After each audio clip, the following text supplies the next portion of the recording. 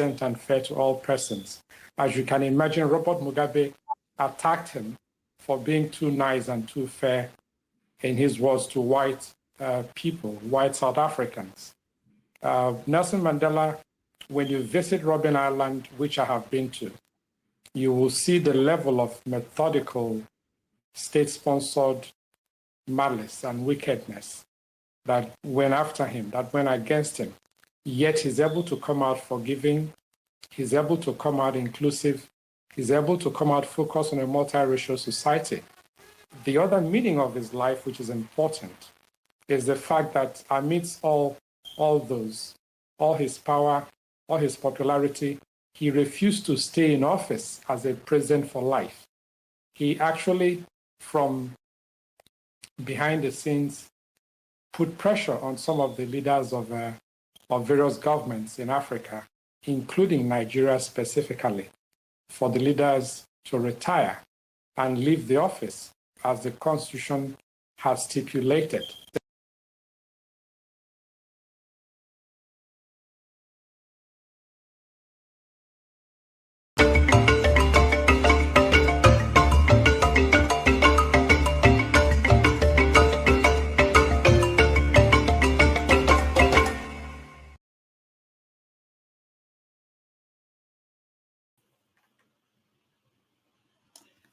Hello. Rescuers are struggling to get to the high Atlas Mountains southwest of Marrakech in Morocco and find possible survivors trapped under rubble. The high Atlas Mountains is the epicenter of the magnitude 6.8 quake that killed over 2,000 people, injured thousands, and leveled entire villages. The Friday night earthquake was Morocco's deadliest since Agadir was devastated by a 6.7 magnitude quake in 1960, which killed more than 12,000 people. Friday's quake was also the most powerful to hit Morocco for over a century. There are fears that historical buildings might collapse in days to come as aftershocks follow. People were sleeping outside on the streets for the second night. At the G20 summit in India, leaders of the world's largest economies promised to send help to the North African country as it recovers and rebuilds. UNESCO has also pleaded to support the rebuilding efforts, especially around the popular tourist city of Marrakech, a World Historical and Heritage Site. It is 4:30 p.m. in Lagos, Nigeria, 11:30 a.m. in New York City, 6:30 p.m. in Kampala, Uganda, and 7:30 p.m. in Kinshasa, Democratic Republic of Congo. Wherever in the world you are watching us, welcome to another episode of 90 Minutes Africa. My name is Rodolfo Okonkwo. My co-host, Chido Onoma, is on assignment. On our show today is Dr. Chido Nwangu. Dr. Nwangu started his professional journalism career at the Nigerian Television Authority, NTA. He later joined the editorial board of the Daily Times of Nigeria.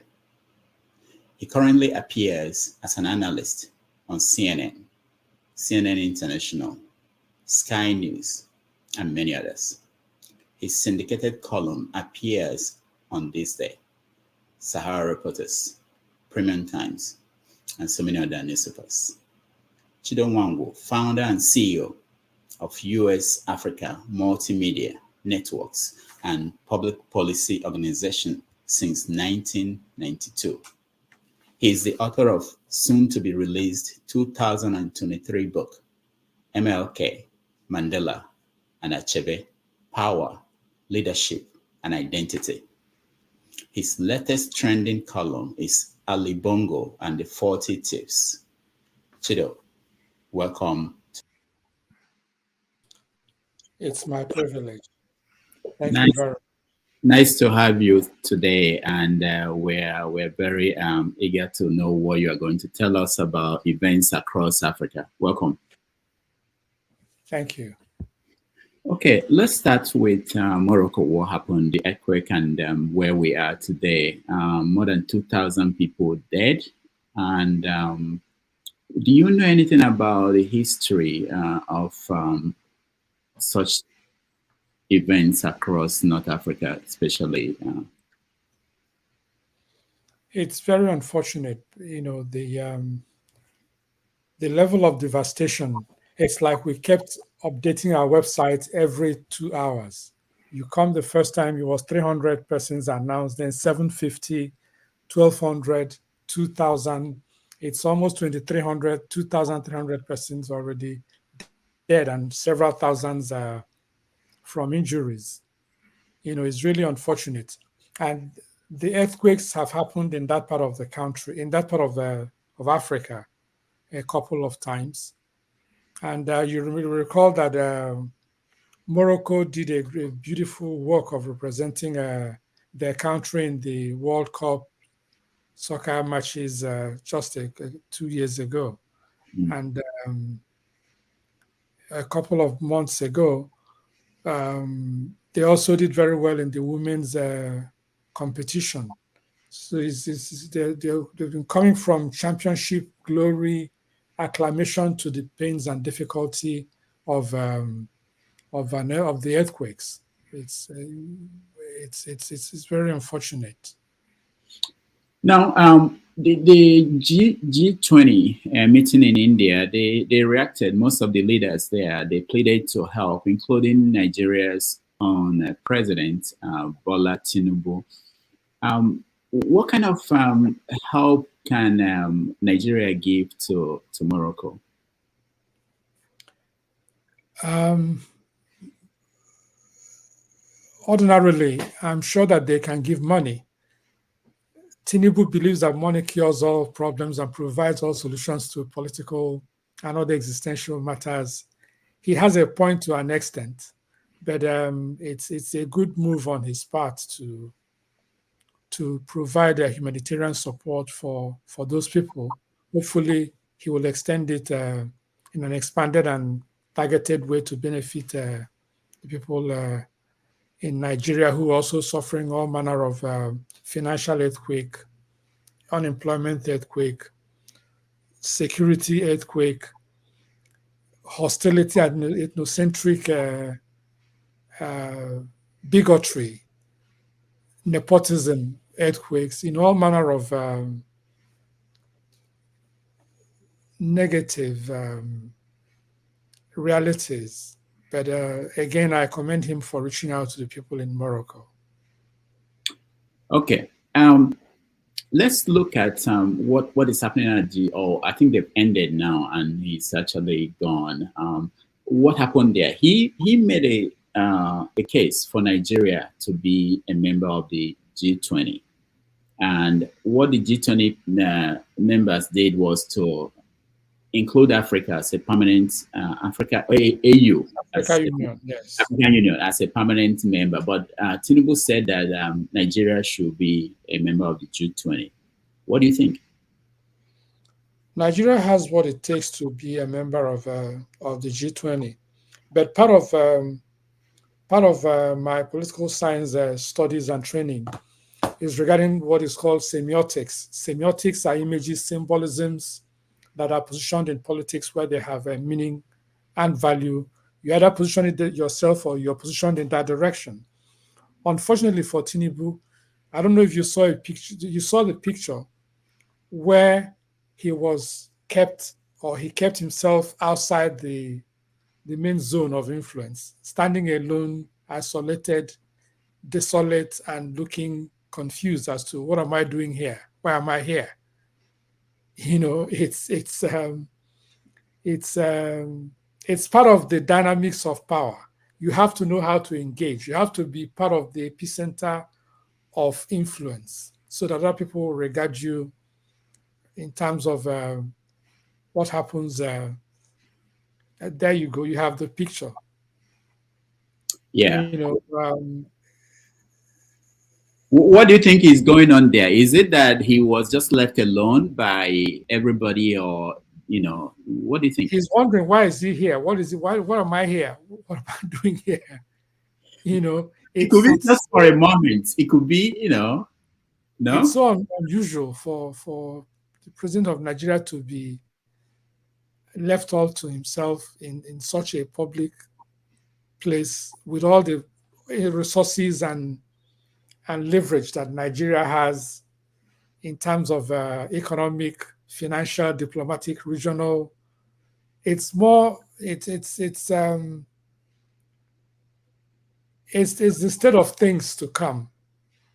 We saw this picture of Joe Biden with Ngozi Okonjo-Iweala, and there was a Yeah. place that Joe Biden was taking a selfie with her. And so, is it that we didn't see any picture of Joe Biden with Tinubu? Is it that they didn't meet, or that the media do? First, yeah, is it that they didn't meet, or that the media didn't get a picture of two of them meeting?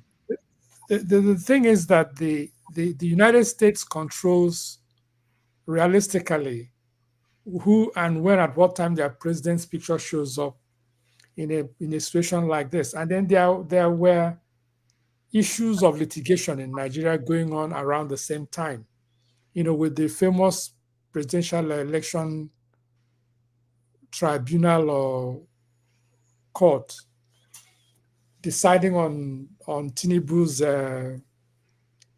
influence or credibility to remain president of Nigeria.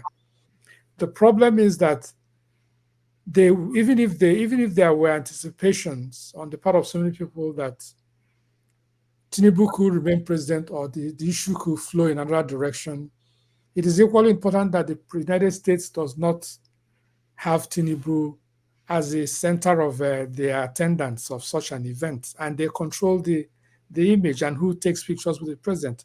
But interestingly, Tinubu will meet on the sidelines of the United Nations General Assembly with President Biden for a few minutes, long enough minutes for you to finish one plate of pepper soup.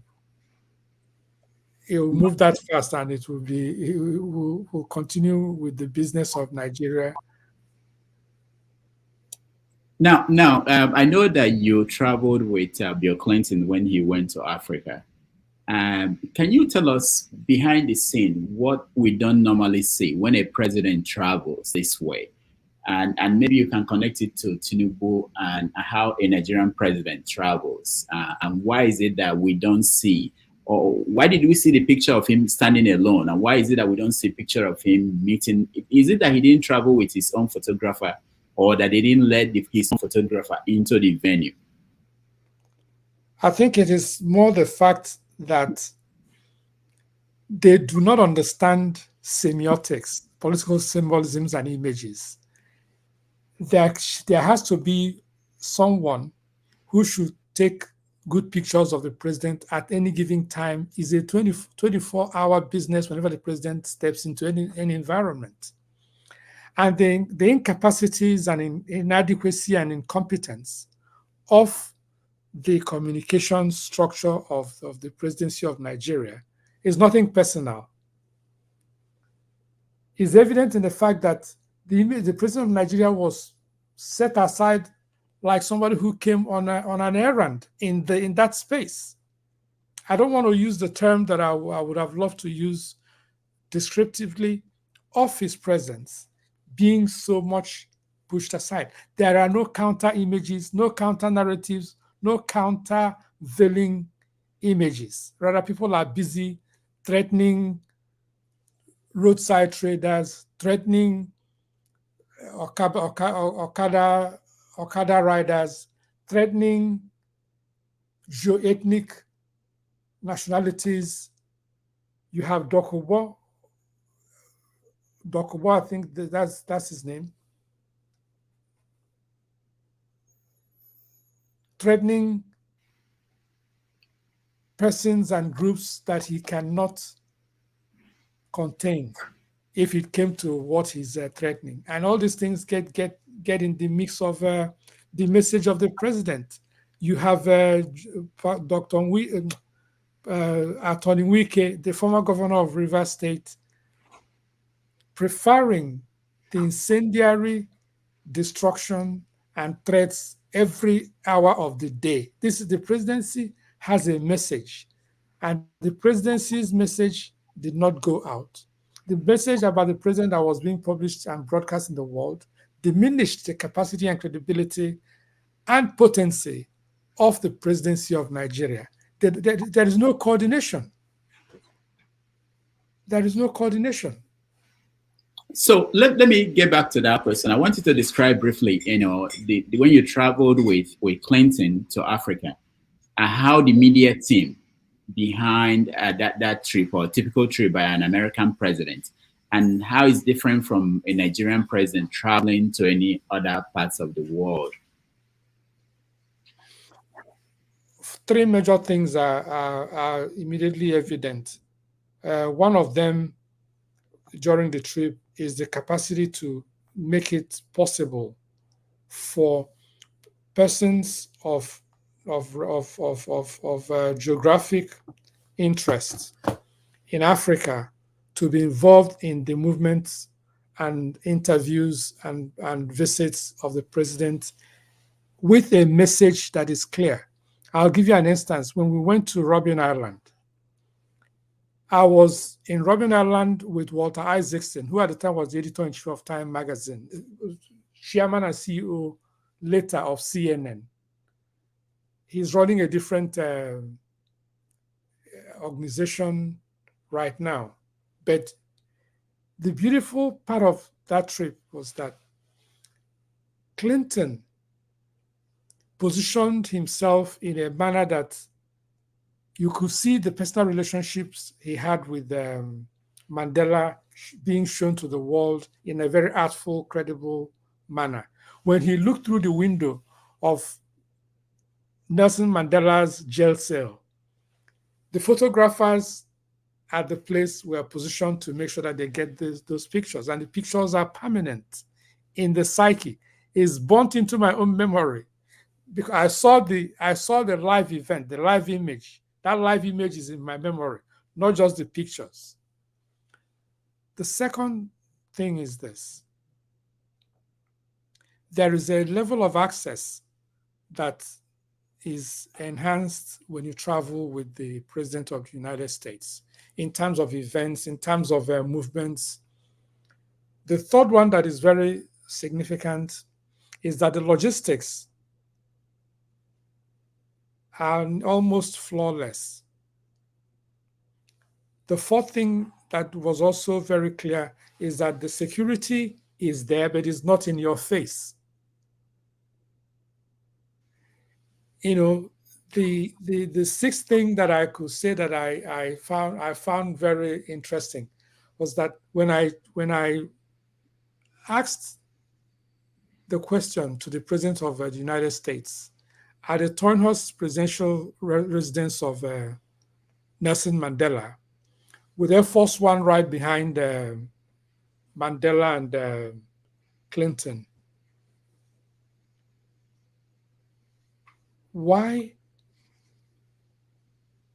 at the time was Bill Clinton's presidency, White House supporting that Abacha could remove his military uniforms and run as the president of Nigeria in civilian uniform? Because that was equivalent of what was happening at the time.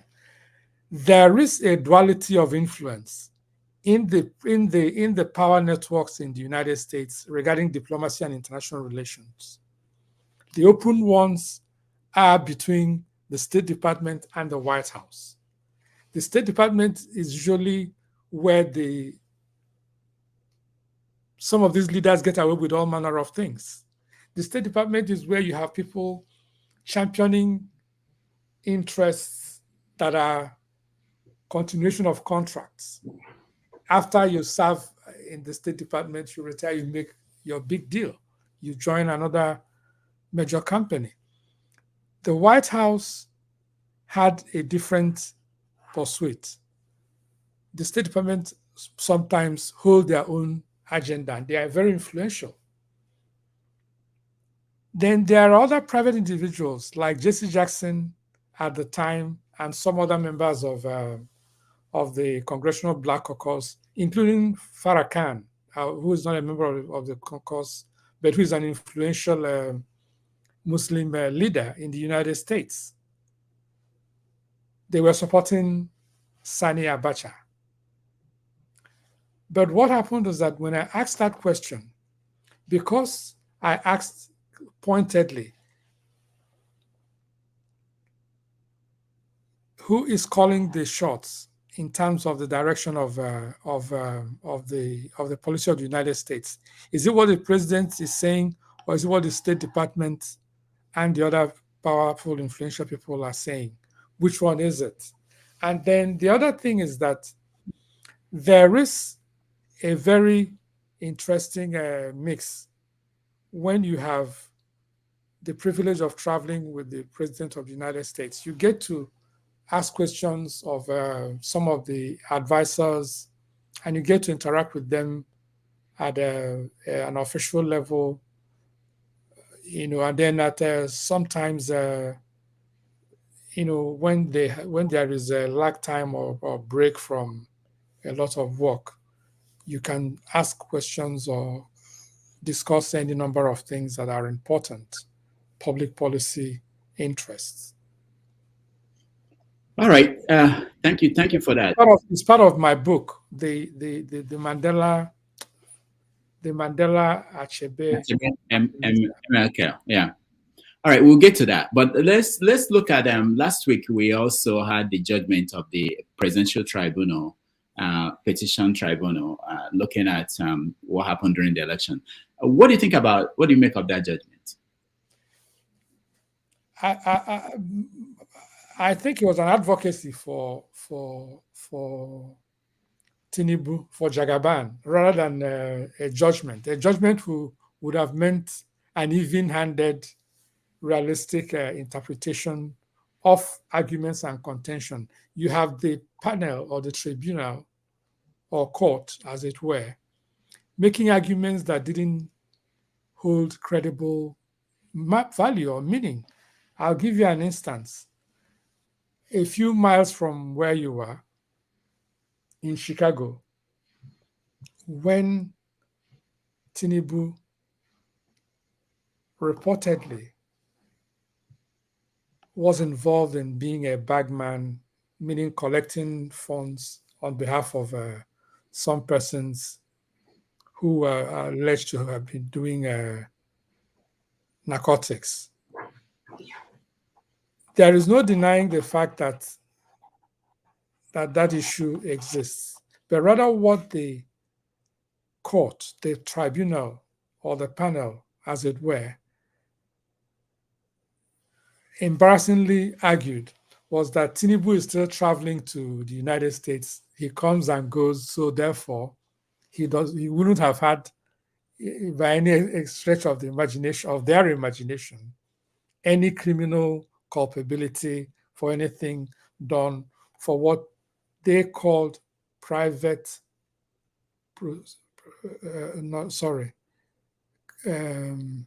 non-criminal proceedings. I can go to the more ridiculous length of looking at where they were making arguments about BVS, the equipment for the conduct of the elections, while Mr. Okoye, the commissioner, who is also a lawyer, insisted and insists prior to this court project and ridiculous postulations, extrapolations, fictive imposition of their own facts. They create artificial situations and argue against it, make advocacy against it, then rule against it, and then say that is what the people who are taking them to court are saying. No, we're not dummies. Nigerians are not dummies. Now, it's so embarrassing. C'est dommage. What do you think will happen at the Supreme Court now that Atiku and Obi, they are going to the Supreme Court? Nothing surprises me in Nigeria. Anything can happen. Anything can happen. The thing is that the thinking of the people who control power, the levers of power in Nigeria, is the assumption of certainty of non-removal through the instruments of courts and all that. There are people who have been removed, but at the level of power at which they operate, Tinubu, one thing I respect about Tinubu is that he is assertive and clear in terms of his motion, of his political motion and movement and goals. He said that it is his turn, that it is him that is going to be the next president of Nigeria. And he moves ahead and does it. At least for a change, there is the impunity of imposition of a partisan objective in a manner that we haven't seen in a long time, especially from his own quarters. He wants to be president and he moves ahead and does it. And he said some people to shut up. They shouldn't talk about the case. I saw some video 2 days ago. This is while they were showing his picture like a visitor in a presidential conference. So the level of predictability that the incredible will happen is the proper way to engage the country. Now, People's Gazette is reporting today that in Chicago, the judge handling the case of Atiku is giving the lawyers to Tuesday to appear in court, that he's going to rule this week whether to demand that Tinubu's documents will be released. What do you think that will do if that should happen? If the documents are released, it will show it will expose the culpability and the connivance, the corruption, the criminality, the artifice and pretenses of the actions of these people to distort what it means to be qualified to run for president of Nigeria. They have taken it to the maximum stretch. They have taken it to a level where the papers of a man who is governing Nigeria have become like growing up in the East. There is this paper that they used to hawk and wrap granite, kekere. You know granite. They have reduced Tinubu's graduation papers to issue to papers like something they're using to wrap granite. But this is one of the side effects of when something serious is turned into a farcical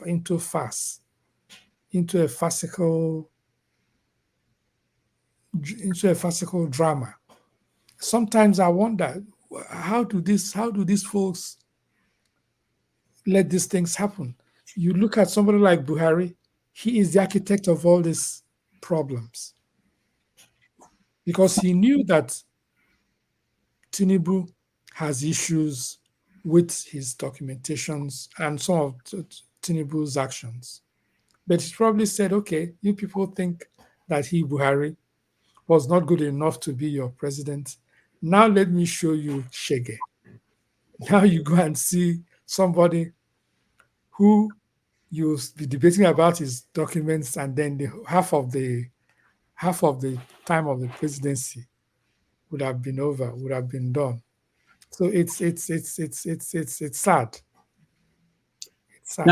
Now, what do you make of people like Wike and Omahi? They are basically saying to P2B to to end it here, not to go ahead and go to the Supreme Court? The thing is that Umahi, the pursuit of partisan power, the temperance and glory of political power and privilege, the pomp and circumstance that attends and follows when you're a governor. He is more intoxicated and in a needful embrace of that particular range than the higher purposes of saying, this is important. These are values that we can live up to. These are things that any society should be able to do. If you form another political party tomorrow with a different name, and it has the capacity or potentialities of becoming the rulers of this country, Umahi will join that party and say, forget what we did in PDP. Forget that I'm a founding member that he was a founding member of the PDP. Forget that he joined the APC. Forget that he ran for president. And when he was told, enough, you have to stop here, he did. He came to Port Harcourt when they had a meeting with Tinubu, with Wike, masquerading the kabuki dance that they are running for president as Igbo. But once the candlelight of competition, struggle for power, the needs of what it takes to become the president of Nigeria, they were actually seeking to become vice president. And when that was also denied, they said, oh, hallelujah. The man, whoever you bring out as vice president, is the man who will save Nigeria. I've never seen foolishness, lack of self-respect, self-immolation. Do they look themselves I would have said they look themselves in the mirror, but when they look at their bank accounts and look at the number of dispatch riders that take them 3 miles from the government house to the church in the state capital or in Abuja, as it were, they choose the grubby embrace of the luxury of power. Now, there are people in the Biafran movement who are now looking at people like Peter Obi and people who believe in the Nigerian electoral process, and they are saying, we told you that Nigeria will never work. We told you that Nigeria is irredeemable. What do you think about that? What do you think this election and this says does that basically validate what they are saying, or is there a different message? If you remember, I wrote a very heavily circulated piece called Biafra, Transactionalists and Messiahs. You know, that there are those who seek to negotiate positions with the name Biafra, with instruments of Biafra, and then there are those who are messiahs or messianic, who insist that their vision and whatever needs to be done has to be Biafra or nothing. Those are two levels of the Igbo and Nigerians who support the agitation. There are non-Igbos who support the agitation for the project as they say it. But the thing is that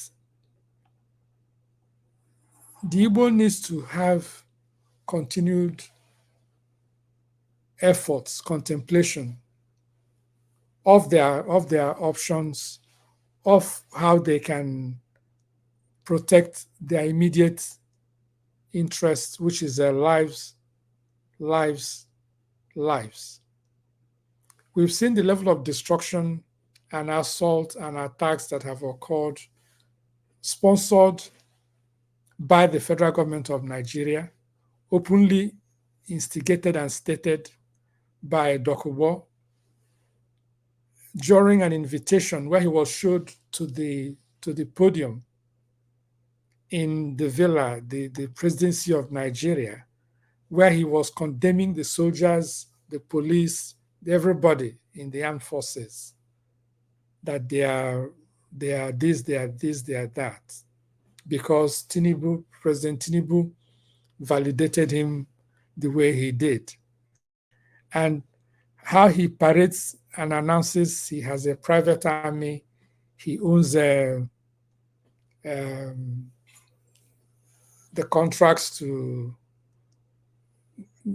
manage some states. He mentioned several states, 3 or 4 of them in the eastern Igbo areas of Nigeria. And the Igbo are amused. There is a proverb that says that the slave who is laughing when another person that is enslaved is killed with what is called, I have to spell it out to avoid any confusion, HOE. Okay. Which is a farming instrument. Yes. That the same slave who is laughing should know that his time is coming when he will be killed with the same farming instrument. So okay. Igbos are not slaves anyway. But the point is that there is an absolute lacking in the sense of common sense and of history on the part of these fellows who think that the Igbos can be the political football of Nigeria. You can kick them anywhere you want. But the thing is that you can't hold them down. You can only hold them down for so long. And Igbos are avoiding a head-on conflict with anybody in the country.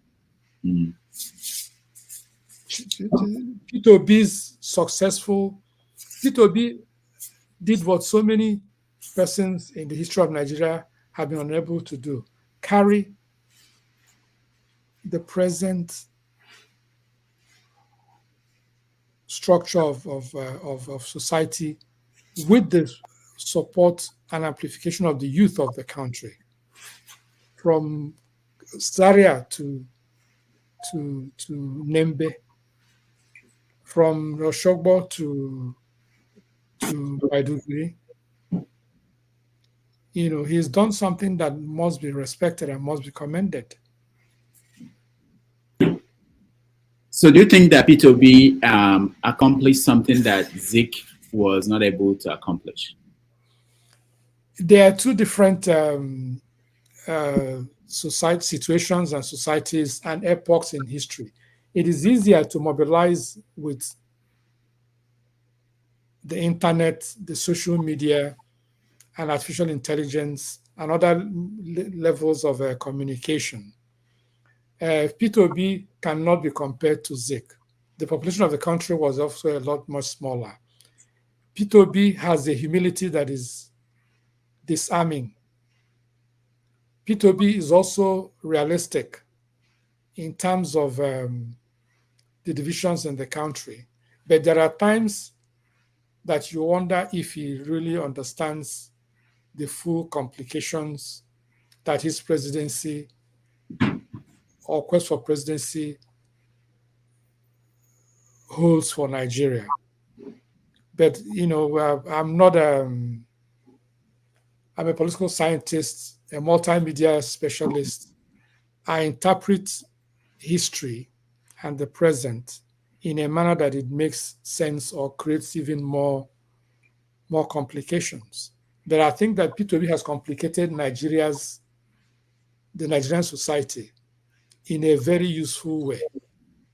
That is, if you want to steal a live chicken and put it inside your jacket, your suit jacket, and then run through the stadium, that nobody saw you, nobody will hear you, no. There is only so much you can steal.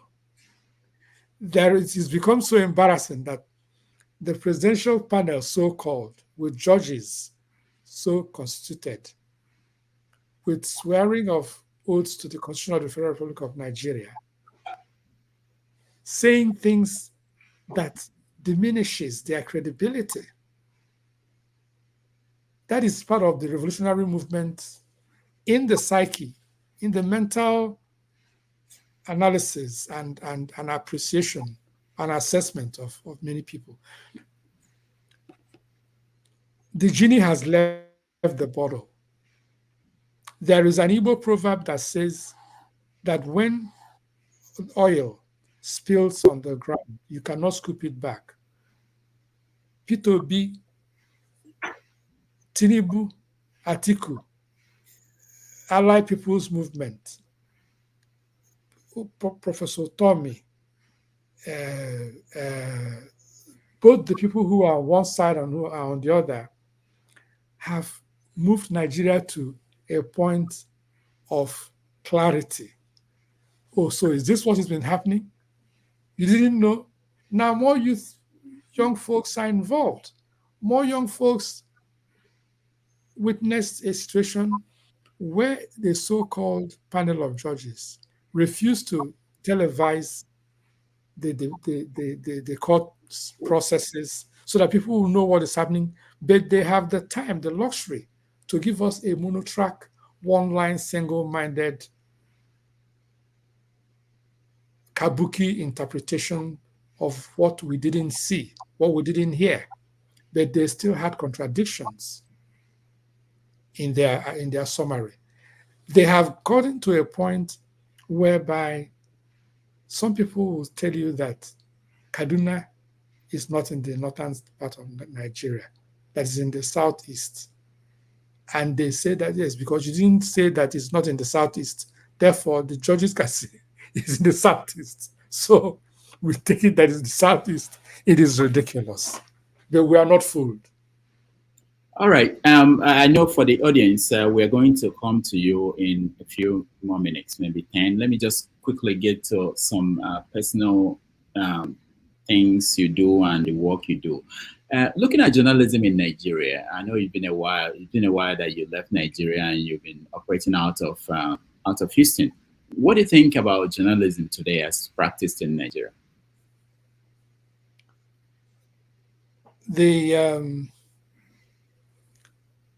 There are developments that have helped the practice of journalism in Nigeria, in Africa, and in the United States. Technology. It would have required a trip to New York for us to sit down, or for you to come to Houston, and then we hang out and all that. But this time you don't have to do that because you have technology. And then you have the contemporaneous advantage of seeing events as they are happening instantly. And then you have access to archives instantly. That's the post facto advantage. Then in terms of the practice of journalism in Nigeria and Africa, there are crops of new writers, columnists, reporters who are very good. Like there are also some established writers who are institutions in their own rights. People like Chidi Amuta, who is executive editor of US Africa, usafricaonline.com. He's one of the best analysts in the world. He's one of the best. He's not limited to a local environment. Suya Yodele is one of them. He writes for the Nigerian Tribune. He also writes for US Africa live.com. And there is a Kopara, Nkeme Kopara, who is also extremely good. There are lots of great writers. And then there are persons like yourself who continue to show a level of versatility, a global scale, where you can take serious issues, you write about them, you dissect it, it makes meaning to everybody. And then there is also the capacity to make comedic sense of what is happening so that every other person can engage and follow with it. I'm looking at, I was reading yesterday your book so that I'll be up to speed. The let's say America Safe or This American life, sir. This American Life. Beautiful, well done piece. If you're on Amazon.com, This American Life. This Actually, is you remember that I wrote that the first This American Life was for your magazine. Yeah, it for was for US you. Africa. Exactly. I remember that vividly. And Yeah, then I yeah. told you that you could develop it into a longer series. Yes, yes, yes, yes. And I've It done was part. beautifully done. Thank you, thank you. Yeah, I remember it was for you that I wrote that. Yeah. A lot of people are waiting and they want to join this conversation. I know that your book is coming up. It's coming out this year about uh, MLK, that is Martin Luther King Jr., Mandela, and Chinua Achebe. What is the connection? How did you bring the three together? Did they meet? It's easily the first time such a mix is being put together. It's power, leadership, identity. There is the centrality of power in their capacities and in their life stories, in in the works that they have done while they lived. Martin Luther King reflected the apex of nonviolent power, but persuasive power, demonstrative power, and morality of power, where you can challenge power with grace, with nobility, and with a higher purpose. Nelson Mandela reflected power clearly in terms of leadership, clearly in terms of a strong will to stand against the forces of evil and darkness, like we noticed in apartheid South Africa. Nelson Mandela reflected the iron will of a determined people to break the shibboleths and the impositions and the devilry of domination and colonialism of a very toxic kind by fighting the apartheid racists in South Africa until they were defeated and they could not continue the ways of their lives. And then, of course, there is my great mentor, our great mentor, the one, the only Chinua Achebe, the man that Nelson Mandela himself referred to his book Things Fall Apart as the author in whose presence and works the prison cells came down. Basically, that his book towered and went beyond the capacity and restraints of the prison. Then there is also the uniting influence of their working differently on their own terms, without speaking to each other like in concert, in a daily, monthly, or quarterly or yearly routine. They did not. But they had the same opposition to white supremacists, or even the supremacy of any person of any other color who insists that it's either his way or nobody will move forward. Mandela was opposed to black domination or white domination, just like Chinua Achebe was opposed to any form of domination. And he showed that the environments of African lives, the environments of African history, the environments and interactions between the colonial powers and the original African societies had consequences and impacts which carry forth to this day. But that we shouldn't let that happen by making sure that we control our own stories. The person who tells the stories, who is more important? Is it the man who fights the war in one war front or the man who tells a story that captures the totality of the fights? You know, it's an interesting book. When when is it coming out? It's going to come out the end of November. So it's going to be the one Christmas gift across the world. Now, Everywhere. let me ask you, why is it that African leaders did not follow the Mandela example? Whose fault is it? What happened? If you look at somebody like the president of the Cameroons, Paul Biya. Paul Biya has been in power as long as I could ever. When I was still a kid, I heard about Paul Biya. We heard about Omar Bongo and Ali Bongo. Ali Bongo succeeded his father. Combined, they have ruled for at least 55 plus years, almost 56 years. There are so many presidents like that, and it is self-serving. Mandela was considered an idealist by Mugabe. Mugabe said he was too tolerant of white people. You have to show them shege, you have to show them pepper. That's what he believes. You have to fight them till they succumb to the power of black nationalism. There are some white colonialists, like what the French people have done in Africa, where they set upon the land and they want to dominate everything. They control the money, they control the phone system, they control the gas energy supplies, they control the minerals, the diamonds, they control the travel infrastructure, they control, just name it, cultural arts, artifacts, dances.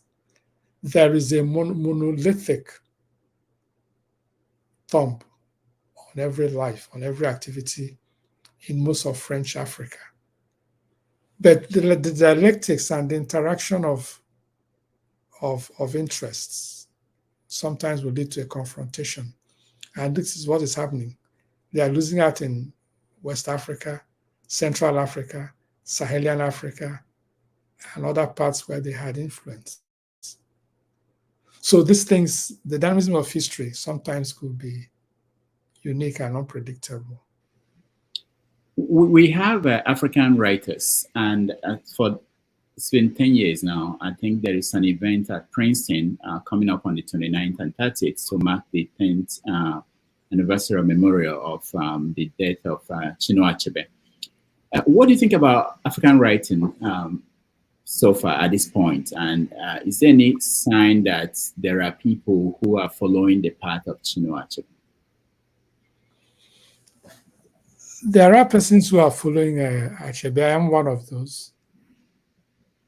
You know, the world will see our hand this November, December, in language that shows authenticity and addresses some of the issues that Achebe, Mandela, Martin Luther, and others have addressed. What we don't have, especially, are persons who are writing in our native language, like Ngugi wa Thiong'o did, and says that it allows you a greater clarity. And one of the items that I mentioned in the book is the fact that there is no Things Fall Apart in his native Igbo language that is selling anywhere in the world. As you know, I was very close to the late Professor Achebe, and then I'm still close to the family.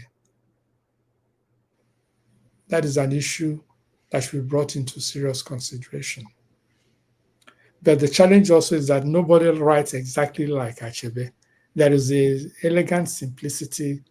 There is a clarity that is almost blinding.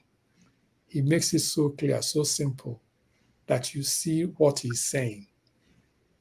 You just don't hear it. You see it. There is a lucidity that is almost perfection. Some people have compared his work, compared the work of someone like Chimamanda Ngozi Adichie to his work. What do you think about Adichie? What is the comparison? In terms of people say that people have been looking for, if you look at reviews of books, written by African writers. Most of the time, international reviews, New York Times, they try to basically name someone as this is the person that is inheriting the Achebe tradition, the Achebe standard. And they've mentioned people like Adichie, people like Okendibe, people like Adichie Okendibe. There's I forgot his name.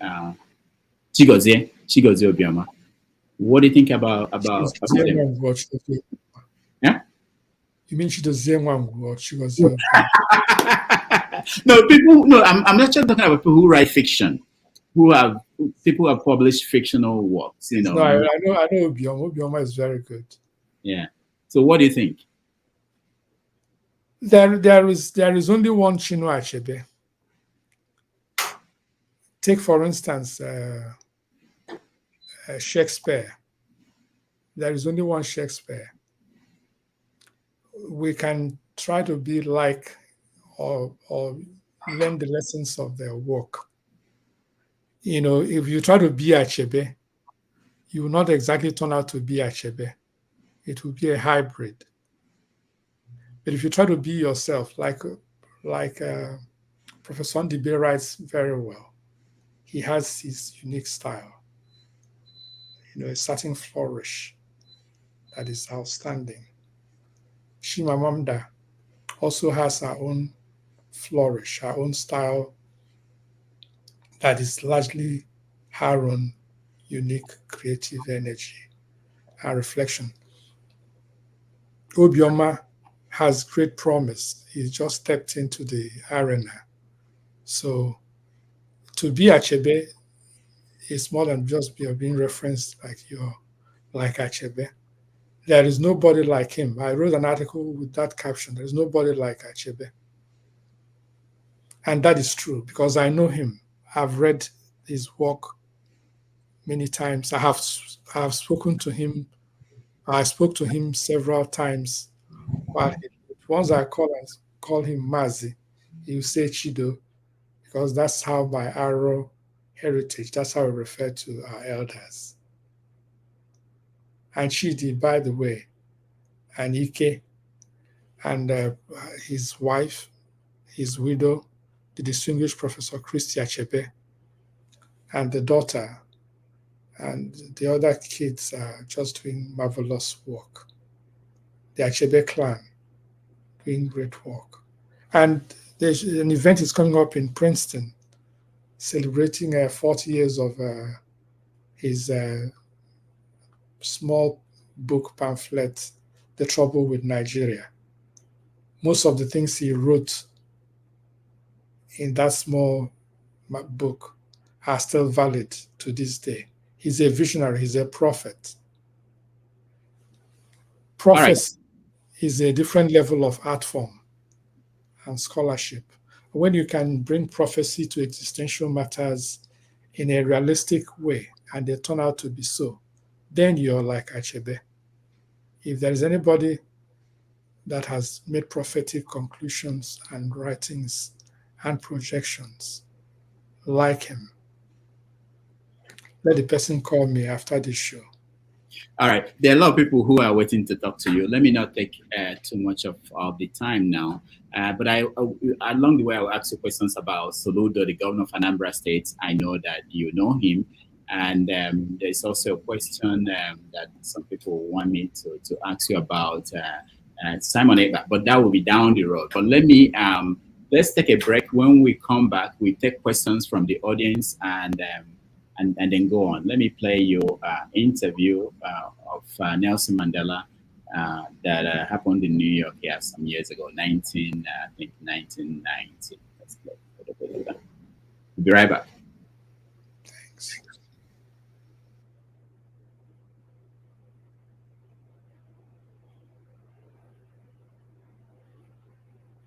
To be a future president. See the one with that couple? One of the mistakes which some political analysts make is to think that their enemies should be our enemies.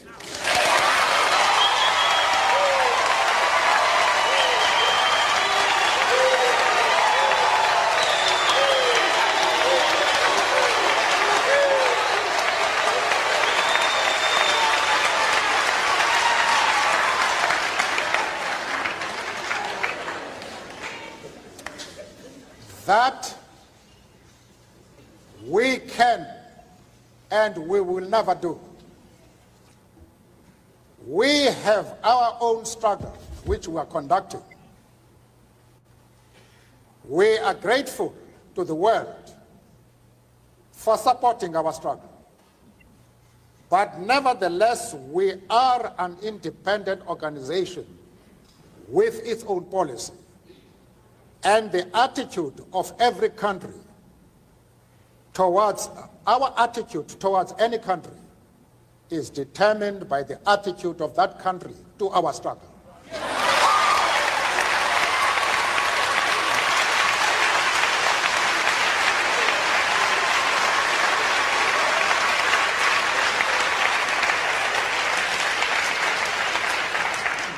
Yasser Arafat, Colonel Gaddafi, Fidel Castro support our struggle to the hilt.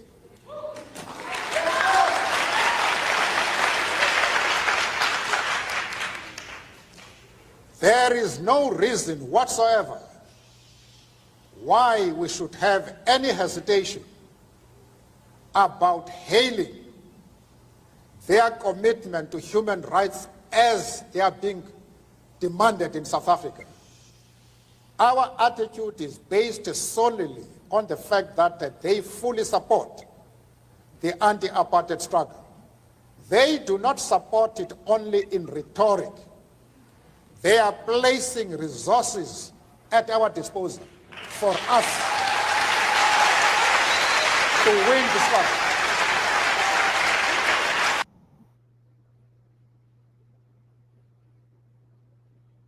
All right, welcome back to our conversation with Dr. Chido Nwangu, who is a veteran journalist and publisher, analyst, everything. So we are going to let our audience in this conversation.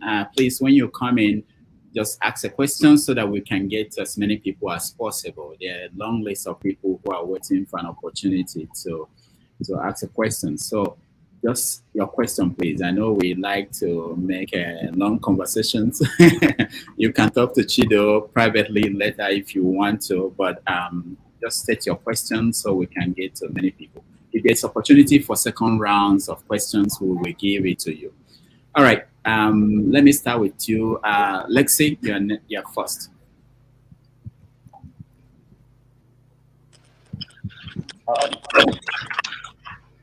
Thank you, Dr. Damages, and I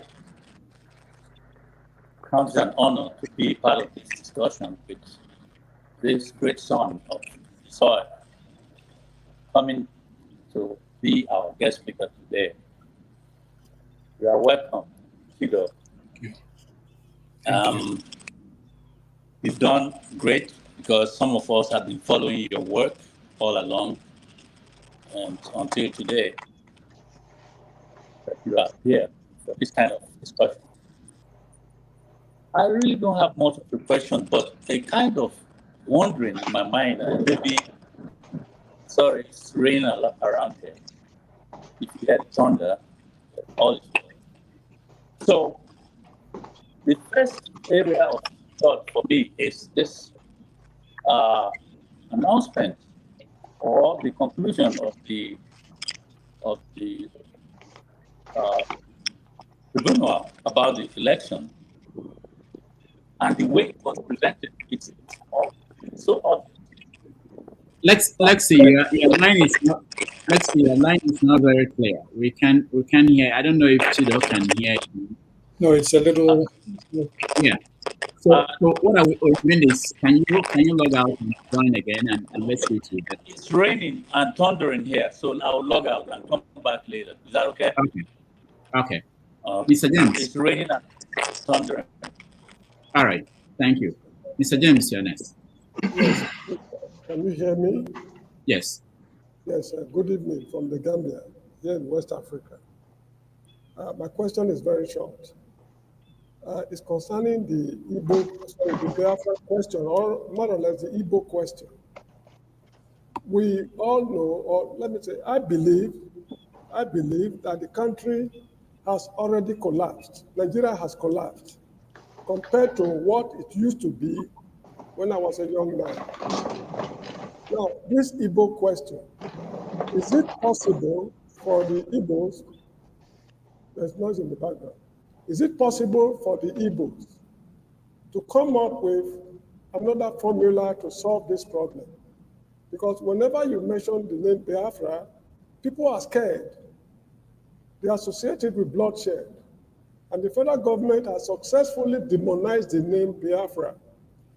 I know there are a lot of intelligent men and women among the Igbos. Is it possible for them to keep this idea of Biafra aside and work out an alternative to tackle this problem headlong? That is the question. Thank you very much. What is the problem?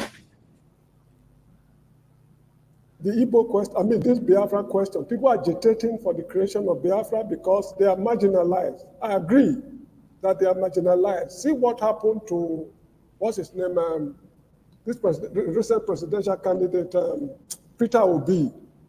This is a clear case of marginalization.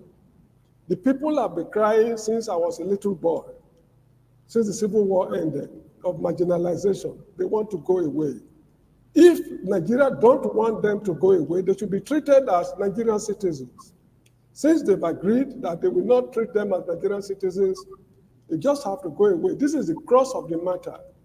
Now, whenever they mention this word Biafra, they find it difficult to gain sympathy from other parts of the country, like the South, the Middle Belt, the West. They find it very difficult to talk them into it so that they'll be integral part of the process. Is it possible to keep that technique aside, come up with another formula with which they will address this problem? I don't know if I made myself clear enough. I want to know what the problem is. I've stated it already.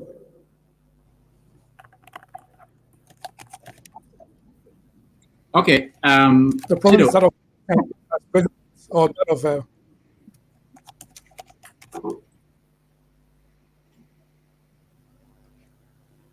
Chido, I think what he was saying, he was talking is about. it that Go ahead, Chido. Go ahead. Biafra? What the problem? Is it the problem of the terminology of Biafra? Yeah, I think that's what he's getting at.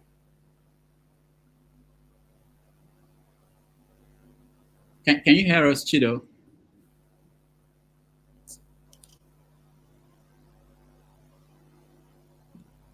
Okay, I think our guess internet is okay. Yeah. I better sign out. When it comes, you can answer the question. No, I can hear you now. I had the point. Master James, I get the point now. The issue you're saying is that when you mention Biafra, it creates more complications and anxieties for some people. That's basically the problem.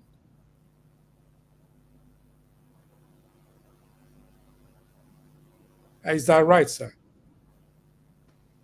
James, can you hear him?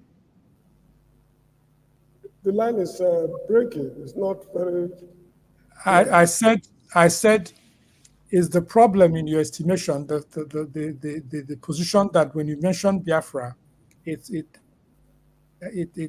unsettles and frightens some people or creates dissonance in terms of their capacity to support even a candidate like Peter Obi?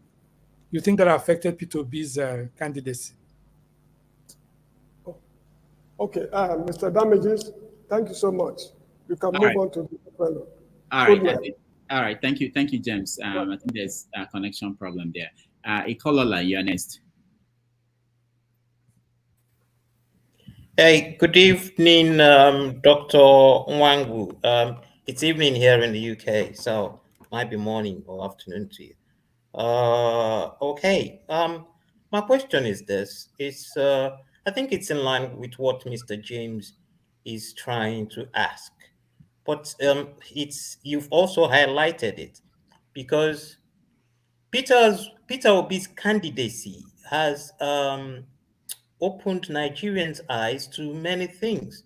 Some of us are people, when you talk about Biafra, they will tell you it's a no-go. We should just forget it. It's happened, and we should look for ways to integrate.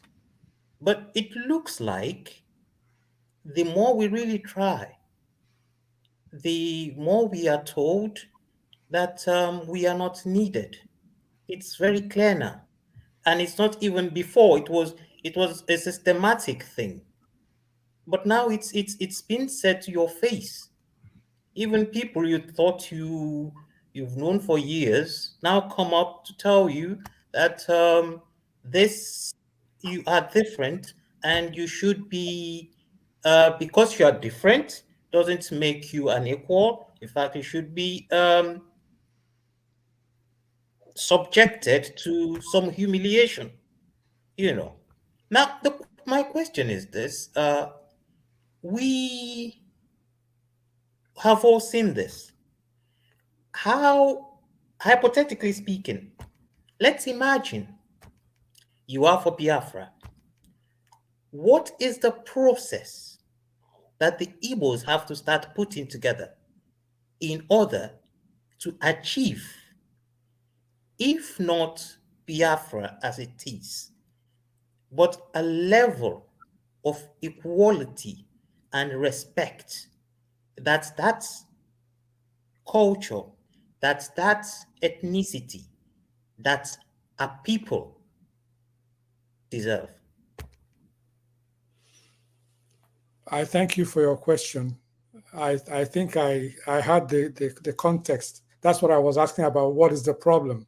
Like you made it very clear. I never ignore any questions. Never, no matter what it is you asked. If I don't have an answer to it, I'll tell you clearly that I don't have an answer. But I never ignore any questions. I agree with you that there are issues that have become extensions of the conflicts of 1967 to 1970, the war. There are also those who perpetually see every name or every effort from the southeastern or eastern part of Nigeria to mean here comes the Biafran people again. The Igbos, such as myself, do not think that everything we sit down and we have a conspiracy meeting for every person to say P2B is a Biafran commander. No.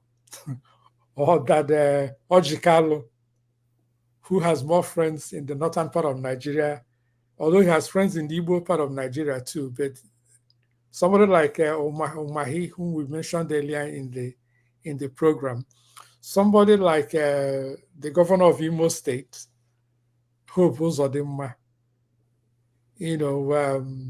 somebody like Dr. Ozoka, who was made a minister not too long ago, somebody like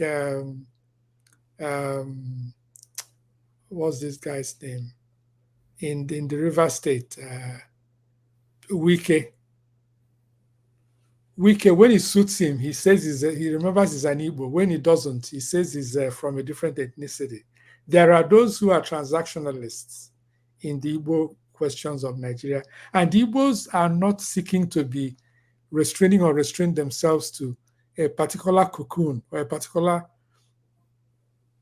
limited unit of power or influence. They want transnational business.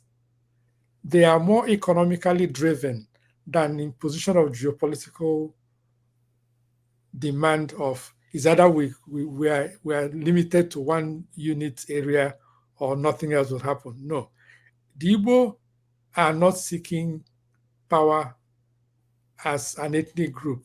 P2B left, which I know very well, left ABGA, which is the party that Odumegwu Ojukwu and Chekwaso Okorie established. These are Igbo people. P2B left that party and moved to what? Quote unquote, the Northern Establishment Party at the time, which was the PDP. And then he left the Northern Establishment Party, PDP, and created joined the labor movement, which is largely led and dominated in terms of intellectual power and clarity by persons from the old Bendel states, that is Delta and the Edo states. The governors in the East, if you take somebody like the Abia State governor, Dr.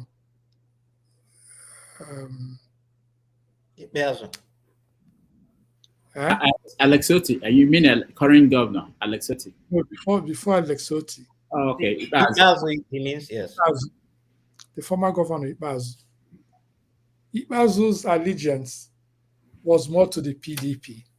And then he followed Wike to every party, every meeting, every social gathering that Wike says, let's go. It's a matter of how soon am I going to be there?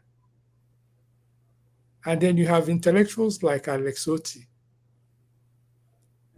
and the governor of Anambra State, Professor Charles Soludo, who are driven by their interpretations and projection of how they see best that will fit the Igbo agenda, in the context of today's Nigeria. So we can have a discussion that can last for the next 1 hour, and I will show that Igbos don't sit down and say we are going to do this today because we don't want to be part of Nigeria. Igbos have tried to embrace Nigeria and continue to embrace Nigeria. Even when P2B reportedly was judged by the panel, the tribunal, not to have won the elections, or that Atiku did not win the elections, the Igbos did not say, hey, let's go and form Biafra. The man went to the Supreme Court.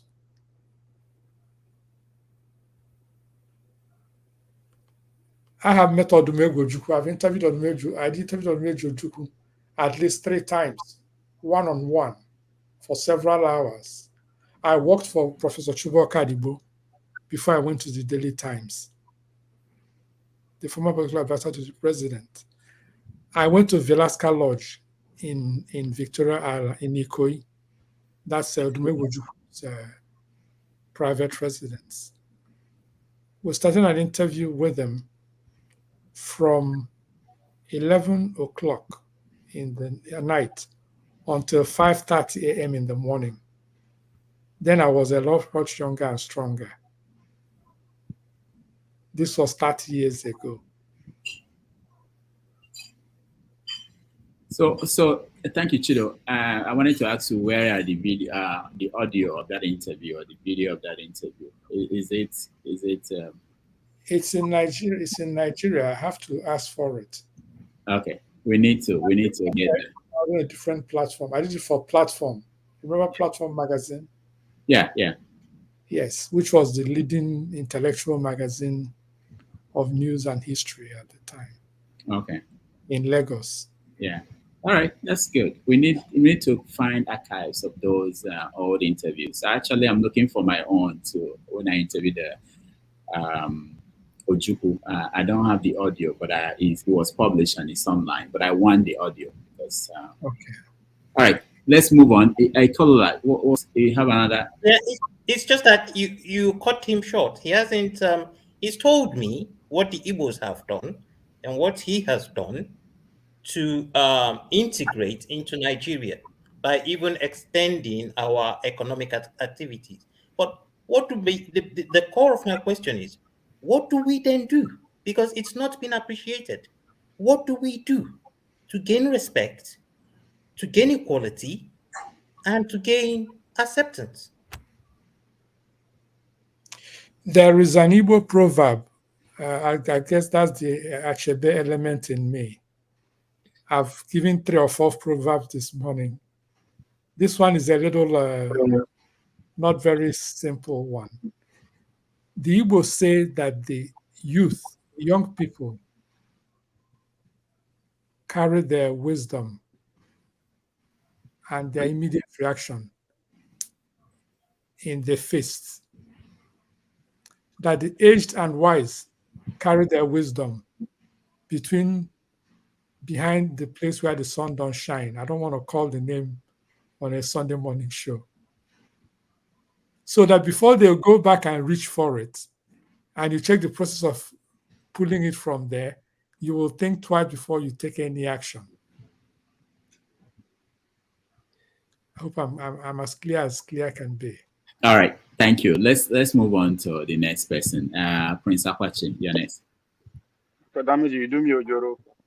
I know, it wasn't me. Let me say this for those who are watching. If you're off your camera, I take you out. So until you turn on your camera, I bring you back on. But I think I will let you speak. I know you have to speak soon. But Akwachi, Prince Akwachi, you're next. Yes, good morning, Mr. Rudolph, and good morning, Mr. Chido. First, I believe this one is not particularly a question, but I just want to ask: is your books, are they on digital form? Kind of like you could get it on Kindle? It's going to be on digital form. It's going to be available on all the booksellers in the world globally. Okay.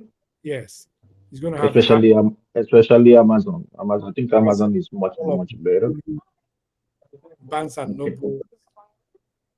Okay. Yeah. Now, my other question is, when people keep talking about P2B's candidacy and linking it to Biafra, that and that, I keep asking myself, this is a candidate that actually came out and said, "Do not vote for me because I'm from this tribe. Do not vote for me because I am this religion.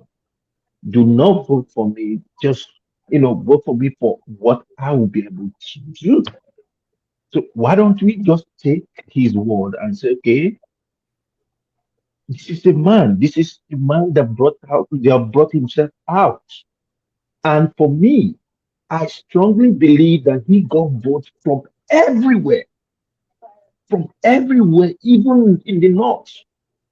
Whatever we're going through right now, I would just suppose it to be corruption, envy, because when I say corruption, I'm talking about that most of our politicians are transactional politicians, and what they do is they just want to get something from the highest bidder. That's what it is. When you talk about envy, sorry that my question is a little long, but I'm getting somewhere. Yeah, but can we talk about? Okay, so pretty much when you talk about envy, I talk about Wike. Wike was the reason why P2B actually left PDP, and now he moved to Labour. And he was just asked the other day, whatever he said, pretty much in as much as I don't want to repeat it, that's what it is. But my question is there a future for anybody from the East to become a president? All right, thank you. Dr. Chido. Yes. Is there a future for who? Anybody from the East becoming president of Nigeria. Like I said earlier this morning, or about an hour ago, anything is possible in Nigeria. But the honest truth is that there are persons who are dedicated and decided on blocking the ascent, the rise of certain candidates or certain persons out of phobia, misunderstanding, miseducation, bigotry, or clear sense of lack of what will move the country forward. The Igbo do not have an exclusive capacity on how to make Nigeria move forward. No. I'm not suggesting in any way that the Yorubas all either have the sole knowledge of how to move the country forward. If you take Buhari, who is Fulani, as an example of the agenda to move Nigeria forward, then the person does not quite know what it means to move a country forward. So there is no ethnic group or association that has an exclusive capacity to move the country forward. Anybody can be the David of tomorrow. Anybody can be the Solomon of tomorrow. But the fact of the matter is that when politicians make alliances, when they settle their problems, the poor people kill themselves. When politicians share money, they don't ask you, are you from Igbo or you're from Ichekiri or Urobo or Birong or whether you speak Fulfulde or French. If you're not part of the network, you ain't getting nothing, as they say in Texas. You dance with those who wrong you. So All right. the level of importance to group allegiance is the reason why Umahi will follow the Sese fly to Sokoto than to stay in Ebonyi State and be a king. All right, thank you. Any these problems. Thank you, Chido. Let's go to Ovie. Ovie, you're next. Thank you, Rudolph, for, after you let us down last week, you dropped your stars. So you have made it up today for bringing another Ubunge guest. Thank you for that, Rudolph. And to Mr. Chido, you're welcome. Yeah. You started by touching on what I spent great amount of time and resources trying to study, which is how the power dynamics works. While you are responding to Rudolph on the question regarding your trip with Green Fitting to Africa, where he was in South Africa with Nelson Mandela, you alluded to the fact that there's a power of the presidency in terms of America. Now, we'll come to Nigeria. There's a power of the presidency and power of the State Department. So you went ahead to say you were actually asking, I'm quoting you now, not directly, but I'm paraphrasing what you said, that you're asking based on the question regarding their support for Abacha going from military dictator to a civilian, potential civilian president. They allow him to contest, that the support is not just coming from the presidency alone, or maybe the State Department alone, every member of the Black Caucus, all to the way the Islamic world, they are supporting him. So my question on that particular one is that, which one is more influential regarding international policy? Is it the states, is it the power of the State Department, or that of the presidency? And does that alluded to Nigeria too? Again, you're talking about Tinubu. Where is the support for Tinubu presidency coming from? Is it from the presidency with the White House, or is it from the State Department?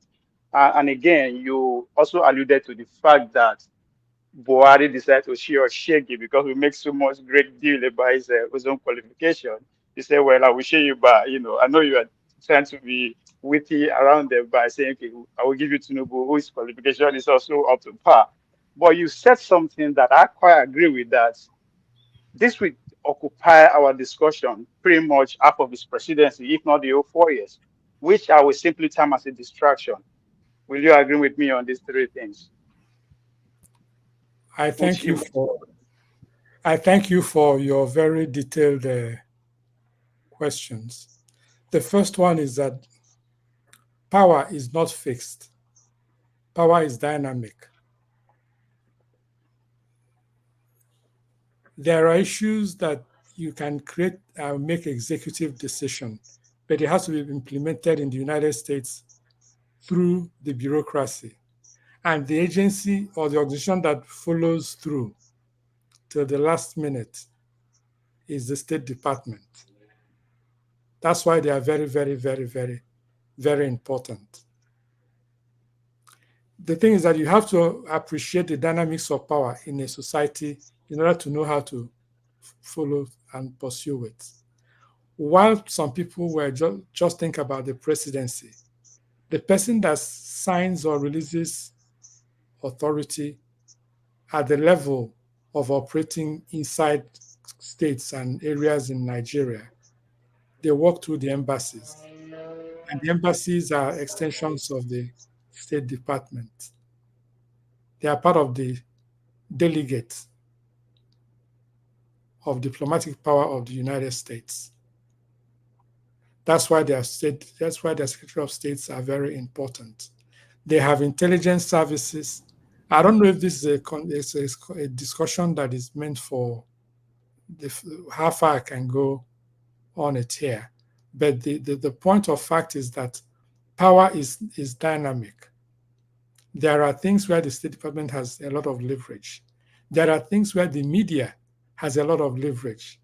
There are things whereby the media are leaking things from those who are either inside the White House or in the State Department, trying to undermine the other power players. So you have to have an eye and understand what is going on, or you can completely misunderstand, misinterpret, and assign blame to somebody for what he does not know, or is not a part of, or is not a part of the high wire of the power play. Like when the former Chief of Staff to Buhari, Abba Kyari, I write a weekly column in This Day. That was one of my first commentaries. And it takes somebody, because I've lived in Nigeria, I've operated around persons who understand power and actually implement power, not verbal theoretical posturing,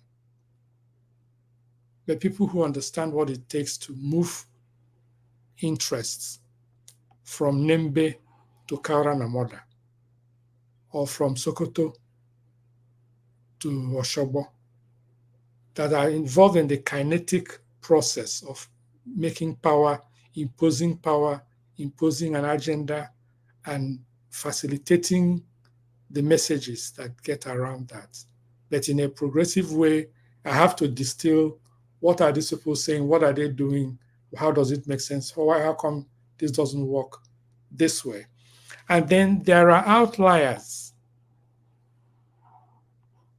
Persons like, I won't mention the names, but some people who are not part of the formal structure of government, but they have influence. So that's just a little bit about that, and I thank you very much. All right. Bola Tinubu qualification, is it a distraction at this point, or is it something we're pursuing? I didn't hear the second Bola part. Tinubu's The last one was what you narrated about how Buhari intended to give us Shege by bringing Tinubu. So is qualification, is it a distraction at this point, or is it still worth pursuing? I think that the obligation to show qualification is the responsibility of the government of the day. It is important that the presidency be taken as a credible agency. If you blame Tinubu for what he didn't do, then it's more negative for the country.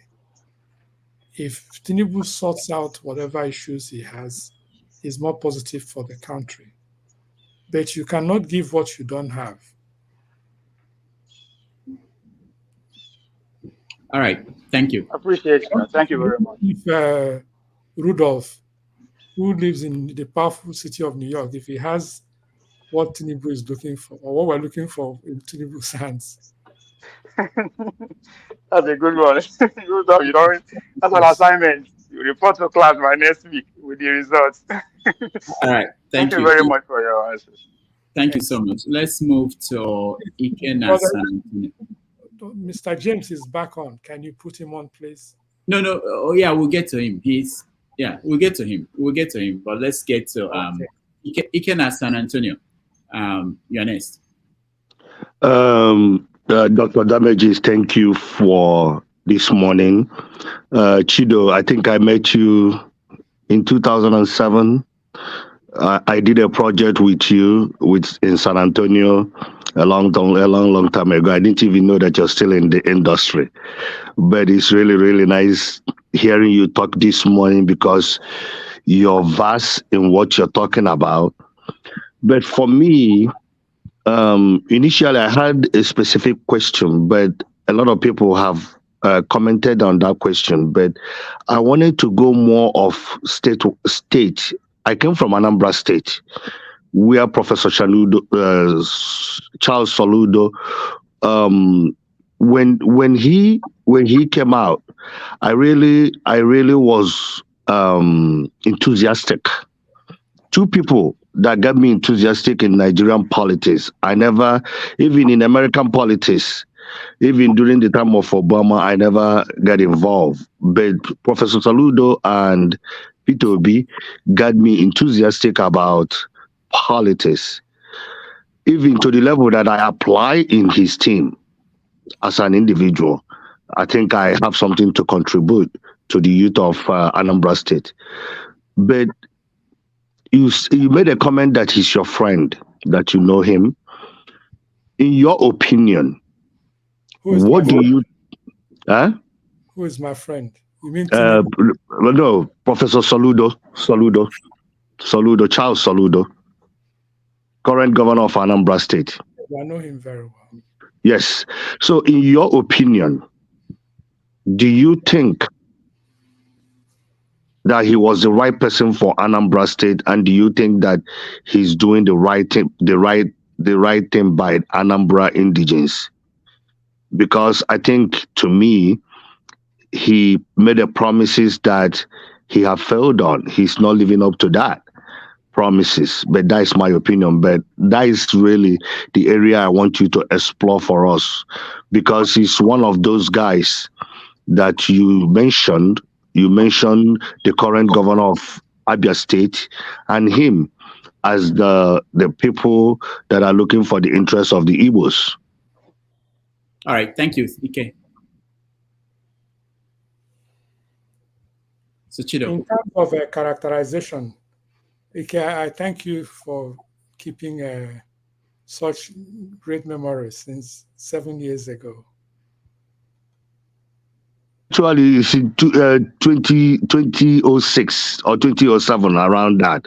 Not even 16. Okay, thank you. It's important to note that in terms of basic standards, the Igbo folks, just like most Nigerian communities, the Yoruba especially, respect qualification and capacity in terms of leadership, while some other folks prefer experience and reliability and dedication to the cause of their communities, of their ethnic groups, or their ethnic nations. So in terms of the choices of the Anambra State people, it is their choice to make. They have made the choice that they want to make. Professor Soludo has been there. Just for factual reference, I have not referred to any one of the people I've mentioned today as being my friend or my enemy. I've not called anybody that. So that my focus is to analyze the issues as I understand them and from my experience or interaction with those persons. All right, thank you. Let's go to Igbo Basics. I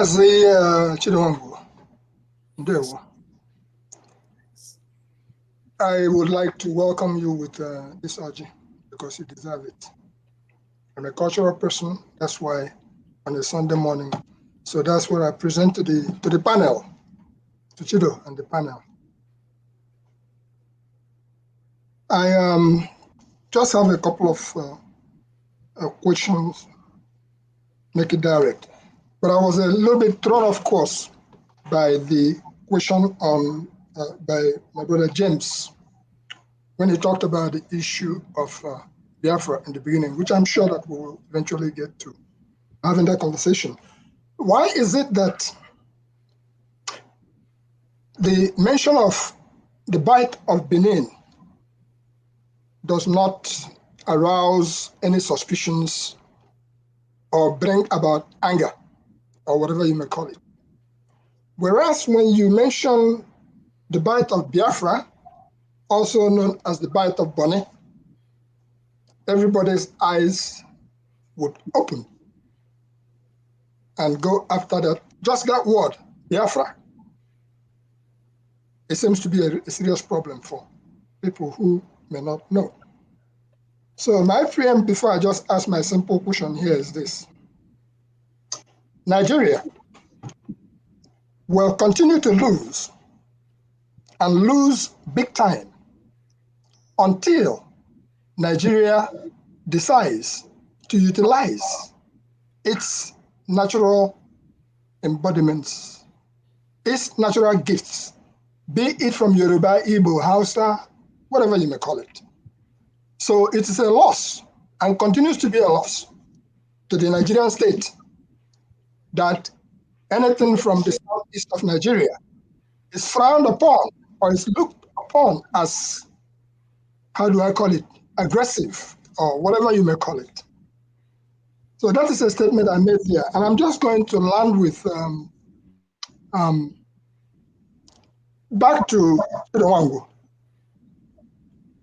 How do you call it? I actually went to school with Chidowangu. So it's a great privilege. He's my senior. He was my senior in school, just to be sure. Yes. Having said that, I wanted to bring it back to the character of the Chidowangu that I know and the Chidowangu of tomorrow. In looking at the conversations that was being had here, comparison of Achebe and talking about Chinamanda, talking about the writers, I just wanted to point out that all those people from Oken debate to the rest of it, they are writing in different generation, totally different generation. The generation of Chinua Achebe, there was no internet, but they were visionaries. And whatever Chinua Achebe put down, it was not just imagery, it's something that will live long after us. I happen to have had the privilege of meeting Chinua Achebe. I happen to have had the privilege of being with Bill Clinton. I happen to now have the privilege of being with people like Rudolph Okonkwo and people like Chidowangu. It's really, I'm not trying to flatter because I don't flatter anybody, but I'm saying it is a privilege, and I will soon meet people like Jagon and Pansat. We will eventually have a talk somewhere along the line. We all have a role to play, one way or the other. So my question is this, Chido. Everything you have done, where do I find J.W. Mogu? In you? Where do I find FOC Heme? In you? Where do I find Mr. Taburago, the literature teacher? In you? And where do I find Mr. Feribe, the heavy knock? In you? Have all those, and your surgeon through Ezema High School, as we all know, and being an Aba boy, what has that done to bring you where you are today? I won't talk about Okezi Ikpeazu because he was supposed to have passed through our school. But I will, by the word, I won't deny him, but I will say, no. So that is my my question and my contribution this morning. Thank you. Thank you, Bob Basics. Chido. I thank you for your very reflective, memory lane-driven guidance. As you know, I grew up in the great city of Aba, and if you know me very well, my disposition reflects that of a hardcore Aba brought up young man with a vision that is global, that is not limited to Aba. But Aba was a city, a town that prepared us to engage the world and seek higher possibilities. We're not restrained. You can't hold me down. You can physically hold me down. You can spiritually hold me down. Because I believe, like every other person believes, that we can all prosper, engage, educate, elevate, and empower persons around us, that we have to make a difference. That is the core training of Abba. I've written about Abba in poems. I've written tributes to Abba regarding how it helped shape all of us. And we went to a great school. I thank you very much. Even at that, just to send you off, Chido, during our time, because we're having a conversation here, you talked about Asadedo Kobo and all these state captures and things that are going on. You would attest to the fact that during our time, people like Asadedo Kobo were not there where we work. We are from Aba. And that's a solid statement. You know that to be the truth. So as we are now today, moving forward, can you please enlighten us, because you've had the opportunity of being with Peter Obi one-on-one all the way. Yeah, Can you please enlighten us a little bit on where we go as far as the younger ones, Ikolala's question is concerned? Because they were seeking to see what next. Okay, Igbo Basic, let's keep that question. Let's continue because I want to make sure we get to people who are yet to ask a question. So, Chido, just keep it in the cooler. Let's get to Pansat first. Pansat, go ahead.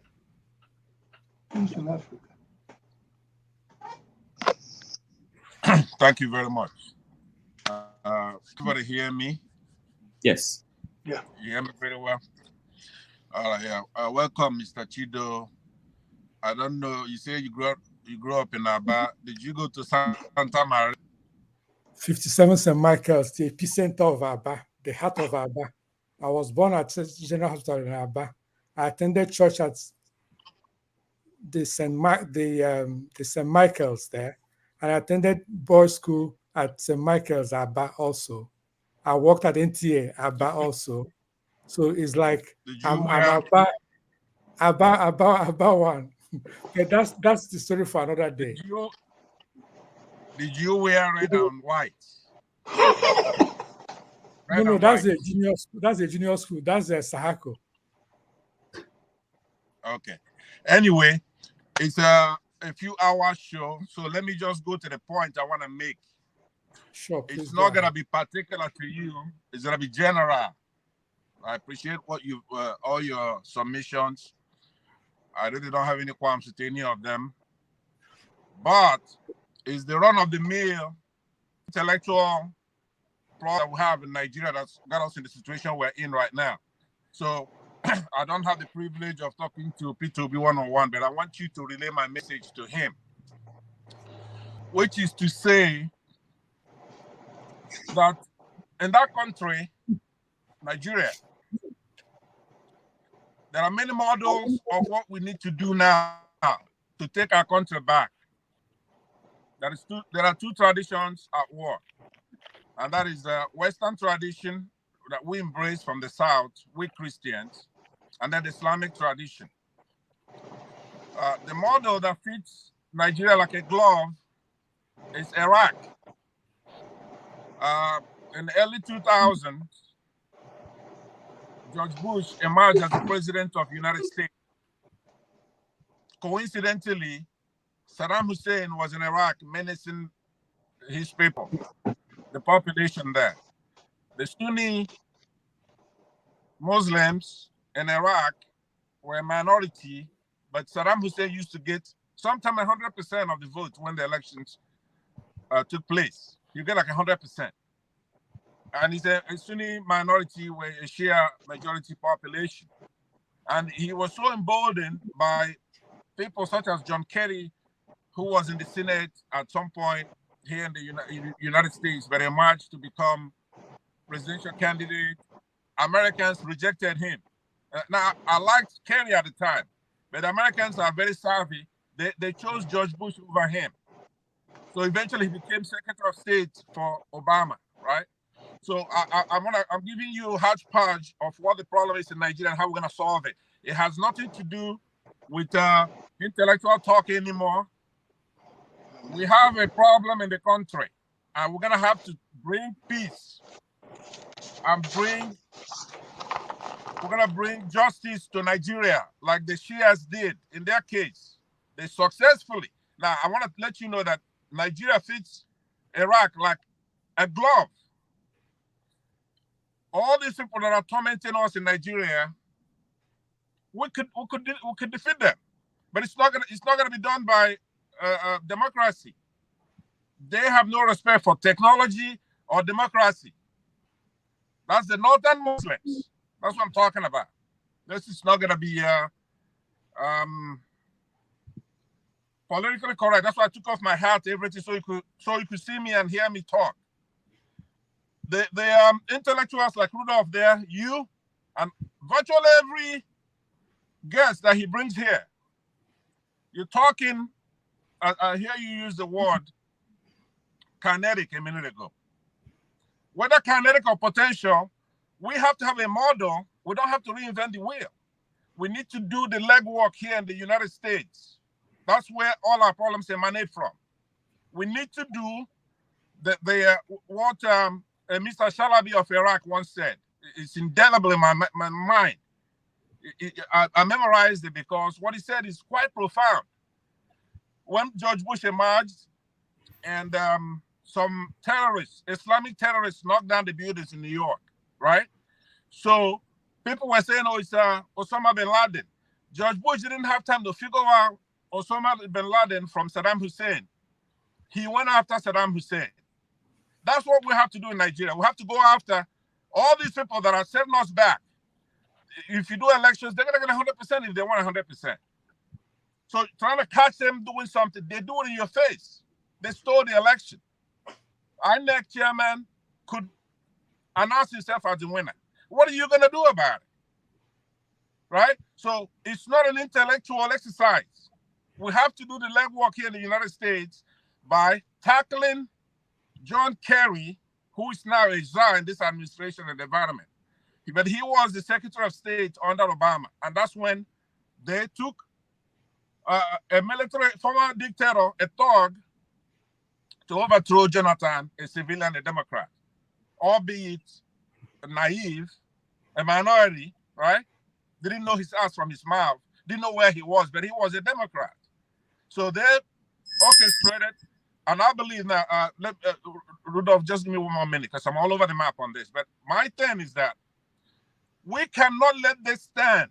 I want Peter Obi to hear me very, very well. He's got a mandate. It doesn't belong to him. He's a gentleman, right? But that's not what we need. We have to retrieve that mandate from these guys. So if you go through some articles, pardon? How are you going to do that? How we're going to do that is that we have to go to this White House, this Biden, and say what Chalabi said before, like I was going to quote. He says this, quote, when America punishes her friends and rewards her enemies, the world makes progress, right? I don't think that Joseph Biden is paying attention to what's happening in Nigeria. He's kind of giving it to John Kerry and all these people who are coming after him, including the president, Secretary of State, and everybody, right? We can't let this happen. We can't. This man is a drug dealer. I'm not the moderator of the show, but it's important that we stay focused on the parameters of the discussion. I'm not trying to discuss how to topple a government or how to retrieve a mandate. We are focused, like I was told, that we can talk about any issues regarding democracy and the process, politics, journalism, development, and all that. But if you can summarize, because I think we have only 3 minutes left. Yeah, what the hell do you think I'm talking about? I'm talking about democracy, where people voted in an election. There is a guideline, procedure and guideline, clause 38, which specified how the election is going to be conducted, how the vote's going to be collected. It is said that prior to 2022, that our elections are rigged when the collation takes place. The soldiers pretty much count the votes. So we went through all that exercise to get ourselves an electoral act. that was signed in 2022, December. So now, there's still the election, right? They won't count the votes. The courts are nothing but house. Look, what do you? It's like let me ask you something. If you go to Israel and you put together a panel of Palestinians to judge an Israeli, what do you think the result is going to be out of that? Right? You have a bunch of Boko Haram judges doing our justice, our appeals. How is that going to? What do you expect? Right? So it's beyond politics. What it is everything. We have to take that mandate back. Okay. So when you go, you talk. I know you want a nice setup, moderation, discussion about, I don't know, highfalutin politics, right? That is not where we are. We have a problem in the country. Chido, right? I'm appealing to you wherever you go. When you come to Rudolph, when you talk to him on the phone, it's not past. We have to do the legwork here in the United States. We have to take justice to Nigeria like the Iraqis did. The Shiites here did exactly what I'm telling you right now. They went home and then they put Saddam Hussein on trial. And that's what you're going to do here. It's not about going and talking politics and academic stuff. What I'm telling you, you don't even see it as politics. It is politics. Politics 101. All right, thank you, Pansi. So when Rudolph assemble all the people here, I come here every weekend, and it's the same thing. It's like a stick. When I talk, it's like a stick. I'm repeating the same thing, right? But watch your ear. Hear me out. Now I could talk to you that way because I'm older than you, sir. Right? I'm trying to tell you. When you write your articles, no milk toast stuff, no academic stuff.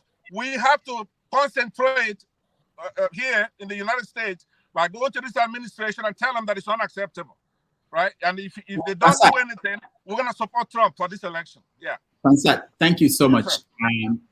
Chido, all right, thank you. I will listen from us. I'll take my leave and I'll listen. Okay. All right. I'm thank sorry, you. Chido. You have my respect. I'm upset. I do want you to pay attention and I want to see that spirit of what we need to do in everybody's face. Thank you. And if you have a minute, go to usafricalive.com and see my commentary titled, it was written 2 days ago. Tinubu is going to be in New York. It's titled, What will Biden, Pansat? Yes, go ahead. What will Biden tell Tinubu in New York this week? All right, Pansat. Two things. Chido, thank you. Pansat, I've told you before, give me your contacts and, if you want to have further conversation around this, we do that. Let's go to Jagan. I'll skip Mr. James for now. Let me make sure that at least people have opportunity to talk to our guests once before he goes. Jagan, you're next. Thank you very much, Rudolph. My greetings to all on the panel, and a special welcome to Chido. We are privileged, as said, to have you on board, discussing with us here. I have a little preamble and a hypothetical question for you. My little preamble is, I was delighted with Mr. John's questions because there are things that concern me greatly. They concern me not particularly because I dislike or like the word Biafra. The word Biafra is a contention in Nigeria for the minds of the Nigerians. It's a contention because for me, it's not a word that belongs to anything African. For me, and I've done my research. For me, also, it is an inclusive and exclusive, it's an inclusive and exclusive term. And this inclusiveness and exclusiveness does bring contention. For me, during the time of the Biafran War, it was clear in many terms as to the agitation and the following war. So I understand it in those terms. But after the war and the present insurgents of the Biafran name being recalled, it has a completely malicious, I believe, appreciation of the history of what Biafra was and how it's been changed, how it's just become confusing in anybody. All right, we lost him. I'm not sure why, but let's go to CM. CM, you're next. Okay, yeah, thank you. Thank you very much, Rudolph. I hope I'm coming out fine before this thing gets. I hope I'm clear. Am I? Yes, you are. You're very clear. Okay, thank you very much. Yeah, yeah. Good evening from the UK, Dr. Chido Nwangu. I've read quite a lot of your articles on US Africa, but in the past. Now, two things so that I do not waste people's time. Because of you said you interviewed Ojukwu and you worked for Kadibu. Bros, can I come back? The idea can of I complete Biafra, my you must question? have discussed it After with him, after him. So does it worry you, Mr. Chido Nwangu? Does it worry you that up till now there is no memorial anywhere in Nigeria, Biafra memorial, given the fact that the most defining event in the life of Nigeria as a nation is Nigeria-Biafra war. There is no memorial anywhere to commemorate Nigeria-Biafra war. You live in the US, you know about memorials all over Washington. That's one. Then the second one is this. Do you think it is right, given what Nigeria did to Biafra, not during the war, but from 1970, the 20-pound ex-gracia, they call it, the dehumanizing Biafran humanity by telling us that at the age of 10 or 11, we must score the highest cutoff mark to enter into unity school. If all of us here, 10 of us, should sit for a common entrance exam, Chido, they expect you to score 139, more than any other person in Nigeria because you are from Imo State. Do you think that is not dehumanizing? I do not want to go into details. So why then should people expect Ndi Igbo to ingratiate themselves to be accepted when Nigeria is pushing us away? Is it right for us? Some people are suggesting, what do we do to be accepted? I don't know whether the question makes sense. Thank you, I'm Sam. quite clear enough. I don't know. You're very clear. Dr. Damages. You're very clear. Okay, so Chido, your answer, and then we go to Jagun to finish up, and then is that just Sophia. like Jagun was narrating, well, they are both correct. There are persons who see the reality of Biafra in a negative way, and there are those who see it as an empowerment position and also see it as a way forward. If you say you don't want these people to be part of what you do or give them fair opportunity, then let them to do what they feel will be in their own interest. That's, I think, the point CM was making. And the second one is that in terms of memorial, there is a memorial in Anambra State. It's not at the level of like you go to the Holocaust Museum or in other places. And then the Igbo governors, it is their obligation to move memorials forward. It's not for. Would you had Buhari's response? Federal government? Would it not be federal government, sir? Would it not be federal government to do it as a mark of reconciliation and as a mark of history? No, I understand. I'm saying it is for the state governments to put forth that expectation or that demand or that position.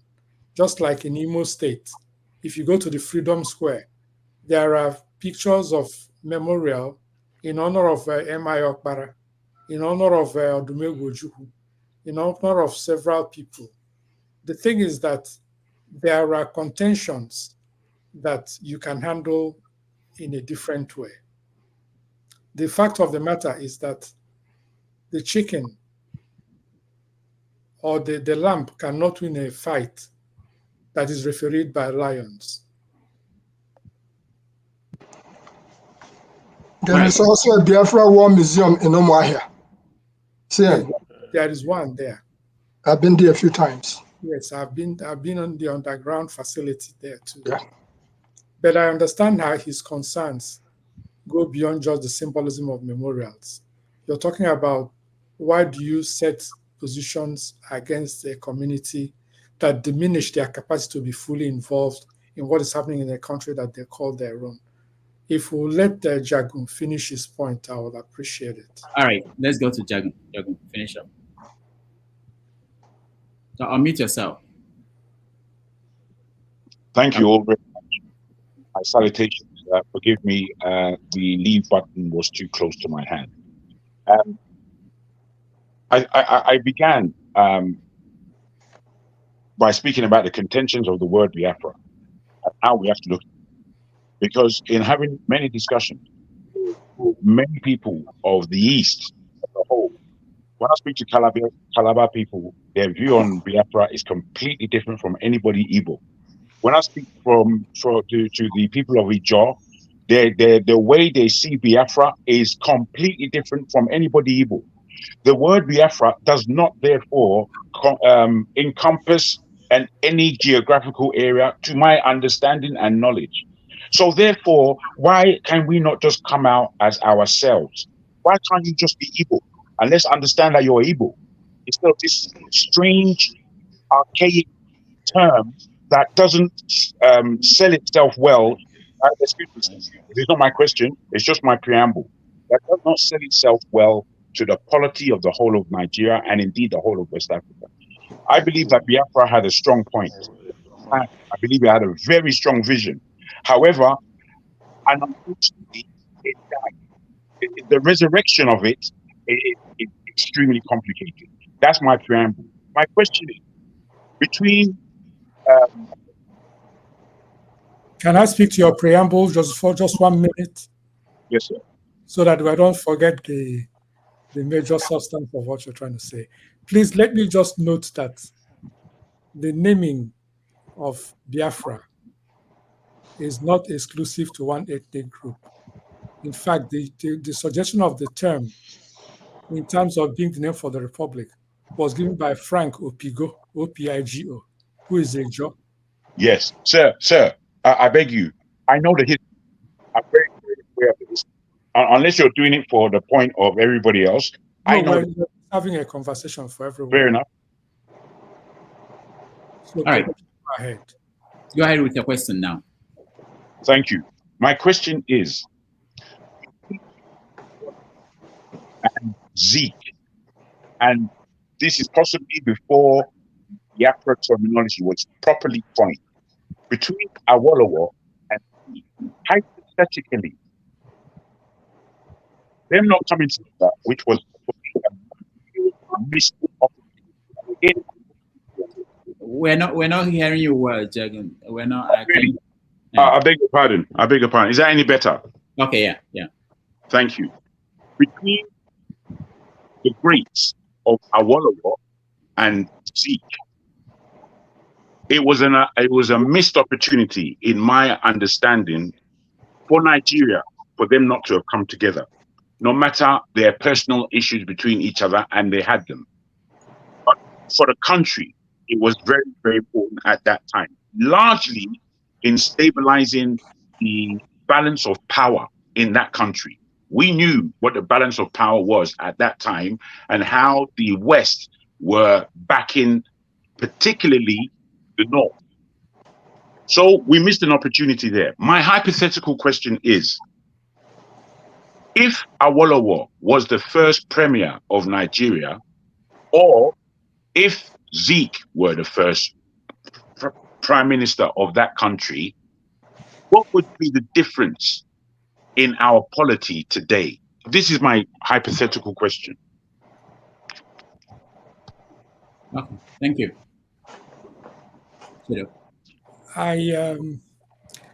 There are several things that affect the destiny, for lack of a better word, or the direction of a country.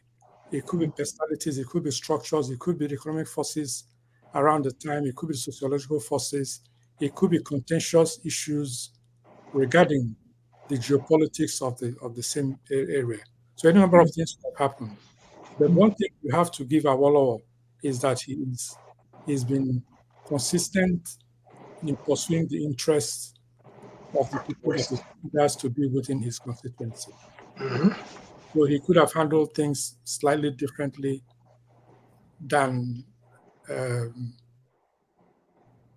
uh, uh, both the Prime Minister of Nigeria and also differently than Azikiwe would have handled things. So, but there are suppositions. The canvas of reality sometimes cancels out the projections outside those realities until we get to the water. We'll see if we can cross it. Olo could come there and say he has a new epiphany that he wants a stronger union of a federal union that delineates even more than the initial propositions he made. Anything can happen. All right. Thank you, Chido. We have about 10 more minutes. How many? About 20 more minutes, unless he wants to stay longer. So let me go to your social Sue or hair. Go ahead. Thank you so much. Thank you very much, Rudolph, and thank you, Shido. Finally, a brilliant, smart Igbo, I can say Igbo, guest appeared in this show, unlike all the flips that is filling up this show. So finally, we got the right person on this show. Thank you so much, Shida, for coming on board. I've been reading you since 1997. 1997. Yes, since 1997. He started late. I know, I started late. So I've been that time. Somebody mentioned Nigeria and Biafra and the Igbo people. Nigeria actually left Igbo. It's not the Igbo people living in Nigeria. Nigeria left the Igbo. So it's the Nigerian people that driving Igbo out of Nigeria. So it's Nigeria that left the Igbo, not the Igbo, not the other way around. I also support the guy that was talking about, talking about Biafra all over, Biafra. I support the guy that's saying, why not we carve out the Igbo and make it, talk about Igbo as a nation, like Igbo Republic, bringing all the Igbo and Benue, the ones in the other Igbo, the other states that carved into other states to reduce the population of Igbo. Why not bring them together and make them one country? We will be about 70 million people. So we're able to form a country. So my question, Chido, I know you are busy, is this the struggle, the killings, the raping of women, the destruction of properties going on in the east, in Alaibo, is not actually making it to the world media. So what is responsible for that? And that's one question, please.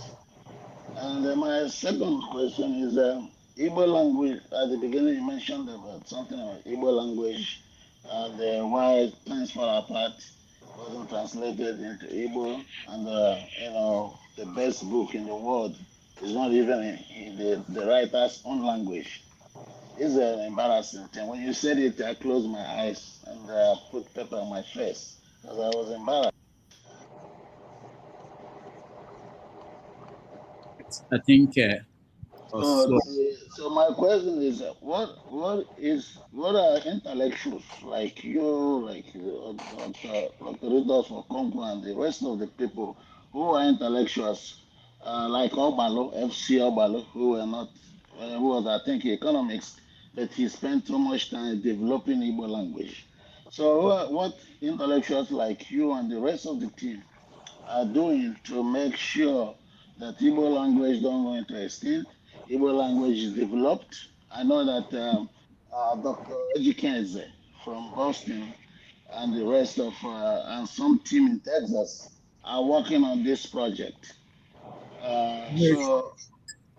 Ejikeze, Dr. I know. Ejikeze, you know him? Okay. Yeah, I know that they're working on the project, getting Igbo language, making it to have keyboards in Igbo language, dictionaries, so many things they're working on in for Igbo language.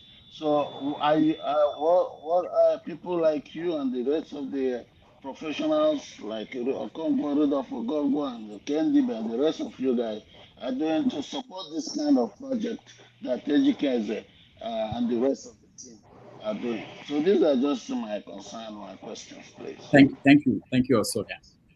Chido. Thank you, Osoga. Thank you, sir. Only about 2-3 weeks ago, my alma mater, University of Nigeria and Nsukka, gave me an honor, a lifetime award for protecting and pushing and advocating the Igbo language as a communication tool globally, because they follow some of the work we've tried to do quietly with different people.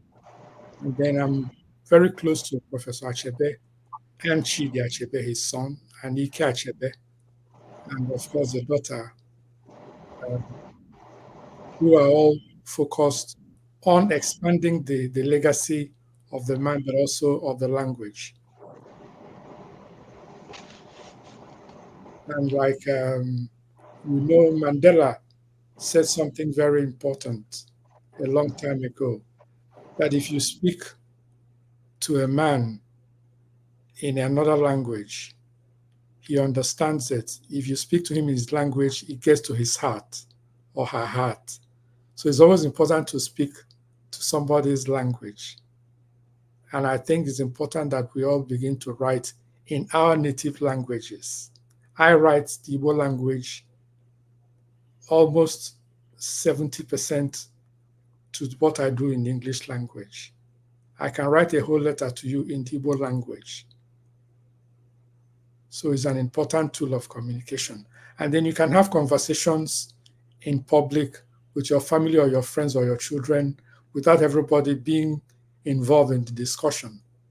And one of the greatness of the Yoruba culture and heritage is the fact that they are bold and proud to speak their language anywhere, and whether it's in the public bus or in a corporate environment, because you have to accept all cultures. You have to respect whoever respects and projects his own culture.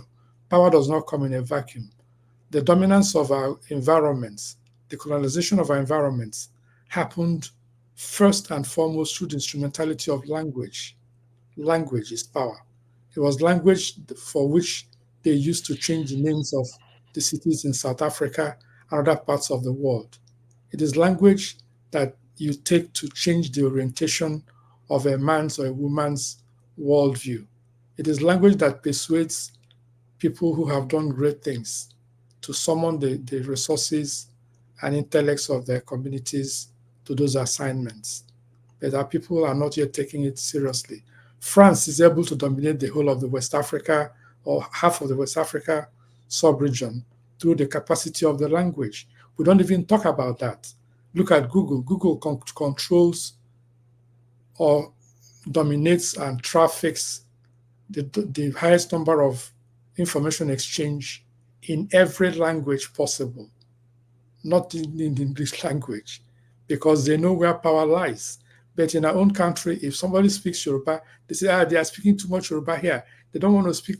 They play Yoruba music. They say they are playing too much Yoruba music. When you do your own party, play your own people's music. Nobody's stopping you. So it's another level of power and engagement that people are not talking about. I mentioned semiotics as key to power and influence. Semiotics is the politics of images and symbols and messaging. That is where power emanates. That is where power originates. When God, from everything we read in the Bible, said, "Let there be light," That is language. That is communication. That is power. The potency of power and language and communication. The word. That is the word. That's the exact phrase, Jagu. So, ladies, gentlemen, why is there no lady on this phone call?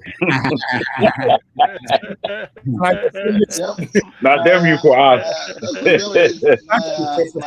My first question about the killings going on in the East and the raping and things going on that's not making the world media. What is responsible for that? I didn't hear what you said, but I'll just tell Rudolph. I'll leave in 3 minutes because I'm doing a teleconference. Okay, I understand. On EKG, and we speak in Igbo language there. And it's the culture of our people. Or they think I only go to where we speak grammar. All right, I understand. But before you go, let's give a righteous man. He's joined us from Nigeria, and give him a chance to ask your question. Righteous man, please go straight to the point so that he will have a chance to finalize his thoughts and give us a final. Yeah. Good evening from here. Thank you. My greetings. Happy Sunday to every panelist, whether you're a Muslim or a Christian or a traditionalist. The Almighty God bless you. I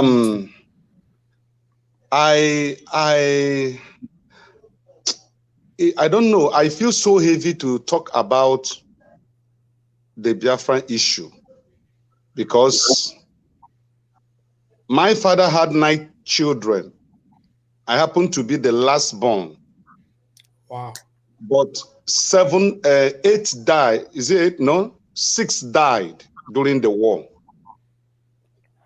And after the war, my father lived just few years and he died. As a result of the abandoned properties in Port Harcourt, my father used to be a timber trader. He owned houses and so many businesses in Rivers State. So the effect of that war brought about his death at a very early stage. I was a little child. Yeah, righteous. He has to go in a minute, so please. Yeah, so the question I want to ask, I didn't follow, I just came in. Okay. The question I want to ask, sir, in your capacity, I grew up to read about the 3 R's: reconstruction, reintegration, and the other R. The Igbo intellectuals, how well have you pursued the 3 R's that the federal government after the war established? All because right. there is no presence of federal government in the Southeast. Thank you, Righteous. We have to go leave it there. Chido, go ahead and conclude. Let me say that I see the point you're making, but the rehabilitation and reconstruction and reintegration has to be championed also from the East. When you have people, gunmen or gunwomen, or whether known or unknown, killing Igbo people for no just cause, you're not reintegrating the people. You're not reconstructing the place. The economies of some parts of the East are collapsing at an exponential speed. That is self-inflicted wound. But I'll give you my contact so we can talk additionally on it. I have enjoyed. Please, the Mazi, Mr. J, he came back? Does he have what he wants to say? Mr. James, do you have something? Never mind. You've answered the question directly or indirectly. Because I didn't hear what you asked me the first time, sir. No, never mind. Everything's okay. No, he's good. He's good. Satisfied that I enjoyed the forum myself. All right. Thank you so much. It would be nice to talk to you again. Yeah. We'll bring him back. He will come back. Thank you so much. Can I just greet him before he goes? I'll come with the book. Yeah, he will come with the book. Yeah, exactly. I'm going to buy the book first. Your contact is necessary. Can I just greet him before he goes? Okay, greet him, KJ. Chindo, I want to thank you for all the work you've done. I've been listening from the background. I was in church, but I couldn't get in. I just want to thank you. And I pray that people like you will keep the pressure so that the Southeast will be a better place to live. Unfortunately, I can't ask some of the questions that is burning in my heart, but we'll meet again. God bless Thank you for what you have been doing. I salute you. Yeah, Thank you. Thank you so much for joining us. And we are going to take a break. Who has that London T-shirt? Who is that? The what? The The guy. Tone? He just joined us. Tone I just was joined. waiting. No, I came before KJ. I was waiting. I didn't want to interject. Oh, Tone, I'm sorry. Okay, go ahead. Tone, No, Tone that's is fine, here. sir. Tone is one of our regulars. Tone, meet Chido. Okay. Right. Thanks very much, sir. It's been very educative. A lot of things. Things that things I never knew and all that. Most of the history that I read today is what we've read from my history books. I would have liked to ask you some questions and pick your brain on certain things. But since you have to go, maybe some other time, I'll save my questions. Maybe it'll be modified and it'll make more My sense. direct personal email is Chido247, CHIDO247, like round the clock. Chido247 at Gmail or iCloud.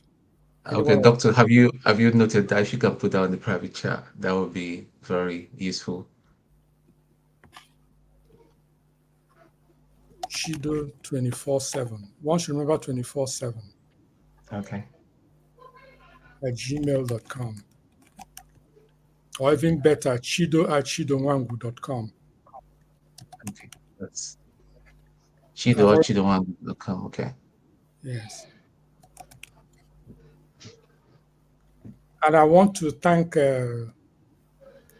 Rudolph for bringing me on this platform. And to all of you, there is a level of honesty, a moral clarity, a focus on what is important rather than running all over the place and not impacting each other. I really enjoyed this discussion, and much fraternal love to all of you. Thank you. Wonderful. Well said.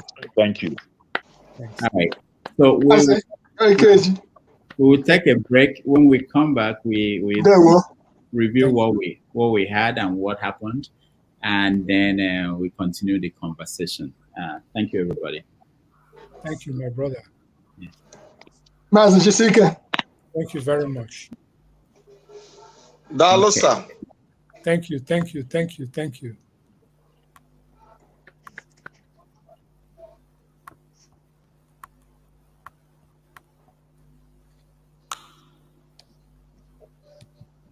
Rudy, can you sign me out? This is not a joke. It's not a turn-by-turn thing here. I wouldn't be here.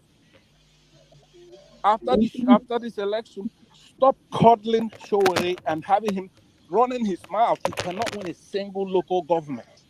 So you are the one running your mouth. Stop, be respectful to Showore. Cast and be insulting Showore. Are you mad? Are you alright? Mute that guy. Mute him. It's my turn. Are you mad? Mute that boy right now. Amari, hold on. Mute that son of a bitch. No. No. Pansa, no, you don't say. No, this is not good. You see, this one. I think I've said, why do you people want me to be making commentary, editorial commentary on this? This is your chance to speak, but you guys are making me to make editorial commentary. Why do we think that, hold on, hold on. I'll call you when I'm done. Hold on, everybody, hold on. Why do all of us think that we are that important? Anybody, whoever you are. Why is this? Do you think this election will? I've seen the world. I don't know where you live. I don't know how you study history. I've seen the world. Nothing. This is not the end. This is not the end. We can't allow people to come here and talk this way. It's not good. You can make your point and quietly, and people will get your point. You understand? Nobody. No, not yet. I'm not finished. Maybe I'll start treating this as like a classroom. I teach a class. Nobody can speak like this in my class. It's not possible. But I just know that I want to engage. I want people to have conversation. I want to make it free. I don't want to start putting people, banning people, stopping people from talking. I don't like that. You know.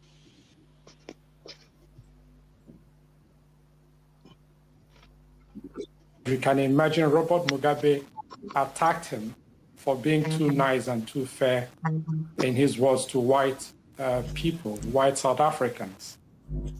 Nelson Mandela, when you visit Robben Island, which I have been to, you will see the level of methodical, state-sponsored malice and wickedness that went after him, that went against him.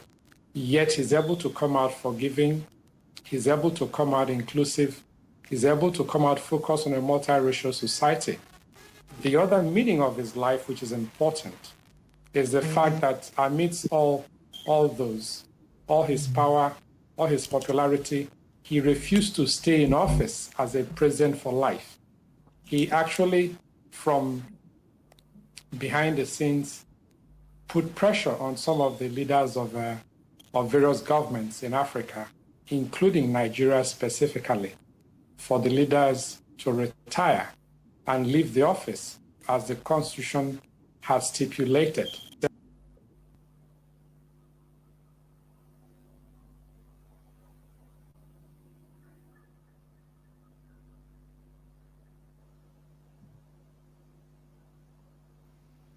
All right, welcome back, everybody. Thank you so much for joining and for hanging in here. Let me see. Righteous Man, I'm sorry, I know that you needed more time to rephrase your question. The same thing with KJ and Tone. But we initially agreed that he would stay for 90 minutes, and he said more than that. So we appreciate the time. Hopefully, next time he will come, he will have the book and he will be able to stay longer. Just to announce for those who are interested, next week we have Professor Chidi Odinkalo is coming. Will join us. The next one we have Professor Chika Okeke-Agolo, who will talk on Achebe's memorial that they are having at Princeton. And then on October 1, we have Professor Kendi Bays joining us. And the next one will be Professor Niyo Shundare. So that's the lineup for now. And we keep adding people to the list. Now, let me, CM is gone. I wanted to talk about something that CM brings up all the time, which is about the issue of memorial. And I think he, Dr. Chido, addressed it a little bit, but there's this thing about the federal government should do that quite all right. But the one in Umuahia, I think that one is there as, I think it was handed over to the federal government. The federal government controls that, they manage it. But the point is that every state in Nigeria, or even individuals, can raise money and build a memorial. While you wait for the government in the federal government to do it, people can do that. People can start a foundation that we decide that, you know what, in my hometown we should build a memorial. We should have the names of people that died during Biafra. Nobody will stop you from doing that. So we don't have to wait for the federal government all the time or to do things for us. And then also here was talking about intellectuals and mentioning names like Kendi, Chido, and Rudolph, and whatever. Also here is an intellectual. I don't know who defines that, and they define it and remove themselves. you can do these things. When you talk about the fact that Tinsula Part was not translated into Igbo, that was an old story because it's been done now. 2 people did that. The question is whether they've been published. I don't know. And if they are published, will you buy? How many people buy books now? Who knows? So, but I know it's been translated into Igbo. It's just that it's not, probably it wasn't published, or even if it was published, I have never bought any Igbo book since I left primary school or something. So if I didn't buy it, I don't know about you. I don't know who is going around looking for books to buy, Igbo books to buy. People don't even read the English one, not to talk about Igbo. So the point I'm making is that when people are pushing things on other people, say Chido, go and do something, why, you can do something. I want us to start thinking, what can I do? You know, whatever the issue is, you can do it.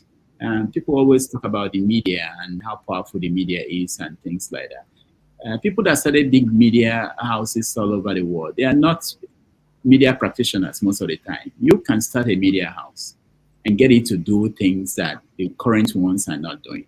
So I just wanted to point that out because Brother Rudolph, can I disagree with you, please? Oh, go ahead. Where the question of Biafra is, the war that we all witnessed. I was there at the time. I was in Saple at that very time of mayhem. This is for the federal government to recognize, not for rumors and people in one corner to be represented. No. You see, we're filled with rumor mongering in that our Nigeria. We have to standardize knowledge. We have to standardize it. And the federal government have to standardize that this thing took place. No, Millions. I don't disagree with you. I understand your sentiment. Don't get me wrong. But the thing is, Nigerians are already self-motivating. We are, as a people. What we want is authority. We want authority in our lives. We want to know where the hell we're going and where the hell we came from. Things have happened. These aren't things to be shilly-shallying about. Biafra War, it needs to be represented in our history. It can't just be looked at as rumor that it's only the Igbos or only these people that have any sentiment about it. We all must have sentiment about the people who suffered and died. This is to be standardized by our government. I mean, this is what we should be calling for. Who in Madaguri, who in Sokoto is going to put up a memorial about Biafra? It has to be standardized. These aren't things to be joked with. For me, I'm sorry. Jago, for a moment, I agree with you in what you've said. Do you realize that you, Jago, somebody seeing you on the street in Nigeria will say that's your Juku's brother? That's the first thing they will say. I don't know if they have not called you a Juku already. Okay, better than mine. And on the other hand, when we're talking about the issue of Biafra Memorial, before we go to the issue of Igbo language, Dr. Moene in New Jersey, Maurice Ene, he started here what we call the Biafra Memorial Lectures. We wrote about it in Igbo Basics when we are publishing physically. What Rudolph just said here is a clear cut. Let's not wait for government. Government is not going to do nothing for you. Mark my word. That's why I asked a question on CM. I said, is there a Nigeria Civil War Memorial in Nigeria? Nigeria has not considered that to do. That's number one. Number two, I pointed out the fact that we have a Biafra Memorial Museum in Omahia. Whenever you get a chance, go there. You will see all the paraphernalia from Obunigwe. You will see it right there live. And if you go into a Juku bunker, you will see the original coat of arms of Biafra and Radio Biafra. You will see all those things in there. It will be an experience that you will live with for the rest of your life. What Rudolph said here is what we really need to do. Why do I say that? There was 9/11 in New York when the Twin Towers came down. After that, what have every county done, including the county where I live in, including the city where I live in? What they did, they went there, they would just cut a little piece of that building in New York. In Union County, New Jersey, there is a 9/11 memorial. In Elizabeth, there is a 9/11 memorial. In which case, what Rudolph has just pointed out here is what should be done across towns, in your town, whichever town you come from as an Igbo man. I personally am going to advocate that in Ibere, where I come from, that we are going to have to mount our own small memorial where we will name people like Ajua, who was an aircraft fighter. Let's start with that. It's not good.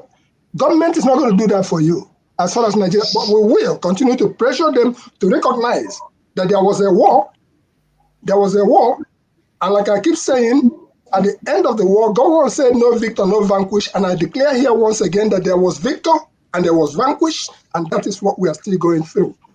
So we'll leave it at that for now. Let's try on our individual towns. You can take the people that die from your town, make a memorial. You even yourself can mount it. The town will not reject it. And if they reject it, you think twice. All right, thank you. Can I say something? Yeah, go ahead. Before I think what you, Jagun, and Igbo Basics are alluding to is it still comes from what does that ethnic group needs to do to be accepted, to be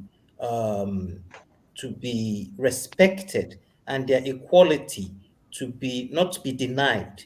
Because at the end of the day, you saw the man, he was trying to highlight everything the Igbo man has done.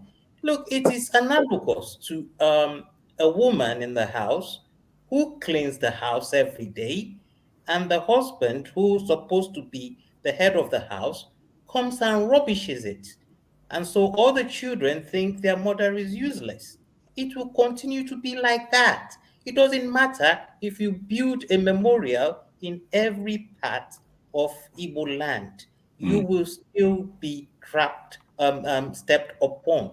It has no value until the unity government. This is where Gowon made the whole mistake. Just saying no vanquish, no, it's rubbish. Yeah. The unity government has to come and say, look, this Absolutely. happened. Let's wake up. These people must be respected. They fought valiantly. I mean, Yes. most of us have been to this war memorial you're talking about in Abia State. But when you live there and come to the central, you are a nobody. And this is where some people with what do you call it? Inferiority complex.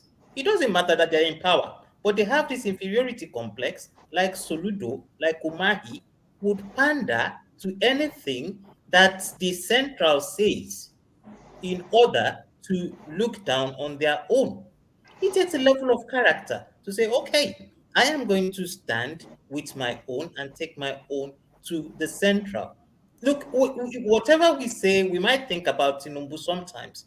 Give him that credit. He looked at his own people, he stood by them, and he took them to the center, whether albeit, whether criminally, whether corrupt in a level of corruption, he did that.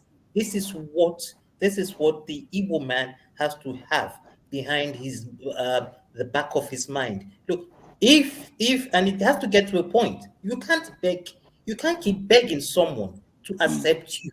You cannot keep doing that. It will drain you, it will demoralize you, and at the end of the day, you will become extinct. There must come to a point whereby the Igbos will say, look, if we have done all this, I mean, look at economically.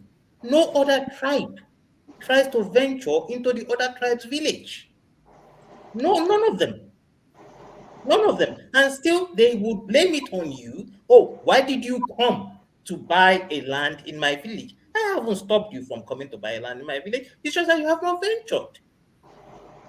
So, whatever we do to bring that unity about is being frowned upon, is being insulted, and is being punished. Even punished, that's the word. Because what you see. When you say we, we, do you mean we in terms of the Igbos or we in terms of Nigeria as a whole? I mean we in terms of the Igbos. Sorry, I cannot deny myself. So when I say we, I mean we in terms of the Igbos. He has to come to, because like I asked him, most of us, in my early years, my father had a book, a real book. It's called the Book of Pictures. If you look at it, I don't know if any of you saw it. It's a book about 800 pages of a photograph journalist of what all the atrocities in Igbo land. I was about 5 to 7. I saw those horrible pictures and tears rolled down my eyes. And somehow you think, okay, it's gone, you've forgotten it. But it is being thrown on your face every day. Again, can I come back really quickly? Sorry, Rudolph. to ask you, my brother,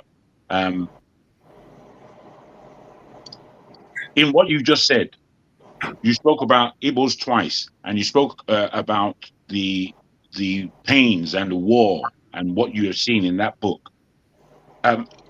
If you're aware of the other groups who were fighting under the Biafra banner, none of these have been mentioned by yourself. And this is why I say Biafra is a complete nonsense today. Today it's a nonsense. It doesn't lend understanding to your plight of today and to what an Igbo man has to say. Because an Ijaw man can speak for himself. A Calabar man can speak for themselves. All the rest of them, the middle belt, the Midwest, they're speaking for themselves. The Igbo man needs to speak for himself, so that we who are not, so that we who are not Igbo can join in saying that yes, the Igbo man is right in this understanding. But we're not able to do that because it's such a cloudy, arena. Can I answer your question? Look, you see, the Easterners, when you're talking about the Easterners, you're bringing it to the Cross Rivers, the Efiks, the Igbos, and the Ijaws. Let me tell you one thing. One thing I've noticed, but I might be totally wrong. We are in self-denial. You see, to the Hausa and to the Westerners, the Yorubas, you are no different. You are no different. Whether you are Ijo, whether you are Efik, whether you are Igbo, you are all the same thing. You are people that should be trapped upon and walked upon, and you are just a doormat. Absolutely. So the problem is we are in self-denial, in vain pride. Put it that way. In vain pride that is leading nowhere. I mean, imagine an Igbo man would say, "Oh, I'm not Igbo." But what makes you better than an Igbo man in the front of the Hausa man?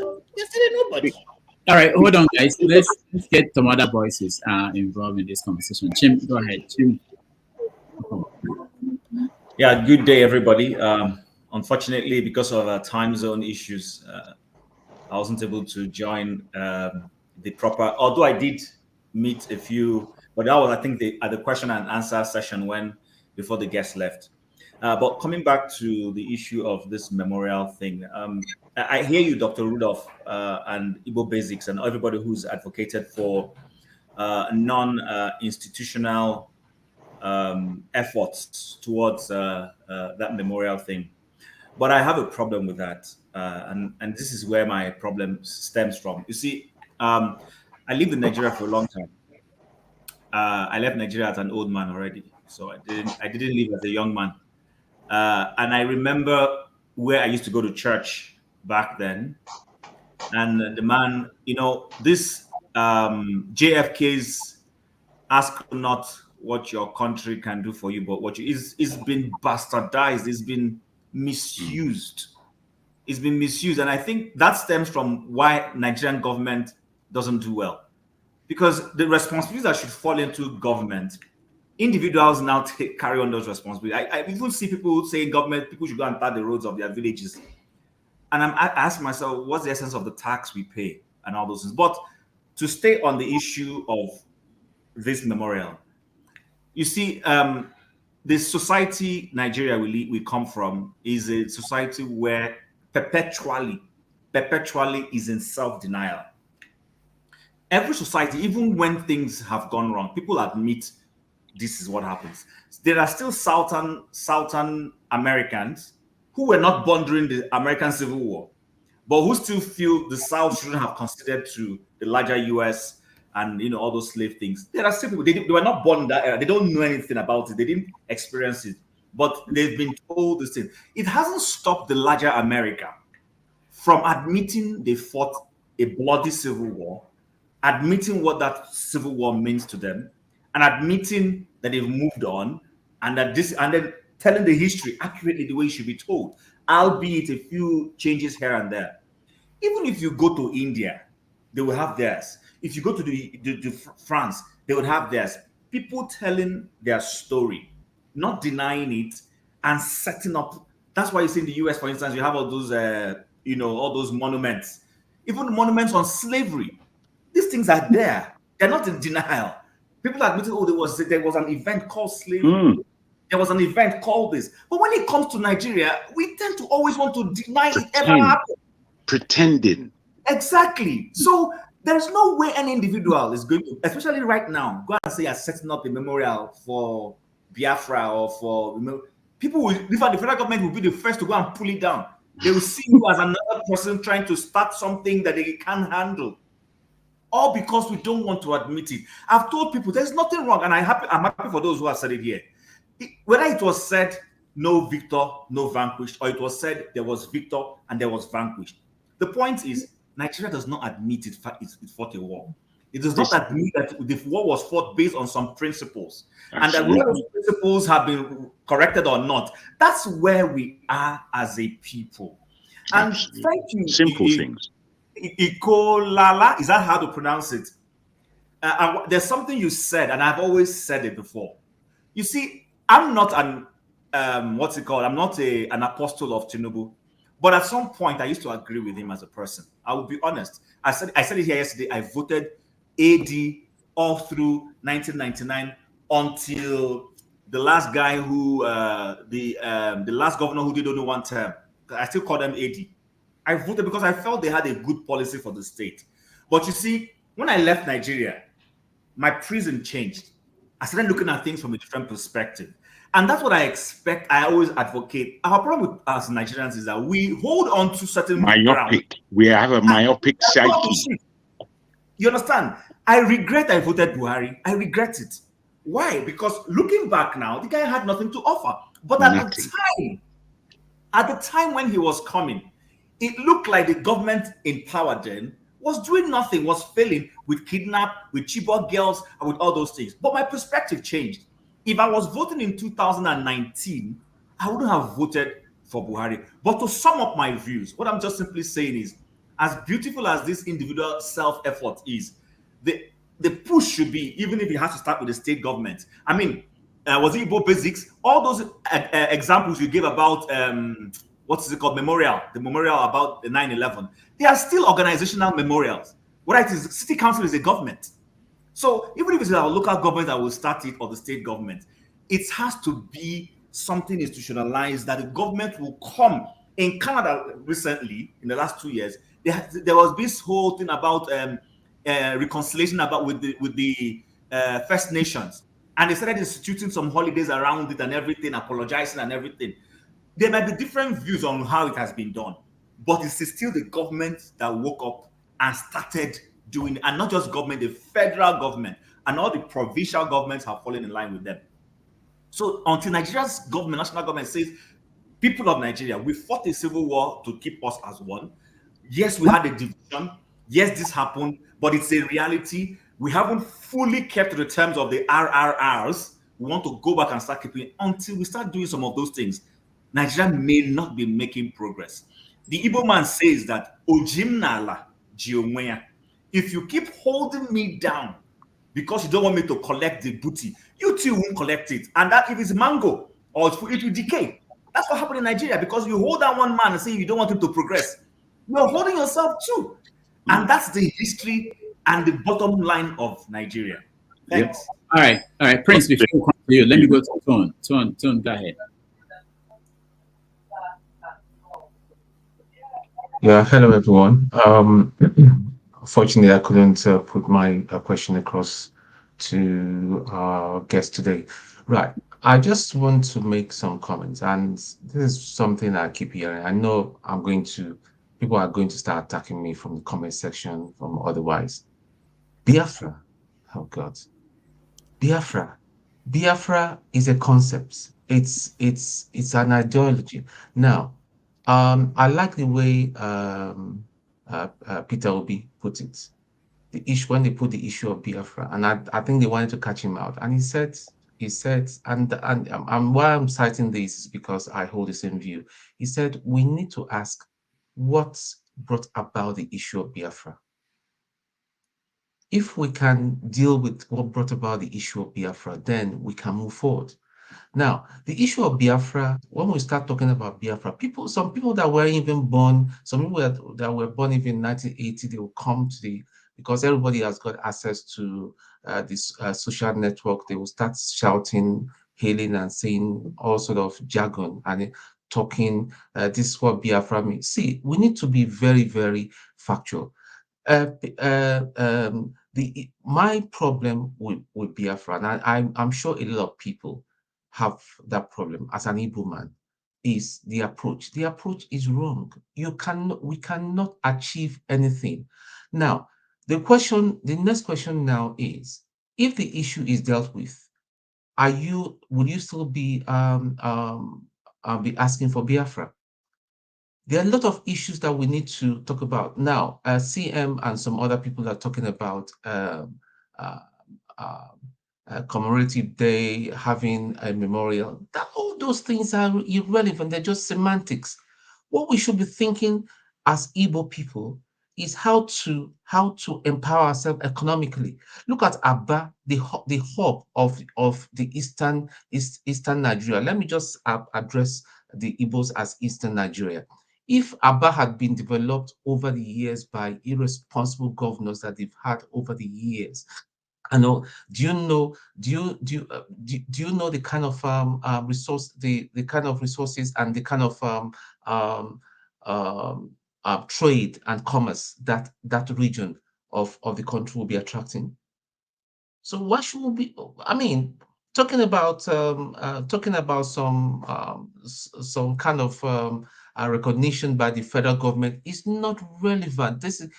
Whether they recognize you or not. There's an unwritten code, even from the military school. They tell you that Igbo man can never hold any sensitive position in the army, in Nigeria. It's an unwritten code that I learned from my time there. It's something that is unwritten, and you need to accept that or find a way of dealing with it. So how do we start? If we empower ourselves economically, then militarily and all that, we'll be able to. I mean, when we speak, people will take notice. So all these things we are talking about, whether Biafra is whether we are from Israel, or whether it means this, or whether it means that, and all that, are all semantics. They are all. It doesn't make more sense to me. This is my opinion. No disrespect to anybody, please, my brothers. So no, we're not taking any disrespect. I just want to ask you a couple of questions. Two very quick questions. I beg you, Rudolph. One, are you the same tone in the comment section? Yes, I am. Okay. I don't change my identity. That's who I am. Mm-hmm. No, cool. You referred to me as being stupid. You may or may not know it was me that was writing. It was me that spoke about Biafra being a word that doesn't mean anything. Now, the concept of Biafra is not my problem. You see, it's what the connotation is. Biafra is the same as Nigeria. Nigeria has no language. There's no language called Nigerian. Just as there's no language called Biafra, which is now this word is being used to mean anything and anything. It will jump to mean this and it will jump to mean that at any time. And you want understanding? It doesn't make sense. You know, the words have meanings. It's not just like we say something. The attachment of somebody as young as yourself and the old Biafra have nothing to do with each other. Nothing at all. It's just like when they call Afrobeat in today and then Afrobeats of yesterday. The Afrobeats of Fela is not the rubbish that we're hearing in Afrobeat today. They're completely different. So we have to get to grips with the fact that words have meanings, and they are words have power, for God's sake. What's the matter with you? I don't like this kind of jib jab. We have to make sense of what we are saying. When we lend confusion, we receive confusion. Wait, before I lose my I mean, why would you say that I'm stupid because I have a point of view? No. Go on. Those are your words. No. Okay, I do apologize if that was offended you, but that's not what I meant. What to call someone stupid is not offensive. What do you mean? Come on, grow up. See, go and read back what you wrote. I know what I wrote. I know exactly what I wrote. As you can see my tone, I know exactly what I wrote because I know why I'm writing these things. I'm not writing them for Now, it to be what we should palatable be concerning to us, what you want to swallow. what we should be concerning ourselves with is value. How do we add value as a Well, we don't people? have value if we are using a word that makes no sense. How is that valuable? Okay, You're guys, just talking. You're just talking. You're not making any sense. Hold on. Let me go to Prince Apache. I promised him that he will come on. KJ, I see you after Apache KJ and then Kalola. Then go ahead, Prince Apache. Thank you, Mr. Rudolph, and then other panelists. First and foremost, without kind of losing my, my chain of thoughts, Jagun, I don't think there is any country that their name actually mean anything. If you think about it, I've tried Switzerland, United States of America, Britain. Is that a language? It's not a No. language. Well, England, Okay, a name. the country of the most countries in Europe, which, when you talk about countries, can I not beg you for can I beg you for because one you're going thing? to flim flam. All that's Jagun, flim flam. What you're going Jagun, to say is that most countries, I understand your concept, but I'm okay, afraid you're wrong. If you okay, look deep into history, there are okay, first and second countries in terms of okay, that. There are Italy just became a country the other day, and they okay, speak. Italy is not as old as so many people may think, because there was Rome before Italy. The okay, Italy, they speak Italian. okay, The French, they speak French. The okay, English speak English. These are the first countries in terms of the discovery of countries and nationhoods. So please okay. don't flim flam. Please don't Jagun, come here and Jagun, flim Jagun, I'm not here. I'm not here to zero. dispute. Jagun, I'm not here to I do beg your back and. pardon. I'm not here for a back and forth talk. We're all talking. We're all reasoning. That's why we're here. Okay. Now, okay, I take my word. Most countries, their name doesn't have a meaning. It's a connotation of two particular words. Okay, like if you look at my name, if you look at you will see Prince Akwachi. Akwachi to you it might sound Igbo, but I am not Igbo. Okay. Now I am from Delta State and I am from Asaba. Now, where I am from Asaba, our heritage comes all the way from Igala in Kogi State.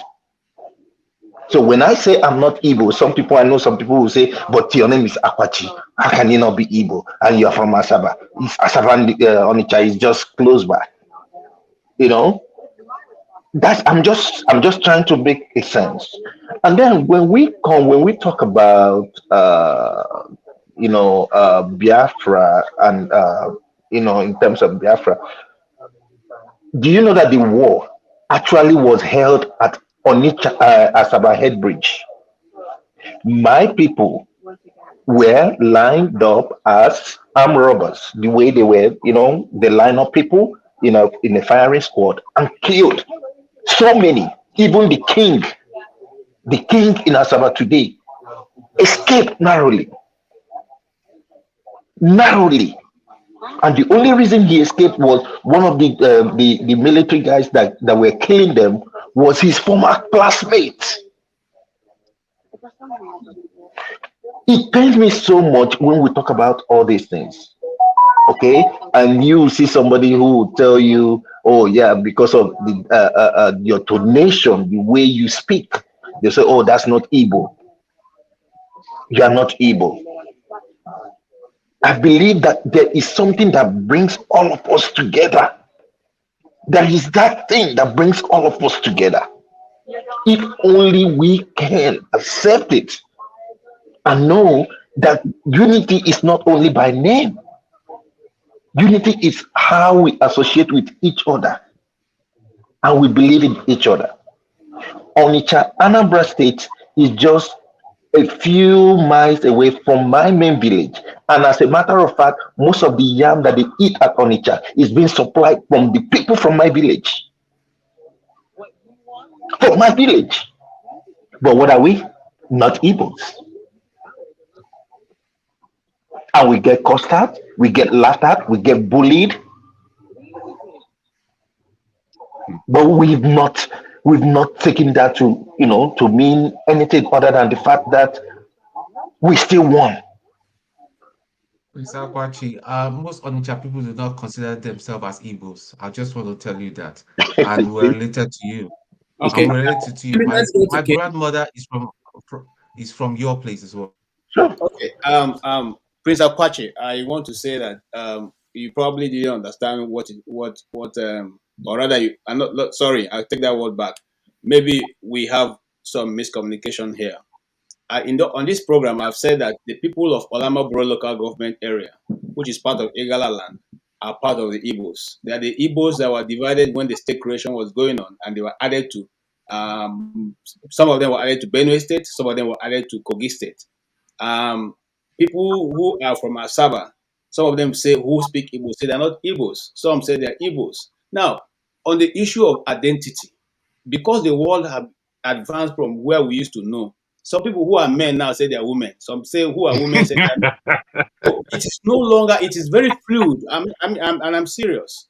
It's very fluid. So if I get up today, I say I'm looking at my name, looking at myself, Igbo man from Abia State. I say I'm Hausa. Please accept it. That is what I want to be. That's what the world has become. Okay, that's what the world has become. Okay, you may not see that. That's what I've said. I've identified myself as Hausa, and I'll keep being Hausa. I'll keep saying it until maybe everybody agrees. That I'm Hausa. But however, I want to go back, redial to what was being discussed earlier on. The question is, and something I've asked myself many times: what is it to be a Nigerian? What's the Nigerian question? What makes you a Nigerian? Is there an ideology that sets you, situates you in that geographical location called Nigeria? What is the pursuit of the government? What is it we are aiming at? When we have children, what are we grooming them towards?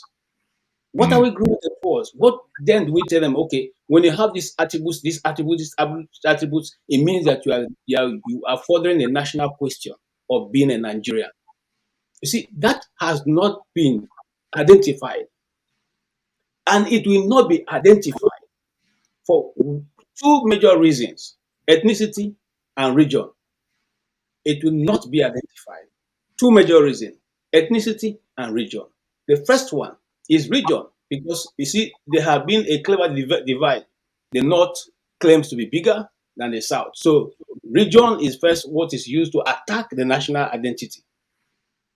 Then, the second one, which is mostly applied to the people of the southeast, is the tribe.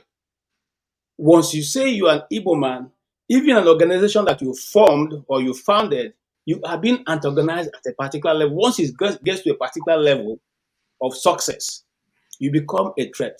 And I say, give an example of myself. When I was, back then, I formed a theater company.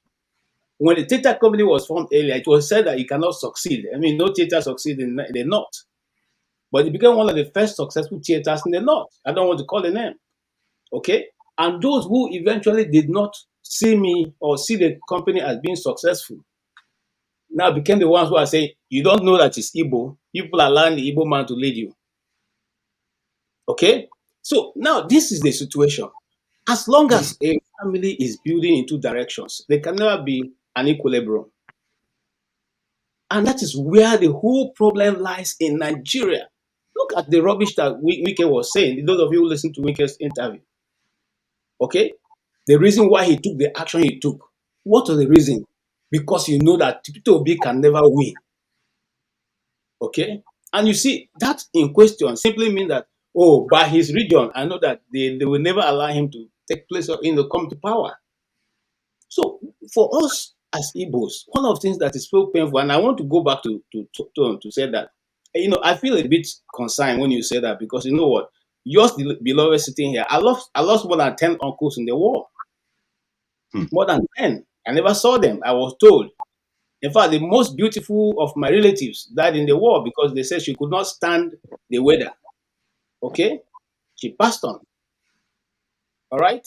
So when you say this thing should be jettisoned is of a spirit of a mind, no. They are talking to people who are living, who the history is still with them. It's still with us here. The last of my uncles who fought the Civil War died like 5 years ago. And you see, if he sits down and tells you how people ate lizards, ate frogs, so much that after the war there was no frogs, there was no lizards, there were not even grasshoppers in the east. Listen, You will weep. You will weep. listen. But once I went to the community, my mother You know showed what me Biafra is? a leaf by the roadside that they used to eat. About They used how to use dare to you? eat. That was how they survived. My mom is still living. And then you want to tell me that it's just a story? No. So what we're saying here is this, and I agree with one of the speakers who said, even if we decide to do these things on our personal level, that's Jagon saying that. If we decide to say, okay, let each community form a monument, it will become a point of a problem with federal government against the East because they don't want to talk about the Civil War.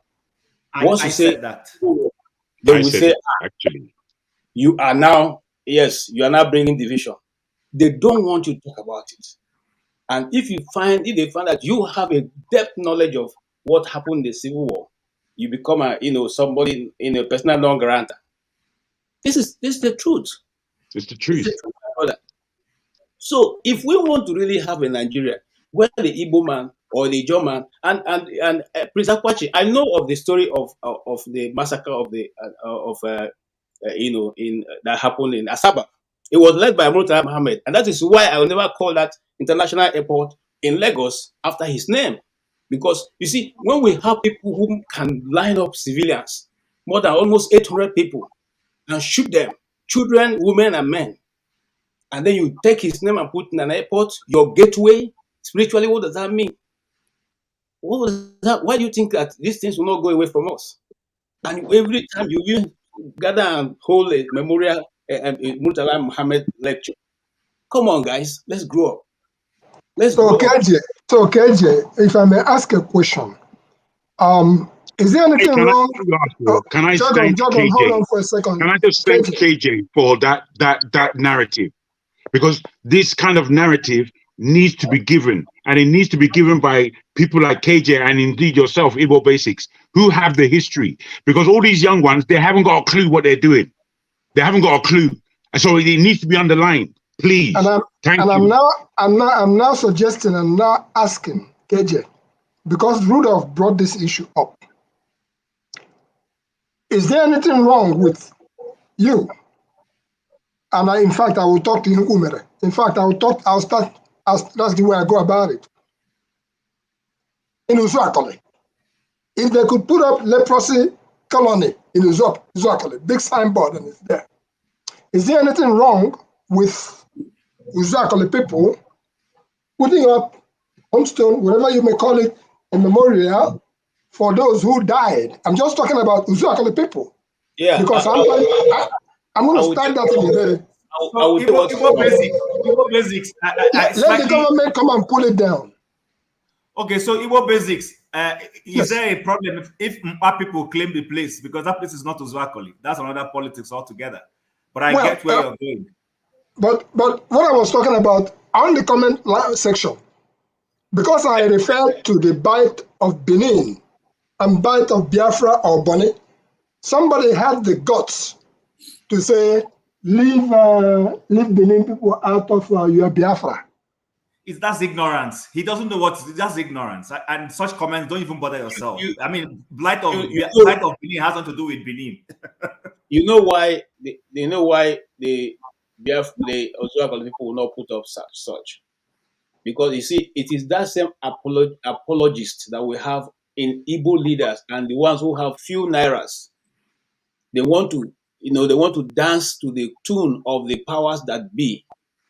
They will not want to identify. Look, let me tell you something. My uncle, who is still alive, one of my from maternal side, he said the people that they lost on, you see the railway in Ozuakole, he told us a frightening story. All his battalion except him perished in that place. And so even if he's driving to the village now, each time he gets to that place, he will stop, come down, remove his shoes, and kneel down. And kneel down and pray and cry until his eyes are, swollen. Then he gets back into his car and drive. So this is the kind of memories that we grew up seeing. These are the people we are still living with, we are still eating with. We know them. But you see, he tells you a very frightening story. When he sits with his compatriots and they're talking about these things, they don't want him to talk about it.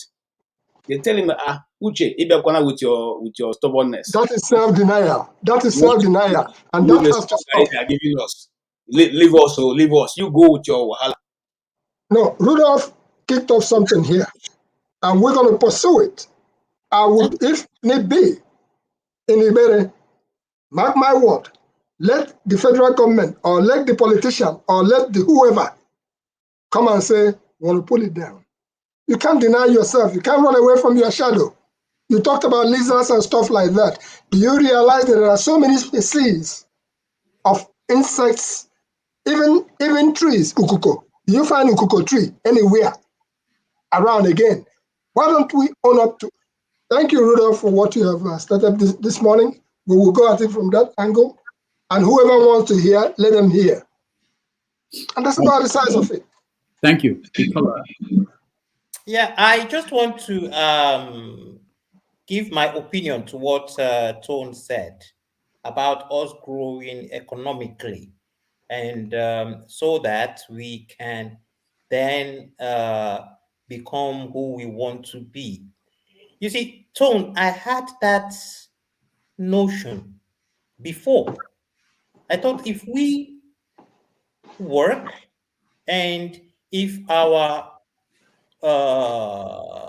governors do the right thing, we would be powerful enough to the point that, you see, there's a point you get to, things will be handed to you because you don't really need to fight for it anymore, because the sign, like the guest said, there are signatures, there are signs, there are symbols. It then demonstrates who you are. You don't have to go and prove to someone I'm intelligent, because he can see it in what you do. But what you have failed to see, Tom, which I failed to see then, is that there's a systemic agenda amongst that entity called Nigeria to put that tribe down. Because if you ask yourself, Tom, why is Port Harcourt port not an international port? Why is the Niger River haven't been dredged?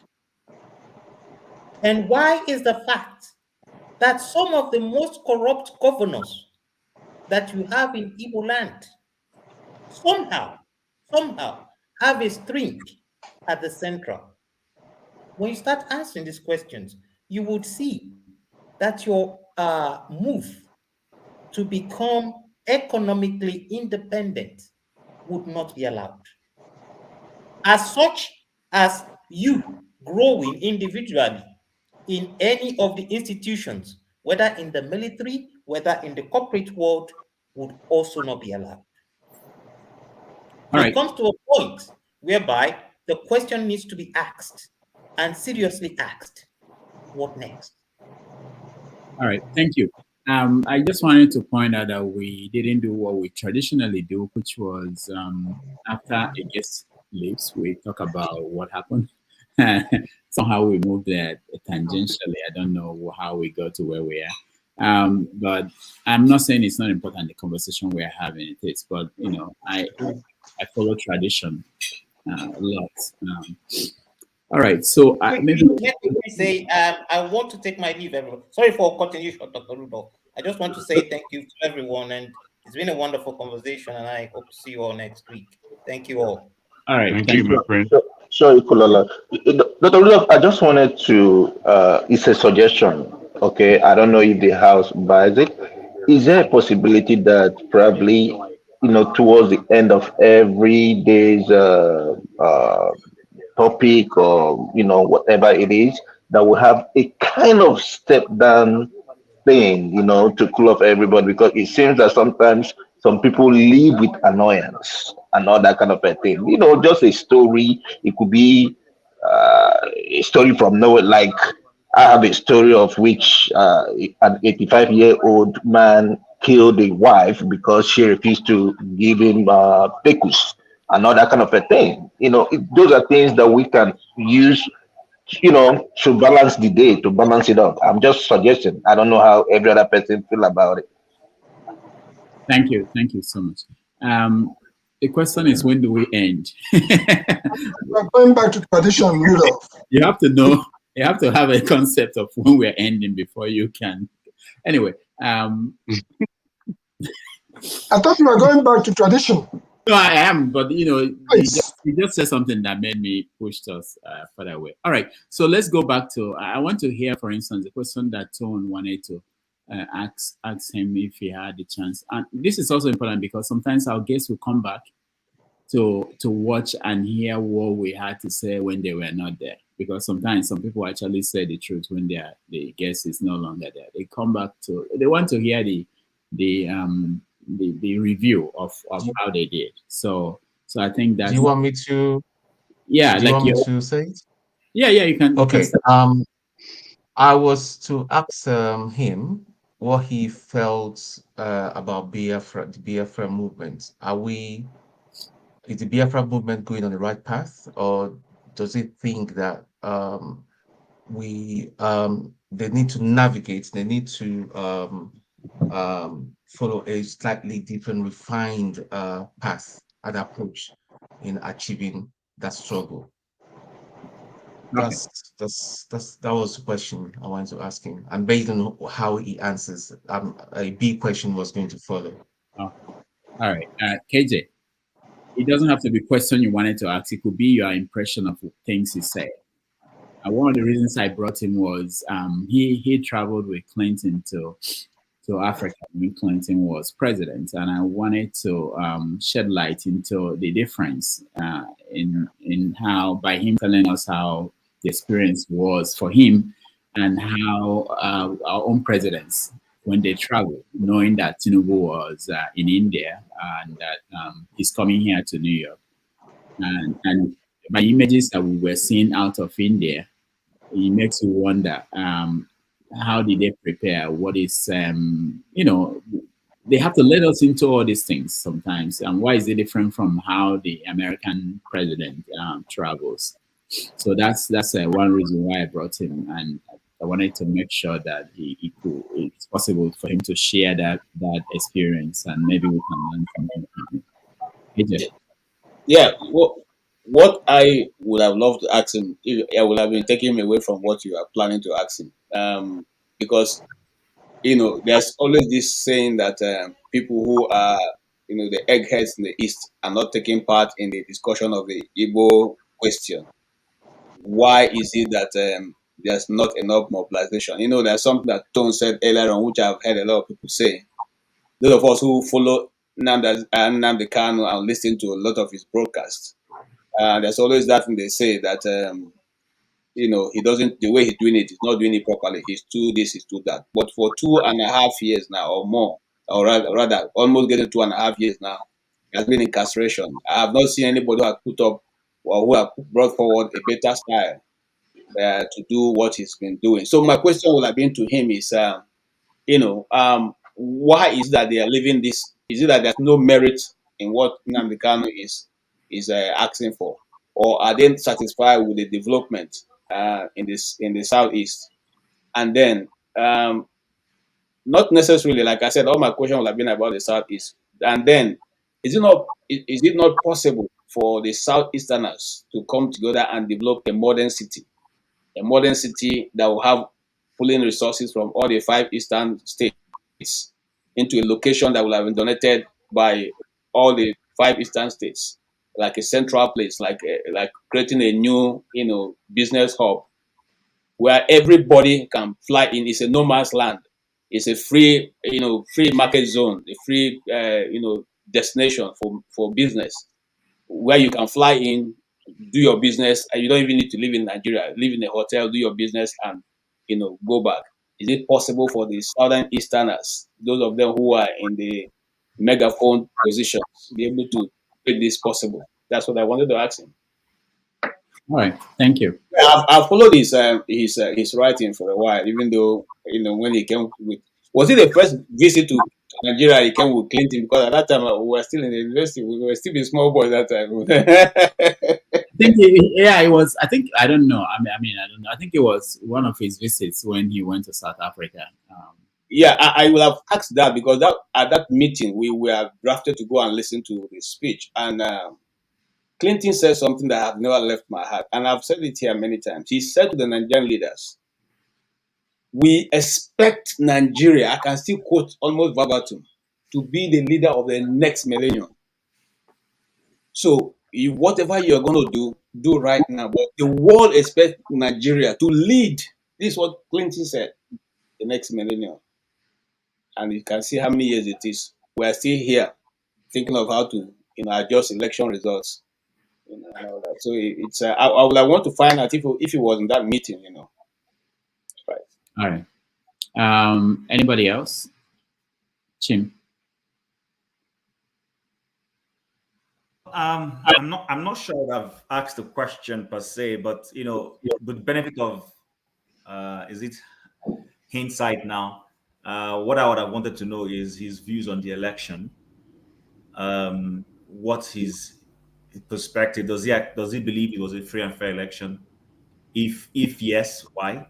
If no, what are the roles people like him? I don't want to overburden him, but there are people. My view has always been that some of us Nigerians, and this has nothing to do with Igbo Nigerians who don't agree with the last election, who may have a bit of influence into foreign policy, could have easily gotten countries like the United States of America to put some form of subtle pressure to things being done right. But we've lost that opportunity because it looks like the guys in office seem to have penetrated the American government faster to gain recognition. And as a result, the American government is literally going along with them and is not in support of any other thing that happens. So I wouldn't have necessarily asked the question, but given what we have said, I would have wanted to know his take on the last election and how things can progress. Yeah. Okay. Thank you. He actually answered that. I wanted to point out that Pansat, knowing him and who he is and everything, he was pointing at something which I was surprised about that, which was that I think he has this sense that before the election, he was basically boasting about what must happen, must happen. And now after the election, he's thinking about, how do we influence Washington? How do we influence the people who run this country? Which is a surprise. I mean, I thought, but that's also important. And I know that I think someone else asked that question to him about, I think it was, I forgot the person, but about why is it that we can't penetrate the international media? He didn't actually give a very good answer. But on his part, I've seen him several times commenting on CNN, on Sky News and all those other. So people who have access to the international media, they face their own peculiar problems. So they are supposed to go there and give a more nuanced answer to questions that American commentators may not have, in that they know Nigeria. So that question. Yeah, go ahead, KJ. Okay. Concerning the international media, there was a time I had an opportunity of asking that same question. And what I was told was that, you see, the problem they have with African leaders, especially the Nigerian leaders, is that they have seconds of soundbite. And then they ask you a question. You take 30 seconds to clear your voice.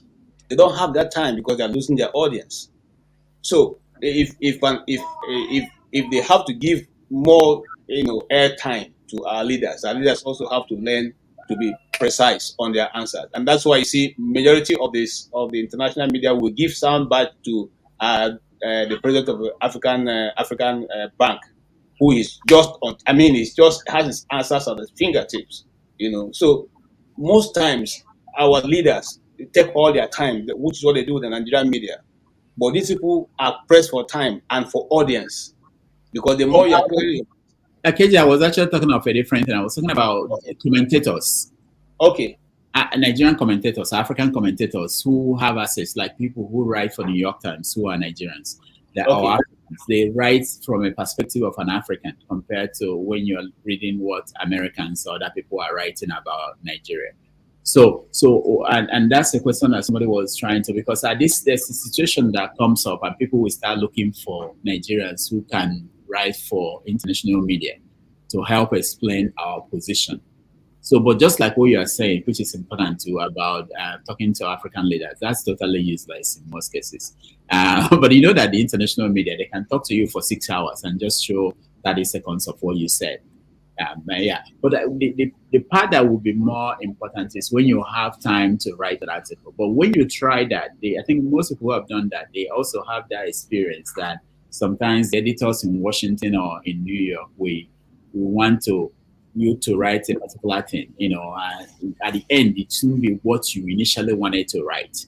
I don't want to mention names here, but I've talked to so many people who have had that experience, and I agree totally. I agree. And if it doesn't even have anything to do with mentioning, you have to find a way to weave their own American perspective into it for them to be able to sell it. That's even doing the news, the news, you have to find a way to hook it up with something happening in America and all that for you to be able to sell.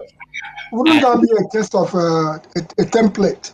Because whatever you think you're writing, if it doesn't suit the objective of the government here, just like Pansat was talking about, it's about time we do this, we do this, we do that.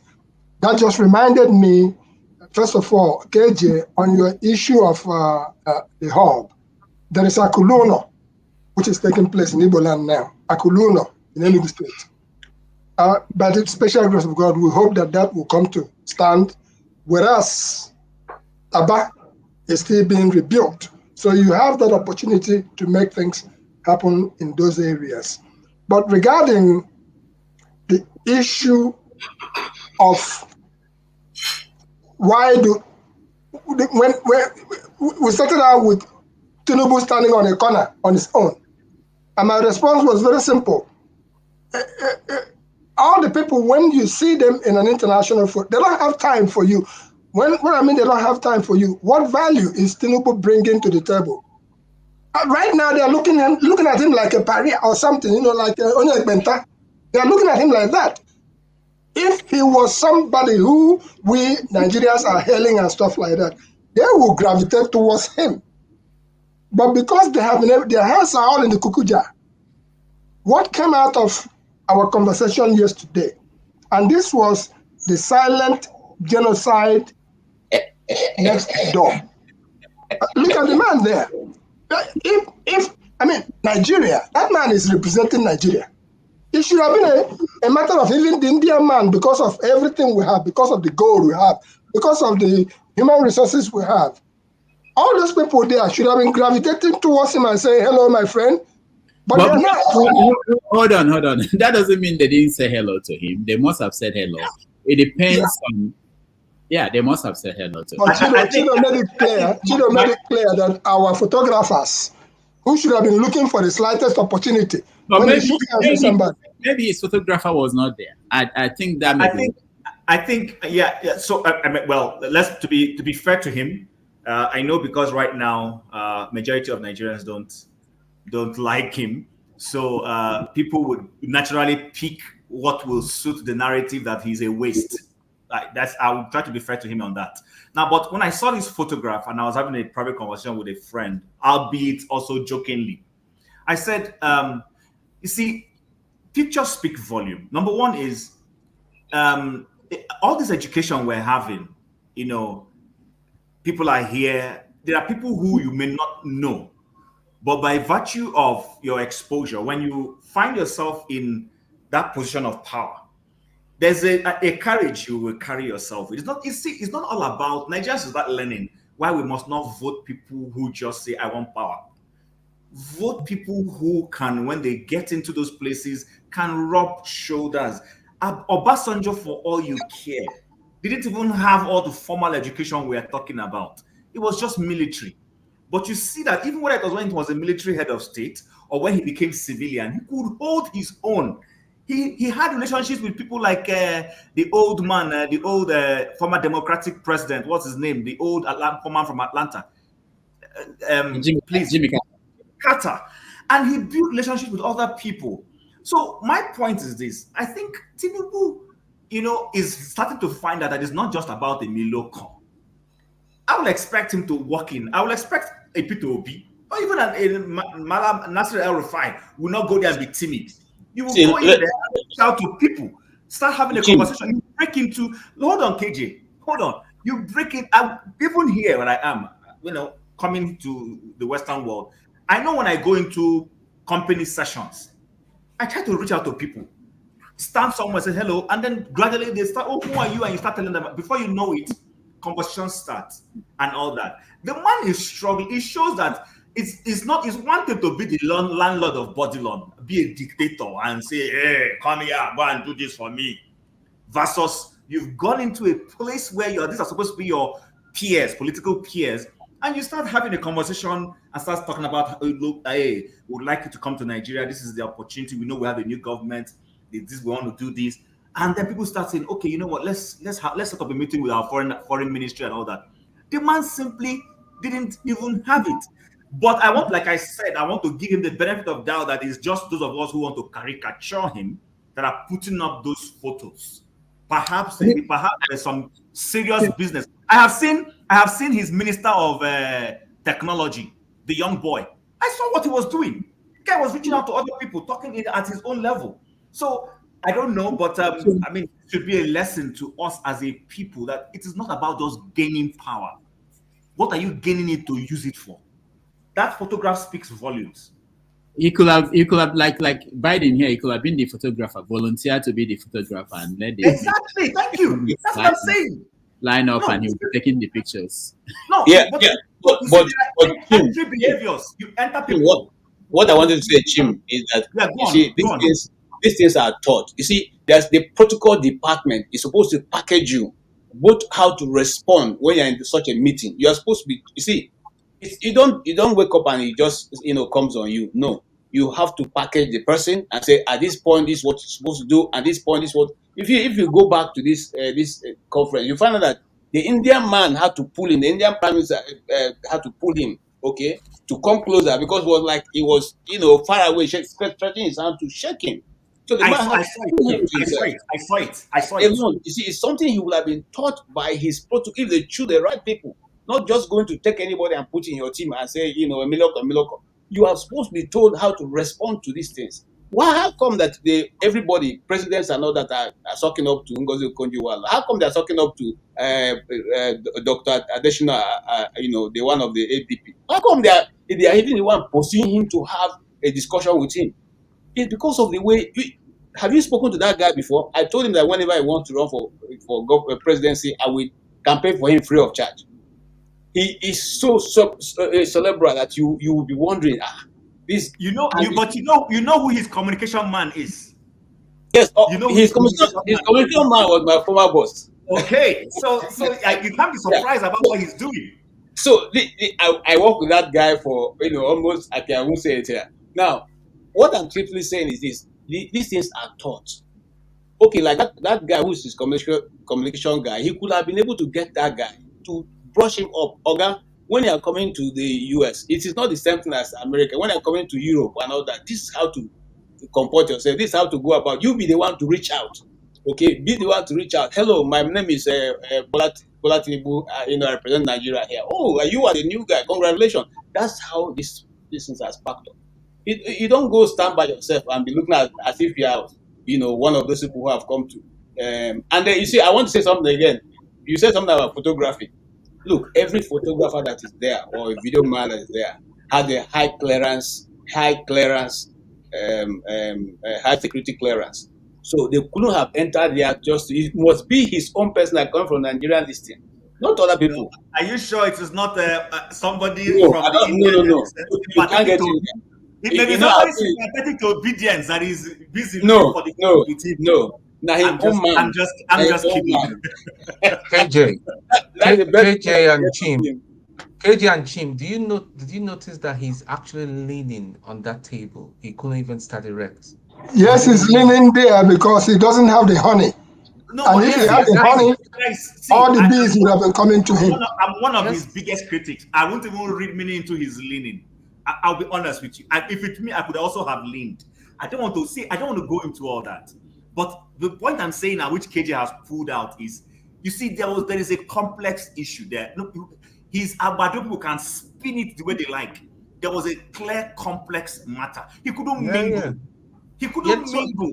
And that's what I'm saying. This is the city boy. This is the city boy. The guy that says, I am a city boy. That is the whole point I wanted to make, that leaning alone, that posture, his body language speaks of inferiority complex. Yeah. You know? Yeah, you see, let me say something again. What most of what Jamo, can you hear me? Yeah, we can hear I hope you. you're not vexing for me still. No. One of the things that African if I was an African leader and I have all of you here, when I reach London, I go call, hey guys, I want all the Nigerian eggheads here. I want to see them. Okay, exactly. you deal with economics here. Yeah, you deal with this. Yes, okay. Give me brief. That is how countries work. They use their. It doesn't. I don't have to be your party. Right? I don't even have to support you. We're talking about Nigeria. Okay, you get to London, you find the sharpest brains there, and you interact with them. They brief you up. KJ, Tafawa Balewa was just a teacher. But I have seen Tafawa Balewa's outings when he was. I'm telling you, I'm so proud of the way he carries himself. The way he carried himself, I was proud of him. I'm saying this for people who think it's all about I'm not an obedient. Yeah, so I'm not here to talk about tribal. He spoke very well. You could tell that you need to see Tafawa Balewa's courage, how he carried himself. You'll be proud. You'll say, "Wow!" And this is supposedly the man from the north that we think, not very powerful. You know. I'm disappointed when I saw Tinubu, and I'm like, this is the city boy they are selling to us. I am a city boy. So this is what city boy looks like. Oh man, this is crazy. For I'm not one of those who's Obasanjo lover. I'm not Obasanjo lover, but Obasanjo bulldoze his way into the international community. Of course. You like it, you don't like it. You cannot deal with Africa except you talk to him. You have to talk to Obasanjo. Yeah, this is what's going on. It became the norm that Obasanjo was synonymous with Africa. Yes. So, look, let me tell you guys. When you see me getting emotional, not because, it's not happening in Igbo land, but even these little opportunities we have to be able to make a nation, we don't use it. What are you? Look, almost every nation you go to, you see Nigerians at the top level of education and economics and commerce. Why not go there and say, assemble our people in Italy? I want to see them. Oh boy, what can we do in this town? What can we get? What is available for us to take? They tell you. They give you, they lay it out for you. Okay? If you like, and let the person be the one who represents you in doing that, but he will give you the legwork. I don't know how we do it, but I rest my case, my brother. All right. Ovie, what were you getting at with your questioning of No, I think if there's anything I take away from him, two things, him and what we are discussing about Tinubu's in India, but him first. I think if there's anything so far among all the people you've been bringing up, in general, I think he understands how the system works. Maybe because of virtue of his profession and how far he has gone. Because when he was narrating his experience in South Africa with Bill Clinton, you asked me a question, and when he was answering that question, he said something that he asked directly. He asked Clinton directly the question why he was supporting Abacha. But he refused to continue to say this is the response of Bill Clinton.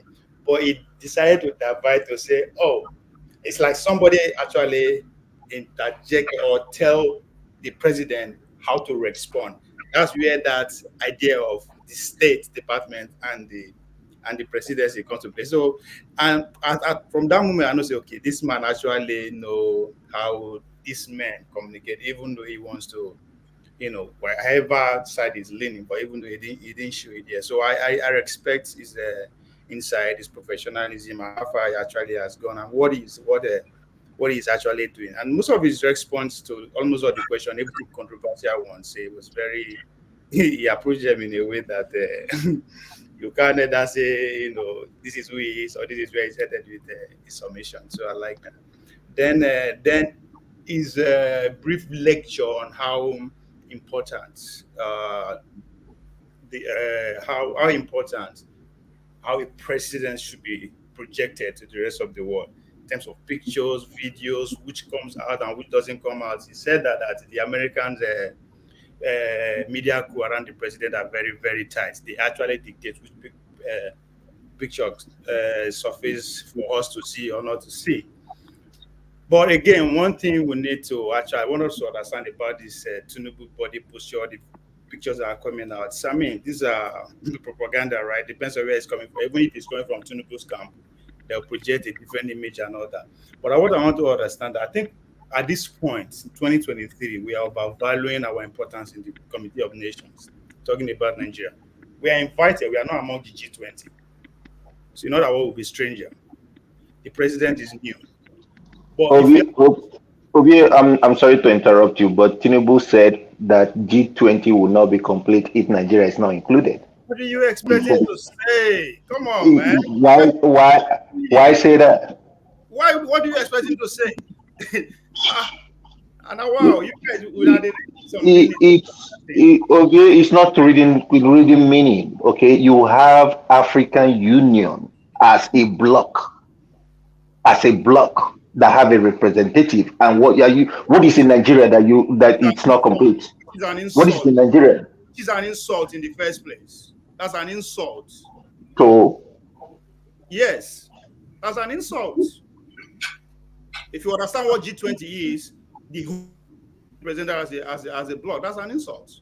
But that's the convention for another day. Anyway, let me continue on what I was trying to say about it. With the opportunity to actually go with a contingent or represent Nigeria among other committee of nations, you understand that it's not about your excellence, your oratory, what you know, and all that. It's about what you bring to the table. What is Nigeria giving to the world today as we speak that the world cannot afford to do without even a minute? What do we have that other countries, 1, 2, 3 other countries don't have more than us? We talk about how educated we are in the world and all that. There are about 4 million Indians in America. I don't care how many doctors you produce, you are still below them. Just because they point at some things, and Nigerians are the most educated immigrants in America, all those are boo-boo. Those are political statements to keep you where you are, and that's where we are today. We don't have anything to offer the world. Let's face it. Obi, hold on. Are you saying so that it was treated according to what he's bringing to the table? Obi, hold on. Can you hear me? Yes. So if just imagine that was William Ruto that went there. Yes. Do you think it would be a different experience for William Ruto? The country is not. Yes, it would be a different because it's Kenya, right? See, Rudolph, if I meet you for international engagement, I'll talk to you based on what I'm going to get from you. This is a power network game. What is Nigeria? Forget about Tinubu as a president. Let's say any other president that represents Nigeria. What are we taking there? What do you think we are bargaining power? Can I chip in? Can I chip in there? 2023 today, what do we have? Yes, go ahead. Sorry, Chair. Okay, so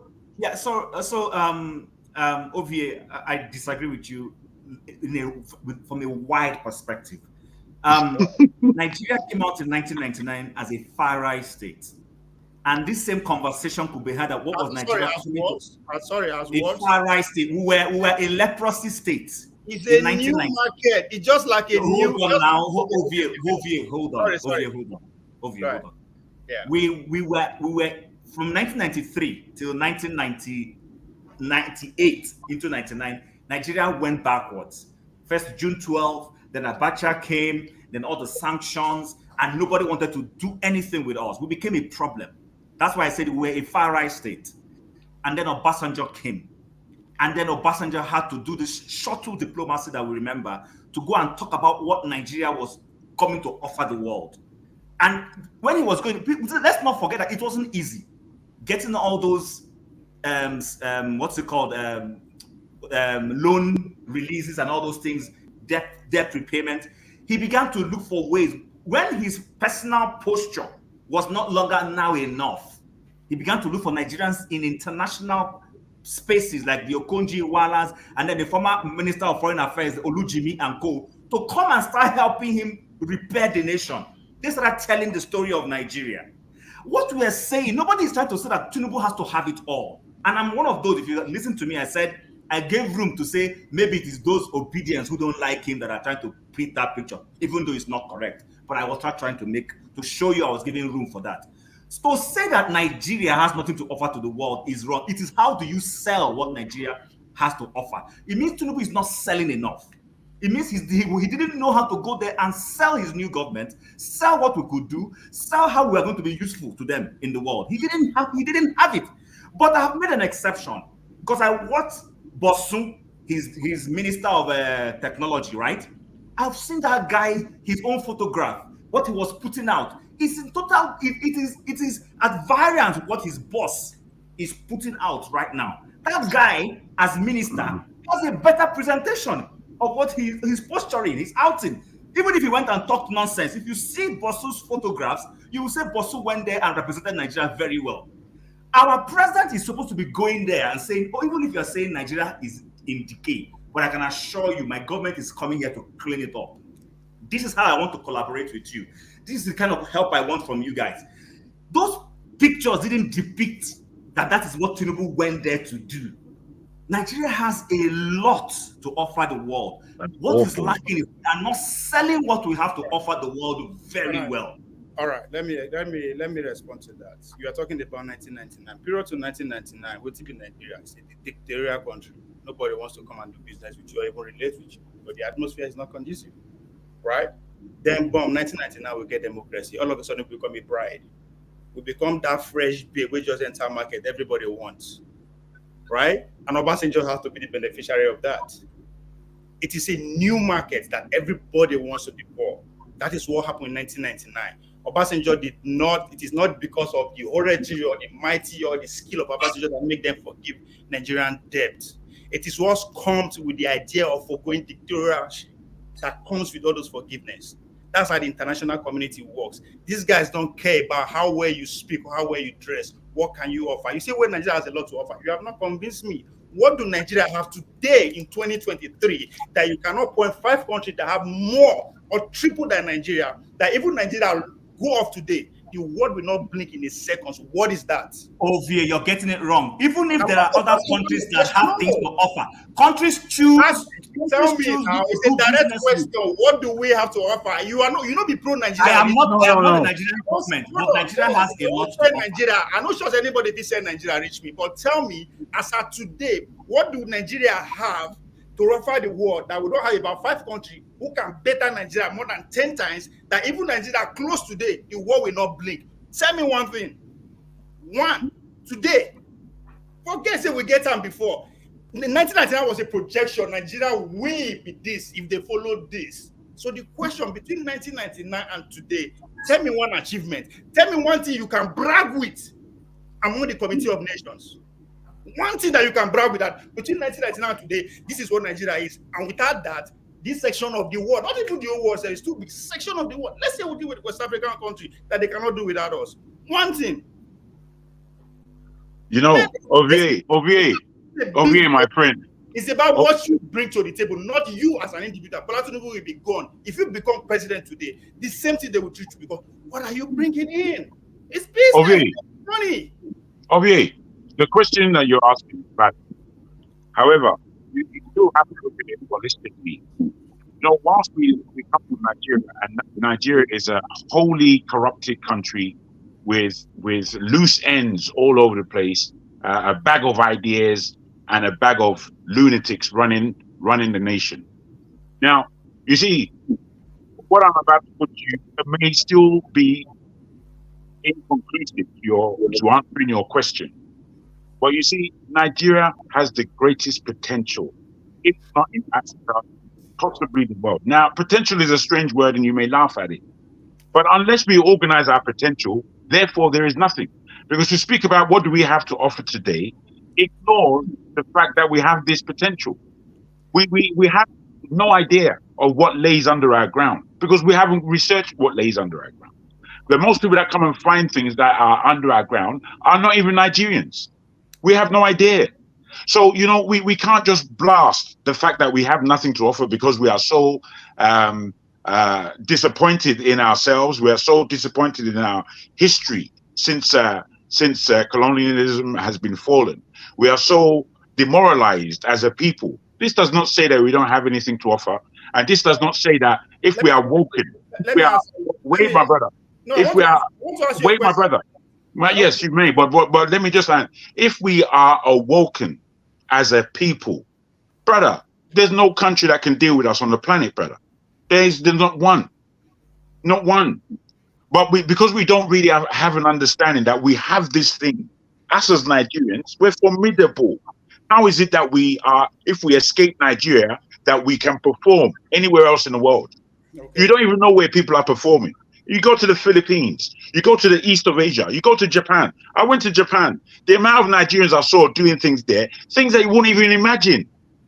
What is being said by Chim is accurate, which is to say that we as a people, and most especially our leaders, have to understand how to engage in this world. Yeah, but that's not what we are talking about. It is what we're talking about.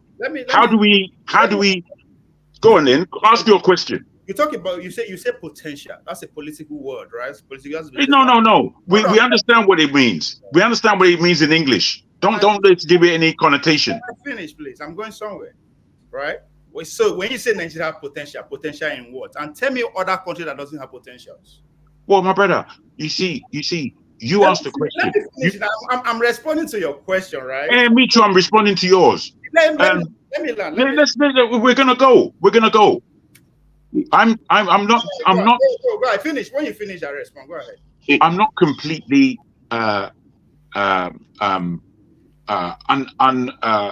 in touch with your point of view. I'm in touch with your point of view. I'm saying to you that your point of view castigates our effort as a people, what we do across the world as a people, and what it is that we have to offer as a nation. Now, as a nation, to say that our people, you're almost saying our people are useless. You're almost saying that we as a people have nothing to offer the planet. That's what I'm saying. You are reducing the conversation to. Okay. Hold on, guys. Sorry, Rudolph. Let me put this through. That's not the point. We are talking about this is international politics, right? How the world relates to us and how we relate to what. It has to do with what you are talking about potential. Potential in what? And show me one country that doesn't have potential. I just give you an example. For the past 4 years, let me finish now. The boo wars. Nigeria are the most educated in America and all that. I am telling you, India has 4 million Indian Americans here. Relative to their population. Relative to their population. Can you just? That's what I'm saying. We are talking. I'm sorry, Ovie. You're running on the cycles. You're not making sense. When you speak, I was quiet. I'm not stupid. But I'm telling you, you're not making sense. That doesn't mean just because you don't understand what I'm saying. Well, if you're confusing me, then you're not making sense. Okay. You allow me to land my points. Okay. Not an intelligent conversation when you're intelligent. I kept quiet when you are making your point, right? Okay, Ovie, 1 minute. 1 minute. We have to go to other people. No, but they were in touch. See, when are they talk? Everybody see that. Now my problem with that, right? I go just put one word. Everybody go attack. Allow me make my point. You have your time to say, okay, you can't have my point. But you interjected. You also interjected when I was talking. I kept quiet. You interjected. That's not correct. You interjected. I had to stand my ground. You interjected. That my words they trigger you says a lot. Nothing they trigger. Not. You're not making sense. I'm being honest. I have to say that. So we have to stop Ovie and Chim. Righteous man is in Nigeria. Another thing that my Bojagon say that we need to come to reality is that if Nigerians go anywhere they defeat him. Of course. What did they train us for? Are we not here speaking English? Are we not supposed to? We are being bred to fit into the outside world, not within. That's why we are having the problem. That's why I question you. What do we have to? What do we have to offer? We cannot produce anything that is indigenous to us. That is a problem. So what are we bragging about? India send their homemade nuclear power plant. Homemade. Only 5 nations in the world are able to achieve that. India did that. What you want they proud of? Tell me. Okay, Ovie, that's okay. Okay, let me say this. Because I have to leave. But let me say this. This is my experience, and I hope it means something to someone. I read about the G20 meeting. I don't know, most of you can read it in other places. I read about it before the presidents got there. So what was going on? They were negotiating. Different countries were negotiating. Their ministers and other people negotiating on the language of the statement they are going to issue. Okay, this is days before the real people got there, and they disagreed on things. Even Russia that Putin was not coming. Their ministers were there making sure that the language is what they wanted. And he told me something. These people, they don't just go to a meeting. They just don't enter the plane and go anywhere. So someone like Tinubu and or Nigerian leaders, if they had advanced team and planned these things, they would have made plans. I'm going to talk to this person on this and make an arrangement that for 5 minutes or 10 minutes, I'm going to talk to this person. But I can tell you that most of these things don't happen with Nigeria. The same way we do anyhow about anything. We don't do anything. We don't care. We think by getting there. And the other point I want to make is that, when we say that all these people we debate should debate, all our politicians who are running, I think they are doing us a favor. We are saying that you should prepare yourself so that when you go outside, you'll be able to operate. But they think it's for us. They are doing me. No, it's not me. When you don't prepare yourself, when you are not capable of having conversations, have you met all these people? Have you met some of these people? When you meet them in private. Bruno, I'll give one short example because you talk now. It might be when I did school, we have international week where we do. So every country will come and produce what's presented, right? I look around, I play into our culture, right? Yoruba culture and all that. When the South Koreans start, they begin tell us how they start Samsung and what that has achieved. But I come out for the place. Nobody know when I come out. I was ashamed because me they project yesterday glory. This is 2023. What moves the world is what matters. What do we have that move the world? So waiting to go and go discuss with other people about our oil. What is oil? That other people that they every street now in America. What is? What do you want to discuss? Okay. Rudolph. Dr. Rudolph. Yeah, righteous man. Before you leave, I want to say one more story before I leave. I want to say something to you before you leave. Okay, go ahead. You see, your platform is one of the most celebrated platforms in Nigeria. You may not know that. I've said it to you. Thank you. But you see, I want you to see how you can turn this platform as a result-oriented platform that will project solutions to Nigerian problems.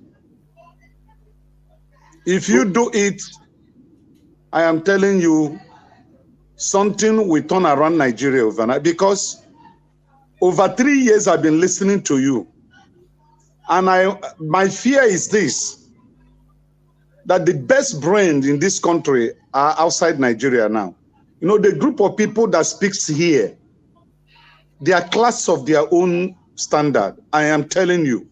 And it's affecting us back home here.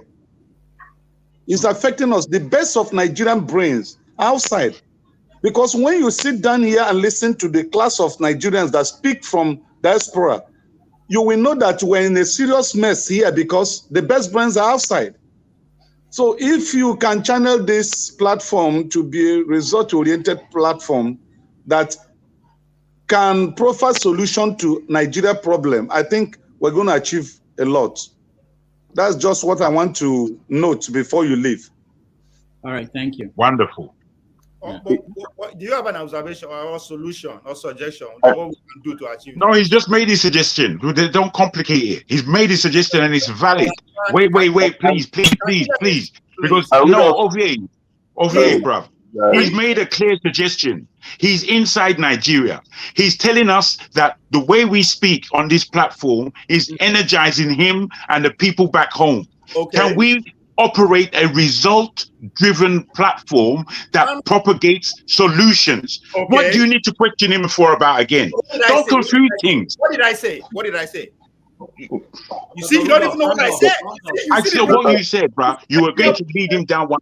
Your problem, yeah. You said you're listening to argue. Stop arguing. I asked him, no, what is his spec? He give us one suggestion. I'm asking. He can say, "Oh, I don't get." You just jump in. I am not saying he's lying. I'm saying, how do we go about it? Dr. Rudolph, before you leave, can I say something? I don't say anything contrary to what he said. I just said, okay, that's a good suggestion, but do you have any idea how we can move towards that? That's not what you said. That's not what you said. What did I say then? We don't need to argue, as you said. It's not an argument. Not be every time we're supposed to listen to argue. That's why we have to get the results. At times, I've withdrawn. I've done withdrawn. At times, I don't have to agree with your submission, but I'll let you. Oh my God! You guys are taking my time now. Hello. This is not about us on the screen. There are millions of people out there who are watching. There is a need. Hello. There is a need. Bro, you're very complicated.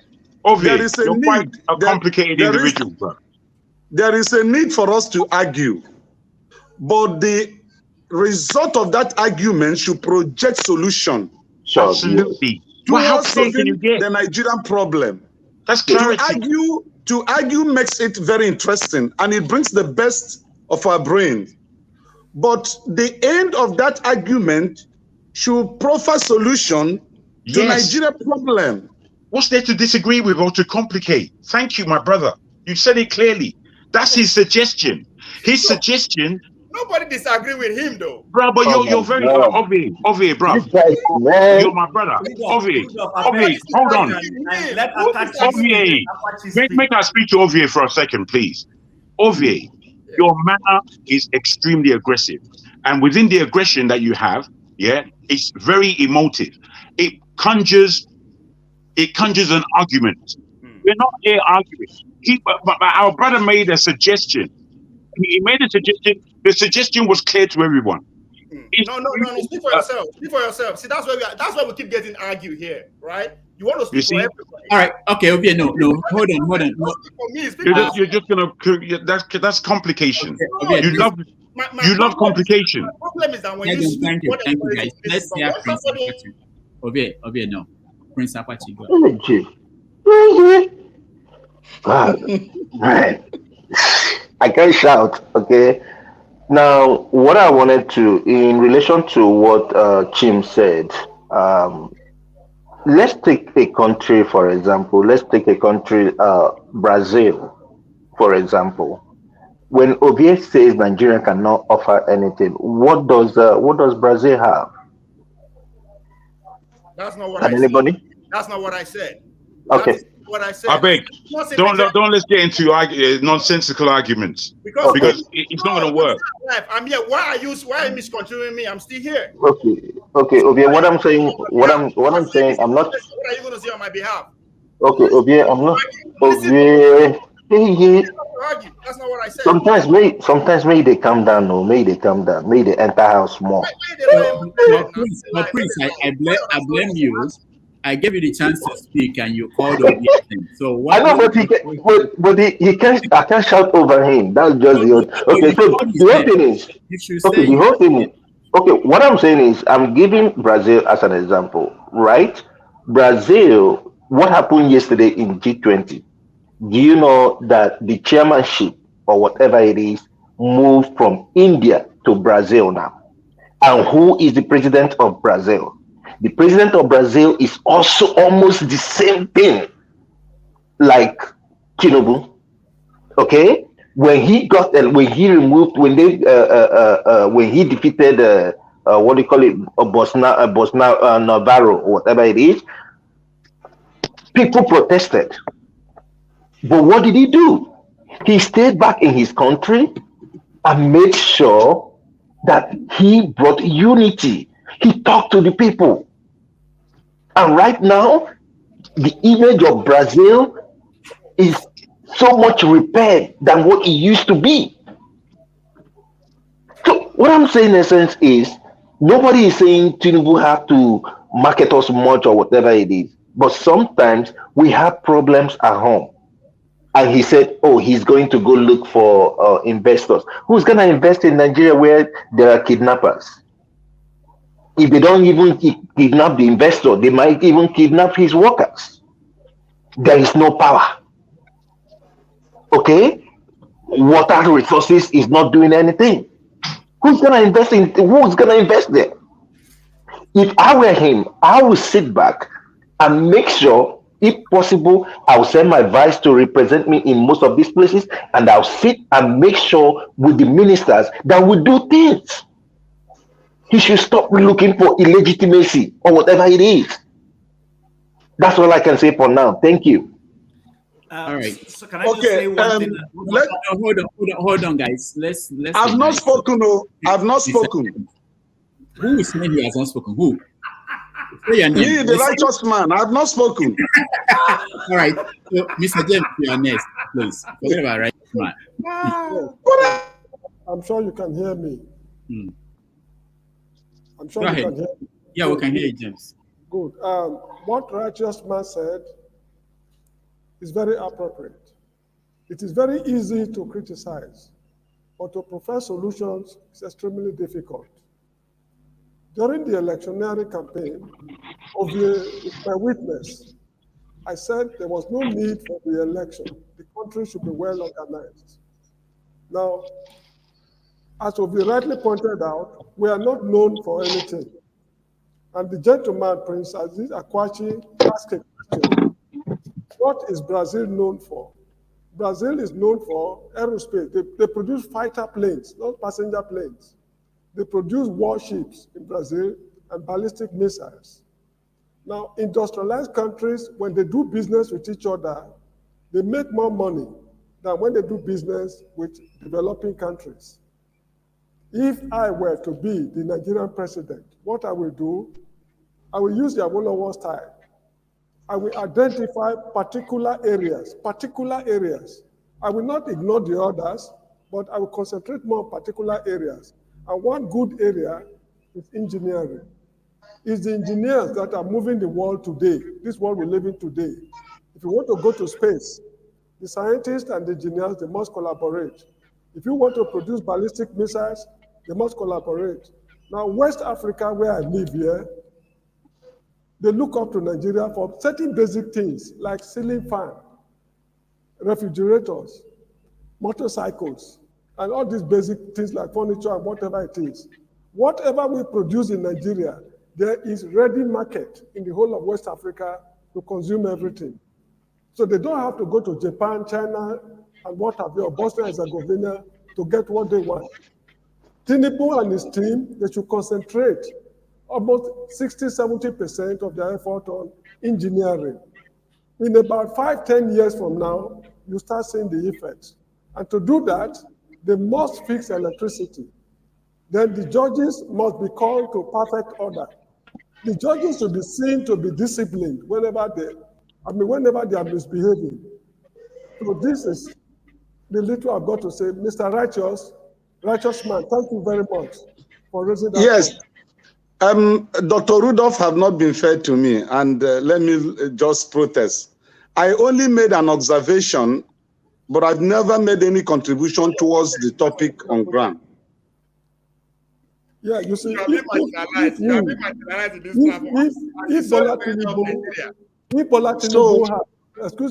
Bola Tinubu had gone to India to tell them, oh, NASA in the United States, in your space program, we can produce XYZ units at cheaper cost in Nigeria, the Americans will be interested.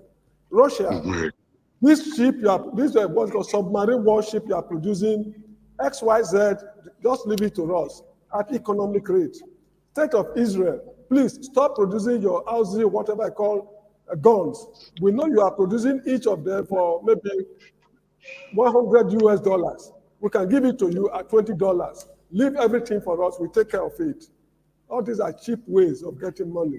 The brains are there, but the Nigerian government is not organized. If I could just chip in Yeah, briefly so, on what Mr. James just said, You see, that's where I was going to when I said that, we have a lot to offer. First and foremost, Kano, Aba, Onitsha, Ibadan. These are centers where we had industrialization before. Maybe this government can go back and start picking whatever pieces of unique selling points are peculiar to those places and begin to, we don't have to go to world. Like he rightly said, West Africa. I used to see Senegalese come to Onitsha to come and buy Singer machine. Plenty. What's happening? Can we resuscitate that trade? The Gambia. Ibadan used to be a center. All the people I used to go to school, my father bought them in Ibadan. Can we go back to those kinds of Odu Shote bookstores and all those kinds of things? Very little things that you can start doing. That may still be significant, but if you consistently keep doing it, the country will start making a shift. Mr. Chin, do you know that? Let me say something, please. Let me say something, Mr. James. Just please. The textbooks we use in the Gambia secondary schools are written by Nigerians from Nigeria. They go there to buy them and bring them here, sell them here. The pencils, erasers, sharpeners, they are from Nigeria. These are cheap ways of making money. Let me say something. Ovie made a valid point, a most valid point. You know why? Not as always. Ovie made a valid point. You know why? Nigeria have nothing to leverage on. Absolutely nothing. Our value system, our value system is dead. It's dead. The governmental agencies are corrupt. Nigerian individuals are projected to be fraudulent people. Righteous man. Solution. No, let him speak. No, don't argue with him. Let him speak, please. People want to hear. You see, the topic is that the man that went there on behalf of Nigeria is not presenting Nigerians well, and is not projecting the nation as equal competitors in the global community. That's what we're discussing. And Ovie said that he is doing it because he has nothing to leverage on, which I said is true. Because the world is a global village now. There is nothing that happens in Nigeria that the rest of the world are not aware of.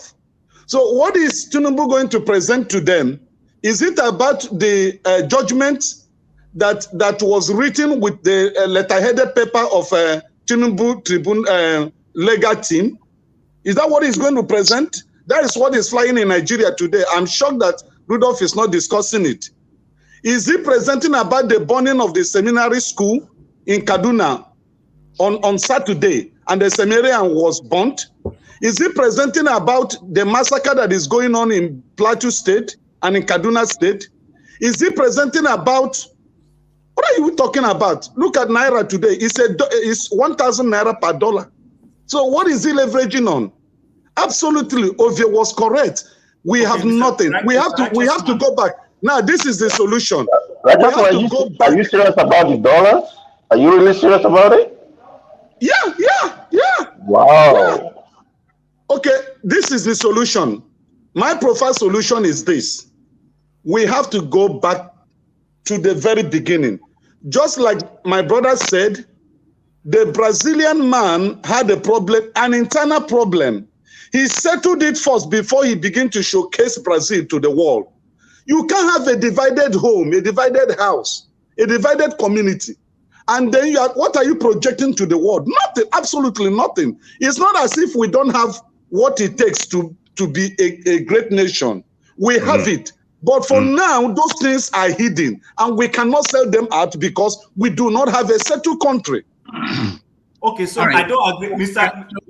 Tim, before you go, I just want to say thank you to everybody who joined us, joined me, and I will hand it over to our forefathers. Forefathers, thank you so much for being here, and I'll see you. See you guys. Take care, my brother. Thank you.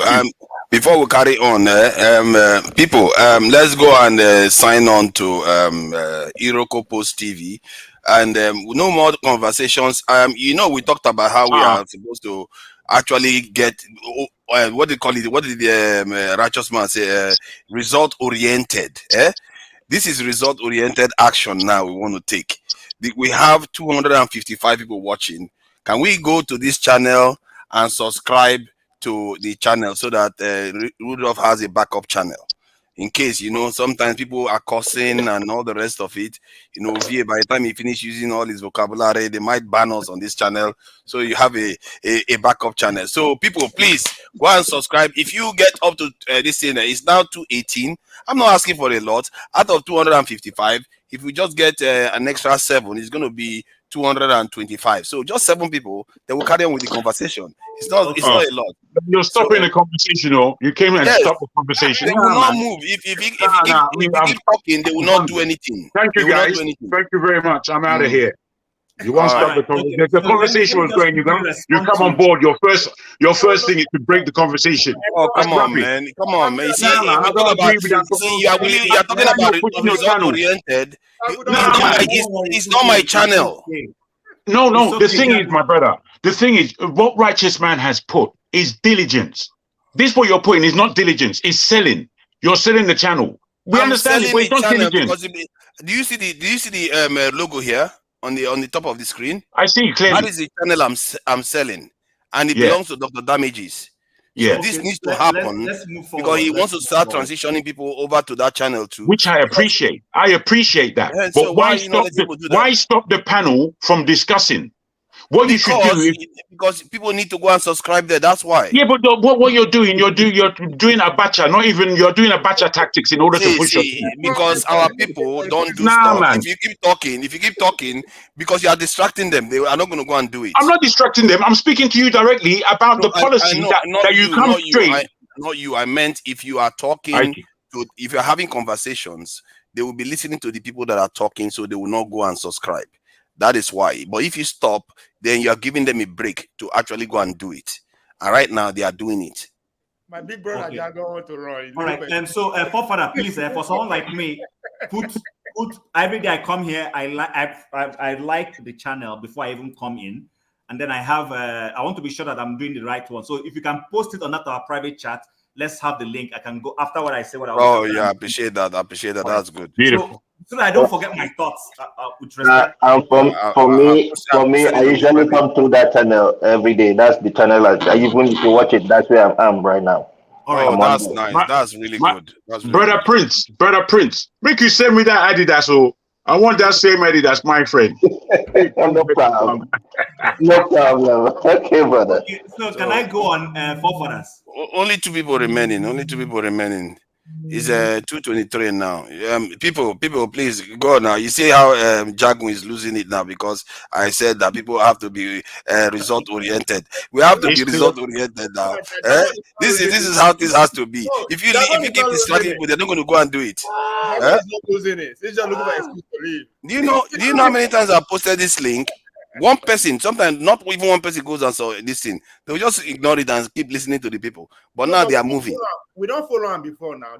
Dr. I don't follow this place before now. Yeah, let's see now. Okay, so it's just one remaining now. I go on now before I lose my trend of thought because let's verify. We have to trust but verify. I don't trust Nigerians.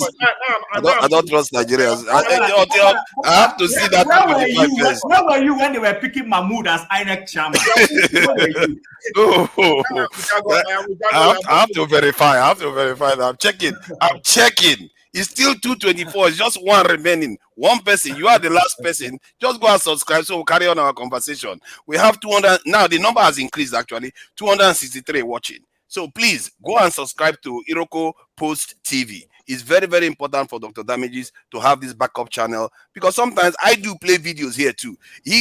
Sometimes he complains that some of the videos I share here could lead them to get a strike and they get banned maybe for 2-3 weeks. Then this is the channel that is going to be supporting it. That's why it's good to always have backups. This is what people do. My brother, I don't subscribe. What he subscribe? So let's move on. It's a bomb. All right, let's move on. You see, Nigerians. Now this is result-oriented action. Your abacha don't do, my brother. Righteous man, you must be. You see, this is 2:27. We got more than we needed. Thank you. Let's carry on. Who's next? It is me, please. Thank you. Go ahead. Okay, so righteous man. Thank you very much. I hear you. See, my point of departure is this. Like Jagun said, you made a very valid input just before that banter between Jago and Ovie about turning our conversations into actionable things that could help in terms of moving the country forward. And I agree with you. But where I disagree is this thing telling me that because Nigerian government is failing, that Nigeria has nothing to offer the world. That is wrong. That is not correct. No. That's not what I mean. Let me finish. No. If you don't come now, when I say over the interject, over the say I know they accuse am wrongly. No, that's not what I meant. That's not what I meant. No. Hold on. Sorry, you can interject later on and correct me if I'm wrong. But what I'm understanding from this, you've already said our conversations and arguments, that's nice. But how do we turn it into something? And that was the suggestion to Dr. Rudolph, that will become actionable. And I agree with you. But there's a conversation that is saying that Nigeria has nothing to offer the world. Whether it is Nigeria has nothing to offer the world because of the problems we're going through now, or latently that generally Nigeria has nothing to offer the world, whichever the instance, I'm saying I don't agree. What is failing in our system is that, for instance, this meeting we are knocking Tinubu for, what stops him? I am not saying he probably didn't do it. Maybe he did. I don't know. From saying, okay, Madam Iwala, or even Akinwumi Adesina, you have been in the international space for quite a while. I'm coming in now as president. I need your help. We're going to this place. I need you to introduce me to the Indian Prime Minister. This is what I want to offer. Or introduce me to this. Because Akinwumi Adesina and Okonjo Iweala are dealing with these leaders on a daily basis. That's why you can see the relationship. I mean, Washington will probably call her once in a while to talk about trade issues with China, whether it is for them or against. The same thing with Adesina and all those things. So the presidency needs to leverage these international key points that Nigeria already has. We talked about Onitsha, how Onitsha has single machines that people used to come from Senegal. Senegalese come to Nigeria to buy that machine in quantum. I know this for a fact. Has that business route closed? If that business route has closed, why? Is it because of the kidnapping and the insecurity in the East? So these are some of the things that the government of the day can start revitalizing. I've talked about Ibadan. All the books I used to go to school, my father used to go to Ibadan to go and buy them. Ibadan used to be known for many printing presses. How do you start revitalizing those things? So that West Africa will be the first consumption point. And as those businesses begin to have markets to sell, the ingenuity to do the kind of aerospace thing we are wanting to see Nigeria do will begin to come. But if the little daily steps, the small ones cannot be taken, you can't start talking about going to space. Brazil used to produce all the buses that all the Canadian electricals and the youngs used to use in Nigeria. Did we know that Marco Polo buses were all from Brazil? So Brazil didn't just wake up and start doing the space things that we are seeing them doing today. It's from those little buses, those production, those manufacturing, that today now they are getting bigger companies to come and say, you have the things we need to start producing things that take us to space. Those are the little conversations I want to hear us have. And Nigeria has the capacity for those things. Whether the government is doing the right thing to enhance those capacities is a different issue altogether. And that is where we are right now. Can I ask you a question? Go ahead, sir. Good. Now, projection. When you project, I'm going to make 200 million naira in 3 weeks' time, does not mean that you are going to get it. It's a projection. You may end up not getting even half of it. OVA is making a fundamental truth. OVA is saying, OVA did not say that Nigeria does not have the capacity. But as of today, we need to put our house in order because there is nothing the Nigerian government... Can I interrupt you? Righteous man. Oh, no. Wait, let me finish. Quickly, my brother. Real quick. I do apologize. You see, there is nothing necessarily wrong with what OVA said. It's the way he said it and the connotation it actually suggested to us all. When you now organized what Ovier said. Ovier had no axe to grind, and the rest of the panel also had no axe to grind because you put it in succinct terms that we can all appreciate. Then, so that we move our conversation on and we don't stay stuck. Then Chim now put it in even more beautiful language for us to appreciate that, look, where we are now is where we are now. In order to have some semblance of organization, we know that we have to operate within before we project outside. I think that's where we are. We should have an understanding because we're all quite intellectual in order to move the conversation on. Otherwise, we're going to be stuck talking about Ovier. And Ovier is a shy guy. He doesn't like to be spoken about all the time. So it was, agree with me that it was a mistake for Tinubu to be in India. He would have sent his vice or somebody else to represent him while he settled the home. The homeland is boiling. It's not altogether a mistake. It's not altogether a mistake. I'll tell you why it's a mistake. It's a mistake because he didn't go and meet his counterpart. He went to meet a rogue. Oh, how can a statesman go and meet a rogue? That's rubbish. It's rubbish. All that kind of movement is what we call bombastic. When a man is telling you, because I'm president, I can do what I want. Whilst I'm in court, I'm going to F off out of town and go and meet some rogues in India. That's rubbish. Jago, how can you clap that? There's nothing to clap. Jago, let me say something. All what Chim just said, that is the way to go. Chim said very fantastic stuff right now. I agree with him 100%. Yesterday, I was listening to this program. KJ also said similar thing. You see, before we will start producing rockets, missile, whatever we want to produce, we need to start and look at each state, each local government. Trust me, the way Nigeria is set up, every state, they have something to produce. Just like as he was saying, like in Ibadan, they used to have press, pretty press. In Anambra, they have something. In Imo, in Edo, in Delta. Concentrate on this stuff. Apart from we having the bigger stuff like refinery, making sure our refineries are working, that will solve a lot of problem. Focusing on electricity. There are if you move around Nigeria, if you know Nigeria very well, you will know that in majority of the local government, they have things to produce. It's just the government to support and focus on this stuff and let the country grow eternally. Let's develop the country. And if it's in the north, agriculture, give them the full support.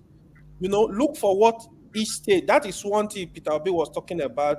I really admire. He was looking at the production, not going to Abuja every month to share money. The other thing is, I don't think it's wrong for the president to be in India. The president is new, mind you. The president talking to people is different from sending somebody to talk to people. Rudolph says. Can I just ask you, AY, my brother? Sorry, my brother.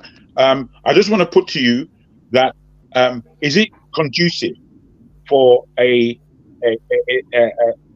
president of any country for his first outing out of the country to not go and meet his counterpart? That is what I wanted to comment on. Rudolph said something just now. The problem with our government is lack of planning. Rudolph says something. The president is going to India. He's supposed to have a very strong plan. What do you want to achieve? What are you going there to do? Who are you meeting? Do you want to talk to? The president of America is going to be there. Talk to them. Members from Russia are going to be there. Talk to them. Who do you want to talk to? What do you want to achieve?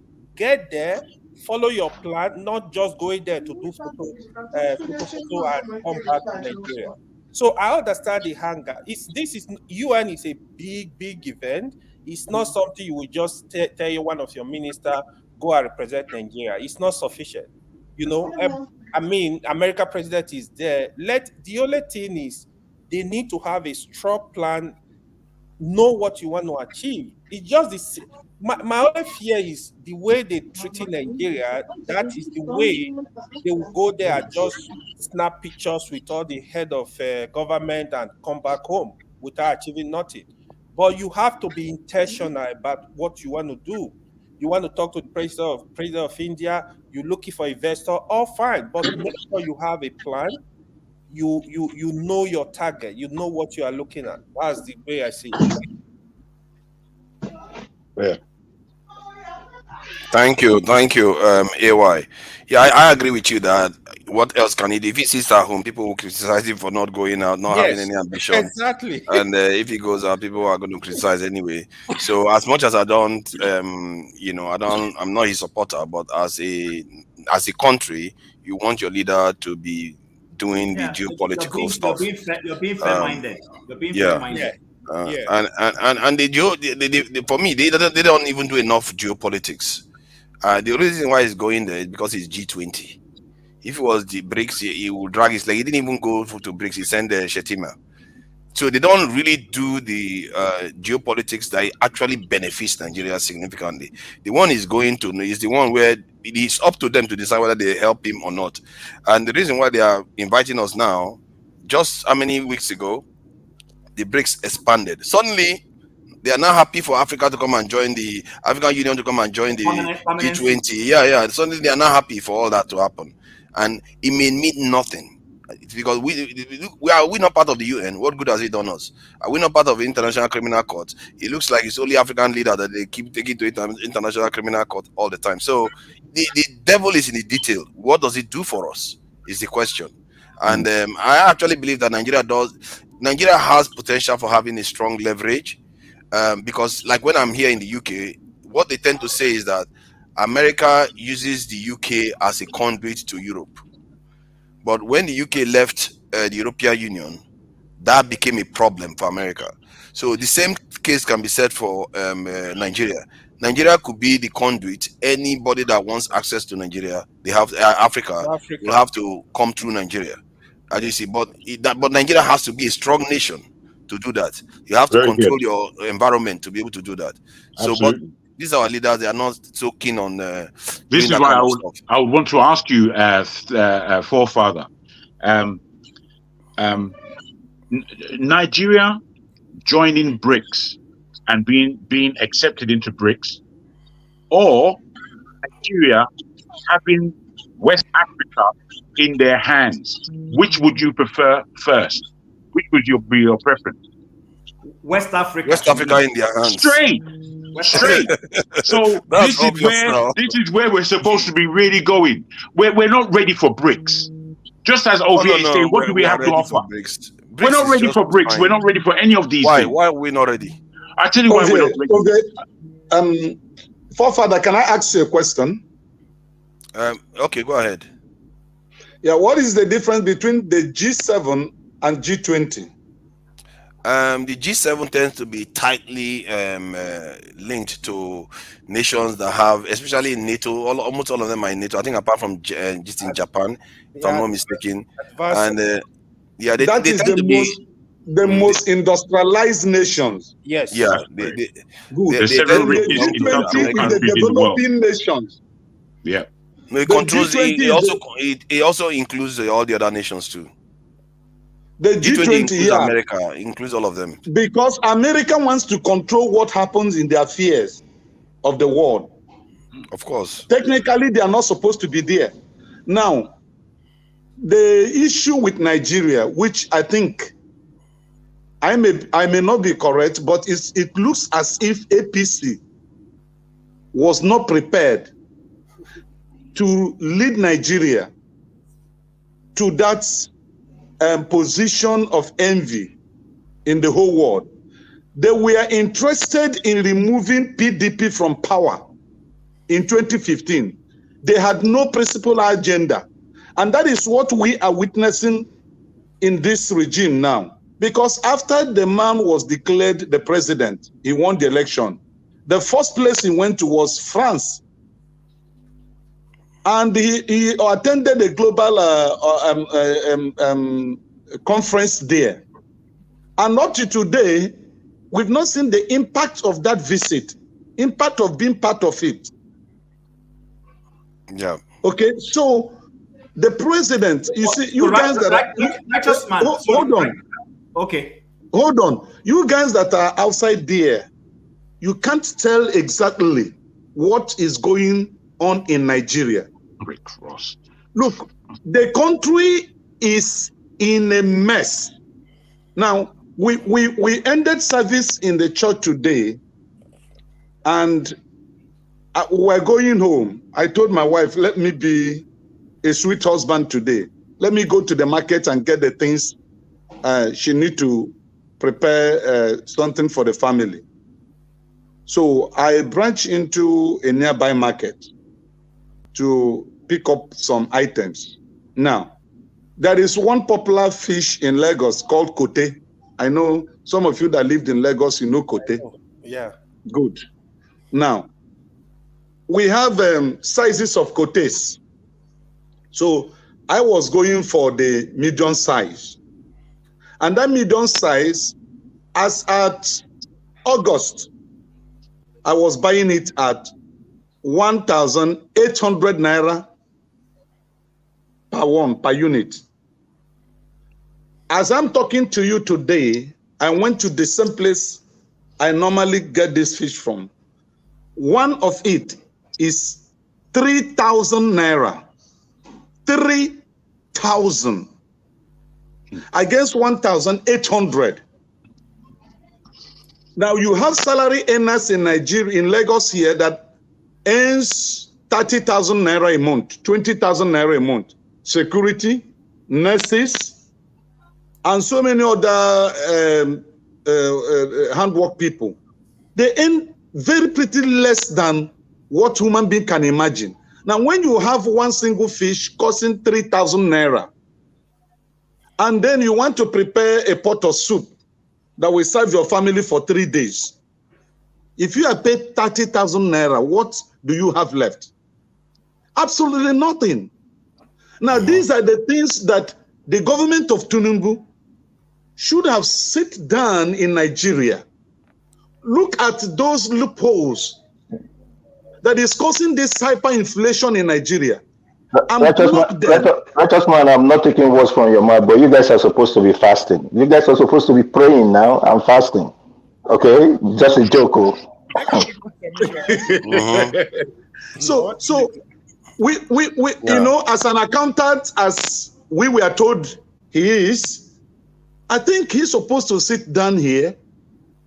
Look at one of the problems we have in Lagos is Agboroism. I came back from Germany. I entered into public transportation. I had 7 buses. This issue of Agboro crushed my business, and I have to auction those buses. Okay? I went into buying of cars. I sold my house before the COVID so that I can go into importation from US. My friend that lives in US came to Nigeria December, spent December, January. By February, he returned to US. I wired money in dollars to his account, only to hear by February 18th that the guy was dead. And that was how my business crumbled completely.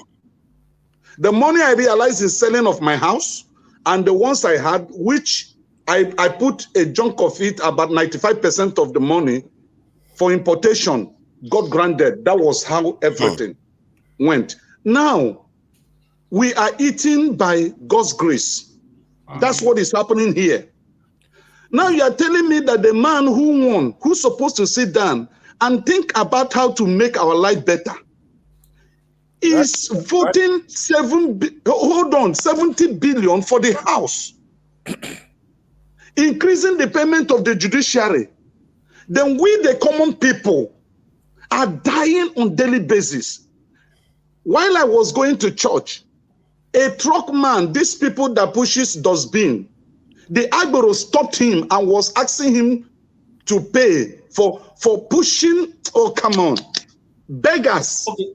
Beggars have been taxed in Lagos now. If you're a beggar, hold on. If you're a beggar if you're a beggar in Lagos today, they will give you ticket. You will pay. If you're a beggar, have you had such a thing? Righteous man.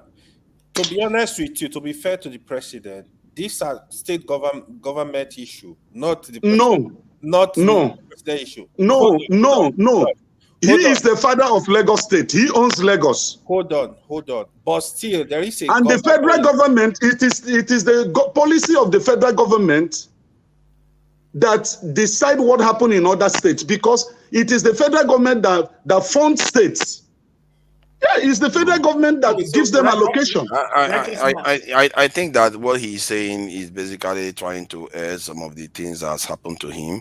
That is not good. Yes. Somebody passing when his money is at stake like that, and a very, very important strategic funds that he wanted to use for business. This life, this is why you plan. Man proposes, God disposes. I understand. When you tell him that it doesn't have anything to do with the president, that's not the point. He just wants to air his this thing. I wanted us so that I hear him and righteous man, my sincere empathy towards. Yeah, I really feel this thing for that, because it's just one of those things in life. Yeah, yes, I understand that. I cannot. Their story is a common story of most Nigerians who invest, and due to economic situation, the businesses go south, and that's the end of it. Unfortunately, we don't have a responsive society where the government comes to your aid. I empathize with you. But that being said, our original conversation was whether Tinubu going to G20 right now would have made any sense. Now, I'm a critic of that government. I'm a critic of the man. I'm not a supporter of him. I would have loved him not to be there. But the reality on the ground is that he is there right now. Now, we can only begin to analyze his activities and profile our solutions. Hopefully, somehow, some of these things we say here will get to the right places and they can relook it. Tinubu going to G20 does not have it. It doesn't stop Nigeria from trying to change things, rejig things. His VP could have as well sat down. They're a team. He said, Mr. Man, I'm going for G20. You guys, please, while I'm away, can you be talking about or whatever, however government runs, I don't know. Going to G20 was to go and look for opportunities for Nigeria. That is what it is. He is new. That is one of his first. In fact, France was not his first outing, to be honest with you, because that one was photo ops. I mean, he just got sworn in, and then the next day he's going to France. There was really nothing he was going to offer or say. They were older African heads of state who, in terms of time spent, had more international clout than him at that point. So that's okay. But this G20 was where he was supposed to go and announce himself. Yes. Meet new people. Talk to, and remember that other one was just France inviting a select number of countries. G20 is, if not the whole world, let's put it that way. It's almost a mini. What are the economic policies of this government? What are the economic policies of this government? I'm coming. I agree with you. But what I'm saying is, in a normal situation, if he did have an economic plan, you'd have had a goal to say, okay, this G20 should be a place for me to go and leverage, whether it is attract investment or tell people of what we are doing, what my government's plan is. We're just starting. We are 1 month old. These are the kind of things we want to do. And those things we want to do, we find China, we find India, we find whoever it is to be a possible partner in those things. And we show them a roadmap. People are going to be working on the roadmap of this is what we want to do. And they say, okay, you know what? Let's take this conversation forward. Now, remember where we started. His photograph standing aloof. Kneeling. That's what has generated all these things. People are saying that posturing does not help Nigeria. And I agree with it. But I will exonerate him from saying that he shouldn't go to G20. No, I don't agree with that. The point is, we know that he's going to G20. He didn't do well. G20 would have been a place for him to go and start beginning to attract people. Have some conversation that when the people he has those conversations will leave there, they'll go back thinking and say, I had a conversation with this new Nigerian president. Doesn't seem like a bad guy, actually. See what he told me. Minister of Foreign Affairs, Minister of Industry, can you set up a meeting with your counterpart? Let's see how we can further these conversations. Maybe he did that. The only person that seemed to had a successful outing based on photo ops was Bosun. the guy who runs communication. I mean, I saw his meetings with his counterparts, and I read a few of the other things, and it seemed that the guy seemed to know where he's going. But I am communications. What is he supposed to be? Digital, sorry, is it digital communication? Technology. Sorry, it's technology. The guy that's going to go into IT. Also, it's very good. It's a very So I gather that he is very good. But what is he? What is the this in outcomes we are looking at, and what kind of conversation is he having? What is he trying to bring into the country? I haven't read all those things very, but I'll take my time. Don't know yet. I know the president was really looking for investors, but what I'm saying is based on what I saw, the guy seemed to be having a good outing. I saw it. He was having meetings with key people in my problem with Nigeria is that I think, and even some of us we are saying, some of us are even saying he shouldn't even be going there. We are not doing. Who shouldn't go there? No, that some people were saying that maybe Tinubu shouldn't have gone. That he should be focusing on Nigeria. And so, what my concern is that we are not doing the serious things yet. We keep going on all these petty meetings. I'll come and build a bank here, do this one here. It's not going to get us anywhere. We've been doing this for how many decades? The thing that they need to fix in our country to make our country strong, so we control this in West Africa, maybe even other central part of this Africa, because if Nigeria is very strong, we can control all these countries. Then when you go to them, whatever you ask for, they will give you. Because they know you control 400 to 600 million this market, size market. That's what they are going to know. And they will come to you. For me, the biggest economic this investment Tinubu can make is in our security and stabilizing our country. You can't have IDP camps and you are going to tell people to come and do business in your country. Well, what kind of country is that? They would be like, your country is at war. Why should I come and invest in your country? Tomorrow, what if the people that created IDP camp overrun your city? The city I put my investment, then all the investment goes to dust. So you have to make your environment stable, stabilize it, and stabilize your neighborhood too.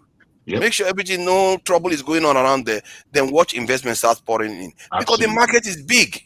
It's a simple businesses logic. Want to make money. Simple logic. Absolutely, forefather. But I agree with you. I agree with you. Security. Forefathers. Hold on. Forefathers. I, with all due respect, you keep banging on this security issue. Okay. In fact, a cousin of mine, she watches this program. She was bashing me the way I went about it with you and all that. But how do you think we can achieve this security stability? It's very simple. Sorry. Let me understand your question. No. Wait. Let me understand. Sorry, guys. Tone. Let me, if I may, understand your question further, because it seems like you. Can you expand? I was saying that the security issue that forefathers keep banging on, because I've been thinking about it some few days, and I think I'm having a change of mind, maybe leaning towards him. How do you think we can actually achieve this security? Okay. It's the simplest thing, because we have the people already. Recruit people into the security institutions. And do you know Tinubu actually said that to come into office? Now he came into office, he's not talking about it again. He's supposed to increase the military size to about 1 million. The police is supposed to double it. He's supposed to include the others. Okay, but he's not doing any of them. Okay, but don't you think that the corrupt ones... so that you'll be feeding them Agbado, right? So you'll be feeding them Agbado. The corrupt ones within the security infrastructure, don't you think they will infect the new intakes? No, they won't. You see, the larger you tend to your security apparatus is, the more functional they become actually, and it will stabilize the country. Nigeria's GDP right now is being depressed by more than 10%. That is more than $50 billion of this in economic activity Nigeria is losing. Tell me what other investment you can make in Nigeria that is that efficient in terms of providing outcomes. Remember, when you recruit those 2 million people, they need a uniform, they need houses, they need everything. It's going to spill into all the economy. It's going to stimulate growth. And not to mention the fact that the military, they can build. They are civil engineers. They can create, they can dredge. They can build bridges. All those things, you can use them to reconstruct the country. That's the kind of stuff other nations do. But I don't understand it. It's the most efficient way to spend money. I'm just trying to pick up your brain on that so that we'll constructively, we're not here to argue. If, for instance, I hold a psychology degree right now, I say, okay, I'm deciding to go back to Nigeria to join the police, for instance, and they get to know that this guy, they'll say, go sit down. This boy will just come from London. What do you know? Is the problem the mindset of the people that are already there? You see a DPO that's been there for about 35 years or a Sarge that's been there for 40 years and all that. Those people will frustrate you because you're coming from diaspora. They won't And be your able colleagues even on the same, they are going to frustrate you. This was this is just a problem. Like, I'll give you an example. When Ojukwu joined the Nigerian army back then, you know, he came from the UK. That was where all the little while, although history will not write it, there was some sort of jealousy amongst the rank and file because he was quite educated. His dad was a millionaire. So I personally, or if you ask me, I personally think that re-education of the ones there now then will be easing, then recruitment will start and all that. But re-education, I will not support us, or the government rather, firing them. They need to reorient the way they think. I want to agree with Tone. Tone just made a valid point. See, so security is okay, yes. Maybe focus on security, but not security in terms of recruitment, but security in terms of reorientation, security in terms of trying to refashion the military, the police, to be able to be more effective and efficient in its job. This kind of talk. Do you understand that we never had enough? What is the point of reorienting when you don't even have enough? Have you ever tried to reorient yourself when you are in a hurricane? No, Father, I'm leaning towards you, though. I'm leaning towards you. Those who are already there. See, we don't have enough as we speak, so there's no point reorienting you. Both. Exactly, you can do both. But what he's saying is that we have to do that first. We have the human resources. They are looking for jobs. There are people that don't have jobs in Nigeria. They have to bribe to join the military, to join the police. Why do people have to do that when they can offer real good benefit to the economy? But Fofa, there's a problem in that. The problem in that is that when you are recruiting based off the fact that people have no jobs, you tend to get the wrong people. People tend to go into an institution they have no passion for. But when you reorientate an institution, you make it attractive for new people who want to go in there. They begin to see, okay, you know what? I want to be in the army. It becomes an interest. Don't recruit because, this recruiting because there is unemployment is what has led the Nigerian police. That is not further desperation. That's not what we say. Exactly. It's like you disagree with the idea, so you use every other thing to say it's because of poverty. No. People will join people, even the ones in the military right now, they join it for various reasons. No matter what you do, they are going to join it for various. Even in America, I agree. But you reduce the Forefather, you will ask the question, what is the cause of insecurity in Nigeria? Oh my God! I just read it now. Sorry, it's over $50 billion. That's the actual cost to the GDP. It's over $50 billion every year. Cost of insecurity. That is what I'm saying. That's why I just told you. That's why I just answered $50 billion at least each year. Not cost. Cost.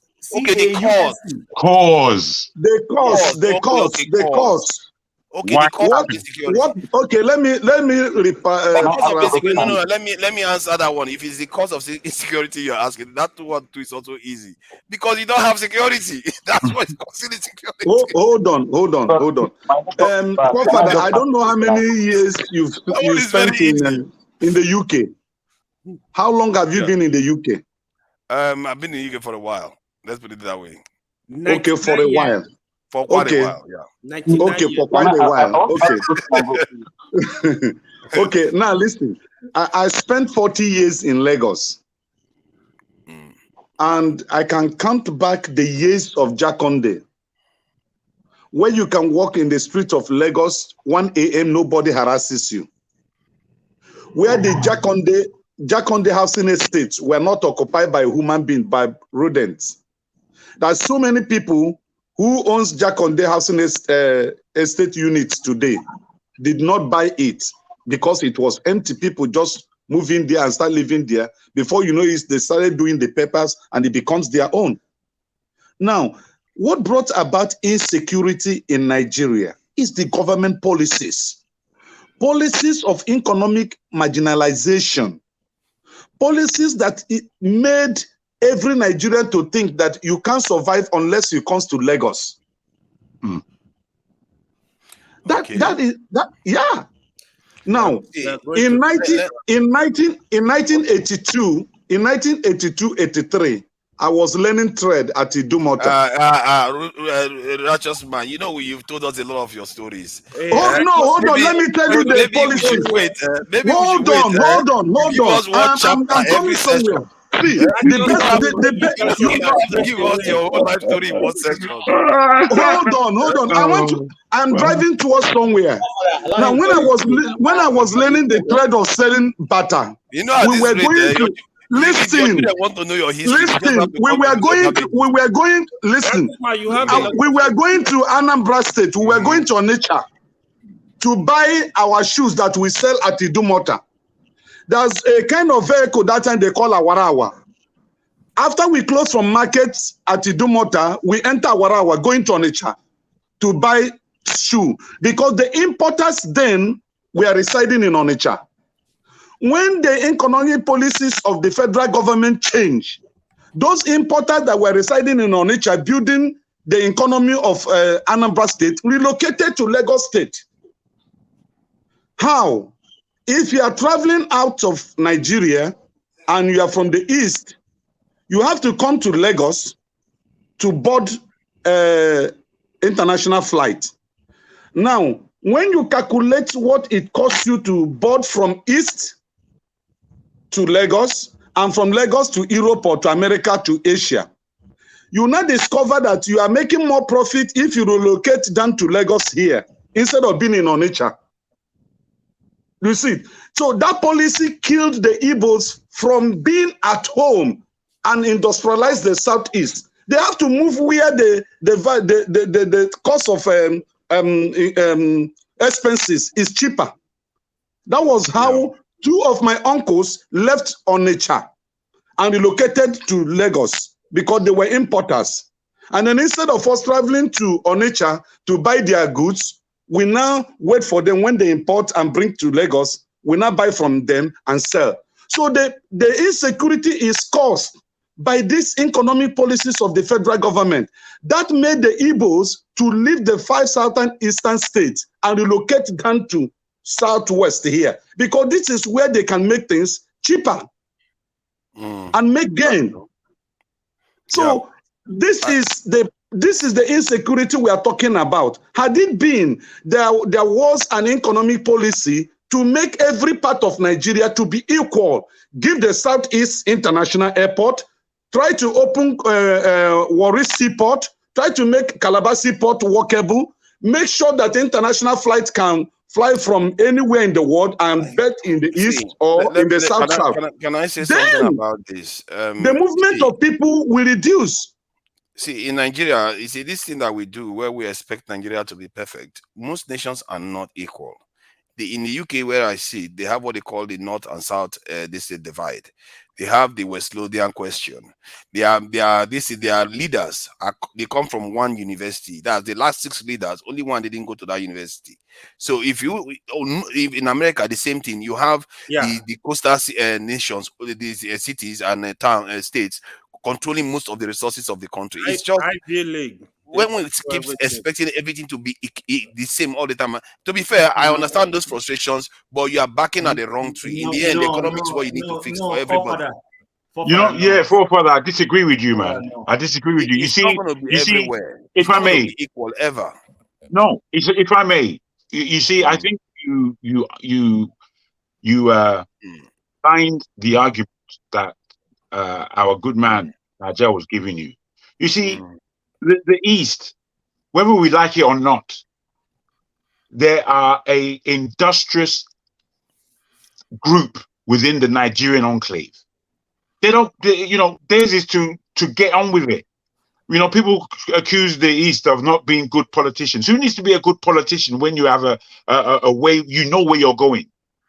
The East, need to be given their rightful heritage place in that stupid country.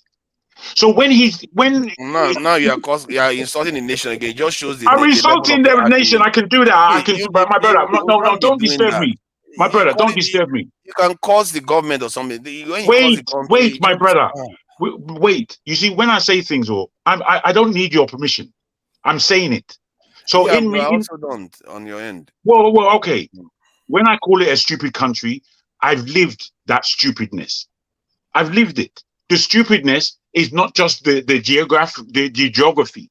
It's the people inside that geography that are stupid as well.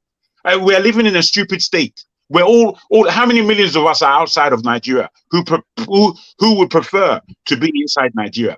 What righteous man has just underlined is that, and he spoke specifically of the East, which sometimes any of us can be aggrieved with, but we have to still admit that the ingenuity, the progress-minded people, the make sure that we are okay people,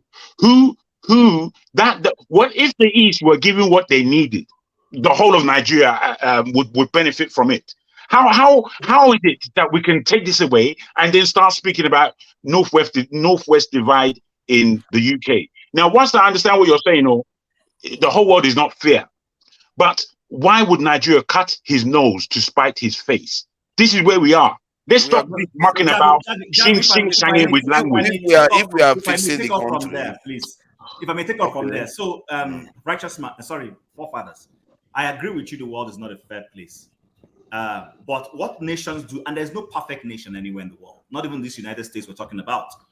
But let me speak from other places that I know. There are places where there are almost similar kind of agitations going on in Nigeria. For instance, in Canada, you have the people from Quebec that were agitating to leave the country. But what has been done to keep them together? Now, in Canada, you'll find out that the federal government of Canada, most of their establishments are not all in Ottawa, the capital. For instance, if you're doing anything that has to do with tax in Canada, you'll be going to Manitoba. That is where the CRA's head office literally is. That is where you will send your filing documents to. If you're doing anything shipping, you go to Nova Scotia. They spread all those things across the country to make sure that the federal government touches, as in there are specific things that are federal government, but it's in a particular region only. It's not only just that their head office in in Ottawa. The problem with Nigeria is this, I've said it. You see, I see people even on our comment section making these comments. People say, oh, Southeast, don't blame anybody. Listen, the problem with Nigeria is government policy. Yes. Government policy. That is it. Simple. The is deciding. They're getting it all wrong. And how can we defend them? So they're getting it wrong. Instance, how can you say you know that a large chunk of your industrialists and people who are into commerce are from a particular section, yes, and they have a closer seaport to them, but you want everybody to go to Lagos? I mean, look. Come on. Just look at what. If we can just take what righteous man said, that's the first time I've heard it put like that. To be frank, wait.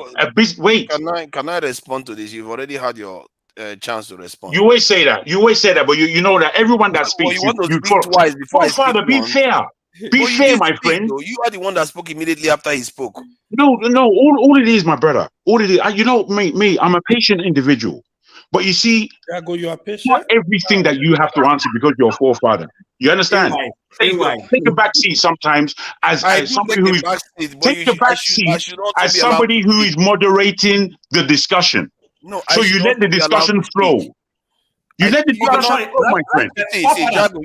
Father, don't let me and you start antagonizing each other. You are the one blocking me. I see. I'm not. Believe me, I don't get flustered by it's just fairness. You have to play fairness. Nobody's above fairness. You have to play fair. You have to. You see, when I tell you this, forefather, my brother, when Rudolph was doing this, there was a communication going on within everybody. Rudolph allowed the communication to continue before he now interjected. For you, you have to interject at every last sentence. Why? Do I look like Rudolph? No, you're not Rudolph, but you are a moderator. You are a moderator. You're playing. You're playing. That's because playtime. I'm not Rudolph. No, but you're the moderator. You're the moderator. Moderate the discussion. You are don't not being fair don't with control me. the We're having a discussion. conversation. You have to be fair. If you want in life, one has to be fair. I didn't stop you from talking, and some other people spoke. I want to speak again, and you are telling me I'm being unfair to you. Okay, It's not fair on me. don't take it personal. But there's somebody just posted something. You see, I find it strange that we have a population that is not very well informed. Somebody said that I call importation of bend down. Let me just read it out, and I want to address it. Don't listen to this. No, hold on. Anyway, hold on. These people. So you call importation of bend down. You're part of that too. And you hold on. You're dragging the issue. I know they usually piss you off a lot. No. Sometimes when AY, we are trying to educate people. Don't do this, please. Okay, go ahead. Sorry. Someone said importation. He's reducing. People are importing bigger things. And he's saying that, do I call importation of bend down, select, and fake phones commerce? This is an uneducated person. We're talking about Nigeria. And this person lives in Nigeria or wherever he is. No, come on, guys. No, I'm not angry. I'm flustered. I'm flustered. You know, Jim, if you are going to read the comment section, sometimes are you kidding me? I'm laughing at what I'm reading from the comment section. You are crazy, man. Some people in the comment section. I'm not angry. I'm surprised. Beats your imagination. Some people in the comment section, I believe they live in a mental home. Honestly, they are crazy, man. But that's comment section. They can maybe we should go and negotiate for Mandela select. It's ridiculous. See, the point about so see, there's unfairness in the South too. You know, the South with all the resources that comes out of there. They barely have anything to show for it. If you go to Bayelsa, they have only one flyover. This is still in Nigeria we are talking about. Unfairness is everywhere. I agree with you. Correct it generally. But we changed direction because we are actually talking about how we are going to create a stable nation without IDP camps. Farmers can go to their farm without being worried that they're going to get kidnapped. Businesses can open longer. You remember, if you have a safe environment, businesses can work for 24 hours. They don't care. They will just stay open. So economic activity will even pick up beyond what we even expected this year right now. We'll be heading to $1 trillion economy instead of half a $1 trillion this in economy. So this is why this is the most efficient investment any nation can put in. But somehow our leaders are refusing to do that. I need to address a point somebody raised in the chat. He said something about HKG. I'm going to come to you. He said Nigeria is recruiting 80,000. I don't know where he got that information. Jajon. Yeah, he's the one that said it. Please, if you have any evidence for that, please let me know, because I've been searching. I don't have any evidence for Nigeria trying to recruit 80,000. I tell you, Jim, now they're asking you questions. Jajon.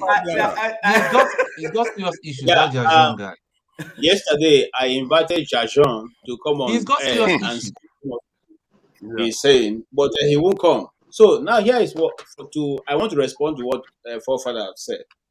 You know, if we are truly thinking of developing a nation, so let me put on my hat as a Nigerian for now and speak about that, because you see, I remove my cap as a Nigerian because I got tired of speaking about these things and pursuing it. So you see, you cannot say you don't want to develop your family at the same time I want to develop my own. You say I shouldn't develop it. But let's speak generally as a Nigerian right now. The fundamental place to start is to go back to the days of Jerry Ghana. Jerry Ghana was the only one who was able to articulate what it is and put it down. You know what? If you want to be a minister well. Do what you are put there to do. You are not minister because you are Igbo. You are a minister because you're a minister of Federal Republic of Nigeria. If you're a teacher, teach well. You didn't go there to go and be discussing politics and chopping granite. You went to teach children, teach them well. In other words, what is the fundamental question to be in Nigeria? What is it that our children should have in our mentality to make you know that this is the way our nation is going? What is the value? What is the ethos? That's the right word that a Nigerian should carry. When we come to that point, then we begin to also come to the point of asking ourselves, why do we have different kinds of approach? Do we choose to approach our development in different directions? In other words, if I go to Tiv land, I speak the Tiv language. I develop a Tiv culture. I do it. I don't want to use the Tiv people because they are more in number in Benue over the Idoma people or the Igede people or the other smaller group, Itolu or the other people. Each of us, each of the tribes should be given their unique identity, and don't mess with it. So if you go to for instance, the Jukums who are living by the river, and you want to develop a Jukum community, develop it along the place where they're making their money, they're earning their living. Who say you cannot develop the water side for the Jukum people to live? So they come out in the morning, they go do their fish. When they finish doing their fish in the morning, their children can go to school and come back and do their work. But we are not thinking in this direction. We are thinking of owning the big cities. Everybody converge in Lagos, Abuja, Port Harcourt, Enugu, Kano, and the rural areas are left to waste. Can I ask a quick question of you, KJ? Sorry, yeah. Can you answer that question? What is it that makes us intrinsically Nigerian? Because it's a great question. That's the big question. I cannot answer it myself because when I was growing up, I thought being in Nigeria is taking holistic approach, that we indeed are the giants of Africa. But since I realized that we're not giants of Africa, I have set back my wings and walk like a gentleman so that nobody questions me. That's the truth. See, when we were growing up, let me reverse back. When we were growing up in Nigeria, we had the things like the Girls Guide, the Boy Scout, the Boys Brigade, all those in the Red Cross. You go there and they teach you leadership, how to care for your neighbor. There was nothing like tribe. We didn't know what religion was. I had plenty of friends who were Muslims. It didn't matter to us whether Sariki was Muslim or not. We go to Sariki's house, we enter their bashiga, we go eat in their houses. We leave and go. In fact, sometimes they sleep in our house, we sleep in their own. Sariki was one of the only Muslim I knew that was full on to do drama, dance, and all the rest. I don't know if you understand what I'm saying. That innocence had been taken away. At that time, we believed we were one. We were developing a one concept. Okay? But over the years, that was destroyed. Listen, let me say, when we were growing up, we could get up in the estate we were living and say, we are Boy Scouts, we are going to do Baba job. We'll come to your house. Okay? You are teaching us to be responsible. We'll come to your house, we'll cut your grasses, wash your clothes. At the end, they give us like 5 naira. It's not up to 5 naira, and we take back to the Boy Scout organization to make sure that at the time the holidays are starting, we'll have money to go to camp. Who does that now? There's nobody who's teaching those qualities any longer. So we need to sit down as a people and decide what makes, just like you asked the question. I cannot answer it. I don't know the question, the answer. I understand you.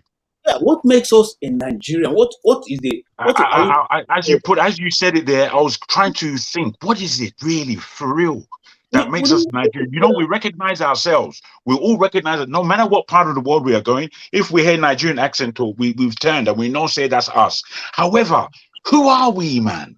As a collective. Because if I may, sir, if I may, just go, there is something about us. There is, but we can't. It seems that we can't really put our hands on what it is.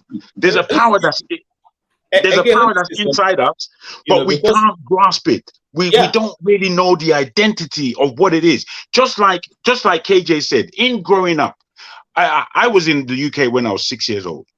Yeah, from Nigeria, born in Nigeria, and then here. Going to school, me and my older brother, every day we had to fight because I want Jamu. They were just cussing hell out of us. and my older brother, who's a lot slimmer and smaller than me, he's extremely aggressive in terms of you can't come in front of him and talk shit. He will just deal with you.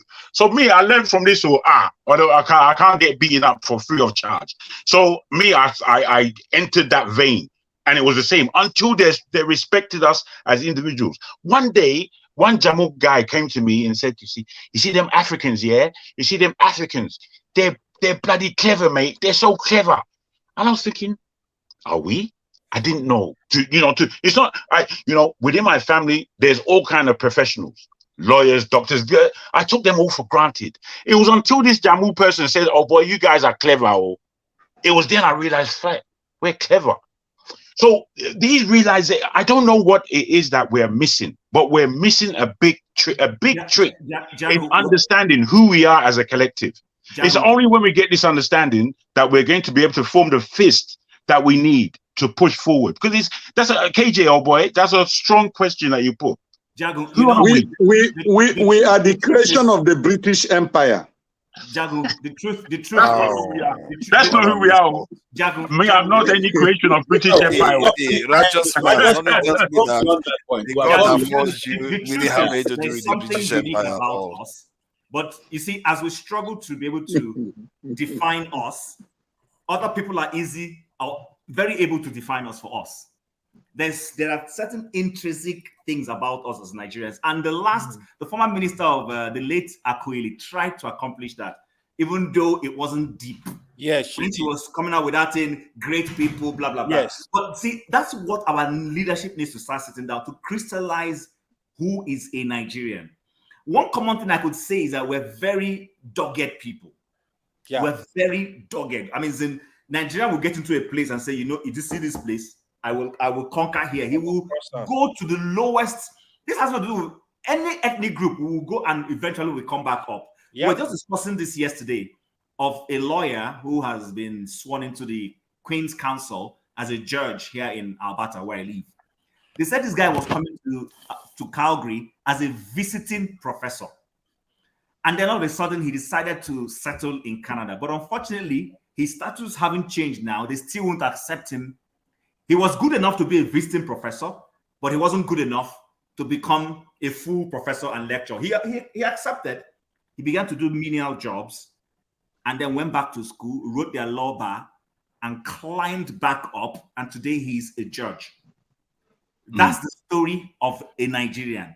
Most other Africans don't do this. There are even other ethnicities who are not even Africans who will give up. And I'm not saying there aren't Nigerians who give up, but if you take the statistics, that's who we are. Unfortunately, because we do not have the leadership to harness these intrinsic qualities, that's why our homeland is the way it is. In our homelands, rather than having somebody who will say, you know what, I'm Yoruba, I'm the president, but I can see that these guys in Ijo are very good with this. Let us begin to build and put infrastructure that will help them pull and become notable for that. I can see these guys in the East. They are very good with creativity. Let's do this for them. I can see we have arable land in the North. Is the potential for agriculture. Let's invest in it. What we have is, unfortunately, these people don't even take things back to where they come from. What they do is they steal those resources and put in their pockets. Like I said it before here, last week, I said it two weeks in a row. If the tables were turned and we became the conquerors of the world, will we bring what KJ just said? You go and do Baba job, bring the money and put it into the pool of the Boy Scout because of a bigger picture. He didn't take the money and go and buy ice cream and steal it. He brought it back for the Boy Scout to use for the welfare of Boy Scouts. That is what we are lacking. We've lost those values. Along the line somewhere, we started raising people who everybody is for their pocket. Grab what you can. And that grab what you can is what is destroying Nigeria. Can I make a contribution? I'm about to leave. Guys, I really thank you all for a wonderful discussion. If I've been overly aggressive for those in the comment section, please try and forgive. No. I would like to salute the fashion of the prince who wore Adidas, and forefather. Every blessing your way, my brother. I'm out of here. Thank you for coming in. Thank you. Okay, bye, Jago. Always welcome. Always welcome. Thank you, bros. Jago. Thank you. Thank So you. the last speaker said something, and my memory just cast by. Do you remember that when a seed is sown, it takes time for that seed to germinate, and when it germinates, and you do not give it direction, it will grow wild. Is it not a shameful thing? Because sometimes when I sit to count back, I say, but Nigeria is not the only country that have fought a civil war. Why is our own becoming as if it's something that have never happened to humanity before? The Americans we know today that most of you are living and celebrating, they fought a civil war. There was a French Revolution. And most recently, the Rwandans fought a civil war. Then after some years, the giant of Africa, their governors, who fought a civil war before Rwanda, about 50-something years ago, could assemble themselves to that tiny land to go and learn leadership.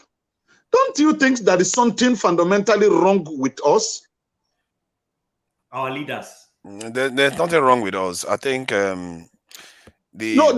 what I'm trying to say is the seed. The problem of Nigeria is the negative seed that have been sown. That seed has corrupted every Nigerian. That seed is growing wild, where because it's not your tribal man, you will not appreciate what comes from him. You know, the president of Nigeria, the current president of Nigeria now, is a very sound, intelligent man. We will not take it away from him. But he did that time at his prime age. Right now, that level of intelligence has depreciated. And that's why you see what is happening now whenever he travels abroad, whenever he's making a speech, you can't actually build on the statements he presents. They are not cohesive just because there is a depreciation. And if it is in a good understanding country, he wouldn't have run, not because he's not academically qualified, but because of his age. So that seed of corruption, it must be us. It must be us. It's my own. It's my turn. No, Igbos are not good in leadership. These people are the best. That is the problem of Nigeria. And that is why we're not making progress. I think, I guess there's this thing. I think Nigeria has an issue with, I don't know how to describe it, a level of vanity, very, very serious one. And I'm not even sure it's only Nigeria because Mansa Musa demonstrated the same level of vanity. There's this other aspect that defines how the judges pass their judgment. I don't exactly know what to call it. Where when we want to kick somebody in Nigeria, we're like, yeah, you are down. Are you down? Nah. Look at me, I'm doing better than you. We like to mock each other when the other side is competition. Down. We don't. Yes, this aggressive competition that we have against each other. Unnecessarily. Unnecessarily. It doesn't have to happen because it makes the other side bitter that they will not respond. They will not respond logically to you, and you have this chaotic kind of situation. They are willing to do anything to get back at you, and when you treat people like that, they are willing to sell out to hurt your own the country's interest. Okay. Let me just say something quickly. If I'm to be a little bit forgiving about all the mess we are going through, I would the only reason that I would say that Nigeria is not our fault is because of, if I look at it from a macro level, some of the experiences we've had. From what I look at what happened to other countries, it's not enough to push us to a point whereby we decide to create a great nation, like the way like the Chinese or the Indians or even North Korea did, or Japanese. It's not enough. We've not experienced some of the experiences they've had. So it's hard to just overnight start making tough decisions like you're not going to listen to Igbo man anymore. You go ahead and start building and non-stop. It's very, very hard because we still feel like, oh, Igbo man is Igbo man. We have not gotten to a point where we said, you know what, Forget about Igbo man, forget about Hausa man, forget Christian, forget Muslim. We have a big problem here. We need to deal with it and band together. When you get to that point, that's what creates strong nations. All these nations you see emerging, they all had that experience. What did the experience the Chinese had, the experience the Japanese had, we all know, two nukes, North Korea completely destroyed, South Korea the same thing. All of them, you can't believe all the countries that lost or won the wars, they are all doing better than us. We didn't even get involved in any major war. We have, how many years were we sanctioned? Only through during the time of Abacha. And yeah, look at our country. So it tells you that something or some of that macro ingredients is missing. And it's not only in our country, it's also in the other African countries. The experience is the same. None of them have been involved in a first world conflict. None of them are involved in a first world brawl. The only countries that have done that is maybe India Amin had to be invaded to be removed from office. He is one of those radical ones that tried to do something against the West. Mugabe, very, very radical. They are punishing him for it. And now the South Africans are pushing back with BRICS and telling the Europeans, you can't do this to us, you can't do whatever you like. And we'll see how it's going to turn out.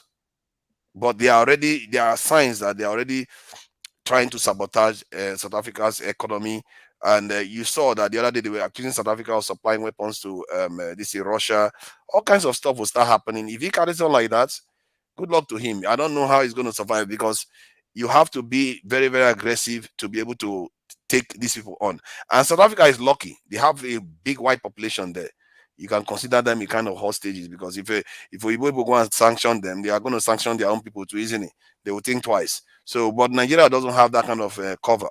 So that's where I will forgive Nigerians a little bit, because it may not, everything you do on the ground may never work until the people decide that, you know what, we are going to put our differences aside because we have a big problem here on our hands. So that's the only place, the only way I will reason it. Then I'll just forgive Nigeria and say, let's just leave it as it is. You see what I mean? So please go ahead. Yeah, I want to say something, right? See, all this issue of tribe, we think we are there is discrimination, there is this. Honestly, the biggest problem we have in Nigeria is still the corruption. This so corruption, every tribe in Nigeria, their leaders are involved. This is the honest truth. Let me tell you something. In the South, NDDC, Nigeria Data Development Commission, if you go into their record and see the amount of billions they've received from creation of that of NDDC, you will ask yourself, where is the money?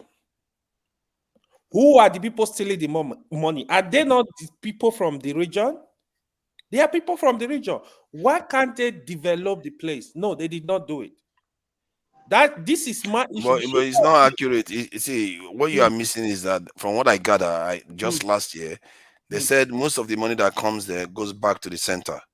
Okay, because maybe they don't put you in those positions until they know you're going to do that for the them. other thing is, I understand. Like, I usually say this, right? From 1999 to date, I still see Obasanjo as the only nationalist we have. To be honest, you can accuse Obasanjo of corruption, but when it comes to issue of Obasanjo doesn't care about religion, doesn't care about tribe. He was able to like stabilize the country. But I'm not saying he's perfect, but we still had a lot of issues. But he was trying. Obasanjo doesn't care who is Minister of Finance. He doesn't care who's Minister of War. He was doing this. Like, I really like him for that, to be honest. Then, good luck. He was lazy, man. He didn't want to do anything. Then Buhari came and turned everything upside down again. You know, Tinubu, nobody, I don't know his direction yet, but I will not accuse Tinubu yet of doing that, because now it seems the portfolio, he spread it around the country. But all we are looking for, you know, I feel one thing I look at when we want to do a lecture, I look at, is the person a nationalist? really, we don't need an Hausa president. We don't need an Igbo president. We don't need a Yoruba president. We need a Nigeria president. For me, as long as the person is coming is not a nationalist, get him out, because he's going to divide the country. He's going to create more problem. You know, if you don't have peace, a country cannot develop. If people are not seeing that, like, you are doing justice to every region, to every tribe, you will have problem. You will run into more trouble. But when you are doing justice, there is a problem somewhere, you can easily tackle that problem and say, hey, guys, that's what Obasanjo was doing. And if you're not a nationalist, Yeah. you miss opportunities that You miss a would have lot. seen, You because you are miss- not looking at the nation objectively. Yes. You just Yes. miss development that you could That have was achieved. okay. Look at what Buhari did. Why the issue of IPOB was very severe, right? Buhari came into power and he was saying, like, yeah, the Igbo did not voted for him. It's not gonna. You can't make such statement. You can't even do that. Exactly. That's not okay. I criticize that point. The moment I don't know why you see that's exactly what I'm talking about. That's why the judges are behaving the way they behave. That thing where if you're not on my side, you're not in the country. It's like crazy. So look at it. The moment Buhari said that, the Easterners, IPOB, everybody was like, oh, it's more like they're telling you there is problem in the country. You are putting it on their face. Then they were really like, it got them aggressive. Oh, yeah. But like, why are you are a Nigeria president? Why are you saying that? Every region belongs to you. You can't say that. You can't even do that. People see you discriminating against them because of their tribe. That is so wrong. That is why I still give Obasanjo some credit. And going forward still, I expect anyone that is in that office, you should be a nationalist. Nigeria is too big for one person to come and say, oh, I'm from the north, I will only face the north, or I'm from the southeast, I will only face the south. No, we need to work together. Like, just like what KJ said, right? Look at every region, look at every corner of Nigeria. What can they produce? What are they good at? Pool resources, develop that stuff. You know, develop it. Work with everybody, work with the governor, work with the leader, work with everybody across the country. That is the only way Nigeria can move forward. If you want to discriminate against anybody, I'm not in support of that. That is so wrong. Nigeria, you will have more trouble. You will have more trouble. You can't kill the whole tribe. You're not gonna kill everybody. They're gonna like stand and say, "Oh yeah, if I know you are fighting me, why should I be scared of you?" You know. And one thing I noticed with our politicians now, if they sense that the whole country is against something, if they sense the build-up that the entire country is against something, they back off. It doesn't take very long for them, and people people keep missing it every time that happens. Like with this palliatives they were talking about, the moment they said that everybody was against it, they pull it back. If the people behave like that in terms of power supply, if the people behave like that in terms of security, you'll be surprised how quickly they move. It's just that we don't talk to each other. And some people are so angry in some region that they don't want to countenance interacting with other people at all. When the power of your argument is also on the other side, but you don't want to reach out to them. If everybody reach out to each other, you'll be surprised how quickly the leaders move. Because they are scared of Nigerians. They are scared of Nigeria. That is why the politicians, they love that division. Yes. You see, Nigeria, we have a lot of capacity. We have capacity. Nigeria is we are strong people, just like what Chim said. I can tell you this. We are strong people. Individually, Nigeria as a country, we do it very well. The problem of Nigeria, that is why they try to always divide us. Election is coming, they will tell you, oh, you are Igbo, oh, you are Yoruba, you are Hausa, you are from here. And then they use money too on top of it. Yeah, that's the game they play. It is a game. They tell you, oh, you are a Muslim, you are a Christian, you are this. You know, when you look at it now, many African countries are very weak. The people can make them do whatever they want, basically. But the people don't realize their power. Many African countries, they are, how many soldiers do they have? How many police do they have? You can make them do whatever you want. But the people will just sit there and because they don't understand their power. And often No, they are divided amongst themselves. Father, let me interject. It's not as if Nigerians do not understand the power they have. It's not.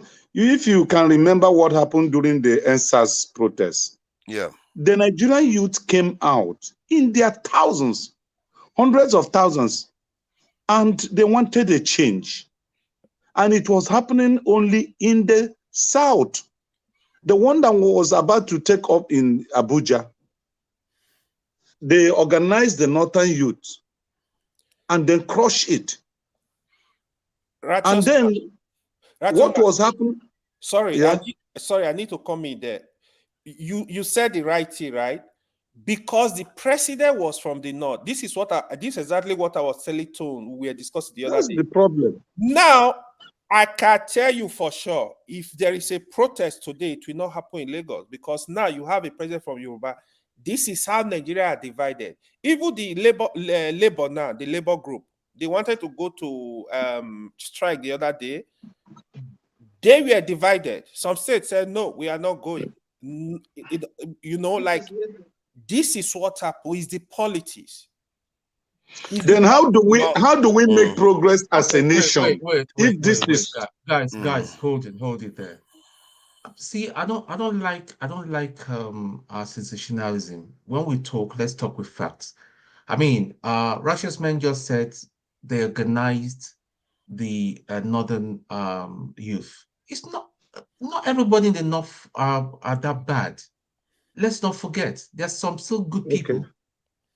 Yeah. So by let's just be careful in making blacker statements. That's what created that kind of division, even. So when they hear this sort of thing, we cannot go forward. Let me refrain from that. Let me refrain from that word. Let me refrain from that word. Then I was addressing the panel. What I'm trying to say is this.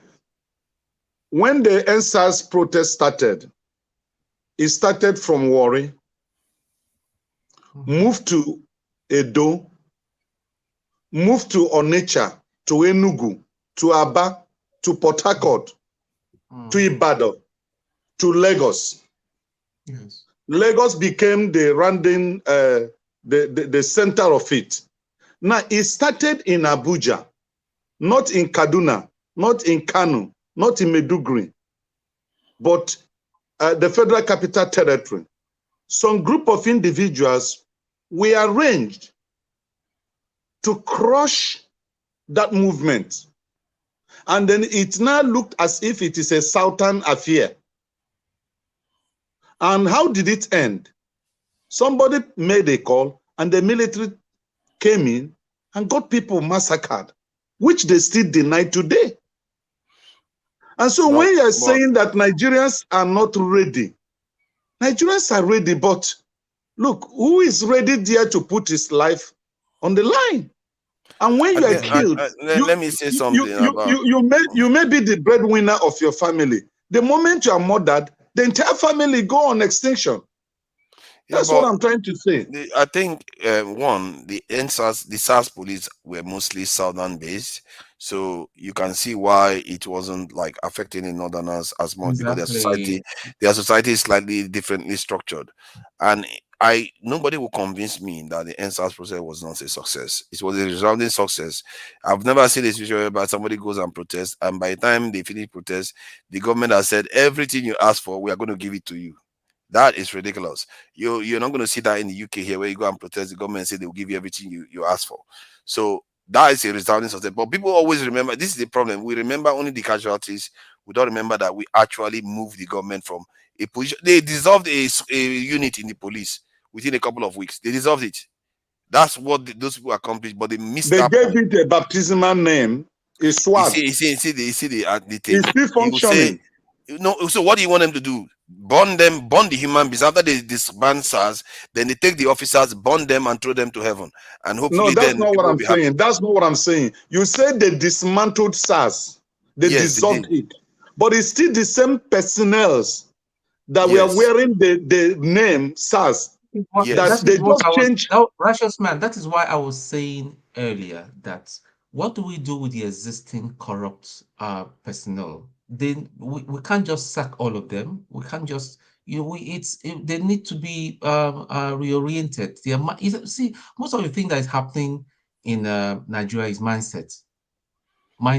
Or my uncle told me, or my father told me. It's all mindset. But at the core of it, at the core of it is that the SARS police that was dismantled, individually they are corrupt. But remember, the mandate of the SARS is what gives them the menacing that allows the menacing activity that they were carrying out. They were going on the street, harassing people on the street. But the moment you disbanded it, you don't get that kind of behavior anymore. Even if the officers remain the same, but you don't get that kind of activity going on, which is what is the evidence.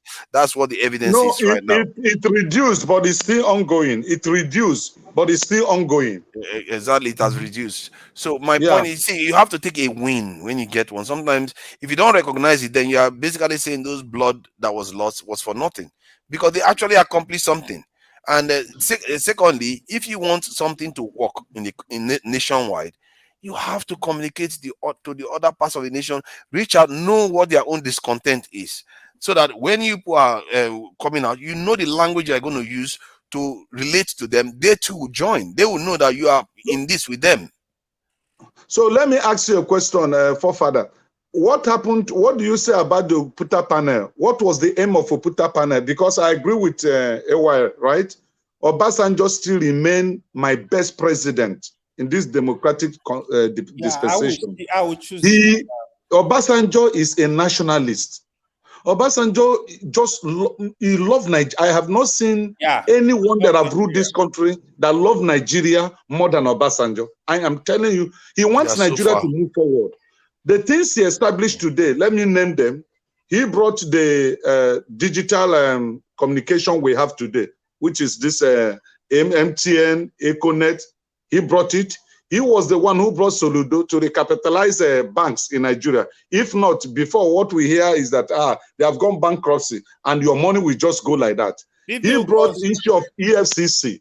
He brought ICPC. He brought National Open University. Okay? He brought a lot of things to make sure that we take to a new direction. But look at after he left till now, there is no new thing that any government has put in place after Obasanjo left power. I think it's not entirely fair to say that the other government didn't do anything. In terms of trade lines, mention what they did that affect the entire nation. Yeah, train lines, Second Niger Bridge, more can train lines. Can I tell you the story of Second Niger? Can I tell you the story of Second Niger Bridge? Can I tell you the story? Tell us. Okay. I thought we've had enough story already for today. You hold on. You know the Third Mainland Bridge is not taxed. Yes. It's toll free. And the money used in building the Third Mainland Bridge is federal government money. The Second Niger Bridge is joint partnership and is toll. Now, if you're going to the east, there are two toll gates in that short bridge. Two. And none of the toll gates collect less than 500 naira. So if you pass... Sorry, when you say toll gate, is it like the soldiers are stationed there, or it's just like a wall? You have to pay officially. Why? How you pay? Toll gate, just like when you are going to Murtala Mohammed International Airport. There is a toll gate there that you pay a fee before they can allow you to pass. So that bridge is tolled. While other bridges constructed in Nigeria, no one is with a toll cost, except that Second Niger Bridge. So you discover that at the end of the day, those who uses that bridge are the ones that are paying. But other bridges constructed in Nigeria, Nigerians are using it without payment. And at the same time that that bridge was constructed, other bridges in Nigeria were constructed, but they were not tolled. But they were not the same size bridge. Do you think installing toll fee on a bridge is a wrong thing? It's not. I don't think it's it is not, but it should be a national occurrence. I'm not against the personally, toll I don't subscribe to that I because it don't makes think transportation so. inefficient. I don't really think so. But because you are stopping people every time they have to pay for toll, I don't think it's efficient. But if the people are the ones funding it, because people have to fund these bridges to be built, private sector, and if they want their money back, fair enough. As long as there is fair amount, they are not charging people exorbitant fees. Forefather, this is my point. I'm not against the toll fee. I'm not against the levy. The thing is this: if you are building the Nigerian nation, that everybody is equal partner, what happened in region A should be the same thing that will happen in region B. No, you see, You are not sure there's nothing like that in the north. There must be something. There is nothing like that. Okay, Put it on Google. There is nothing like that. Hold on. Let me just say this, Tone. Do you know that in the north, from what I gather, that their petrol prices is more expensive than in the south? In some area, the deep state. Yeah, in some area, it's more expensive in the north than in the south. What do you say to that? In Imo State, a liter of fuel is 800 naira. In Imo State, which is an oil-producing state and very close to refineries, a liter of fuel is 800 naira. I don't which know is that. the same thing with Medugri. Yeah, but from what I gather, that is more expensive in the north than the south. It's not government problem. It's market. Those are marketers causing it. Yeah, that's what I gather, because it costs more to take it to the north. Are the problem, not the government. So it looks like Righteous Man is struggling to understand the concept that maybe the north sometimes they get to pay more for stuff. I like. No. Forefather, you are the one that do not understand what I'm trying to say. Hold on. I understand what you say. Let me say this. Yesterday, I was listening to some discussion they were having here.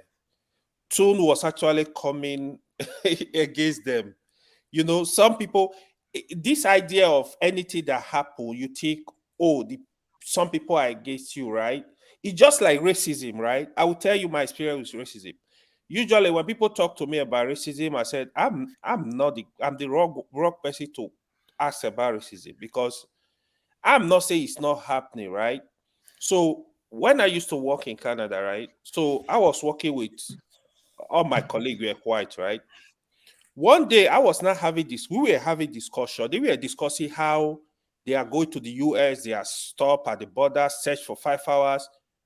Oh, I'm like, one of them even said, he's not going to the US again. It's too much trouble. Then me, a black man, then I used to use Nigeria passport, right? I never had problem at the border. I was like, ordinarily, if they were blacks, they would think because they are blacks. But here is the truth. US border, the moment you lie to them, they discover that lie, or they will put you on a red list, red flag for you. So anytime you are coming, they double check you, they will delay you, all kind of stuff. Then if you are black, you not think, because I'm a black man. Sometimes I think we just overreact to this stuff. It's just like, I understand what Righteous Man is saying. Like sometimes because something happened to you, I would say, because I'm an Igbo man, because I'm a Yoruba man, that's why they treat. No. You see this SARS they're talking about. If I tell you what SARS did to me in Benin in 2019, we were coming from Lagos. They stopped us. I'm like, these guys were from Edo. One was even speaking my local language. I was like, guys, they're like, you got to open your phone. They need to say, I'm like, search my phone? How? I said, for what? You know, but with their behavior, I'm not going to say, all of them were from my state. I don't think maybe one person was. But the thing is, the struggle Nigeria are passing through, we need to understand is everybody. Here is my whole belief. It's just a matter of these corrupt leaders and the ordinary people. The ordinary man, they just pass through. Even in the north we're talking about. If class they war. tell you, I tell people it's a class war, but they yeah, don't it seem is. to realize that It is a it's class. just a class war. Tune. if I But, tell but you, don't you think that the South is even more stubborn in terms of engaging with the North than the North engaging with the South? I don't know because I've never seen the North see, resisting engaging with the South. But I see Southerners that a lot of them don't want to engage with the North in any way. They all like see them as foreign No, entities. what do you say about our value system? I don't know it's not I value don't what is system. value You system. just have Don't to they want to be respect. alive? Don't they want to eat? That's our value system. We just have to respect everybody. We are kind of different. I've listened to Tune because I don't know if because he grew up in Lagos, right? How he take the country. I literally respect that about him. When he is speaking, he will tell you, "Oh, I had Muslim friend, I have a Yoruba friend, I have." Who? You need to look at it as who a human being. I don't like for me. I don't look at where you come from. I don't care. I look at you as a person. Yeah. He's asking you who. He says who. Who is asking who? He's asking you. You this were thing. making reference to somebody. I said, who is the person you were referring to? Tone. Oh, me? Yeah. See, don't mind me. So Listen. sometimes we need to liberalize our mind and not see others as threats. Oh, sorry, my brother. I thank God I spent some of my life in Lagos. I went to secondary school in Lagos anyway. And I see things differently from what an average Igbo man will see things. Obviously. You know, there are some people it was from their village they went to the US. From their village they went to United Kingdom. That bias is still ingrained in them. You know, so I understand Yoruba man. I can understand where the Igbo man is coming from.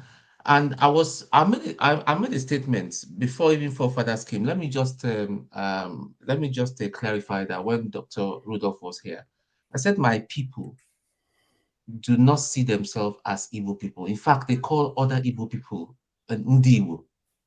That is how racist my people are. I laugh at that, but it's not funny.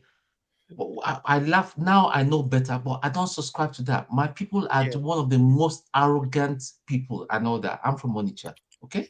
Onitsha. Oh, seriously? So you are from Onitsha. Your own Onitsha Igbo people are saying the other people are Indigo. No, I'm telling you. Go and ask them. Oh my And God. if you encounter any Onitsha person, just confirm what I've just told you. Very, very arrogant people. You are 100% correct. 100%. But I'm not like that. I'm not like that at all. I don't subscribe to that nonsense. But why are they calling other people Igbo? Are they not Igbo themselves, Onisha? No, let me tell you this. Sorry, I want to understand this new dimension. No, it's not a new dimension. It's not a new dimension. It has been there from the beginning. You know, the Onitsha's migrated from history from Benin. You know, there is a lot of history about Benin Empire that the Nigerian history have not allowed us. My grandfather used to be the Obi of Onitsha. Okay, so we have a history. My maternal grandmother too is a princess. So we believe we migrated, and that's account why we have all these small town on the Chaibo, Guashioku. They will not just form there. I thank God. I'm happy that righteous man understands this. Very few people understand this history. And then finally, Asaba. We all have relatives across the river in Asaba. You know, we are just the same people. Then it was Onitsha. They finally settled. So even the way we do things, like our traditional thing and all that, the people from Imo states over the years have started copying and all that, which is fine. But the thing is, the problem. That's why I say to you that the problem of Nigeria is so deep. Even this Biafra thing that we're talking about, if we even ever achieve it, there's going to be still problems. Wow, the way this guy is sounding, there's likely to be. So no, I'm really curious about this one. This guy is giving me something that I don't understand fully yet. Because I would have thought Onitsha was the headquarter of Igbo people. Really. I have a friend from Oyi State, right? They will tell them, oh, Eboye Nori Igbo. I'm like, then if you have Biafra, how are you gonna treat these people? Can I answer? Let me answer you. Let me answer you. You see, there is a lot of issues that are hidden in the history of Nigeria. And those who manage the affairs of this country deliberately destroyed or removed or deleted history in our curriculum so that we cannot understand who we are. And that's why there is confusions everywhere. Okay? If in Anambra State, they have a section of Igala people in Anambra State. Anambra State is not made of 100% Igbo speaking. They have Igalas as indigenes of Anambra State. Just like in River State, you have Igbo speaking in River State. You see? So it is a history that had it been they harmonized this thing and allowed everybody to read it, we won't have this confusion. It is because it's hidden and people are trying to search out, okay, so I am not from here, I'm not this. Then it creates a lot of dichotomy. And it shouldn't be so. Nigeria is the best country in the world to live. But those who manage the affairs of this country has made it a bad country. And that I think always that's what I always say people should focus on, because to me the problem is simple. If you have a problem, focus on that problem. Personally, what I've found is that Nigeria is bleeding. We are losing a lot of our resources, and we are not generating anything. So we have to plug the hole. How do you plug the hole? How do you stop money going overseas? You have to stop your leaders from keep trying to take all your resources overseas and giving foreign, these former colonizers the better deal to come and take our crude oil, refine it, and sell it back to us. All those things, you just have to close those gaps. And if you find that they are refusing because they see you as a weak country, you fix your security to make sure that doesn't happen. For me, it's very, see, if you want to fix this country, 3-6 months, you can see the country completely transform. It's not That is when there is a good political leadership installed. I was telling somebody sometimes ago, I said the only solution to Nigerian problem is political revolution. You know, they are refusing to do it because some of these useless people are they are too used to Western ways.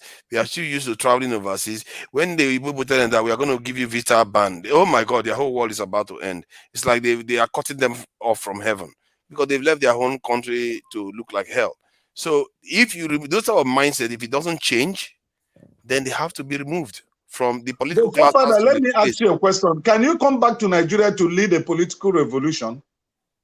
If I'm in Nigeria, I will. If I'm, no, I don't know what I will you are lead in it. Nigeria. No. Not if you are in Nigeria. Can you come back? I intend to come back to Nigeria. I'm not going. Not you intend. We need somebody. You know, my good general. He came back and when he saw the fire, the baptism of fire, Nigerian this thing, my good went back.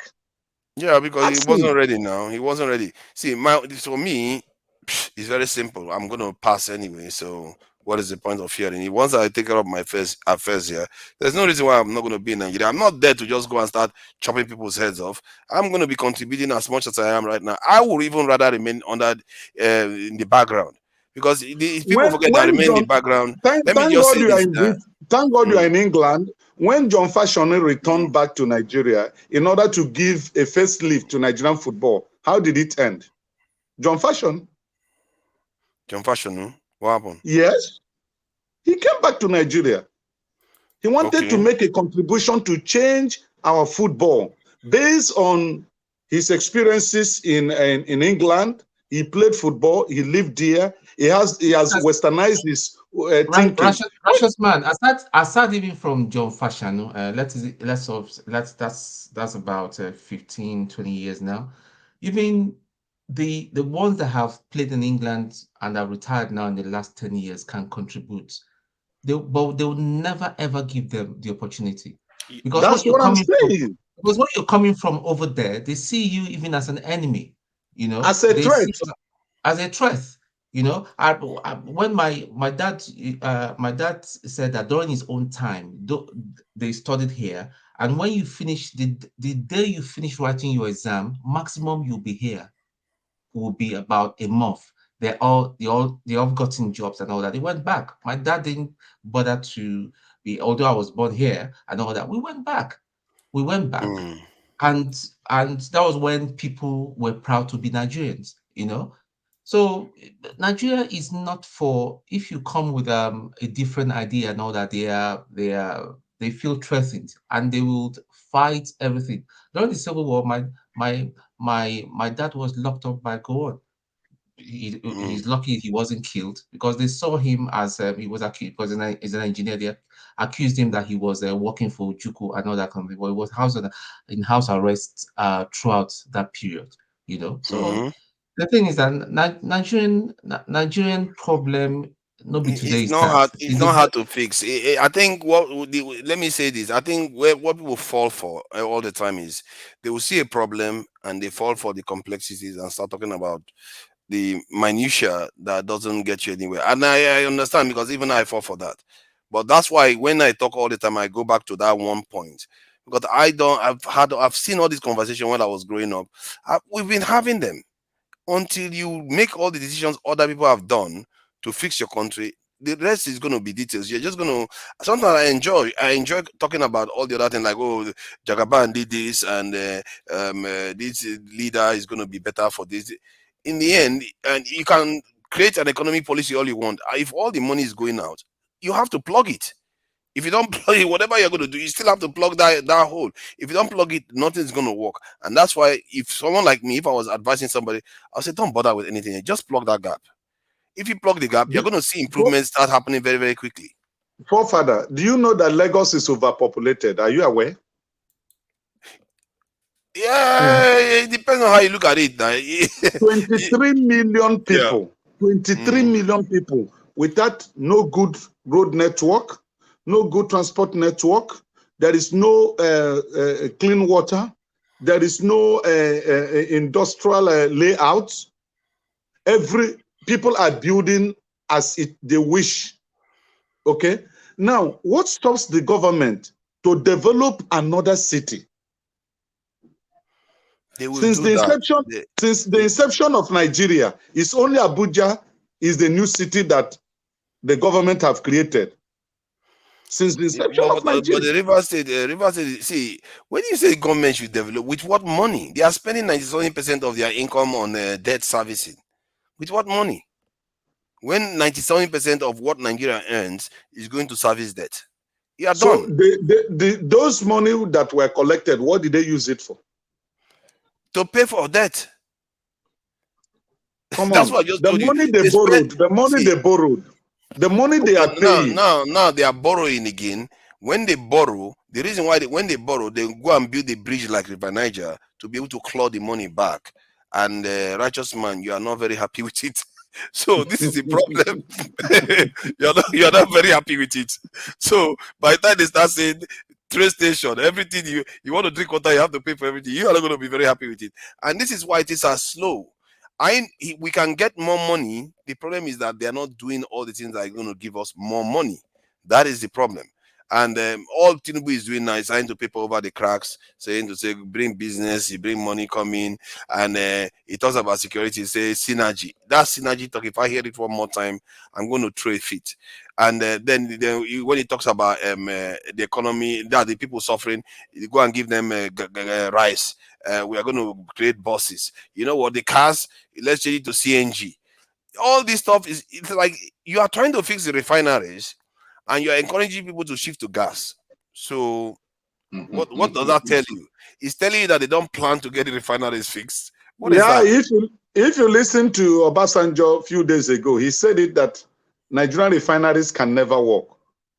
You heard him say it. And if he says that, it's because leaders are not doing chai. I'm telling you, man. I'm telling you, if a lot of people are going to hate me. It's someone like me. If I was the one advising a leader, or I'm the one, somebody make mistake and put me in office. Hey God, they will be shocked, man. When I give you something to go and do, and you come back to me and give me an excuse, hey, the result is not going to end well, though. The next person, the next person is going to be shaking. It's not going to, because the way I look at it is that you are killing people. So your own life should be forfeit. When people are suffering, they are dying. That's how I look at it. People are going to suffering all the time, and you're just using your incompetence to kill people. So you have to do your job. To dismantle this system, like Obi described it, you know what Obi suffered in the hand of like Nambarians. It was not ruling the whole Nigeria. It was not managing the affairs of the Yoruba nation or the Ijaw or the Hausas or the Fulanis. He was managing just about 8 million people that lives in Anambra State. And because he refused to do what they had been doing, they impeached him. They impeached him. That's Peter Obi, mean? Yes, Obi during the time he was governor. They brought a bill of renovating the office of the governor, 800 and something million. Then he said, this is too much. Then he called carpenters that will do the job, and they charged him less than 84 million. And the House went and impeached him. They will impeach him now. They will impeach him because they are all papering over the cracks. They know what to do. They are not doing what they are supposed to do. Nigeria needs. See, I've said it before. If dismantle the corruption, it requires a revolution. Forefathers, I don't know whether you follow football here in the UK. You know what's happening. Yeah, Nigerians will attack you with voodoo. Yeah, good luck with that one. You know, you can see what is happening in Saudi Arabia League. Have you thought why they're investing heavily on football right now? Why? Because they know that their fuel is going to depreciate in the next 10 to 15 years. And the price of fuel, the demand for fuel will go down. So hence, diversification. EVs. So diversification into just pretty much like what Dubai is doing right now. You know, it's a destination for tourism. And okay, look at Dubai, for instance. Do you know till now Nigerians, anybody carrying Nigerian passport, regardless of where you live, you can't go to Dubai. These are the sort of thing that Tinubu should be sorting out. You know, getting a very powerful delegation and go to the core of this thing and sort them out. Yeah, it's sad. It's sad because it's really a sad affair. So it's not just enough about grabbing the government. Now you got the government. What are you doing about it? You see, I was online, you know, just earlier on today. Was it yesterday? You know, yesterday in the morning we were on a long session. I don't know whether you were here when I Can Fire was here. We were talking about religion and all kinds of stuff. So recently I just looked at this subject. They call it phylogenetics, which is a study of how things interact. So this guy was using it to check how religions came about and all the rest of it. It turns out that most of all this religion you hear about in the world, most of the core this thing stuff came from Africa, and that's his conclusion, that the core stuff this thing came from Africa. And then because the conversation we were having then was that, you know, some of the stuff they were, you know, some Africans believe that they were Jews, or we were the ones in the Middle East and all that stuff.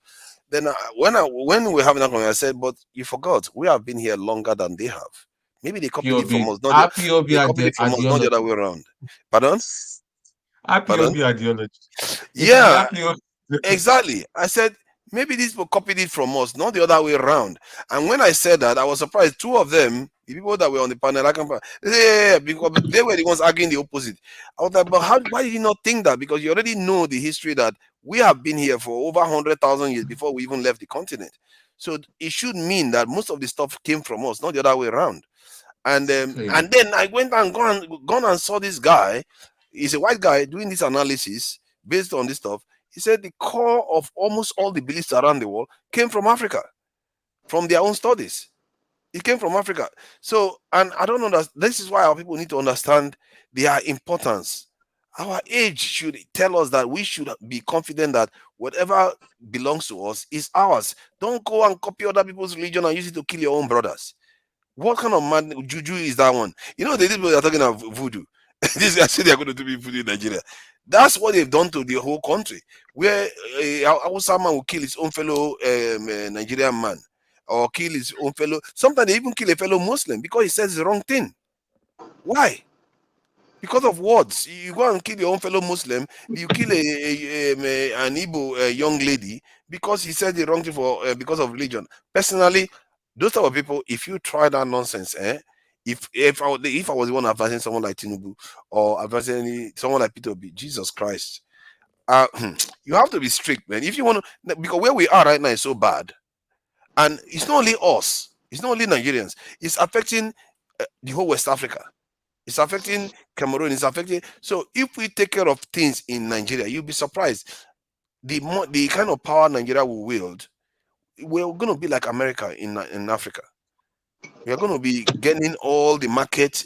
Nigerian rich men will be even richer. If you are a rich man in Nigeria, you have because you have such a big market, your resources will become more. Dangote will even be richer. Everybody will become richer.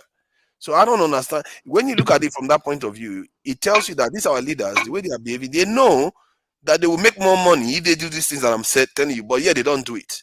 So it tells you that something else is in control of them, preventing them from doing that, and they are scared. So, but that is a totally different story anyway. I think somebody wants to join us. If you can Ooh. share the link. Let me see. We have to be bold about the way we do things, and we shouldn't have to be apologizing to anybody because if you apologize, they don't care anyway. What is that? If you play dead, they don't care. If you say I'm going to do everything you want, they won't spare you when it's time. When it's time, they don't need you anymore. They'll do away with you. Just like slavery. When they didn't need slaves anymore, what happened? They banned slavery. They banned slavery, and then they moved on from that. They were even fighting our own forefathers. Some of our forefathers wanted to carry on slavery. They've got their machines. They don't need human beings anymore. And some of our people were still fighting for slavery. It's crazy stuff. We refuse to grow. So it's our own fault. This is why I said if Tinubu fixes if he does what he says he's going to do for security, I'll forgive him for everything else is messes. If he doesn't fix the refinery, if he doesn't fix power supply, if he doesn't fix the economy, if he doesn't do anything, but if he fixes security, I'll forgive him for everything else. But is there any signs that he will fix the security issues? That's not, I can't see. He's not said one word since he got into office. See, when he was at Chatham House, it was El-Rufai that argued for the security posture. But El-Rufai went on to do the stuff he did with Buhari when he challenged Buhari for currency. Then he went on to make that racially sensitive statements. So I don't know whether because of those things he said is why he's not in office right now, or is because of his security posture. That some people said, you know what, don't bring that guy in, because if you try that nonsense with that security posture, it's not going to favor us. So make sure that guy doesn't make it into office. Maybe that's why El-Rufai is not there. There's a chance that could be the single reason why it's not there, because there are some crazy leaders we have in Nigeria that are also very divisive. They all get put into office. Why is it that El-Rufai suddenly is a different guy that cannot make it into office? So, God, that's just a conspiracy theory on my side anyway. I have to admit that one. Maska, welcome. What do you think about what you're hearing so far? Your mic, no KJ here today. So there's no KJ here today. Something else is off there. Yeah, they're telling you welcome. We can't hear you, Maska. It's not coming on at all. Let's see. Your connection seems solid.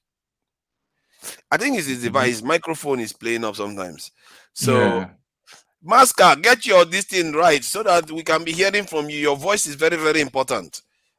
You are one of the few northerners that come in here to talk, and you have to represent. It's very try to get your mic sorted out. I think it's the device, because it can't be the internet. The internet looks fine to me. Is it connecting from Nigeria? Yeah, it's connected from Nigeria. The internet looks solid. It's just his hand device. So yeah, I find that very interesting when I saw the video today about the guy going through all the religions, and before he even said it, I knew it. I knew where he was going to end up. That is always going to be Africa. Well, what do you expect when Africans have been here for almost 100,000 years? What do you think they are doing? Just running around chasing the monkeys everywhere. They are there evolving and building stuff. Then when they build enough, they decided to venture out of Africa and start even conquering the whole world. So in the end, it still ended up in Africa. See, the world has tried their best to say most of things didn't start in Africa, but they can't find anywhere else. It's always been here. And how did we become so lost that we don't even know that? Most of our people just think they think everything comes from the outside. Most of the stuff they know, they copied it from us. Then they start selling it back to us like they sell our, oh, I see now. That's why they sell petrol back to us. We give them crude oil. They sell our own petrol back to us. That's basically what is happening. So yeah, that's just that anyway. Let me see the main bits of this topic. I think the guest that came, he was talking. What did he say about Mandela that was quite this Mandela? I don't know. The only thing I like about Mandela is that he did maintain a little bit of distance from the West. He's not like Nigerian leaders that just like hook, line, and sinker follow the West. Hey, welcome. Hello.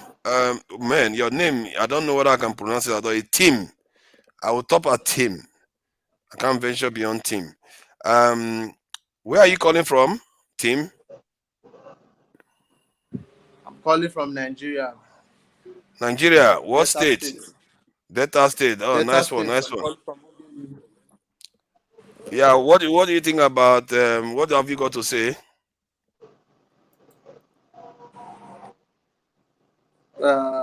there's a lot of topics from the head topic, so I know Yeah, just pick where anyone you actually to like. start from. Pick anyone you like or say whatever you want, regarding, because this is a free session. It's not very strict.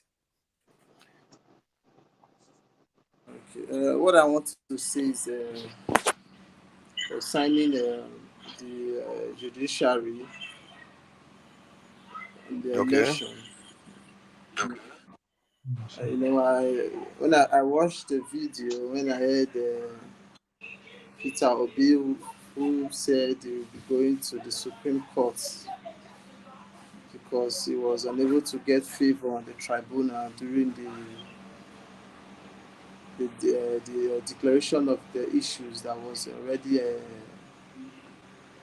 in the courts.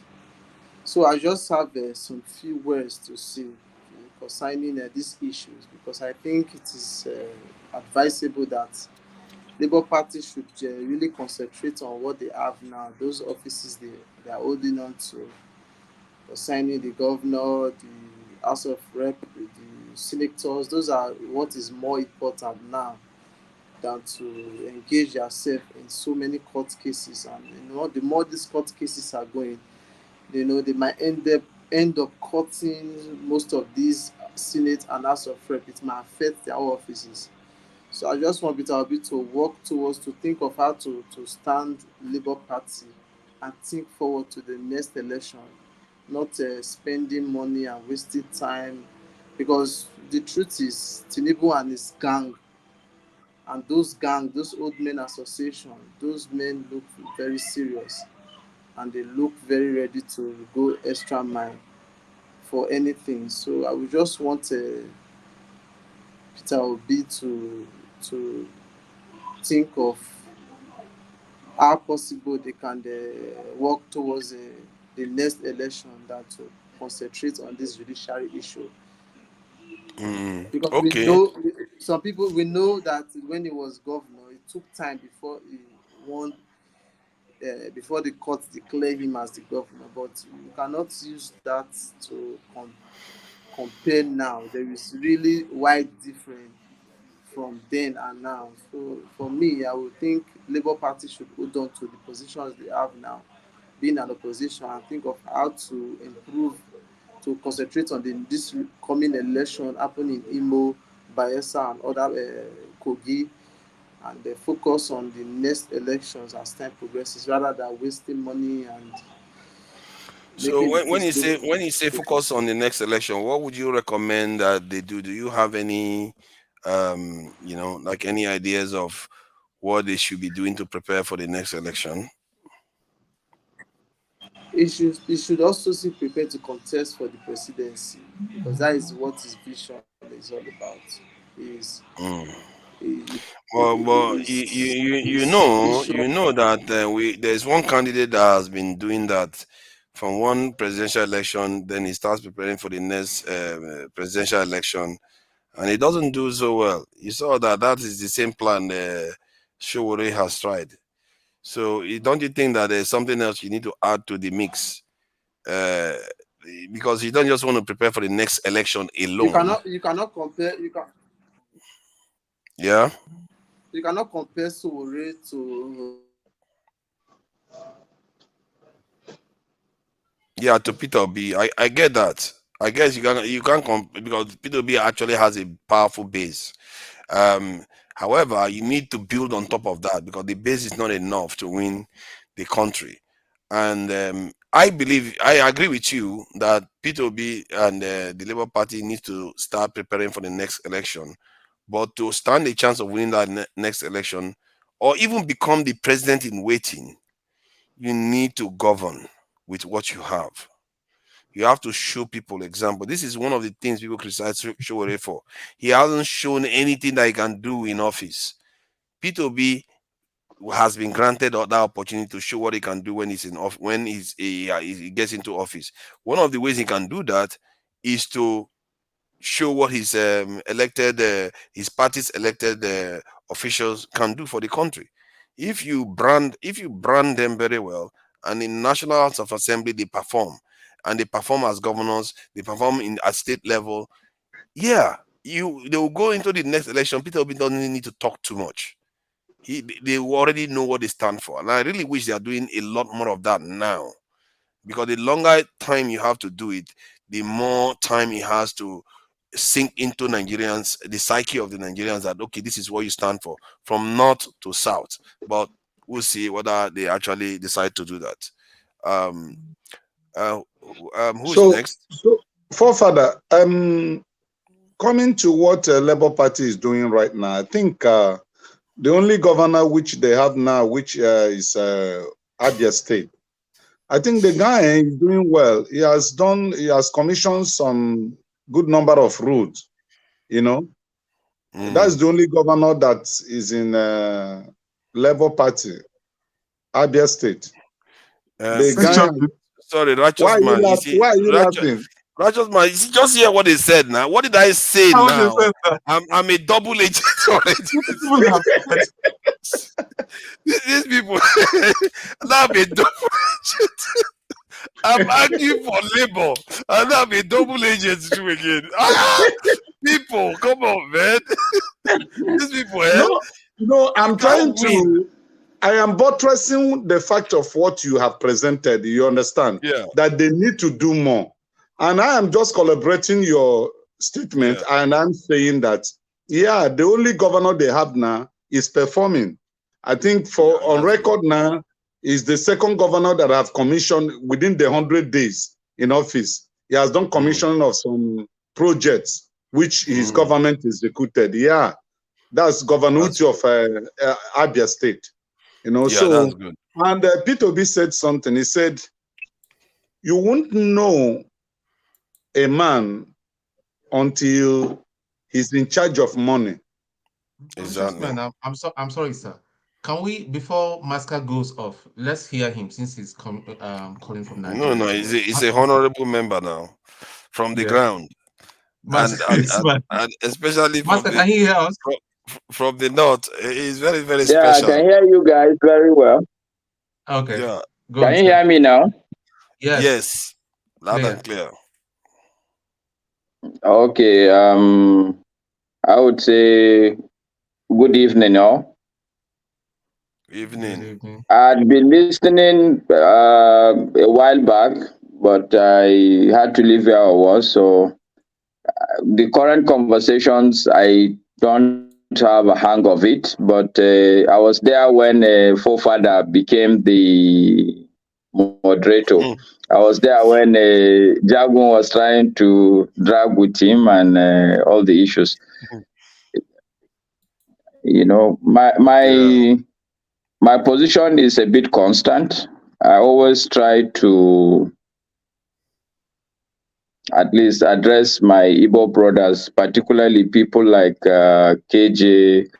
And I could see Righteous Man is also begin to take the same position where, or the position I call this victim position.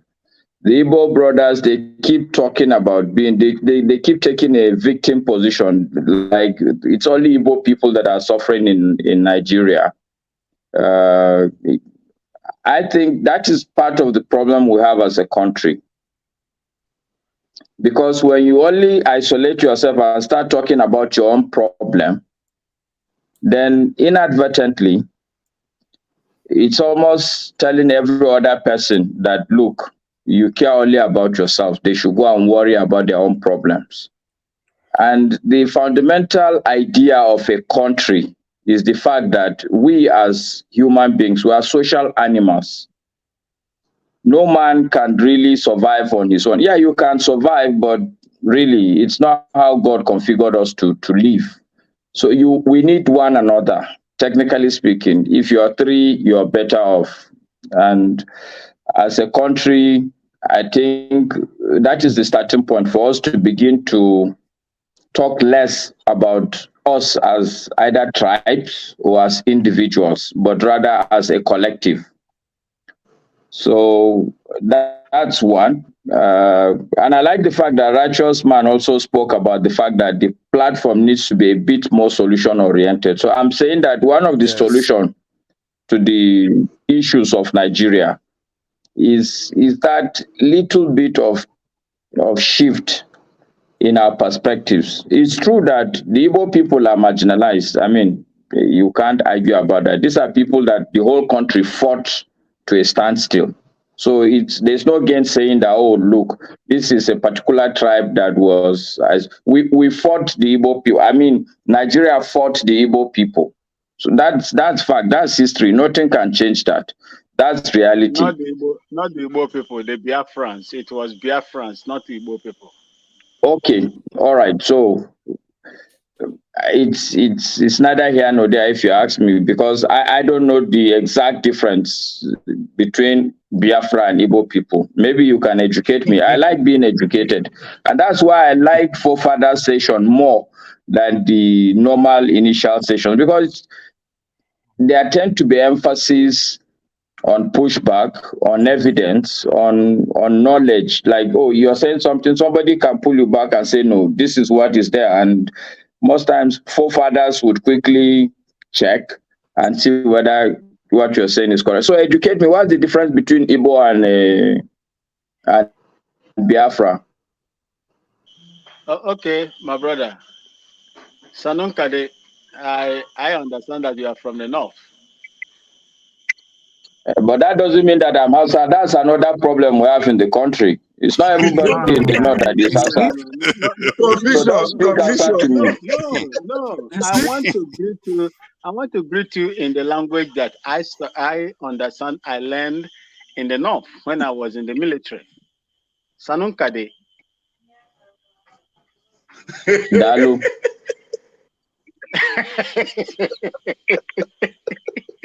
Max, they say why your light there, though, whether you there someplace. I know. You get red light. We're not seeing you now. Open up. We're not seeing you.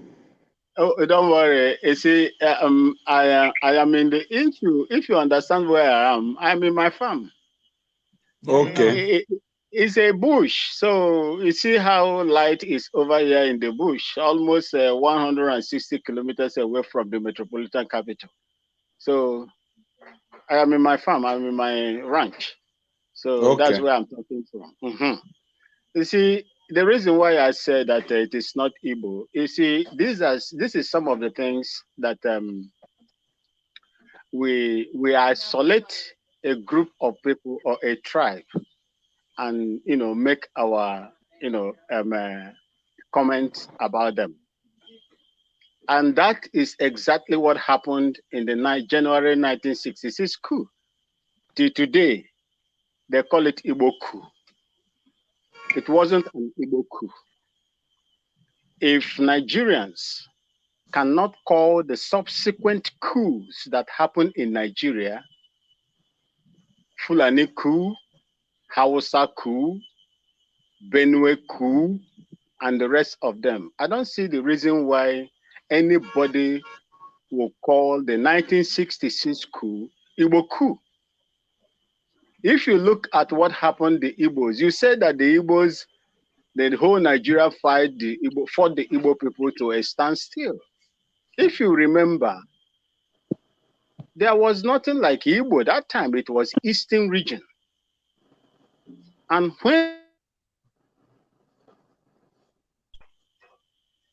when an agreement was reached, can you hear me? But you're breaking. I don't know if it's only me that is getting the break in your transmission. Okay, I think it was rebooting. So when they signed an agreement in my country here, Ghana, in Eburi, eastern region of Ghana, it was the eastern region. It wasn't Igbo. It was eastern region. And the proclamation. Okay, so I'm trying to understand the difference. You said Igbos. I'm telling you that it is not only the Igbos that are found in the old eastern region. And when that Biafra was declared, it wasn't the Igbos alone that declared the Biafra. It includes the south region of Nigeria as it is today. Okay, so effectively they were also in support of the war that they wanted to break up. Or my understanding, they were in support.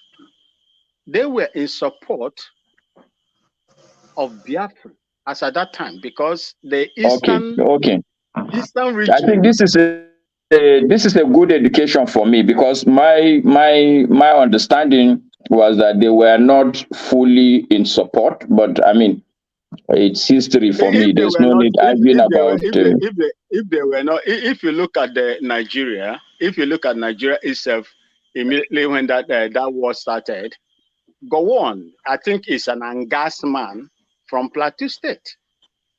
Yes. They are the minority in the north, yes. Correct. But they put him there to do whatever. When you come to Biafra, Ifyong from Akwa Ibom, present-day Akwa Ibom, was the second in command of Ojukwu. So it was the assembly of the eastern region as at that time that said that they want Biafra. It wasn't the Igbos. That is the Okay, so very good education, Maxi, and I think I like that's like I said, I like this kind of interchange because knowledge is the foundation of progress. If you are going to progress, you have to understand. If you allow me, I would like to greet my Tony. Tony is my senior officer, retired, I think. I say good evening to you, brother Tony. Good evening, Mr. Max. Yeah, in the spirit of esprit de corps, I say good evening, sir. Although I cannot salute you now. I retired a warrant officer second class, and you, I think you retired as an officer from the officer cadre. Yeah, I will now sit up for you. I sit up for you. I will not salute you simply because the flag, as usual, is down. So I can only sit up for you, sir. Relax. Are you serious that Tone fought in the Biafran army? No, I think it was in Liberia or something. I was in Liberia. Okay, all right, great. Liberia started 3 months after I was commissioned. Yeah. Oh, so you were in ECOMOG. That was 1989/90. Yeah. 89. Oh, so sir, you were the Wow. first set that went to Nibat 1, Nibat 2. Were you in Nibat 1? 2. Oh, Nibat 2. I was Nibat 20. Okay. So you are Yeah, one of the I Okay. was last people that went to the war. Yeah, I was Nibat 20, and before that time, before I went there, I think you people have left So before. let me ask you a follow-up question, Maxi. Has the Biafran concept changed from then and now? It hasn't changed. It is even garnering more No, strength. what I mean, so that let me clarify so that we can make proper progress. What I'm saying is it's South now. It's Akwa Ibom, conceptually part of the current day Biafran agitation. You see, the foundation is this. The way I will answer you is this. The reason why you see them the way they are today, probably they are not supporting, majority of them are not supporting, is because of the split that was done. When you look at Berlin Conference of is it 1845? The reason why Africa is where it is today, it was the sharing and the splitting of African continent.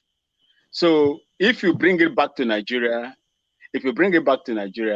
the reason why you see them, the way they are today is the creation of state.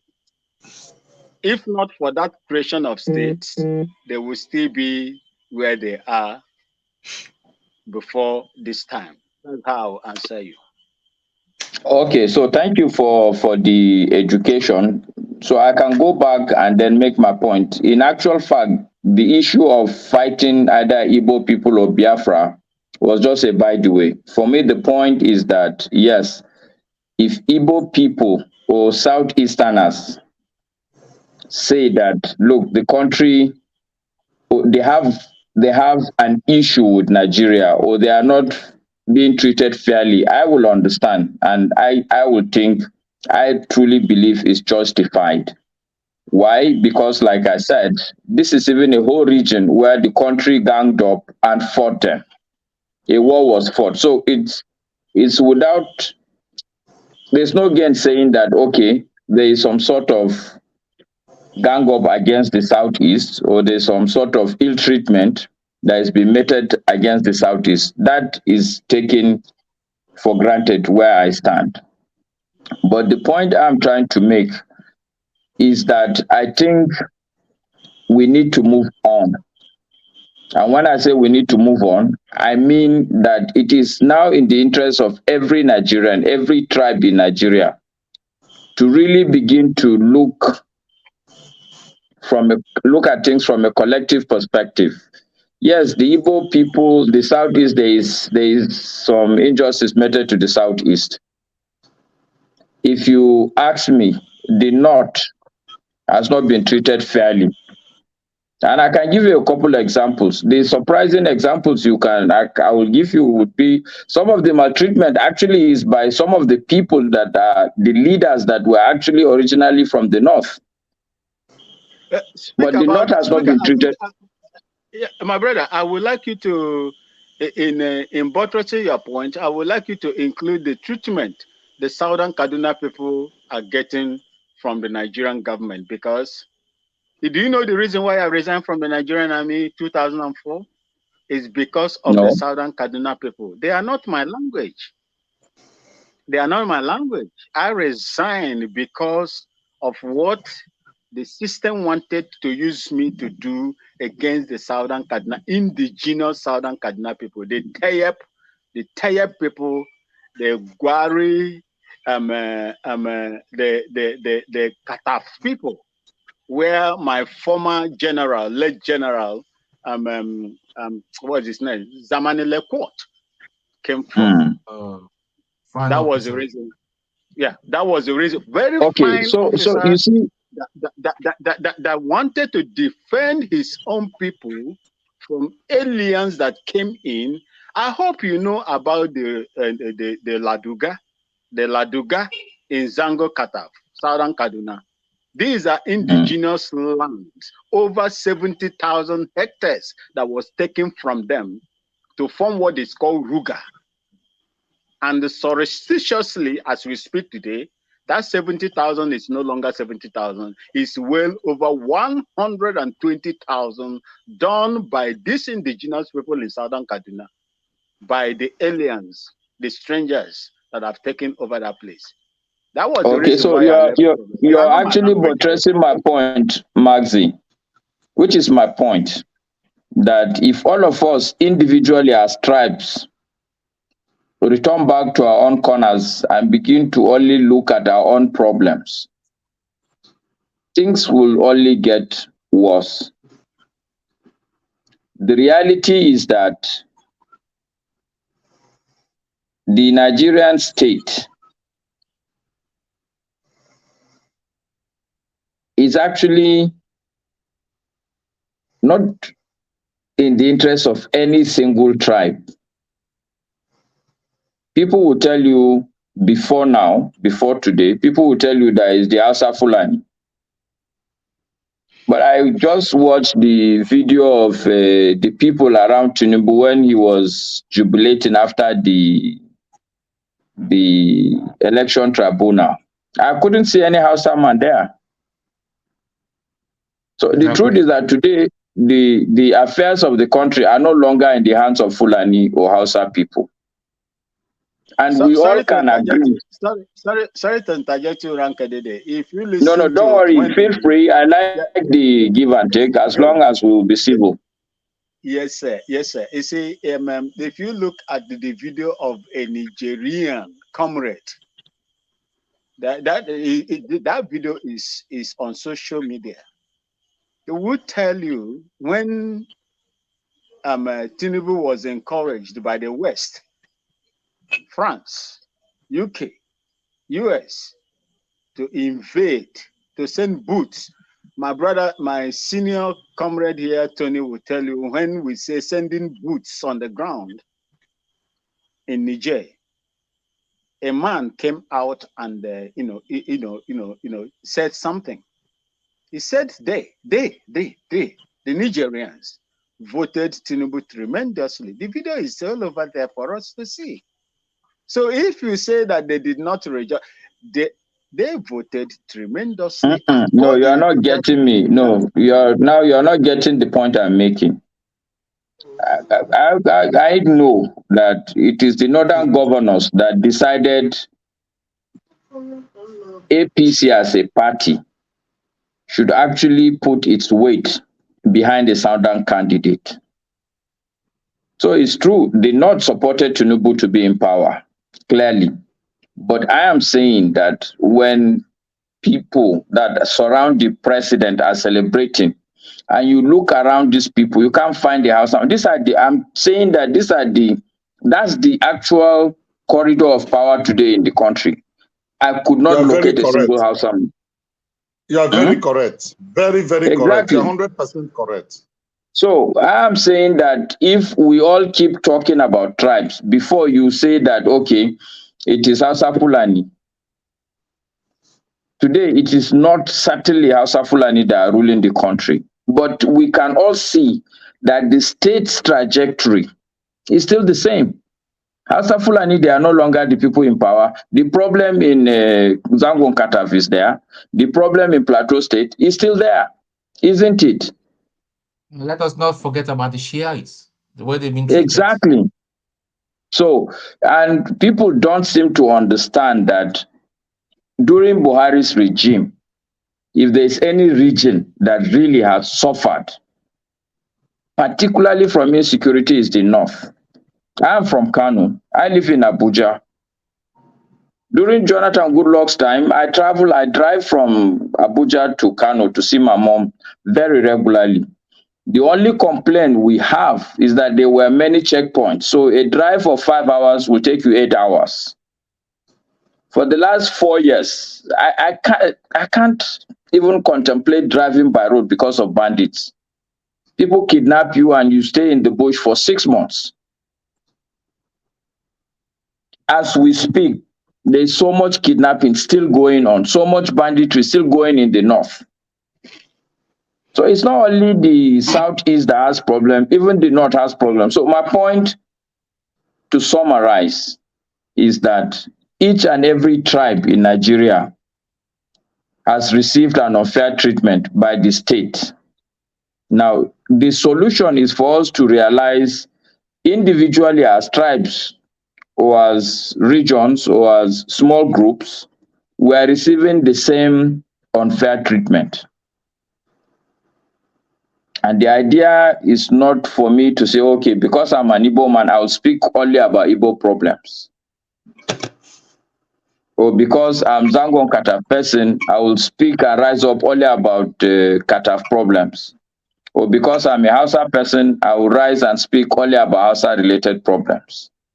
This is not going to take the Nigerian masses anywhere. Not only the masses, even the intellectuals that think that they are better off. We are not. I mean, the bulk of the people that keep talking on this platform, they're all outside the country. I've lived outside the country, and I can tell you for free that it's not the best. If your country is fine, half of the people that are talking on this panel will be back here in Nigeria happily. So even the elites, we are getting an unfair treatment by the state. So it's important that all of us realize that it's not about our tribes. It's not about individual problems. We need to collectively realize that the state as is configured is not in the interest of any of these tribes. Okay, can I ask a question? Go ahead, Righteous Man. Yeah, thank you. Just seeing you for the first time, maybe occasion permits that to happen. You know, it's not as if my suggestions have been basically on Igbo sentiment. No. I'm trying to do a comparison of what is visibly seen in our nation. If you ask me, I would want to be a Nigerian rather than a Biafran. If what makes me a Nigerian, the rights of being a Nigerian, is accorded to me at any given time, irrespective of any state or any location where I find myself. But if that right is denied from me because I am from a certain place, then I have a question to ask. Why? Okay. If we are treated as equal partners in the affairs of our nation, then I will have that sense of belonging. Let me give you an instance. I've lived in the Southwest here for 40 years. All my life I've been here, apart from the one I spent a little in abroad. Now, I'm more like a Lagosian. I'm more like a Yoruba person because I spent almost 70% of my life or 80% of it here. Now, if I want to rent a house, for example, and the owner is an indigenous Yoruba person, and he say, Omo Igbo, because you're Igbo, not that I'm a criminal, not that I do not have the money to pay, not that I insulted or assaulted him, but just because I am Igbo, I will not give you that house. And then you want to seek for justice. Maybe you go to report such Mr. Righteous, Mr. Righteous, Righteous man. Let me finish. Okay. All right. Let me just finish. I agree with you. I agree with you that the problem is a holistic problem. It's not a tribal problem. I agree with you. But why it looks as if Igbos are the one pushing out this thing is that when we go out to seek for justice for maltreatment, we don't get justice. That is just it. It's not as if I prefer being Igbo to being a Nigerian. No, That's not what I'm saying. I'm saying why I'm a Nigerian. Don't treat me as an Igbo man. Treat me as a Nigerian. Just as other people are treated as Nigerians. That's just my case.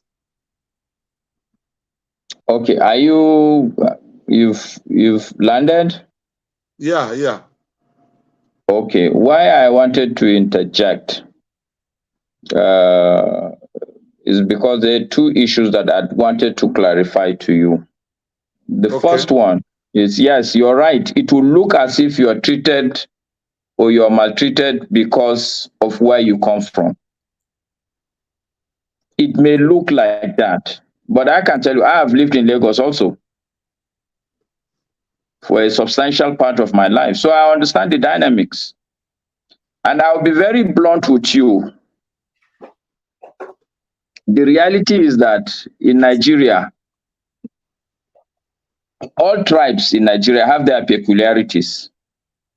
I can tell you for free that people believe that the Yoruba people are dirty. So somebody may not give a Yoruba man a house because he doesn't want the house to be dirty. No. It has nothing to do with the Yoruba people. Wait, don't shake your head. Let's have an open mind. Because if you're already shaking your head, that means you're not agreeing already. So then I can stop. No, continue. Fine. Now, the Igbo people in Lagos, if somebody says he's not going to give his house to an Igbo man, I will be blunt with you. There are two reasons why a person will not give his house to an Igbo man. The first reason, and it's an open secret, unless we want to deceive ourselves. The first reason is that chances are that people will think, okay, the Igbo man, you have issues with him paying you rent. So the point I'm trying to drive at is that as a people, as Nigerians, we need to also acknowledge that we are a different set of people. And it's not far-fetched why we are different. I have people who are Yoruba people that were born and bred in Kano among us. You will never know that they are Yoruba people until somebody tell you. Their mannerisms, their attitude is a Hausa man's attitude. Because we as human beings also, we tend to copy the people around you. If today I'm speaking with a Hausa accent, it's simply because I grew up within Hausa people. If I grew up in the South, there are Hausa people who, when they speak Hausa or they speak English, their accent is a Southern Nigeria accent.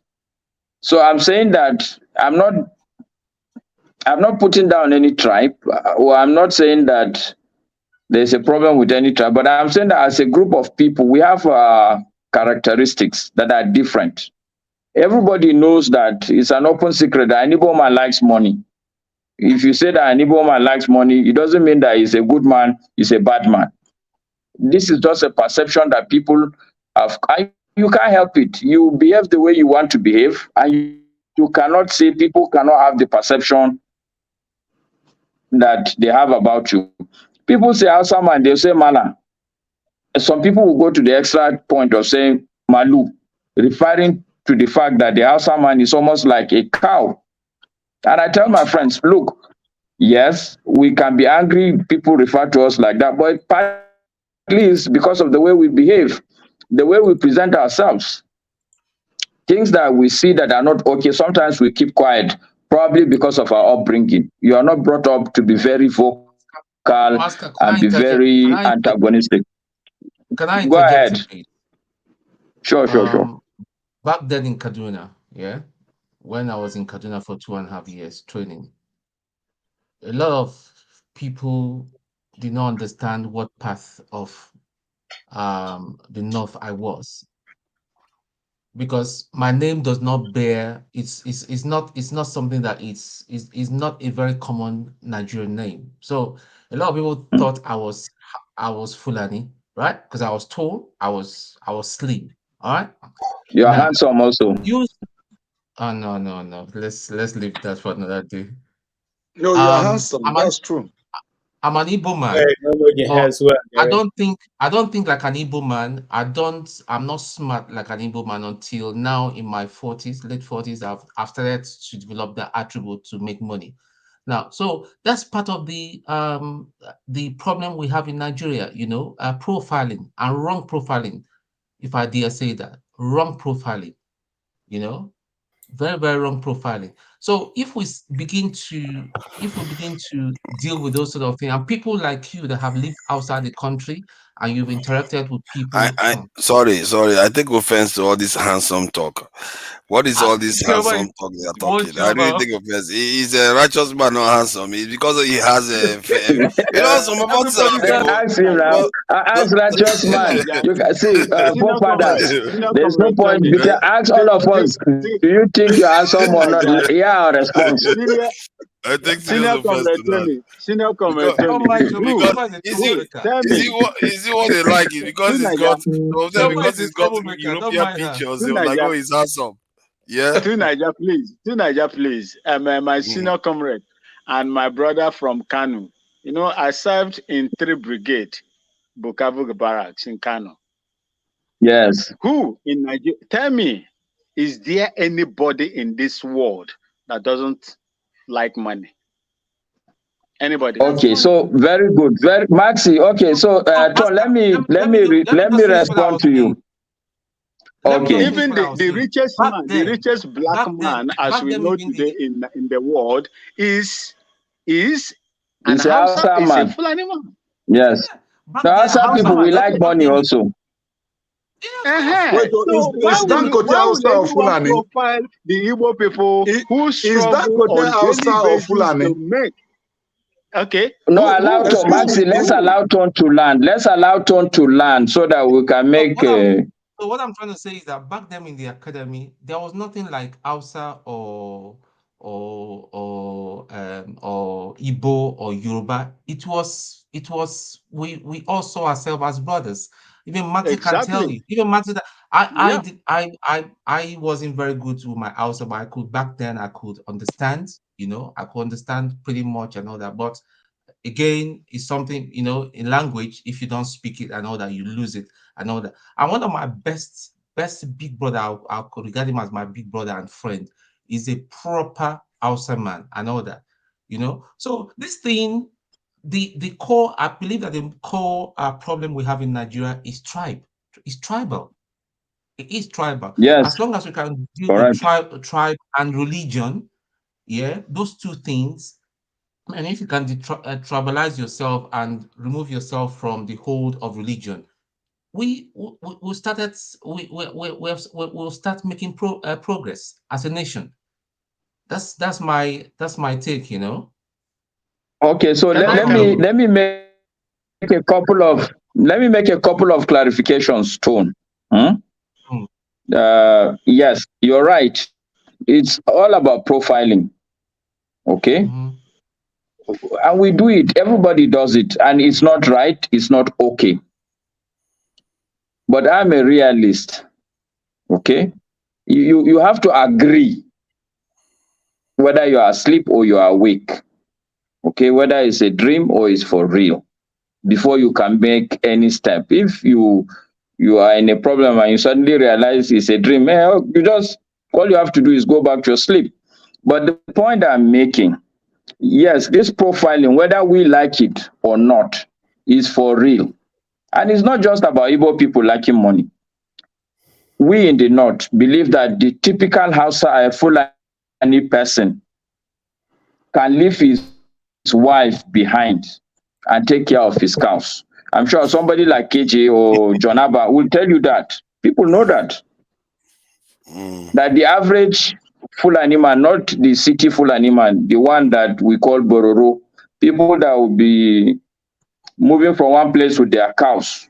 I've seen it where the whole people will stop because 2 or 3 cows are about to deliver. And I've seen a Fulani woman. See, the point is that we all behave differently. What I would want Nigerians, I'm proud to be a Hausa man. I like our culture. I would want us all to be very cultural, to be proud of our culture, to own who we are, and understand that we are different from each other. But the thing is that when there is a collective problem, we should agree that this is a problem that cuts across, that the Igbo people today are having issues does not mean that the Hausa man is not having an issue. Does not mean that, for instance, I give you a typical example now. People in Benue State, for instance, they are having issues, security issues. Is it not the same security issues we've had in Borno State, for instance? Okay, but people would want to paint it that no, it's Fulani people that want to take over the land in Benue State, because that is the narrative that the state is okay with. That is the narrative that all of us are more comfortable with, so that we don't take ownership. Okay, Boko Haram, when Boko Haram was rife, every time I go to Kano to sit with my mom, he will tell me that it's probably because it's Goodluck Jonathan that is organizing this thing. I try to make her understand that it's impossible, even if it is Jonathan that is organizing it. Is it Igbo people that he carried to Borno State that are fighting? Is it not the same Borno people that are fighting each other? The narrative of, sorry, KJ, I will get back, but let me just land. I will come back to you. Is that okay? All right, go ahead, KJ. I see many hands up. KJ, go ahead. Oh, okay. You were saying something. Just don't take my mic. Just don't take my mic. Have you heard of Dr. Damages? You were saying something. You have been here. You've been talking. That one. You've been talking for so long. You mentioned that last. He's a top journalist He's a PhD holder. He lives in America. Magana. Okay, now here's what I'm saying. You were saying all the right things until you mentioned the last part. The last part is that the narrative that Benue people will like to give. No, totally, I don't agree with that. The people killing people in Benue or people doing the destruction there are Fulani herdsmen. If you want me, you can give me your email. They are criminals. They are not Fulani herdsmen. Excuse me. If you can give your private email address, I will send you documentaries short on it. So yeah, I'm not here to try to to maybe persuade you or something. That is already made up. We know that some of those places have been renamed to have Fulani names right now. So let's not go there. Because when you say that you actually abuse that. KJ, I see. Okay, you've made your point. Can I do a rebuttal on that point? Go ahead, and I'm here. Please go ahead. Because, like I said, if you want now, have you ever been to lately? Have you been to Zamfara State lately? Listen. When you said that, listen. The people of Benue, I'm talking right now for. I'm not saying that people who are causing problems there are not other people. We are talking about the one happening in the locality where we know, Nguma local government, in Konshisha local government, in Igumale,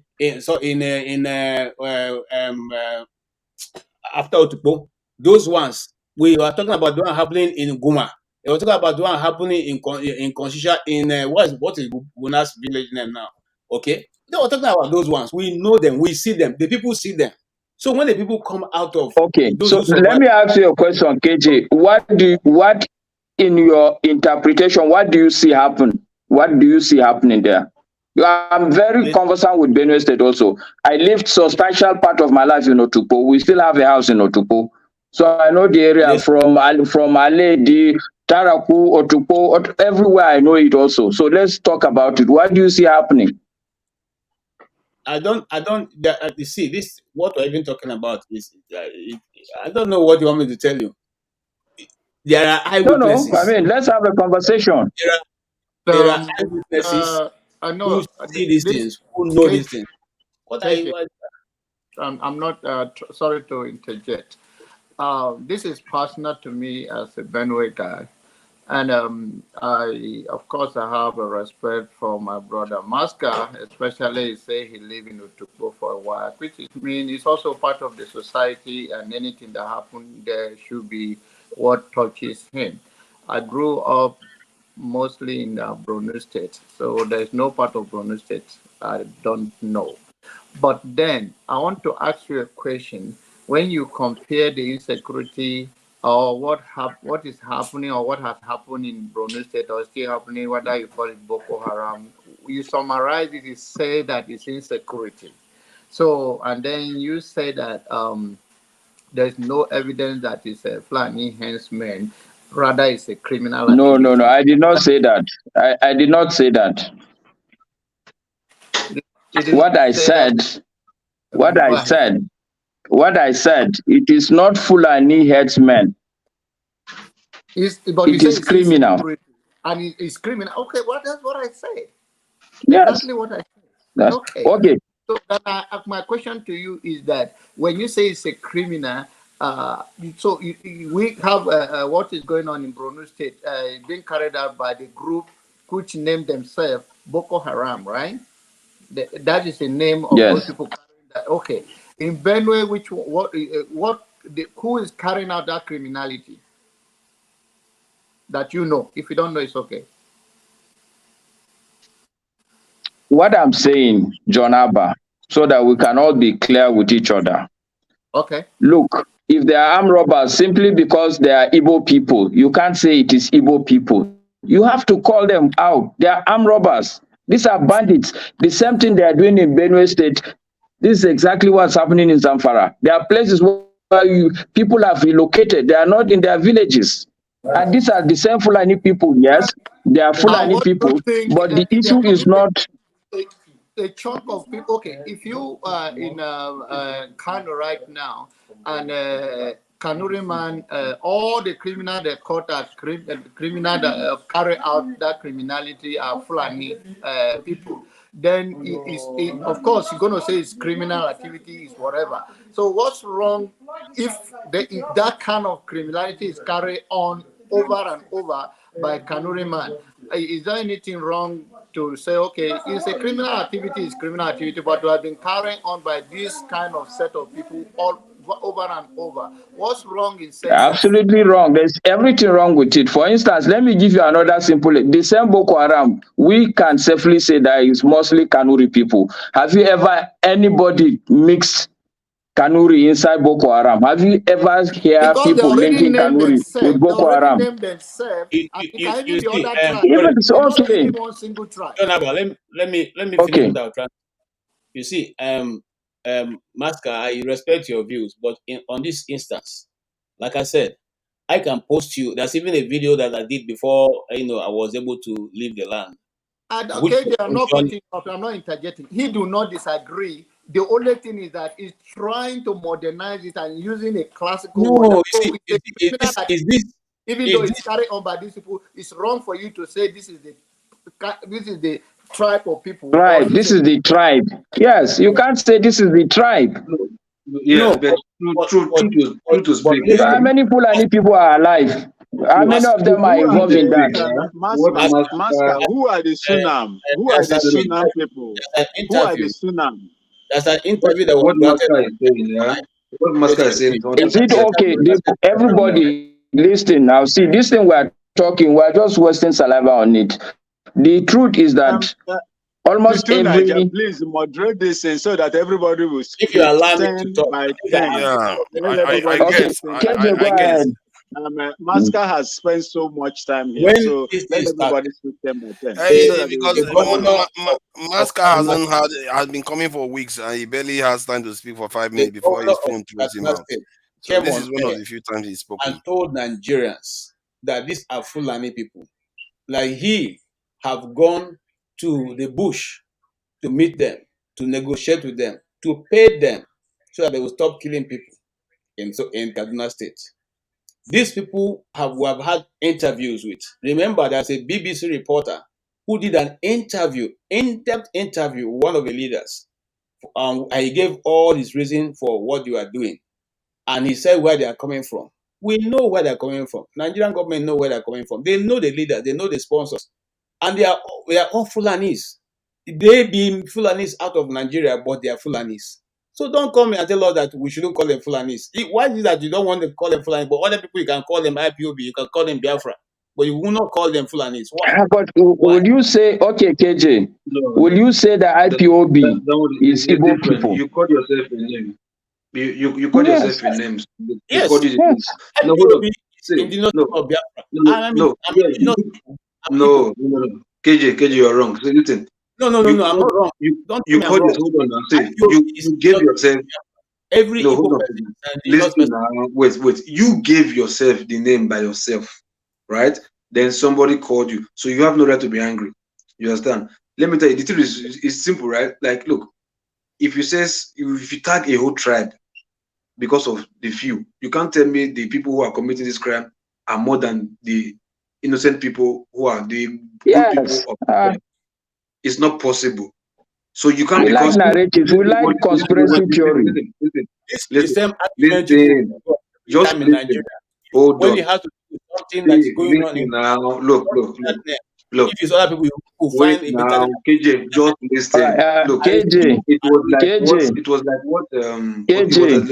like what Max was saying just now. Mark, what did Max say? He was talking about 1960 school. Why did they call it an Igbo coup? You understand? Why you, because of the few Igbos that were there, you are now saying it's Igbo coup? It's the same thing now. So because of the few Fulani headsmen that's committing crime, you are saying it's a whole Fulani. You understand? Sometimes look, see, in order to go forward, if this tribe of a thing, people are not high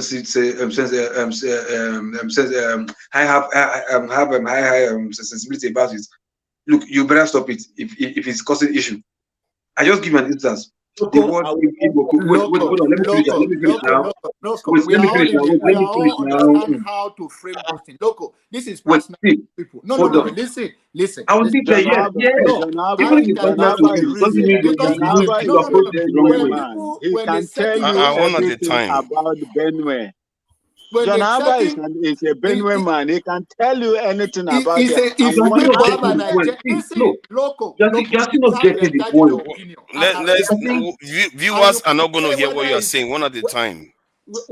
local. You can say whether it's right or wrong when is a Fulani man carry atrocity. no. See, get the argument. See, hold on, listen. Wait. No, Get the come argument. in. Wait, Can I land? let me get. Can Okay, I hold on. land? Can Wait. I land? Let me give you the argument, so you can continue. Let me give you the No, argument. See, no. You are saying that the setting. I've heard you. The but set on let the me give few, you the argument first, so that you can continue. No. You say okay. If If I can't give you the argument, then whatever you're talking doesn't make sense. Let what me are give you you the talking argument so you about? can Local, continue. can you just wake up? This is personal to me. Don't tell me when people come out and have agenda and they have the agenda map out and they are taking See, cities and they are relocating themselves. Are you going to come here and come and tell me that listen. it should not be Okay, saying after if okay. Igbo people go to Onusha or okay, it just happened in Lagos right now, right? When there was a comment that Lagos does not belong to anybody, that it's a no man's land, whether it's on political ground or not. What happened in Lagos? So what don't say when people come out in the What was wrong? Then correct. Say the truth out. Correct the narrative. Correct Exactly. the narrative. how Don't do say you what So, correct? happened. Abba, Okay, sorry, Correct the narrative. local. with Okay, agenda, okay. then you say it's a So we have criminal run because three you are sides. somebody now. Sorry, You have John a Abba, design of a strategy. John Abba, John Abba. All Come, right. go So ahead, we've Let come me land. give you an 360 instance. now. Igbo coup. Sorry. Why are you calling Can I it just Igbo say coup? something? Local, can I say something now? We've run 360 because these have brought us back to the same issue that the panel keep I will talking join you about, back that it in a was minute. wrong, for Lagos people to say that Igbo people are taking over Lagos. Isn't it? Have we not been arguing about it?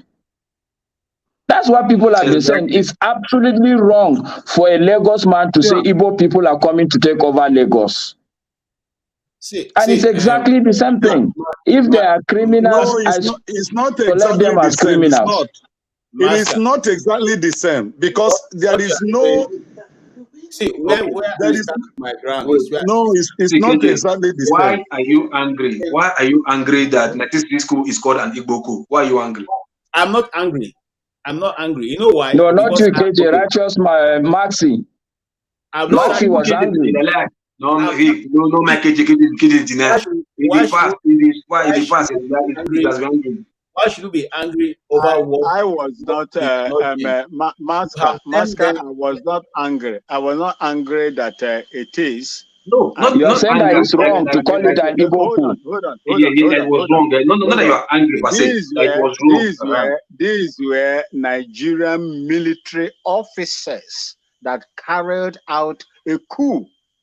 These were Nigerian military officers that carried out a coup. And I'm saying these are Nigerian criminals that are atrocities. Christian and Igbo coup. If you Christian that night, January 1966 Igbo coup, why can't you Christian Babangida's coup the same? Why can't you Christian Buhari coup the same? Why can't you Christian Oka coup the same? Why can't you Christian Dinka coup the same? That is my argument. I did not say, look, hold on. I did not say what is good for the goose is also good for the ganders. Yes, of course. Nobody's angry about that. You see, there are elements of the Fulani people that are carrying out, parading themselves with AK-47, going around, dealing with people, especially where Abba comes from. And they have come out, and they, hold on. They have come out to say that they orchestrated the assassination attempt on Autumn. They came out to say it. Hold on. Wait now. So to you, is the Fulani tribe that came to say they wanted to kill I did not say that. When I say, listen now, you see, I did not say it is the whole Fulani people that did that. What I'm telling you is that there is Sunam. Sunam came out and confessed and tell the world that they did that. And they did not do it once. Okay. They did it twice. Maxi, let me my submission, and I think it's okay that we don't agree. We can't agree on everything, which is okay. I can live with that. But the point I'm trying to make is that the same Fulani people that are killing people in Benue State are the same Fulani people that are killing people in Zamfara State. Okay? My point is that, okay, KJ, I don't want us to go back and forth. I'm okay if you think that it's okay for you to say that it's a Fulani thing. I'm not okay with that because I know how many people. I will give you my reasons. You see, but to Niger, I told you, I said that let's just do this in 10 by 10. Let everybody now express their opinion. Let's go on because this is becoming boring. Now our listeners will not even understand what is going on. It doesn't matter. Let us deal with it. You see, KJ, hold on. It doesn't matter. It doesn't matter. KJ, please hold on. You are the one talking. KJ, come on now. Try to understand where Van Maxwell is coming from. KJ, hold on now. See, Van Maxwell hasn't said anything because he's not used to interjecting. And so after he speaks now, Van Maxwell will speak, and eccentric cast will speak. And then we'll go normally, because normally I allow the conversation to flow. So I prefer that, but my master doesn't like, he doesn't like to interject. Please, my master, feel free to interject when you want to interject, because sometimes, when they are talking about a point, because when they are talking about a point, it's important that they get to the bottom of that point, and it's beneficial for the viewers too. That's why I allow it to flow. You see what I mean? So, go ahead by Maxwell, so that then the conversation can start flowing towards eccentric cars. Going ahead now. Which one now, bro? He's got cows there with him. He has to be able to talk so that he can go. He can return to work. KJ, what I will do? Do you have a pen there, KJ? Do you have a pen? You can take my number so that we can take it offline and discuss. Yeah, +234. Hold on. Put in the backstage, please. Your privacy now. Put it on the chat. Put it on the listen.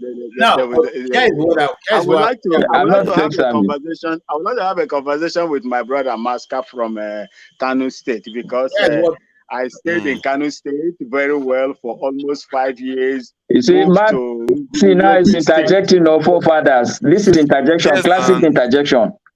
No, Yeah, he that's gave what we me want. the right to speak. That is why I'm KJ, speaking, brother Masker. can you take the number +234? Hey, don't Okay. do that. Put it in You don't private do chat. it here. Put Put it it in private chat. on the Your chat. privacy, We will you have get to it. protect the privacy. In your private chat, please. Private Yeah. chat. If you go you will see a private chat this in symbol there where you are interacting. Okay, KJ, send me your number if you know how to do it, or you can send to forefathers. If you have forefathers, you have KJ's number.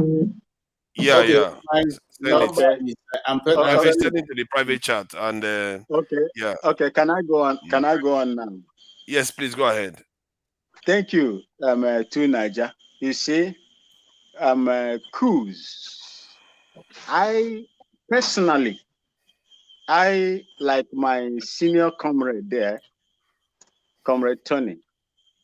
I will prefer a coup all around Africa that is going to manifest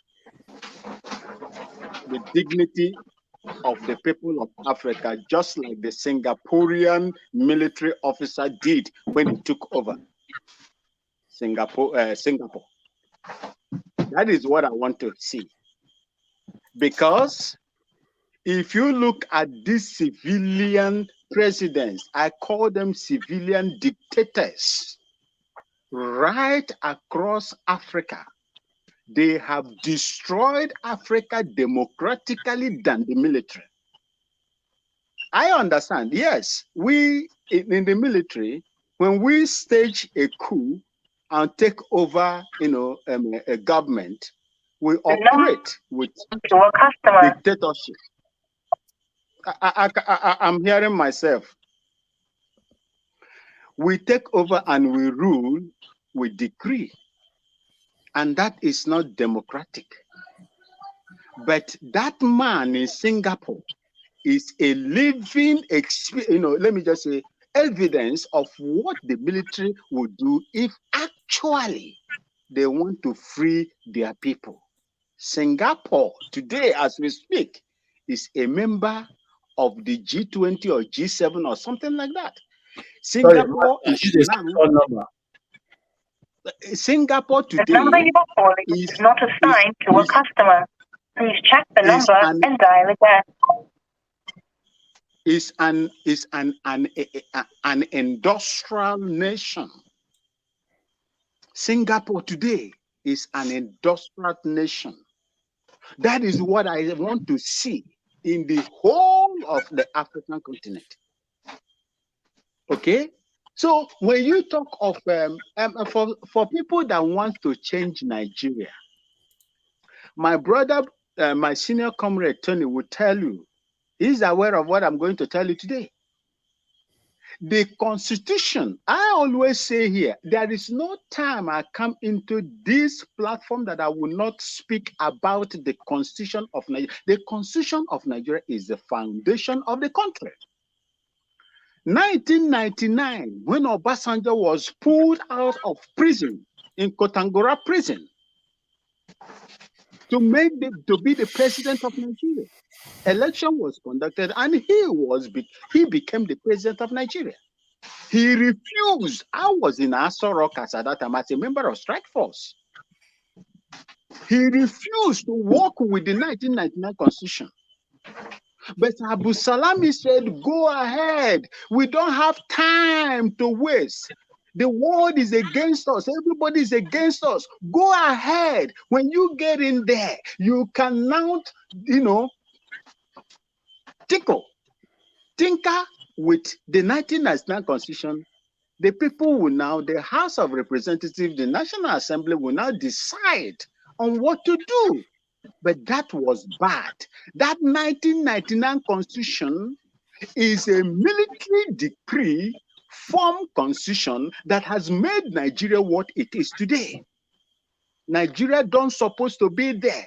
Where a child is crying, pointing finger, the mother, if the mother is not there, the father is there. The reason why your vote cannot count today is because of the enormous power the president willed when voted. as a president. He appoints the judiciary, the judges, name them. He appoints the police chiefs, name them. He appoints virtually everything that has to do with those functions that controls the democracy. He has the power of hire and fire. You cannot make progress in such a system. That is my own issue. I was among of the people that brought the mayhem Nigerians are going through today as a member of the Nigerian army. As at that time, I am involved. Although I didn't have the power to make changes or contribute unless the senior officers, I cannot even speak when, as another rank, when my senior comrade, Tony, is speaking, because they give the commands and the other rank carries the orders. So we could not do anything.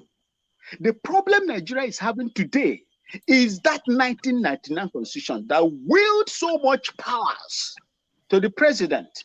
If you remember when they asked Obasanjo, I think a BBC journalist asked Obasanjo, why do you, he said it is the constitution that, gave him that power. Why will you have such system and expect so that what's the system solution? to work What's for the you? solution? The solution is this. The solution is this. Nigerians are fighting, what I call a different war. Instead of Nigerians to fight or go and get your PVC, knowing fully well that your votes don't count. Tell me a time in Nigeria that your votes counted, even at this particular one that happens today. What I would like you to do is this: campaign on the abolition of that 1999 constitution. Let the people come, North and the South, come together and now deliberate, decide on the way forward and the system of democracy that is going to suit you. If the people are not called upon and someone imposes a rule that disenfranchises most of you, just like the election that just passed, you will not get it right. People with money will buy it. It is evidently proven today that the man with the biggest pocket will buy everything when it comes to election in Nigeria. Campaign on how to destroy that 1999 constitution. Let the people the Nigerian people in diaspora, what is their agenda towards rebuilding Nigeria? What's the contribution of the Nigerian people in diaspora? You see, you cannot rebuild, you cannot build on a fraudulent foundation. You can't build on a fraudulent foundation. The reason why all of us are benefiting, enjoying in all the places in diaspora where we live today is because of the sound system they have there. If you have a sound system, even if you bring in a criminal, the sound system, the structures will whip that person into line. That is the solution to Nigerian problem. But as long as Nigeria operates with this fraudulent foundation, Nigeria will continue to retrogress instead of going forward. Thank you. Let me hold on. Pastor, don't jump the queue now. Let me just interject. You are jumping the queue. No, hold on. I only have one. I want to interject on what he just said. Okay, I make that little correction. Then I'm gonna 30 seconds or 1 minute. That's it. Okay, thank you. Let me say thank you. Hello again to everybody on the panel and those listening to us. Now, I think that was Mr. Maxwell that just spoke, right? The Pansat is me. Good evening. There was no, totally.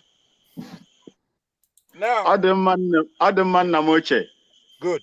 Now, you just said that the person with the biggest deep pocket, the biggest money, buy the election in Nigeria. That I don't even know when that is the case. That is not the problem we have in the country. It's not a deep pocket wouldn't have bought this election. What happened in this election is the northern Muslims trying to determine who is the president of Nigeria at all costs. They don't want to go to school. They don't want to have any patents, any inventions. They want to pick who is the president of Nigeria, and they were boxing Hold on, please, let me land. Hold on. It's if you don't know it, it's not Tinubu's genius that made him president. It's Buhari. Okay, you have to understand that what we have in Nigeria, we're at an intersection of two traditions. You have the Western tradition and you have the Islamic tradition, right? So what's been going on, and it's quite funny because the people that they're against, the West, these people in the North, Boko Haram, they don't like Western education. But interestingly, they love and respect those people, and those people use them to colonize us. If you don't know it, no matter how much anybody had, if this election was just plain old election without a Nigerian intelligence, the soldiers, former military dictator Buhari being on the side of Tinubu, he wouldn't have won. This election would have been easy because Tinubu didn't even win a single state. Now, let me say one thing, and to Nigeria, I want you to listen to me. It's not how long somebody talks here. It's what they're saying. You're going over your time, but just make the point. Yeah, here's the point. It's quite funny that you have an election, the rules were set before the election. And these people, in a funny way, turned off the presidential election collation, turned it off, and let the other one go through. It's so funny. And we're here talking and debating, they're not hiding it. They turned off the IREV, turned off the Beavers machines for the presidential election. That's it. So, what we use, all of you sit here. If Northern Muslims drive a cattle through a city, hundreds of cattle, maybe one or two people, I don't know how they quite do it, and there's nothing we can do about that. You're gonna turn off that IREV machine, and then you're gonna be here talking. Uncle Pansat, I've got to interject here with all due respect, sir. You know I respect you. I know that 24 brothers for sure. I agree. Pansat, come. You go ahead. Eccentric. Let him interject. No, I think it's his turn to speak. Can I come in now? Pascal, you made your point. Yeah, no, all right. Thank you. No. Wait, if he's gonna interject, fine. I'll ask you a question. Let eccentric class. No, you are not landing, please. Eccentric class, please go ahead. Why are we doing this? Now we want order, but we don't want to follow order. Come on, eccentric class, please go ahead, because his time is also valuable. Yeah. Okay. Well, it's not as valuable as mine. Maxi, you just came in. This guy just a pain in the ass, man. This guy just too selfish and pain in the ass, man. Come on, man. Stop. We have an holiday. Yo, Maxi made great points, man. Maxi made valuable points. I like Maxi's contribution. The problem we have, of course, he tied it to the Constitution, and I agree with that, right? Our system of government is, it's a Western system of government. Like, Pascal say something about, Boko Haram hating Western education. I agree with that, right? But if you do the history, it was when Libya was toppled by NATO. That was when the arms went to Boko Haram, all these groups like the Tuaregs that are, fighting in Mali. all the arms that came to these groups came from when Libya was toppled. When Gaddafi was toppled, that's when all the arms went to these guys, this group, this Iskrans, causing problem in the West, in our continent, right? The Western world benefits from this problem because Can I if correct there's a you? problem, hold on, if sir. there's a problem in Hold on. Can Africa, I in correct Western you on Africa, that? where there are all the resources, they will send their military. They will send you, right? If I sell caskets, right? The only way I can sell casket is if there's a problem in the community. You know what I'm saying? I would like it when people die because I'll sell my casket. So the West, they want to build their military bases, but we know that they're taking all the resources, from Niger. France is getting kicked out. The reason why we have problem we have in West Africa is because of NATO. The problem they created in Libya. Go read about that. Read on that. Hold on, please, because that is The a work matter has been done on that. I can understand that Boko Haram, they hate Western education. That's a roots. Those things are roots. The whole thing is about Western hegemony, bringing the military here. Let him finish now. Join the queue now. I'm tired. Well, I see that guy safe. Anyway, so that's my my correction. I'll see you later. Bye bye. Pascal, yeah, who's next? I think you blessing person addressing you the fear. Tell me stop. Come on. I'm just have you had your say? Me too, I can just exit. I haven't. Local P. Come, KJ, listen. Come, KJ, let me tell you guys something, right? Everybody they craze for head. Everybody can internet anybody. You get my point? Don't be used to talk that you just as if most of us don't have work. We just come here and want to talk and just want to exercise our mouth. What will it kill you just to shut up for 5 minutes and let somebody else talk? Will it kill you? If at all you want to interject, but if at all you see that the place is becoming rowdy, sometimes why not just Loco, in fairness, KJ is one of the people that is always patient on this platform. So please, let's be fair to him so that we can encourage people like him that are obedient and quiet. I'm not taking a shot at anybody. KJ does not interject. KJ does not interject. Yes. Oh, fuck, man. Listen, guy, listen. I'm not taking a shot at anybody. I don't know why you're calling KJ's name. I'm not taking a shot at anybody. I'm just asking somebody. I'm just talking to everybody here. You understand? Sometimes we might want to be rowdy here sometimes, but if you see that the place is chaotic, just try and be the bigger boy and just, take a chill pill sometimes. You mustn't just make your point like you say now, only your points you want to make. Everybody want to make points sometimes now. Thank you. Listen. So who is next? AY hasn't said anything. To Niger, you are behaving like the tribunal. You are behaving like the tribunal. You are not. Stop people. How can you compare me to the tribunal? I've never started calling people ridiculous, misadventure. Your statement is a misadventure, mister. How dare you? How dare you? Mute people. If they are not talking, mute them. When they open their mic, mute them. Let the person that is talking talk, and this thing will be orderly. This rowdy session here with people with high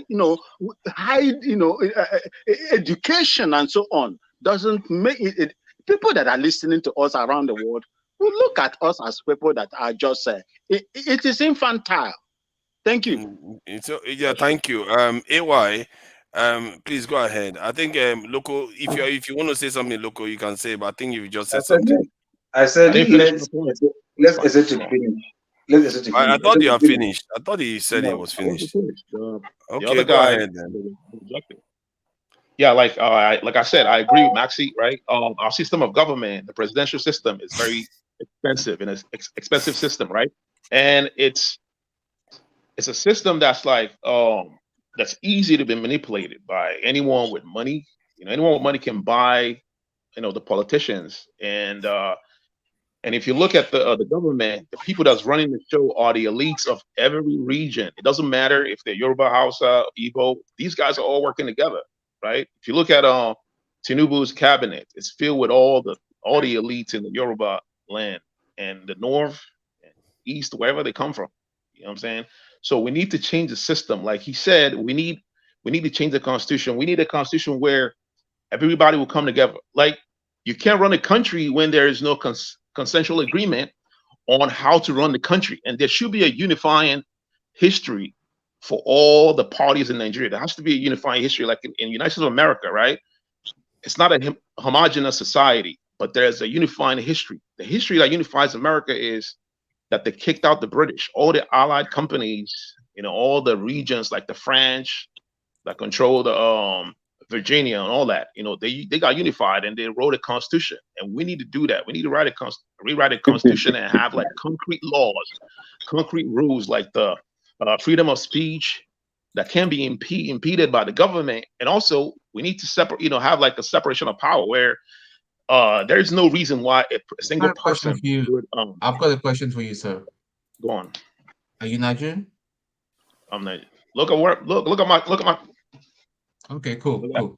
So, how long have you lived in Nigeria? How long? In the 80s and the 90s. Altogether, how many years have you lived in Nigeria? From birth. I don't know where you're born. I'm not interested. Yeah. How long? 5 years? 10? 20? 10. 10. Okay, that's cool. Yeah, go on. Yeah, I lived in a military regime, right? The military regime. Yeah, that's fine. That's cool. Go on. Sorry. And also, by the way, I know a lot about Igbo culture. If you want to talk about that, we can talk about that. A lot of people don't know about a lot of things that I know about Igbo culture. For instance, people that practice, Christian religion, Christianity is not our tradition. And also, let me say, Father, what are you Igbo? Are you Igbo? Let me say, Christianity, are you Igbo? These are soft power. It's all Trojan horse stuff from the West. It's all soft power stuff, right? We need to bring back our own tradition. Is it any time? No, it's not any time. I think we probably need to be putting time. See, like people so that it goes around like before. Okay, but let's. I think it's almost done. I think once he speaks now, I think everybody has spoken. Then the conversation can just flow. Look at P. Yeah, your turn. You can go on. Keep going. It's fine. Okay. Yeah. See, look, bro, listen. What I wanted to say is this, right? The issue of blaming a tribe. What I was trying to make what's the guy understand, Jonaba. If a people they are not coming out now to say they are offended, why you are using this word against them, I think it's just for peace to reign, or for peace to reign. Is like, yeah, okay, we don't want that. Even for the Igbos, like I was saying something like, many people are angry or saying is wrong, which is almost the same thing. Why you are tagging Nes's coup to be Igbo coup? You understand? As if there are no other tribe there. Because even if majority of the people who did that coup are Igbos, doesn't mean the whole 100% of them are Igbos. And you can't tag because of 15 of them, maybe maximum more than half of 15 of them are Igbos. You can't tag 7 of them or 8 of them, to say the entirety, the millions or billions of Igbos around the world, that those few persons represent them, and you call of them there. So if it is wrong, you understand? And if somebody is saying yes, yeah, Fulani has me, yeah, the name look, very sweet in the mouth, very comfortable, very, easy to condemn. You understand? But that does not mean.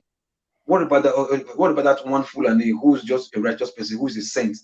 Don't you think you're offending that single righteous one Fulani person? Don't you think righteous man? You're tagging him, putting a robe on him that it doesn't fit him. You understand? Probably he's trying his best to. It may just help an Igbo man yesterday here. You understand? Because his mentality is different. But yet, because he's a Fulani man, you're just tagging him. Just look at them. And that Fulani man who is infuriated, who is angry, or who some other Fulani men have offended, they might just mob this Fulani man, kill him for nothing. Yes, and they might just mob and kill him for nothing, which is wrong. So we should be careful the way we say things, because we feel comfortable saying it. You understand? Just the way, like what's it called? Righteous man said the right time, that this thing, Yoruba man landlord don't want to rent house to Igbo man. I think that narration is also wrong. You understand? Because you can't tell me for a fact that you know that all 100% of Yoruba landlord has never rented or is not renting their house to a Yoruba person. You don't have that fact to even say it, because that Yoruba landlord elsewhere who is not, who doesn't go with this way, who has a set on top of his shoulders, who thinks very well, that rents his house to a person, it's like you are still taking a swipe at him for even doing the right thing. But because it's a Yoruba man and you say all your banners are not giving house to Igbo people, he feels offended too. So we should be careful about this, general stigmatization. Just put the stigma on the people. You get it, but look, if it's causing insecurity, if it's dangerous, don't tread on it anymore. Don't continue because you feel it's comfortable for you, because you are offended. What about if you are the receiving end? What about if you are your other side? Put yourself in that shoe. Will you be happy? So at least we should be careful sometimes, because you feel comfortable about saying it. It's sweet for your mouth. It's a raving thing. Other people are even happy with it or say the same thing. Then you feel it's good. You understand? Sometimes we should stop reporting only negative news. If we see that European landlord that also gives his house to an Igbo man, spread this too, so that people will know that, oh, it's not only this negative side that's happening, this positive side is also still trending, so that people will balance. Because the more you are putting it on one side, people shape their mind with what they see and what they hear.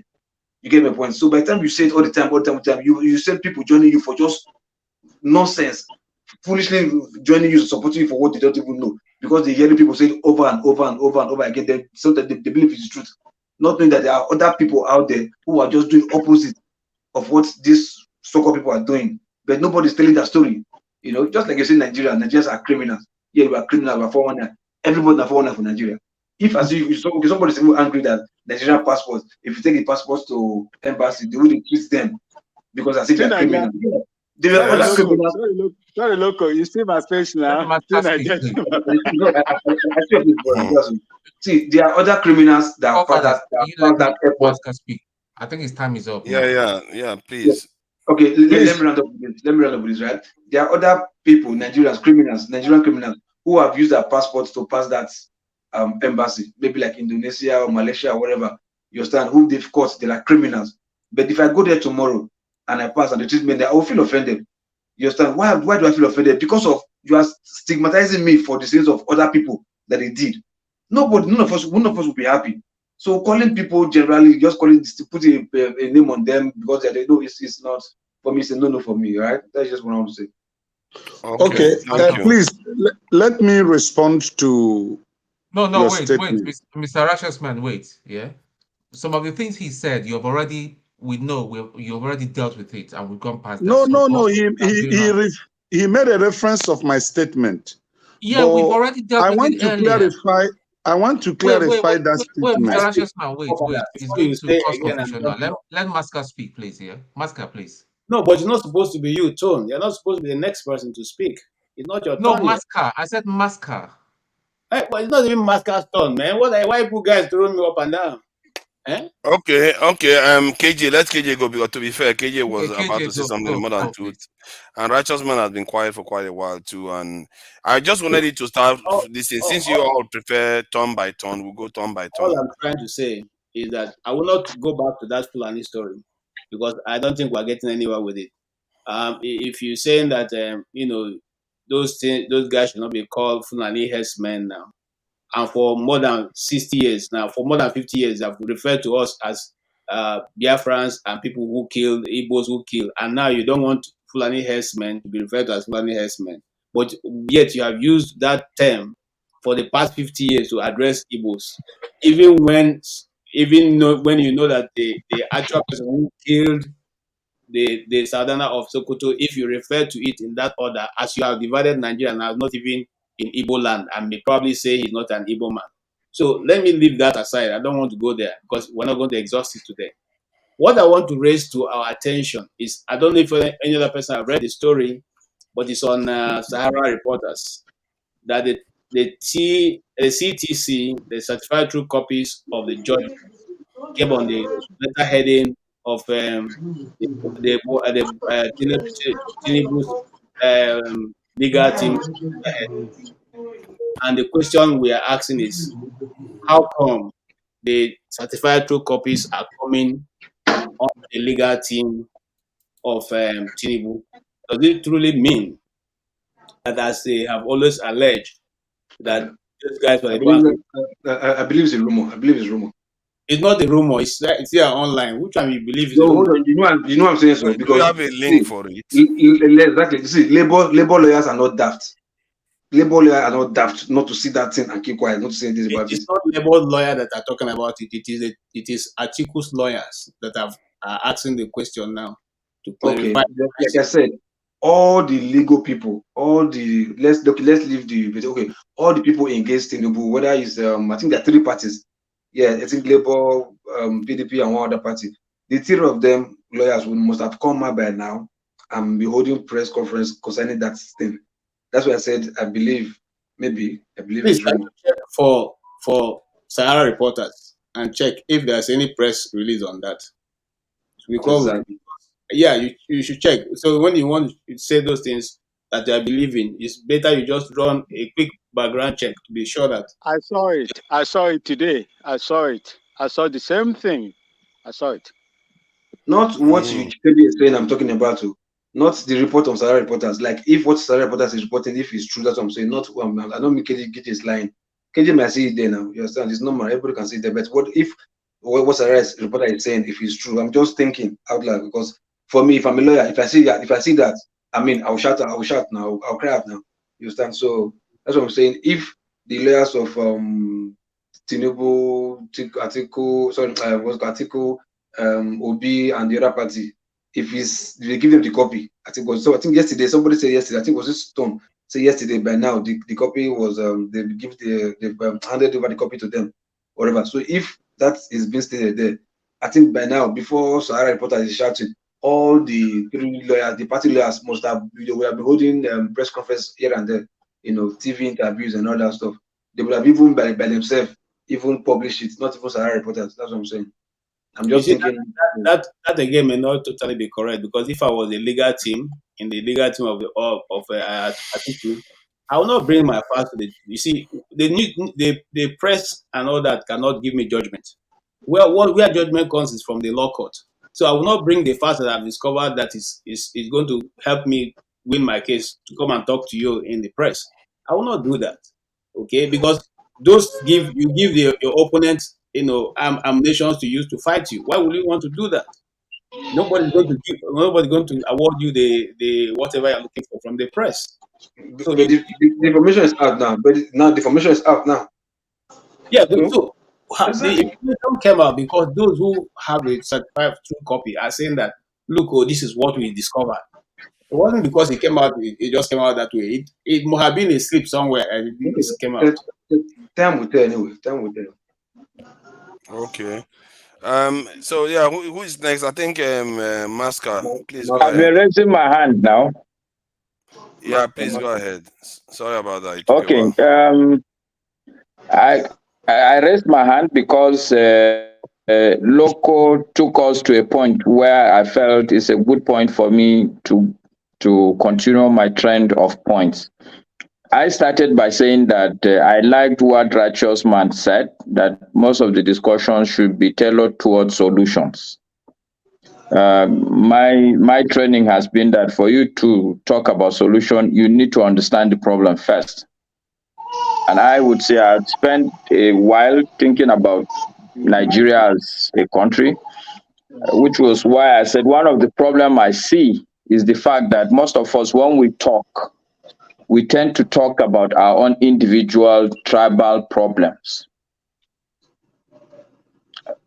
So Local P was saying that it's not okay for people to say Fulani. My point really is not even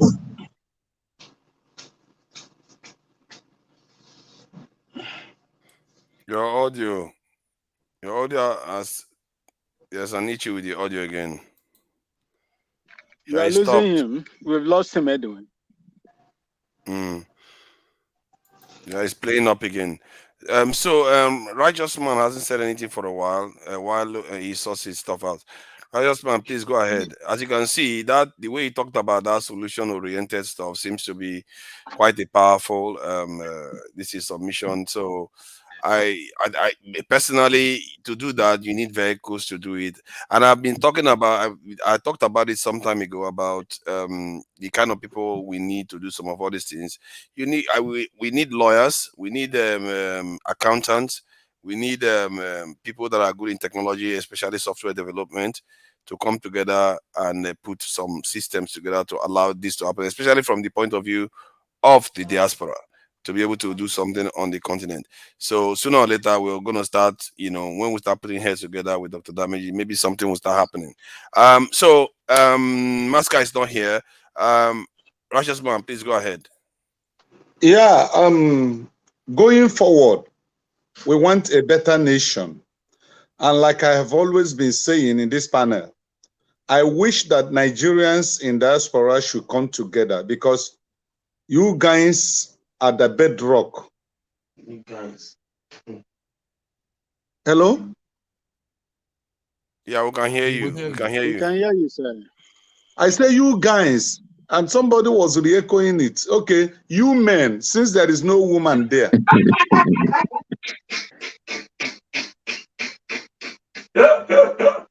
All right, can you hear me now? You know that the guests we had earlier at the earlier hour of this program today. Righteous man, please hold on. Masca is back, and I think he wants Okay, to can you come hear back. me? Yes.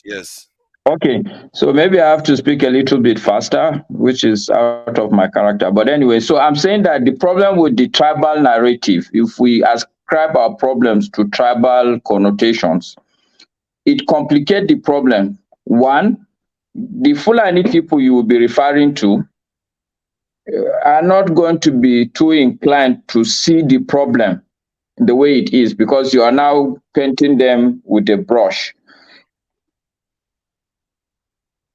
And the authority that will deal with the problem, you are making it look like it's a bigger problem, where it's just a criminal issue. Some few criminals are creating a problem. And if we paint it as a criminal issue, it's easier for a government to be under pressure to say, deal with these criminals. But if you now concoct what do you call this thing now? How do you call it now? This when something is when you concoct a conspiracy theory, there is some Fulani somewhere. Agenda? Yeah, when you start making small problems look like they are grand agendas, even the government profiling. Ethnic profiling. Even the government will begin to be scared about dealing with the issues. But let's be calling a spade a spade. That's one thing. But the major point I'm making about tribe is that the moment we start looking at our issues from a tribal perspective, then everybody would have to deal with these issues, and then we can't deal with the issues individually. That's the truth. That's one. The second issue I see that is a major problem in Nigeria is the fact that we don't seem to understand that there is a major institutional failure across board in the country. And if you ask me where this institutional failure is coming from, I can say it's probably because of the discovery of oil. Because before the discovery of oil, there is enough evidence that most of our institutions are working. But once we discovered oil and it permeated our way of life, almost everybody had abandoned whatever it is that is supposed to be doing. Everybody is looking for free money, easy money. If you look at, for instance, say a good example is when I was young, there were all this groundnut pyramid. People don't understand that. Maxi, I think when I finish, you can get a piece of paper, write your points. When I'm done, I'm not going to take more than 3 minutes. So when I'm done, that's what I've done exactly. I wrote them down and I allow other people to talk so that I can pick up from where I stopped. If that's okay with you, Mr. Maxi. Get a piece of paper, write whatever it is you want to say, which is fine. And in 2-3 minutes, you can raise it. Sorry. So I'm saying that there are these commodity boards, for instance, where if you produce excess, people go, there are a lot of institutions that were working. But once we discovered oil, everybody tends to leave whatever he was doing. And I can see that today, there's almost no single institution that properly really works in Nigeria. And every day we bring up a new institution. If you take, for instance, when Obasanjo came, he did EFCC, he did ICPC, he did like 4 institutions, but none of them is working today. The head of EFCC itself is is under custody, for instance. So we need to begin to see these problems as they are. It's an institutional failure. If you look at INEC as an institution, it's an institutional failure. You look at the legislature, it's an institutional failure. So it's not any individual you carry and put there, most likely is going to have almost, write this thing down, Mr. Maxi.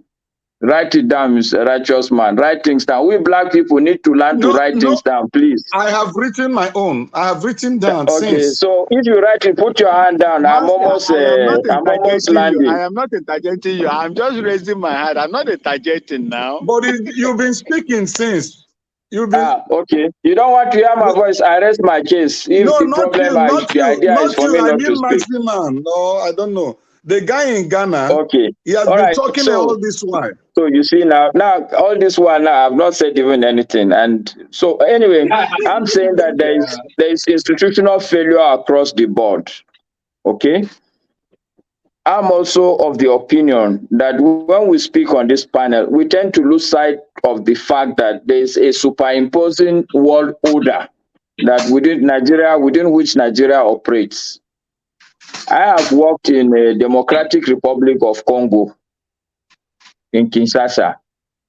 If you go there, you can see that the truth is that the white man really does not hold Black Africa for anything. People have their own small planes, airstrips. People are raping the country left, right, and center.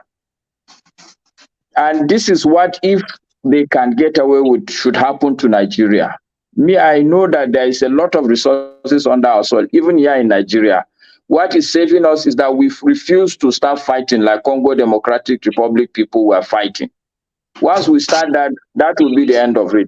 So I'm saying that when we talk, let's also understand that within the World Economic Order, the world is not going to want to see us progress. So the responsibility should be on us, whether we like ourselves or not, to sit down with each other and decide how we can solve some of these problems, which will take me to the fundamental issue of election.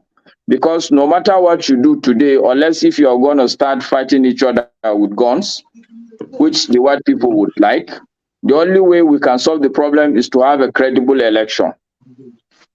And I will go back to what forefather had said once on this platform. Credible election is not feasible. It's not feasible to have credible election.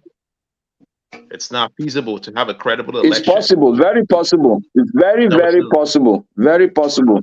Well, it's a matter of opinion. It's not a scientific fact. It's not a mathematical theorem that you can prove. We have evidence. Or I can prove. All we are left with is our perspective. We have case studies already. We have plenty of them. All right. So what's your solution then? Let's stop here. And if the solution is revolution. Revolution. Man. We need to get the elites and get them. So where has a revolution happened? Huh? Where is the evidence that revolution works? It works. It works. Look at what's going on in Niger right now. Look at Niger. They're kicking out the president. That's a coup. It's a coup. What do you mean a coup? The people are behind it. It's not a coup. That's what they call it in the West. It's not a coup. It's the people taking back their own country. They kicked out the president who's the stooge of the West, and now they're kicking out France. If that's what you're saying, this Nigeria has had several revolutions. No, we haven't had any successful revolution. No. All right, so it's okay. That's fine. Maybe your own position is to have a coup in Nigeria. That's what you're suggesting. Master, I think when people say revolution, I think what they probably mean is that when any regime, whether democratic, military, or anything comes in and try to take over the country, that's what they call a revolution. Like, I don't think anybody will call the Gabon one revolution because it's just a military coup. It's not the same as the type you are seeing in Niger or Burkina Faso or Mali. Maybe that's, if I'm not mistaken, that's what the reality. Even forefathers, the reality, even if you look at Africa, for instance, there are a lot of people who have fought. They are revolutionaries. They started out like revolutionaries. Take Yoweri Museveni, for instance. Take Robert Mugabe, for instance. Yeah. Most of these people, they started off as revolutionaries, but we've seen how they have ended. So my position is that election today is the only option that we have that is a low-hanging fruit. And you have said it. If all of us on election day as civilians, we can take responsibility, I think it is not a fact that things will be different, but I have seen it. And I've gave example on this platform. People forget that Buhari contested almost 4 or 5 times. On every occasion, he lost. The only two things that he did differently, Go ahead. Too many people are raising their hand. Maybe they should talk. And Yeah, they all want to. I think. Hey, how am I supposed to choose that? Righteous man is. Maxi wants to go and go and rest. He's from Ghana. You both are. Yeah, Righteous man is in Ghana and Nigeria. Nigeria is the same. Ghana and Nigeria is the same. Yeah. Just 45 minutes. Yeah, travel. okay. Maxi, try to keep it brief so that righteous man can say something. He hasn't had a chance. To Niger, I will. You see, I want to respond to my rank Kadede and my. No, don't do that. Don't do that, please. You've been speaking since, please. Oh, uncle, please. Uncle, please. Yeah, he gave me the right. Not uncle, not uncle. No, you've been talking. You've been talking. Righteous man. It is good for us to be listening to each other. Let's develop the passion to listen to each other. Okay, let him hold on. Let me. You see, I wouldn't have spoke. I wouldn't have spoke if Niger didn't ask me to speak, because my system is running down. I send it on the private chat, and that is why he asked me to speak, sir. Okay, good. Thank you. God bless you, sir. You see, Maska, Danwana, there is no way. You don't have a government that will fight insecurity in that country. You don't have. Tell me, why didn't the Boko Haram, ISWAP, come up when Babangida was there? When I was enlisted in the Nigerian army, why didn't they come up? Why didn't these same people this group come up when Abacha was there? Why didn't they come up when Abu Salam was there? Why didn't they come out when Obasanjo was there? These that you don't have. From Muhammadu Buhari, Nigeria failed to tackle insecurity. Let me give you one instance. Here in Ghana, the same thing they are doing in Nigeria, I don't want to mention names, the same thing they did in Nigeria, they continuously do in Nigeria, is what they wanted to do in Ghana here, in Ashanti region, a place they call Agogo. Agogo in Ashanti region. You can Google it. They came here, they wanted to replicate what they were doing in Nigeria. But if there is nothing my president, Nana Addo Dankwa Akufo-Addo, did for doing what he did that time in what they call Operation Cow Boot, I love that president, irrespective of how poor we are in Ghana. He made sure from the House of Parliament that those people would not commit the atrocious deed they were committing in Nigeria. They came here in a place they call Agogo in Ashanti region. He chased them away. So you don't have a government under Muhammadu Buhari that can fight insecurity in Nigeria. I stand tall. I hit my chest to tell you that the president of Ghana, Nana Addo Dankwa Akufo-Addo, did a great job in order to curtail the excesses of these armed herdsmen in Ghana. In Nigeria, you don't have a government that have the political will to do that. Thank you, and may God continue to bless all of you. Thank you. Bless thank you you. too. Before you go, was it excuse me? Was it Maxi or Maska that retired from the Nigerian military in 2004? It's Maxi. It's Maxi. It's Maxi. Okay, Maxi, why I was asking that is that you were speaking earlier on, and you said the reason why you got out was the Southern Kaduna situation, correct?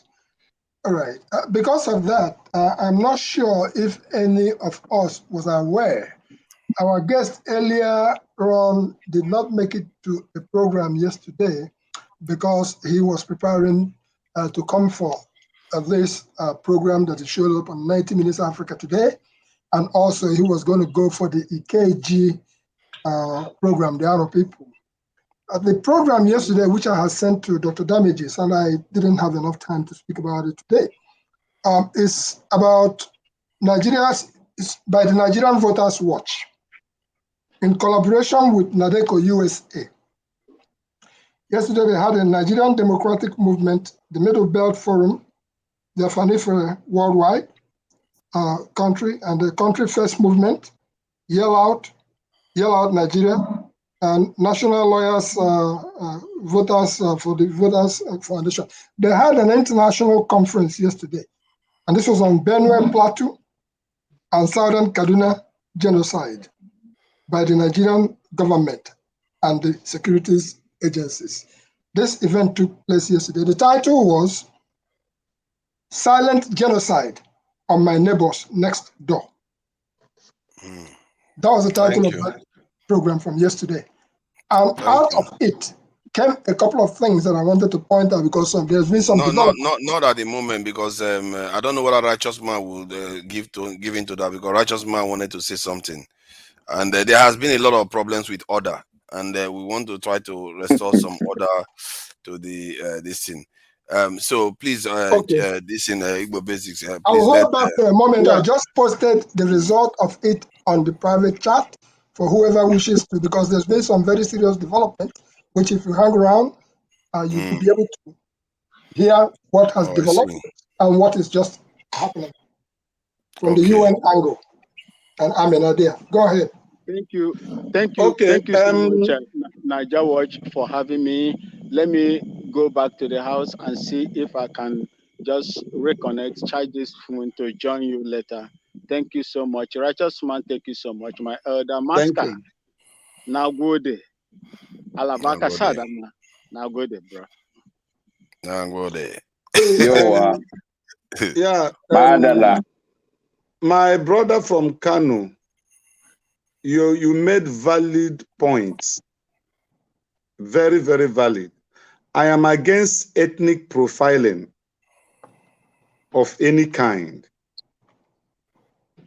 because it does not pay and it does not rebuild the country.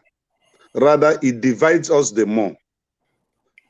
So the issue of ethnic profiling, in fact, became the problem of Nigeria, and it brought us to where we are now. When an individual commits a crime, instead of addressing that individual, they address the crime by ethnic profiling. And it is a big problem. So I allude to what the statements you made. But where I disagree with you is the issue of election. Until we do away with 1999 Constitution, there will never be a free and fair and credible election in Nigeria. And until we have a Nigerian leader as president, not an ethnic leader as president, until we have a Nigerian as Nigeria president, we're not going to make headway. And that Nigerian president must have the political will to confront the cabals and those who think without them, Nigeria cannot function.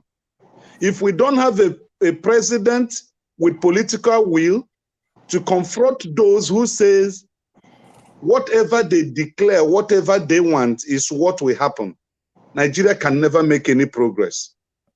So our brother in the United States there made a valid point. I agree with him.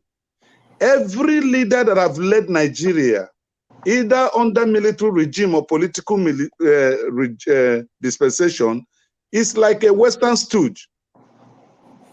Because the problem we're having in West Africa today is caused by the removing of Gaddafi. And the Western world was looking onto Nigeria and South Africa. The moment Nigeria and South Africa yielded to the pressure of the Western world, then the NATO struck Libya, and there was armed proliferation that have destabilized the entire West Africa and going beyond. So any leader that is going to repair Nigeria or change Nigeria must have that political will and never to be a stooge to the Western world, which I doubt if the present government will meet up that expectation, because the way and the means that brought this present government is questionable. And he needs the backing of the Western countries in order to function. Had it been that the majority of the Nigerian people stood by him and voted for him, then you can say he's the Nigerian president because he has the massive support of Nigerians. He just won an election with 8 million. A country of 230 million people, you could only score 8 million to become president. And your two opposition parties scored almost above 16 million. And you look at it, that means the majority of Nigerian people never wanted him. So the political will is lacking. That is why I believe, and I said, that saying that we can change this nation through democratic means, or I mean through our election, is not possible until we go back to the Nigerian Constitution of 1999 and do away with it, have the people's constitution that will be subjected to a referendum. Then the people will vote and say, this is what we want. This is how Nigeria should be governed. I raise my case. Exactly. Thank you. I think Igbo Basic may want to. I think regarding some of the events going on in Benue, in Southern Kaduna, and Plateau, isn't it? I was just going through the document as indicated. I think maybe the way the analysis that was done was that it had something to do with the pressures due to climate change and the friction between them. I'm not sure why people think that there is no truth to it, because Fulanis have been coming through Nigeria for decades now, and it didn't lead to fights, but somehow now it's leading to fights. I've seen it before. I've said we're having these conversations similar yesterday to where somebody was saying that we are part of the Israelites or all kinds of stuff. Like, what, you are not looking at what is going on the ground. That people are from the desert area, because of desertification, they are moving further and further south. This is an event that started more than 5,000 years ago. It's not something that is new. And the pressures that are happening now is just that our leaders are not handling it well. I don't even understand in a country where people are going to be killing each other and leaders are not handling these things properly. I can't. These are our leaders. I don't understand them at all. It's just awful stuff to be happening, and you just leave it to be festering on. And I understand the anger of both sides. It's just leadership that is failing the people, because if any responsible leadership was, even local ones, governors were in charge of any state, something like this happen, you bring all the top people together and say, okay, how do we sort this? And if they don't sort it out once and for all, nobody leaves that place. That's how leadership works. Because you can't keep having people just killing each other over farmlands. If there's cattle eat somebody's farm, if you want to allow cattle to come up through the land, if they eat somebody's farm, you compensate them. Don't leave them to get angry and start attacking farmers, attacking shepherds or cattle herders. You can't allow them to do that. Or if you don't want them to be going through the street, then you stop them from going through the bushes and eating other people's crops, and stop the conflict. And if conflict arises, you stop it once and for all. This stuff is not hard. These our leaders are just wicked set of people. I've never seen anything like that before. This political class we have right now, how can you allow your country to be like this? See, Masker, I can play a video of the former NSA official telling you us that he cannot secure the country. How can NSA head is telling us he cannot secure the Nigerian borders? Why? You have 200 million people. What are you doing with them? Even if you send NYSC people to just stay around the border, is that not enough? But you know, they won't to. They will leave it. He said the people should have to call him. They have to call a number. And if they call, he said the people have to find a way to call them. Then he said, we cannot be everywhere at the same time. That is all we can. That's all we can do. Like, that is all we can. But why do you say we? Because you know this is unusual around the world. You can't have a situation whereby you can't protect your people. You can't, and you refuse to protect your people, and that's why people are dying all over the place. IDP camps inside Nigeria. How is that even happening? Why are our people not? In short, Masker, you tell me what is going on in the north there?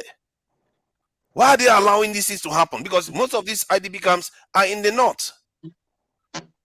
Why are they allowing their people to be displaced from their homes and go to IDP camps? Can you? No, they are not forefathers. They are not allowing their people to be displaced. Rather, there is something that is systematically been going on. And as you see, that I'm glad you read that article briefly and very quickly. That is just a tip on the iceberg. What is happening there is before El Rufai left office, he actually made a move that how do I describe it? It's not even abandoned property. He instituted a situation where the land that you are living on is no longer yours. Besides, they are renaming villages. They're importing whoever they're importing from, who are not Nigerians, from the surrounding countries. So the people that have been displaced, and on top of it, they are being abducted. On top of it, they are being killed. So this group, the Nigerian Voters Watch, did an in-depth work before they made their presentation yesterday. And at the end of it, whereby they said a civil society group called the Nigerian Voters Watch and Diplomacy accused Deputy Secretary of the United Nations, Ambassador Amina Mohammed, of presenting false narratives on what they believe are acts of genocide and ethnic cleansing happening in Plateau, Southern Kaduna, and Benue. Because I participated in that program fully, and the people that were lined up, I'm talking about witnesses, I'm talking about victims, they were lined up in Southern Kaduna yesterday in a particular room, and those people were giving testimonies as what has happened to them, including somebody whose husband was killed. They gave those testimonies. It's recorded fully. In that process, there was a particular story that touched a nerve to me, and I can associate with that story. There were people who were abducted. And what happens is that by the time the military or the Nigerian security officials get there, the bandits have already gone. By the time they leave, the bandits come back. So it led the people to believe that there will be some kind of communication that was going on in between to say, oh, come on down and take care of business. In one of such instances, a group of persons were abducted and taken down to a cave. And in that cave where they were put, and somebody who was narrating was one of those who was put inside the cave, they were tied up by the abductors. And it turns out to be that was a cave dwelled with snakes. So these abductors left them and later on came back. And when they came back, they saw that snakes had surrounded these people and they were face to face with a snake. But they kept cool, they kept calm. The abductors tried to fight with the snakes. Listen to this. It might sound like a fairy tale. This one is The people who have been Hollywood abducted, movie. Oh. the people who have been abducted, we are now pleading with the abductors. Can you please talk to the snakes? Can you please appeal to the snakes? Can you please stay calm? Because you are coming aggressive and nobody's going to win if you so do. In that case, the abductors now calm down. And eventually the snake didn't bite these people. And they got out. Why did I say I can associate with that? And I came back to say that yesterday, it's on video. I came back to say, yes, I can associate with that because in my Biafran experience in Afia attack, as I wrote, that first, it was 1969, 1970, as the war just ended. And I was being chased by the Nigerian soldiers, the same Nigerian soldiers. I ran into an anthill. And inside that anthill was a cobra, snake. I didn't have a choice, but I come in peace. I was looking at the snake and the snake was looking at me. And the snake, after some time, determined that I am not an enemy, I have not come to kill him or anything like that, he actually left that anthill. My mind beating hard. The Nigerian soldiers could not find me. I'm not telling you I was told. I'm saying what I went through as the war just ended. I stayed there as if it was eternity. And I saw them through the peephole of the anthill. I don't know if you've ever seen an anthill. As they walked by, nyamre kom, nyamre kom, nyamre kom. What made me to avert the situation was that it was an area that I knew very well. We used to go hunting rabbit in those places. So I knew what was there. And there was a log of wood that fell across the street. When I got there with my cigarettes and salt, which was what we were trading on, I threw the cigarette above, pushed the salt underneath, and went under and diverted into the bush. Immediately I got into the bush because I know the anthill was there. I hid in the anthill. And then they walked by. Nyamle kom, nyamle kom, nyamle. They didn't see me. I stayed there for maybe 30 minutes or more than almost an hour before I could gather myself after the snake left. Instead of continuing the journey, I crossed the track road and went back to Item. The war had just ended, and that was when they came and burnt down the Item. AJ will know where Item is. They started at Alai, the war had ended, and they burnt these villages, and the people were shouting, "Oh, come here, Gun Nigeria." They were being forced to shout one Nigeria. So I could associate myself with the story of that snake. Somebody can say it's a fairy tale or a movie made in, but this is what people went through in Southern Kaduna. I haven't said that. So far, they've been trying to suppress this story, but the story is already out.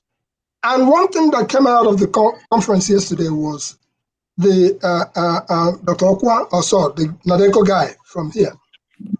He said that there are two dances going on. The drum is being beat in Washington. You can associate with this. The dancers are in Nigeria because we are trying to prefer solutions. He's telling you that whatever is being decided in Washington, that's the play that they are acting out in Nigeria. All these things was happening yesterday. And other people gave testimonies and made different kind of speeches. That is yet to show up. And that article that you saw, that you just read briefly, more of it is coming out. In other words, when a group had made their solid investigation, I'm talking about with journalists who are on the ground, who were not only witnesses, one of them said in his own village, 40 people were killed, and he was reporting about that. And somebody was doubting what he was saying. So in essence, we are at a crossroads. It comes back again. All we want is a better Nigeria. But with what is happening, where you come into a village where the villagers are defending themselves with their local guns, maybe with their hunting rifles, whatever they use in hunting, and you come in and you disarm them instead of going after the bandits and getting at them. Now you leave the villagers vulnerable. So this is happening in Benue. This is happening in, you just know about the priest that was killed. Now, Amina. Okay, can I just say something? I noticed that they isolate specific states where they have Christians there, or people that you consider non-Fulani or Hausa. And I find that a little bit concerning because I just checked just now. There are also IDP camps in Zamfara state, and Exactly.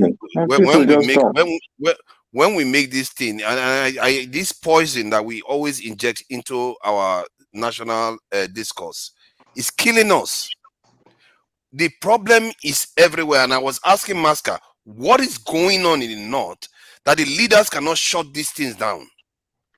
Why are they? Why are people living in IDP camps? See, where I will start, forefathers. Masker, you have an idea of the story that I've just painted, right? Can you hear me? Yes, we can hear you. Yeah, we can hear you.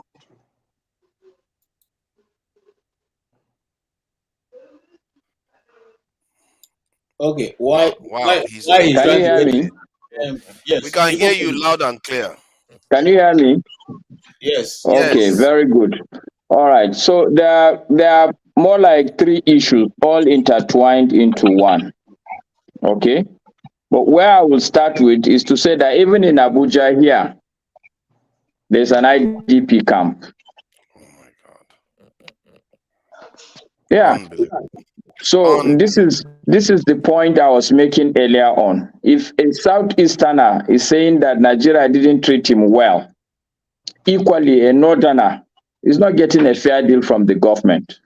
It started from Borno State. Most of the people in the ID camps here in Abuja, they are from Borno State.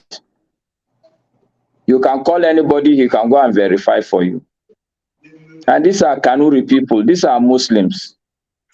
Okay, so it has nothing to do with a religious issue. The second issue also that people don't understand, but they jump into the river midway and start talking about things, is the fact that during during Ahmadu Bello's time in the north, there is no issue of this is your tribe, this is my tribe.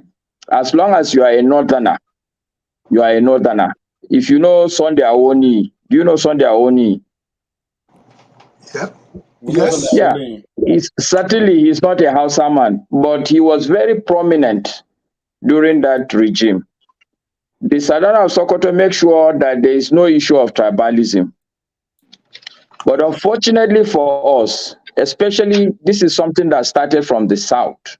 Southerners started making people believe that, oh no, why is they not being hegemonic? Look, these people are not your people, they are not giving you a fair. So the same poison was sent into people. If you go to Plateau State today, what I can tell you, and I can tell Igbo basics, this same thing that he's talking about, that there's ethnic cleansing. Go and ask anybody. KJ maybe will know. KJ, do you know Haipang in Plateau State? Very well. Where the airport is? Very well. You know Haipang very well. Sorry, Very well. KJ, is there nowhere you have not been in Nigeria? I was working. I was working. Everywhere, he knows everywhere. I've been to Haipang many times. In fact, I've been All to right, so let me make this point, forefathers. Let me quickly make this point, because these are some of the fundamental things that we as Nigerians need to understand how serious the issues are and how poisonous these religious and tribal issues can be. KJ, you know Haipang. Do you know that today in Haipang there is no single Hausa or a Muslim? There was a day all the Muslims and Hausa people in Hausa, they were all killed. Yes. Which year? Why? Which year? Because, hello? Which year? This should be, when was this now? Yeah, because I want to call my friend Hypam to find out. Yeah, please call. There is no single Hausa man in Hypang today. This should be. Which year? I'm trying to recollect. I'm trying to recollect because it's quite some time now. Let me see. Where was I? Before the Maybe that's Civil the War, best way. after the Civil War. No. This is even within the political. It was during after pre 1999. It's after 1999. Okay. It's So after it's during 1999. democracy. It's Within it's Obasanjo's during time. democracy. It was during democracy. After Hypang, there is a place where you call Kuru. Maybe KJ will know Kuru also. You know Kuru. If you go to Kuru, there's no single Hausa man or a Muslim in Kuru today. If you start going back, you go to Kasa. There's no single Hausa man. All of them were. These are towns that were initially created by Hausa people in Plateau State. So this is a fundamental, long-standing issue. Now, where it became complicated is because people don't understand that there's a fundamental difference between a Hausa man and a Fulani man. For an average person, the Hausa and the Fulani, they are one and the same. Yeah. But the thing is that the attitude of a Hausa man is different from the attitude of a Fulani man. There's a joke. We among ourselves, Hausa people and some what we call Kwasi Fulani, we joke that we say that the Fulani person is such venomous that he saw his father falling into a well. He didn't say that. If he didn't tell the father, he's just shouting that something is about to happen, something is about to happen, until when the father fell into the well, they say, it don't happen. It's a joke, but what I'm saying is that the Fulani man is a warrior. You cannot go, sincerely speaking, and begin to fiddle. If you go to all these places, the truth that we don't tell ourselves, even in Zamfara, I will send you forefathers the video of the Fulani man, the bandit, who was saying that, look, they are bandits, they are killing people, but they are killing people because their people have been killed and the government did not do anything. So this is why I said this is simply a case of criminality that we've colored into religious issues, tribal issues. And then it's just like the case of between Israelis and Palestine. Once you allow this thing to be tribal or religious, it has no ending. People in Plateau State will tell you that. It's a long-standing battle. The local people will kill Fulani people. Fulani people in the night will come back and take revenge. Fulani But the people will wipe out problem the whole is that village. why are the leaders not taking charge and stopping this once and for all? Because in the southern region, So let me give you. Let me tell you. So let me answer that question. You take the Plateau State instance, Plateau case for instance. Okay. Clearly, the governor then, I think his name was Darie. Now I can remember. If you can check when Darie was the governor, this was when it really started getting into a head. Because most of these political people, they don't have value. It's not like on themselves. They are quality people that can present. The only basis they will use is tribalism. Even the man looking for a local government chairman will tell you that you should vote him because he's the indigene. Okay, so this is part of the problem. So as far as they are concerned, people in Plateau State can kill Hausa people. That is okay, because you can't say no, don't kill these people. Stay with them. We are together. We've been together for a long while. You lose your votes. The one person that has done something different is Kwankwaso in Kano. And any Igbo man in Kano will tell you that during Kwankwaso's time, he was very clear. You touch any Igbo man under my regime, you will pay for it dearly. So the answer to your question is because our political leaders really do not have any other interest but to just maintain power. So even if they are, for instance, people talk about El-Rufai and all that, what do you expect? People are only looking for votes, sincerely speaking. So, why are the northern Talakawas and the people that are feeling some of all this? Why are they not questioning their leaders and said, "What is this? The whole place is full of IDP camps. Why are they not questioning their leaders about these things?" No, this thing you're saying that the whole place is filled with IDP camps is not true. It's not that every village you It's go what there's if it's in no. Abuja? If it's in Abuja, it's in Plateau, is in every. If even one is a lot, but it's in so many Okay, different all right. states. So okay, what I will tell you, forefathers, what you may not understand also is that, sincerely speaking, the life between the person in the IDP camp and an average northerner is not different. There's so much poverty in the north. I had to set up a foundation 2010 because why? When I was working outside the country, I came back home to see my mom. 3 people were waiting for me since like 4 a.m. because they heard I was around. And when I came out to do my early morning prayer, how much were they asking for? 200 naira, 300 naira. I was so moved that I had to set up a foundation as far back as 2010. Today, things are worse. Almost the level of poverty, people don't understand. But And that's that is why my I point keep. now. But that's my point because when you said just Thank you now, very much. Thank you for sorry, echoing it. righteous Because man, when I say it, hold they on say now, I'm righteous presenting man. my problem. Let me just say something here because what you said just now about the life in IDP camps, yes, it may be qualitatively similar to what every other poor person is going through in the north. However, they've been displaced from their homes. That shouldn't be happening to Nigerians at a time of peace. We are not under any sanction. What? How did we get to this point? And how is it that they are allowing these people to get it? Because when you are displaced from your home, you are leaving your ancestors that you buried. You are being displaced completely and going to somewhere else. This is not right. And people are not questioning leaders that are allowing this nonsense to happen within the country. Okay. And I feel like somewhere No, in the I north. think, see, you are missing the point, forefathers. Sorry, Eccentric, just a minute. Let me respond to forefathers so that I can clarify this issue. I have a question for you. You Don't said something worry. about a foundation. No, Do don't you have the worry. foundation? See, let me answer forefathers first so that we should be a bit organized. I beg, please. Okay. See, forefathers, the fundamental issue really, so that you can really understand what is happening, it is cut across the whole of Nigeria.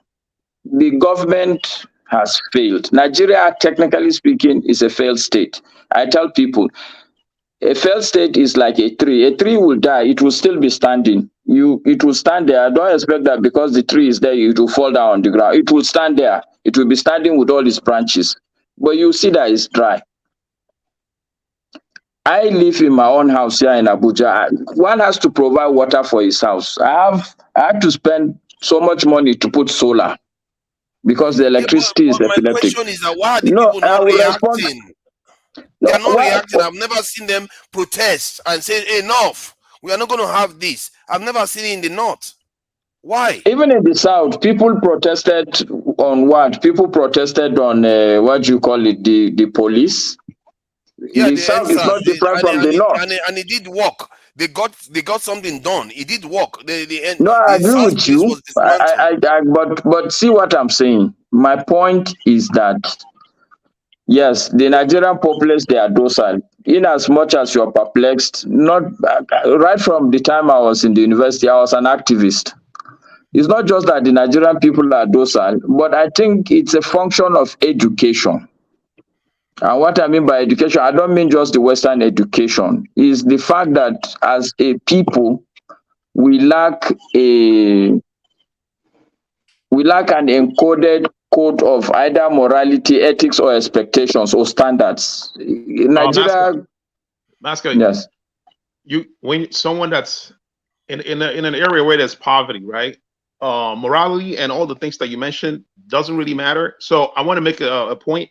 So in the United States, right, when there was poverty in the United States, there were, a lot of racial problems, right? There was a lot of racial riots because of the poverty. If you go back in the I think in the 60s and the 40s, there were a lot of racial riots between the whites and the black people. Those things happen mostly when there are when there's poverty in the land, right? So there's a connection between poverty and what's going on in the north. If the only way the government can address that is to address the issue of poverty. Okay, it's like a class problem. If they address the class issue, this will solve the problem. Well, you see, you guys keep talking, but there's no government. Sincerely, there's no government. Okay. Then So why to are the say people why not are making leaders noise that my concern is that even if there are no government, the people are not complaining that we don't have government. You don't see them really coming out and say enough of this. This stuff ahead is too much. We need this to No, stop. So you know, it's almost as if forefathers, they are quietly accepting it for some reason. I this don't thing you're understand. saying, forefather, forefather, it requires forefather, organization.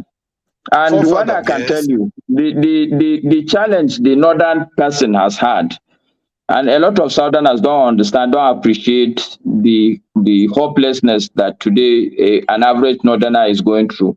This Buhari that had ruled for 8 years, he was the single hope of the poor person in the north. Almost everybody in the north believed that Buhari will solve the problem. That was why they were voting him consistently. So it's not like, well, some people would come out on the street, but some people would decide, okay, we'll vote these people out. And they did voted the other people they thought were the problem and voted in Buhari. But like I was saying in my earlier submissions, the problem with Nigeria is institutional failure. If they put you forefathers today as president, you will not deliver. Go and write it down. No, you You can will write it not down. deliver. You know what? I'm going to tell you that I'm wrong. You are wrong. So, Yeah, sorry, I'm going to sorry, tell you are sorry, wrong. sorry, You, Master. you don't know. You don't know who you are talking to. Forefathers, because I Forefather. have to. I I may have not to do. last 2 months. So I may not last 2 months in office. But you are wrong. Forefathers, sorry, because I have to do something very quick. Masker, Okay. Yes. Masker, does your Yes. number end in 1944? Hold on for a second. In short, are you Mohammed Masker? Well, I'm asking. Yeah, my number ends with 944, but it's only for WhatsApp. You call me, I don't take it. I don't take calls on that line. I know that. Yeah, because it's a very small world. Yes. I was just about to leave, and I kept on saying Masker, Masker, Masker. No issues. Somebody, We can talk. you know, Dr. Sally Okogu had tried to put me and you together during Yes. the electioneering times. And I think I spoke to you one time. It was on Foundation Democracy Initiative, which, by the way, is online. I Yes. just realized that you are the Masker that somebody tried to introduce me to during the electioneering time. So I just wanted to make sure that I'm talking to the same person. It's a All very right. small world. I'm Well, the sure world you know is small. I'm sure you know Sally Okogu in Lagos. I'm not too sure, but you are right on one thing, especially in Nigeria. The cycle is very, very small. Hi. Yeah, Yes. your name and your number was given to me, and I believe I spoke to you one time. I just realized that. That's why I had to Okay. But we'll all right, talk. thank you, Ibo Bezi. But see, forefathers, the reality is that the institutional failure is so huge that, and this is okay. So let me put it this way, forefathers. Is eccentric. This in cars talking. Master, You're muted. Okay, yeah, I can hear you No, now. he's not muted. He's not muted. Let me put it this way, forefathers. What we need to turn Nigeria around is more fundamental than the way we talk on this panel. There are a couple of good governors here and there, but if you take most of the governors, all the 36 governors, how many of them can you get 10 good governors? And that is where really things start from. Even the election, you need to look at what is the process. When they come to the primaries, the system that we operate today in Nigeria, it is the governor of a state that will determine what they call delegates. And it is this governor that will tell these delegates to go to Abuja and determine who will be the presidential candidate of a party. So it's a fundamental problem. It's not at the level. You are looking at things from a peripheral level. Why government can't do this? Why government can't do that? But the reality is that government operates on levers. If you are today the president, all you can do is tell the chief of army staff, go to so place. When the army have not, okay, let's leave even the army. I don't know much about the army, but let's take police. I'm very conversant with the realities of Nigerian police. If the police are the people who have to buy their uniform, buy their boots, and they are gone, there's no bullet inside. I mean, when you tell them to go and quell some issues, well, what do you expect them to go and do? Yeah, they will take your instructions, but they're not going to. Is it not? You don't know that in Nigeria before, when armed robbers are shooting, police will come, but at least like 5-10 minutes after they have confirmed that the armed robbers have left. You don't know about that? See, if you come back and you didn't do your job, you're like, because I consider that you are killing people too. Okay, So so if who are you don't when do you the say job, if your you are job is to talking? save lives of Nigerians and you're not doing your job, you are killing people. So that's what people have to understand. How long have you been out of Nigeria, forefathers? How long have you been out of Nigeria? See, even if I've been out of Nigeria since I was born, I don't care. What I care about is people doing the right thing by their country, and what is going on is not right at all. We are not under sanction, we are not under anything, and men just say they've failed. And then my real question is, why are the people not acting? Why are they not reacting to these leaders? And they all march to them and see them as their leaders when they are not delivering. They have I'm not sure the Southerners will take some of the things the Northerners are taking actually. Even the Southerners are taking the same issue. If you go to the Southeast, for instance, it's the same story. How many of the governors are performing? But they don't have IDP camps. What I'm talking about is IDP camps. That is a new level of displacement. You have been displaced from where you buried your forefathers. Your forefathers were there. Where you buried your ancestors. You have been displaced from your ancestral lands. That is not normal. That is not normal. Nothing is normal. Anyway, I hear your anger. Forefather, it's all right. I'm sorry, I came back because of I have a guest, but not that alone. Is the issue that I was talking with Moscow, how his own view, what to be called a criminal, how to call them a criminal and not by the certain tribe or ethnic group of people. On this platform, I've tried to work on the fine line. If you have watched this Dr. Damage's show for over the years, that I do not go that route of using the word, whether it's Fulani, henchman, or is Igbo or is Hausa. Because when certain group of people committed a crime over and over with agenda, it's difficult not to mention that set of people, in as much as we believe that it's not all of them. There's adage that says that when one of your finger touch oil, the rest will not deny it.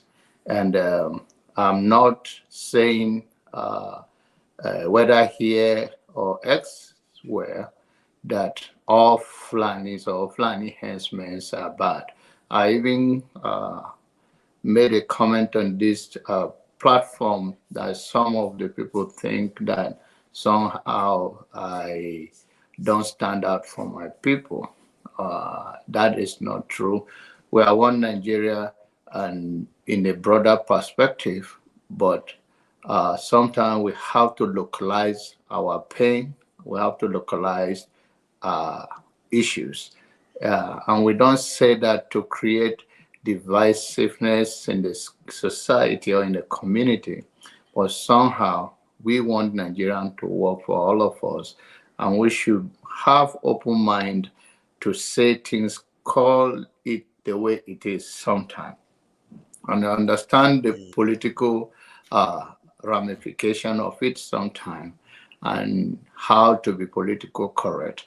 And sometimes working on that fine line is very difficult.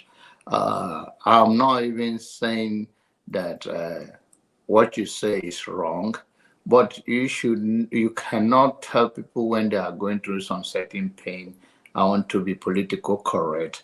I don't want you to use the word Fulani henchman committing this crime. I just want you to use the word criminal, because it's a criminal element and they are criminal. But the criminal come from a certain group of people, and then that ongoing become a way of life, up to the extent of turning some village displaced. Just like forefather was saying about where you bury your forefathers, or yourself even plan to be buried, you've been displaced from that place. I want us to have empathy sometime for people, even though we may not have anything to do.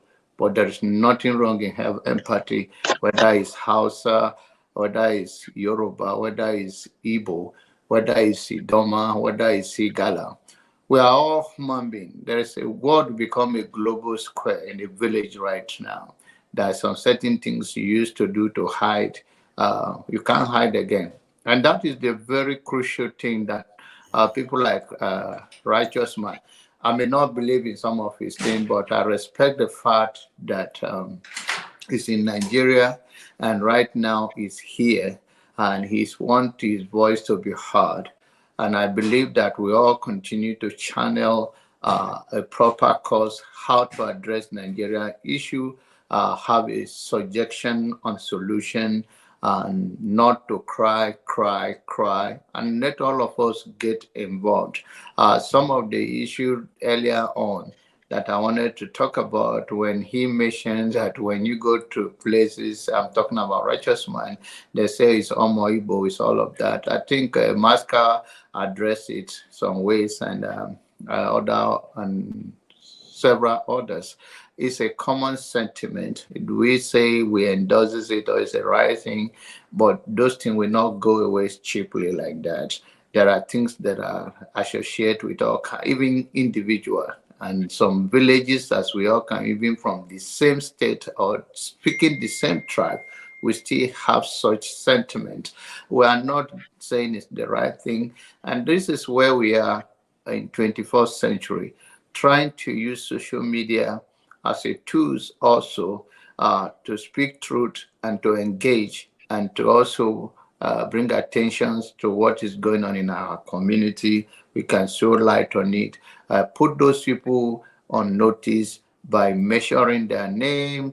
If anybody did anything wrong, if it is any politician, the governor of the state house of rep, so that there will be more accountability and more responsibility in the community, and so people can deliver. It's a choose. You don't want your face to be out there.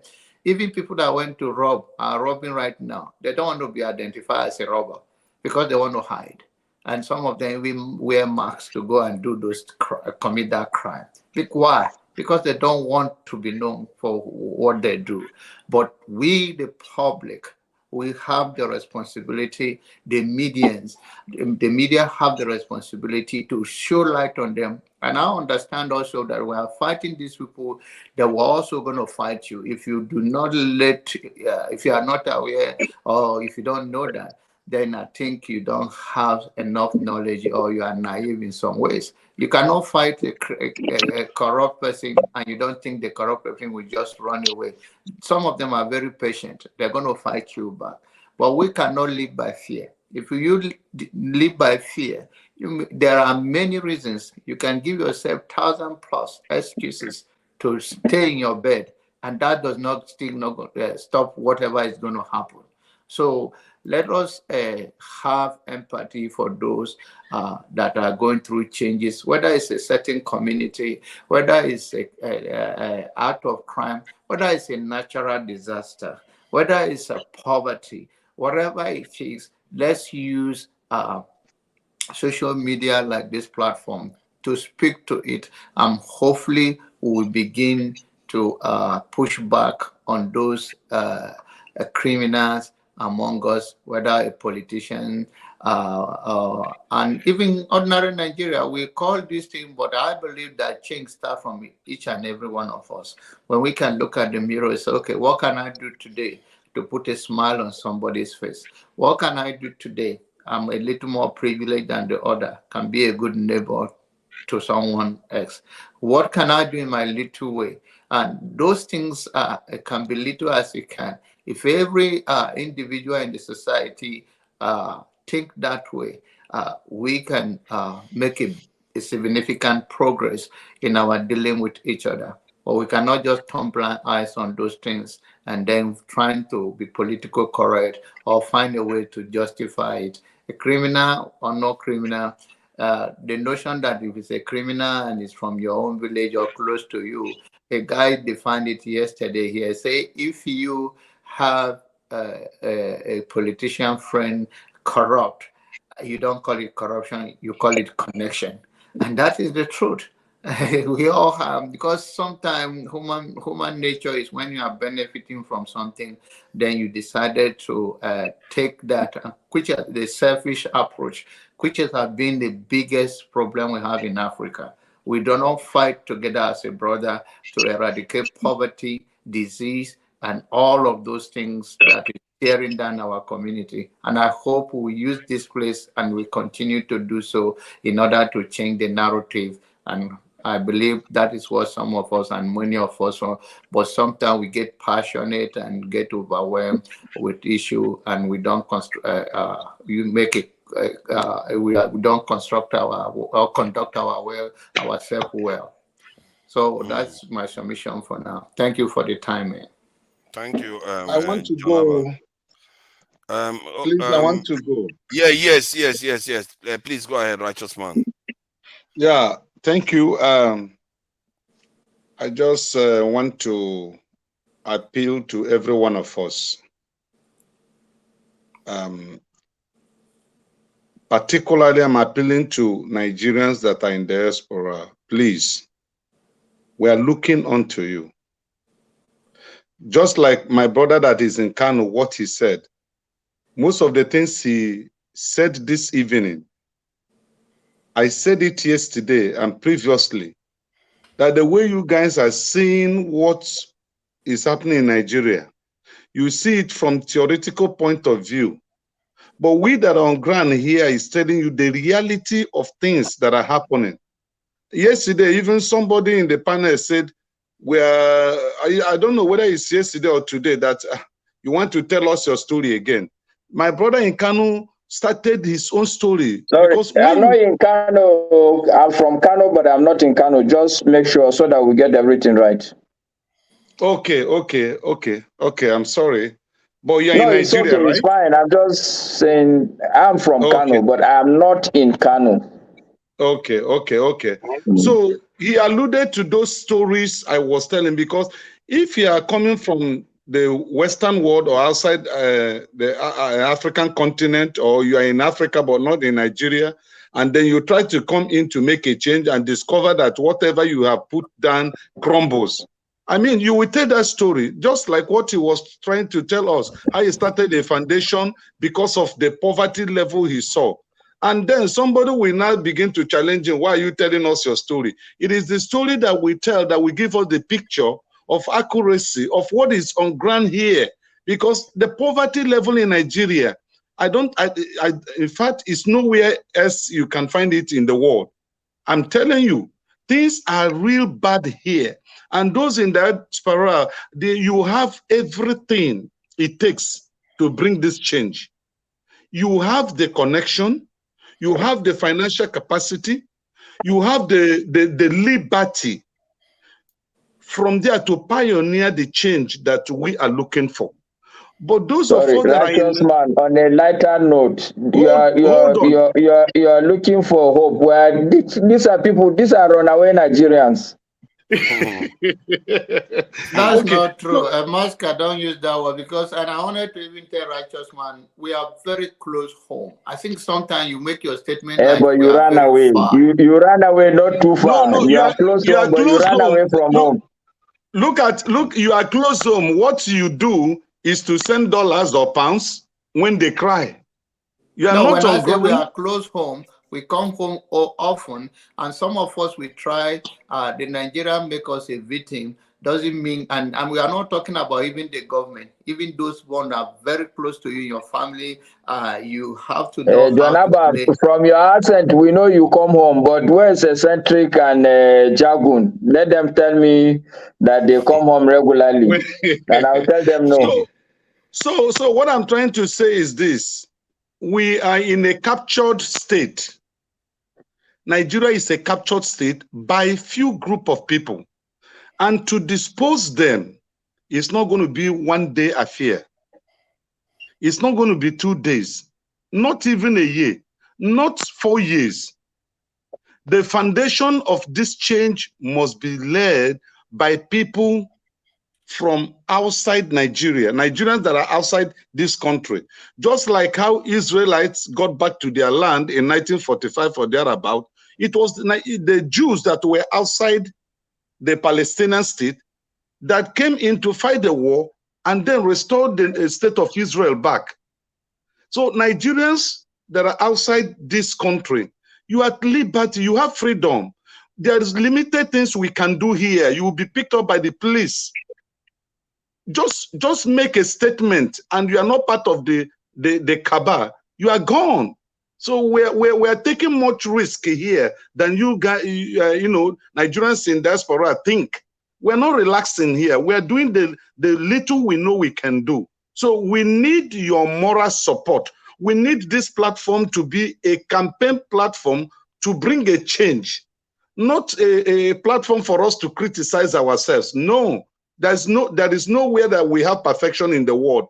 But then some certain people have paid the prices in their countries and communities to bring things to a normal way human beings should live. We're not living a normal life here. Let me tell you now, as I'm talking to you, there is no light.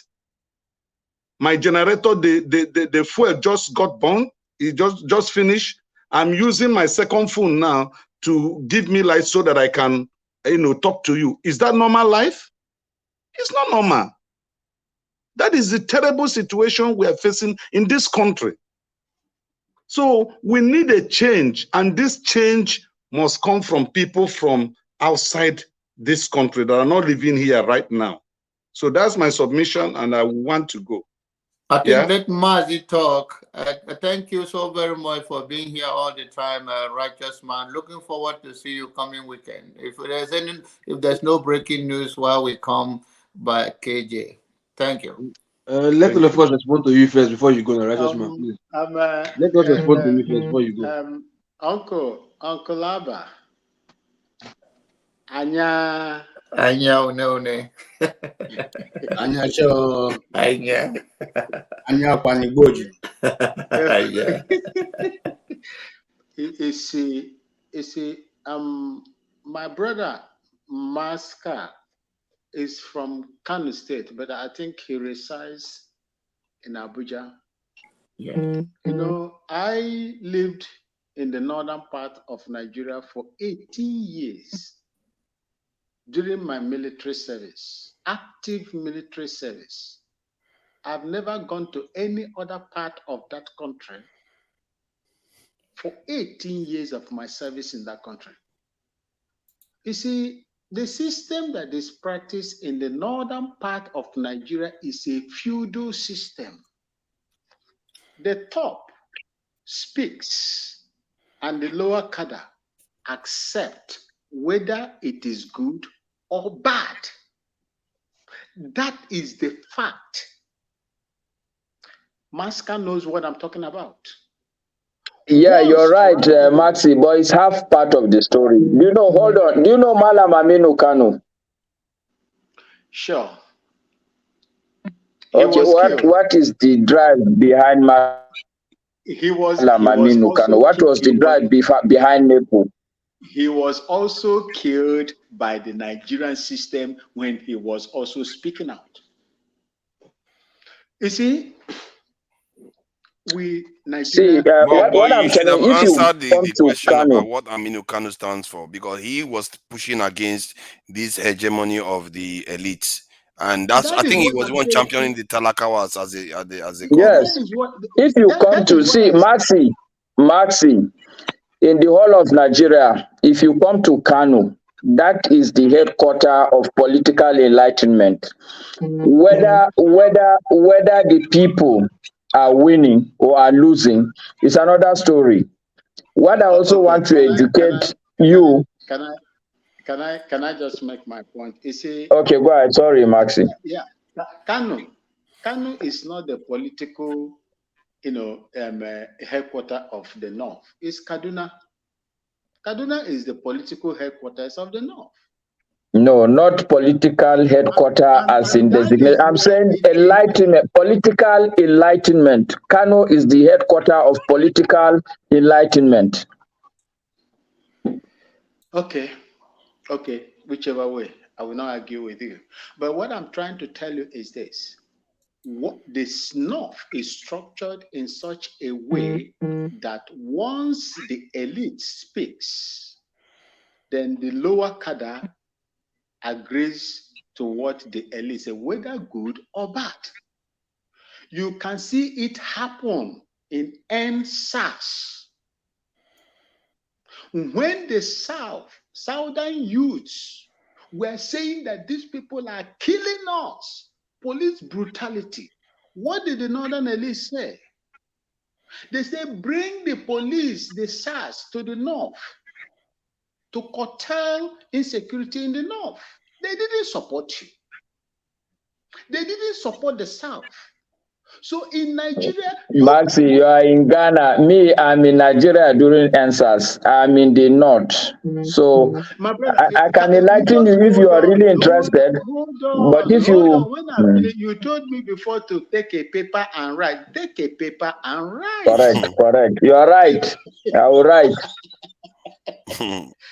We are making progress. I will write. Yes, you see, if you don't know where the rain start beating you, they give you a taste of your own medicine. Which is good. If you don't know, if you don't know where the rain start beating, you will not know where it ends. Look, what is happening in Nigeria is that the elite has succeeded. That 2, 3, 4, 5, 10% of the elite, be it the Igbo-speaking Nigerians, I call them the Wazobias. Any other one are the minority ethnic groups. The Wazobias, their elite has succeeded in coercing the rest of the people to toe a different line, which is anti-democracy. This is one thing we should understand. The terrorism that is happening. Do you know why Mazen Nnamdi Kanu and IPOB was labeled a terrorist group? Was the governors that started the campaign of labeling them terrorist group. And the world, as we speak today, has never recognized IPOB and Mazen Nnamdi Kanu as a terrorist group, irrespective of how Nigeria, with their political instrument, has pushed for the world to label them terrorists. But when you go to the north, Boko Haram started. Where did Boko Haram had their headquarters? Who were they mingling with? What was the atrocities that these people were committing in the northern part of Nigeria? Did the north entirely supported them? Who brought them into Nigeria? Who brought them?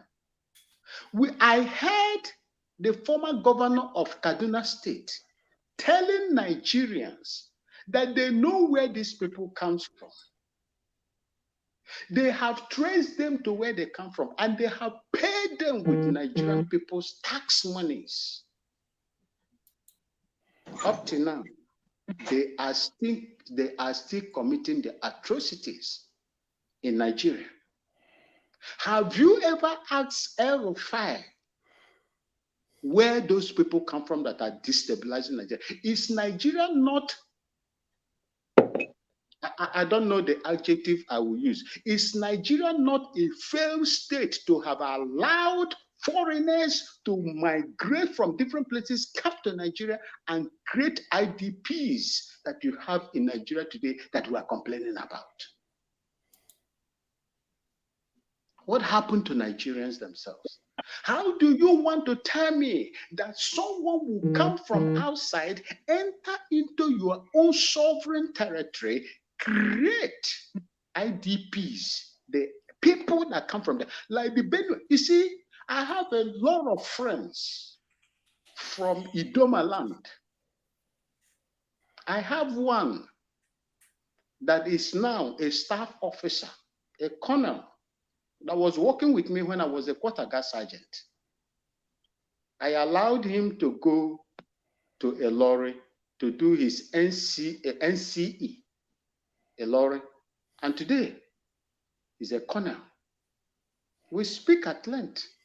We talk. I have so many of them from Otrupo in Idoma land. If I would mention, I don't want to mention his name here. You understand? These are people that are on their ancestral land. They have committed no crime whatsoever. Why will foreigners to Niger be allowed to come into their land and begin to displace them? You are not fighting a war. There is no war in Nigeria. These are terrorists that are equipped, that has an agenda that comes to destabilize and de-immobilize the indigenous people in that space. Have you forgotten when a particular group from the diaspora wrote a petition to the National House of Representatives that their land has been taken over? And as they speak today in Benue State, it is aliens or strangers that are occupying their land. Was their petition heard in the House of Representatives? Was it heard? You see, until you begin to tell yourself the story, the bitter truth, Nigeria will never have any headway. Because Nigeria is full of lies. We come out here, we embellish terrorism, we embellish crimes, call them for what they are. Call them for what they are. When Boko Haram was attacking Van Maxwell, UK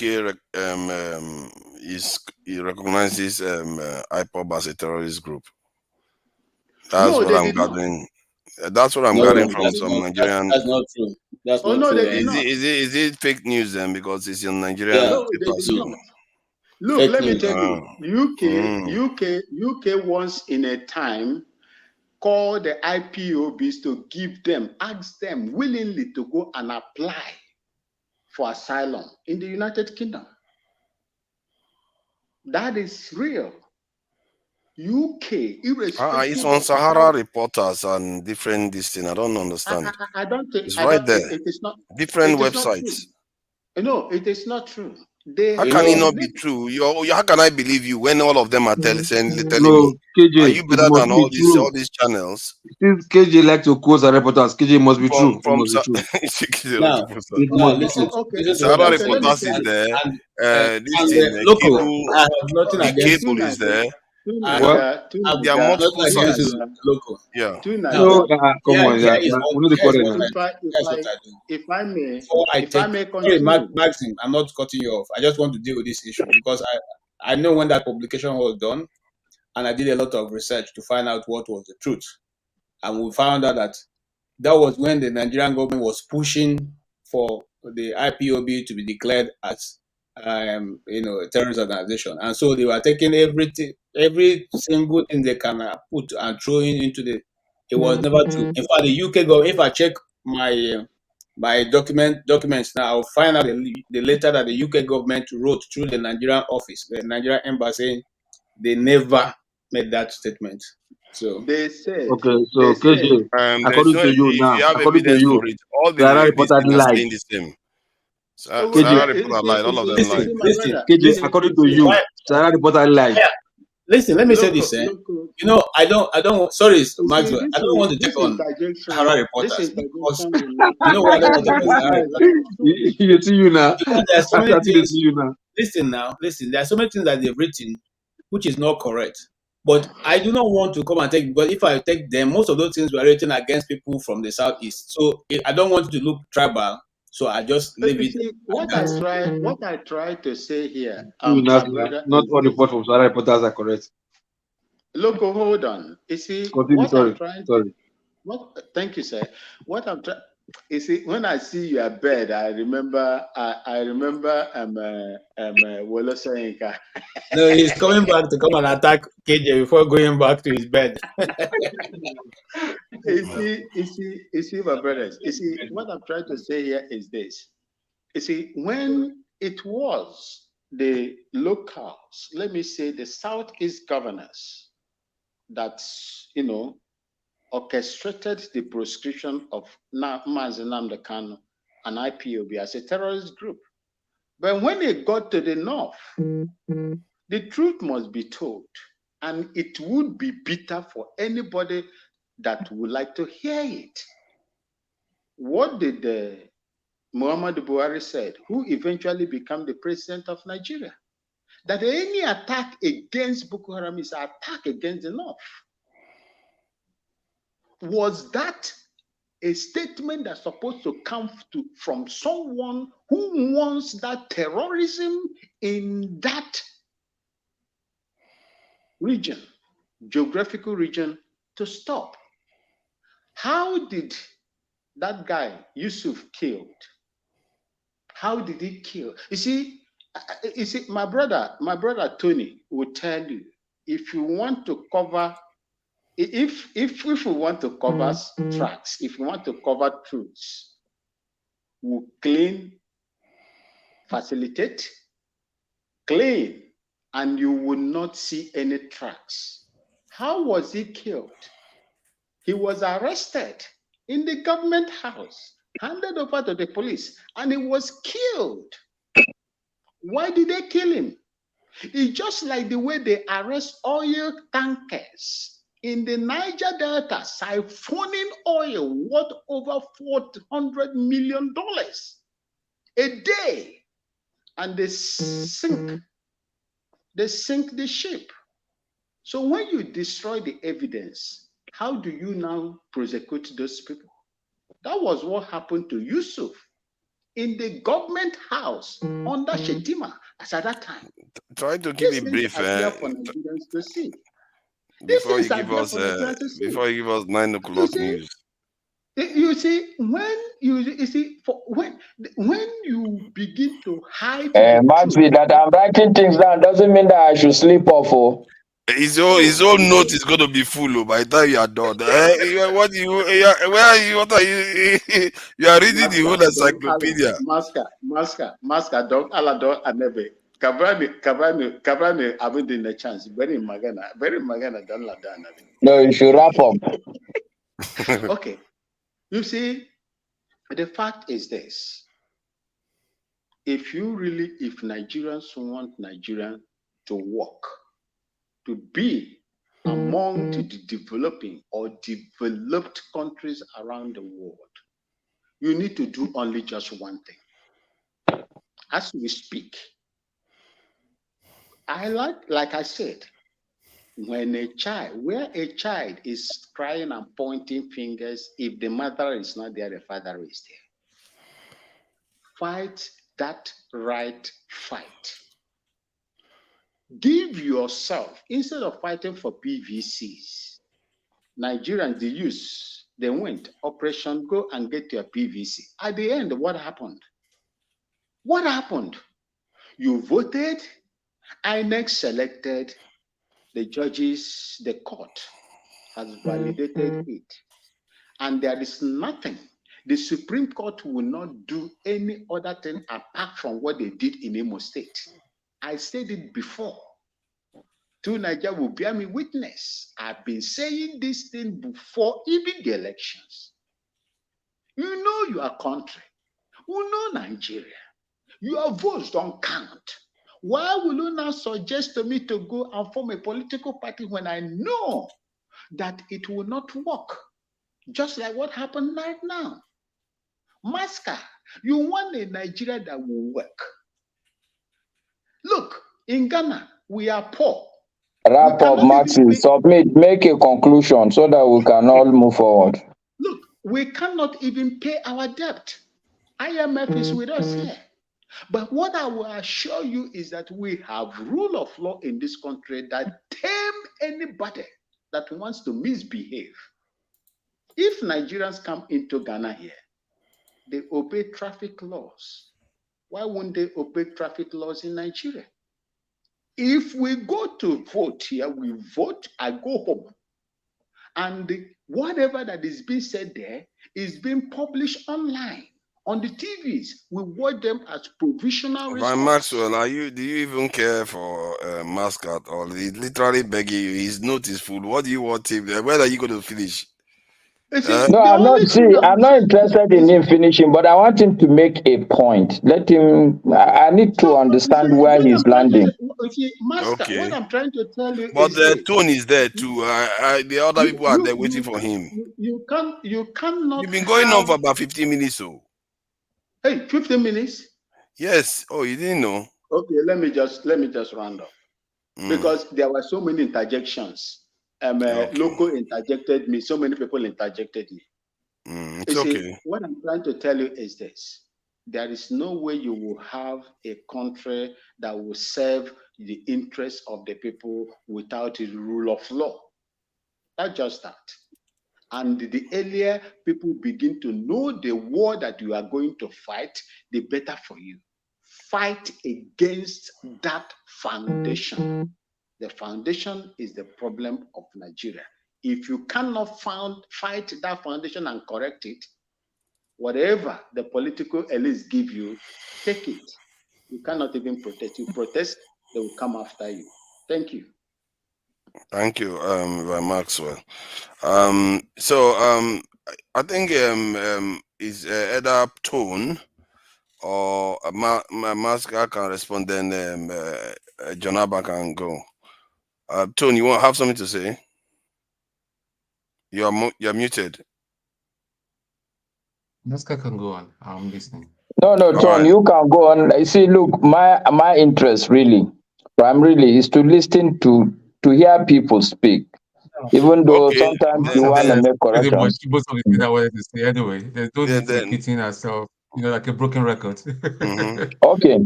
All right. That's fair enough. But I have a new respect for you, knowing that you're an officer. And I know that Nigerian military officers are really well-trained people, So, but anyway, Maxi, I can't argue with your submission that until there is rule of law, whatever it is that the political elite give, people must take. If that is your conclusion, there's no argument anybody can have about that. But I can go back into some of the things you said, which has no bearing, if you ask me, to the final point you make. For instance, you were talking about during answers, people in the north, the elders told them, don't do it. Right? Max, you are frozen. Is it? He's frozen. He's frozen. He's frozen. He will be back. So you can go But ahead. anyway, just the point I wanted to make to him is that, well, Nigeria is not Ghana by any stretch of imagination. Number one, Nigeria is much, much more complex, given the difference even in terms of the nature of the people. I have been in Lagos. I worked in Lagos also.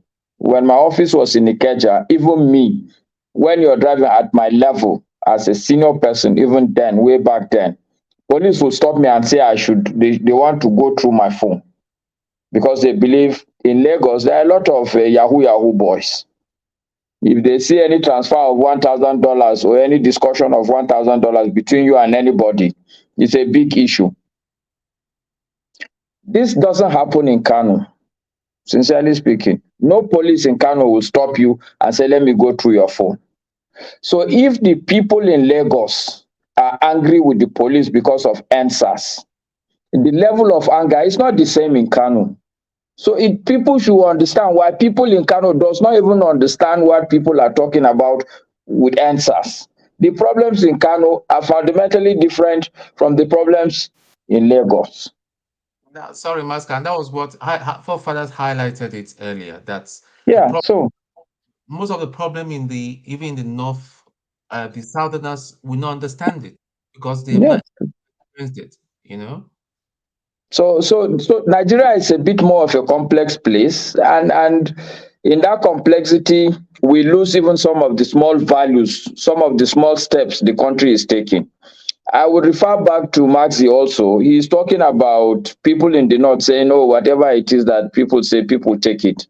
If you look at Kano today, Kano is ruled by a party called NNPP. It's not APC or PDP. So you cannot make the assumption that in the whole of the north, once people say, no, it doesn't work like that. There are some pockets where people are so enlightened that they know what they want. It's true, that can happen in Sokoto, maybe Katsina or some other, but in Kano, the people will choose who they want to choose.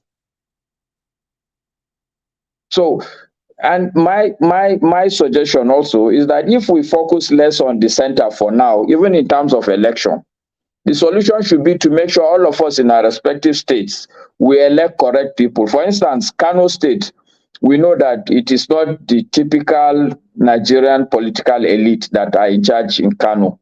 Where Chukuma Soludo is, what's the state now?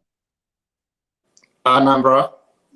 So we know that in Anambra State also, it's not the typical conventional Nigerian political elite that is there. If we all focus on these small things, it takes a long time to build a nation. And a nation cannot be built overnight. And a nation cannot be built with one stroke line action. It has to be incremental, systematic, and strategic. This is my belief that even the political thing that we are making a lot of progress. People are saying that Tinubu was elected by a small margin. The truth is that he's not elected by a small margin. It's the other people that previously have been elected. It's not the true Nigerians that were going to elect them. They were just purportedly putting up figures. But because of this thing that they verify the voters now, so people cannot concoct figures like they used to concoct before. So I'm sure we are making a little bit of progress, but it will require a lot more, how do I put it now?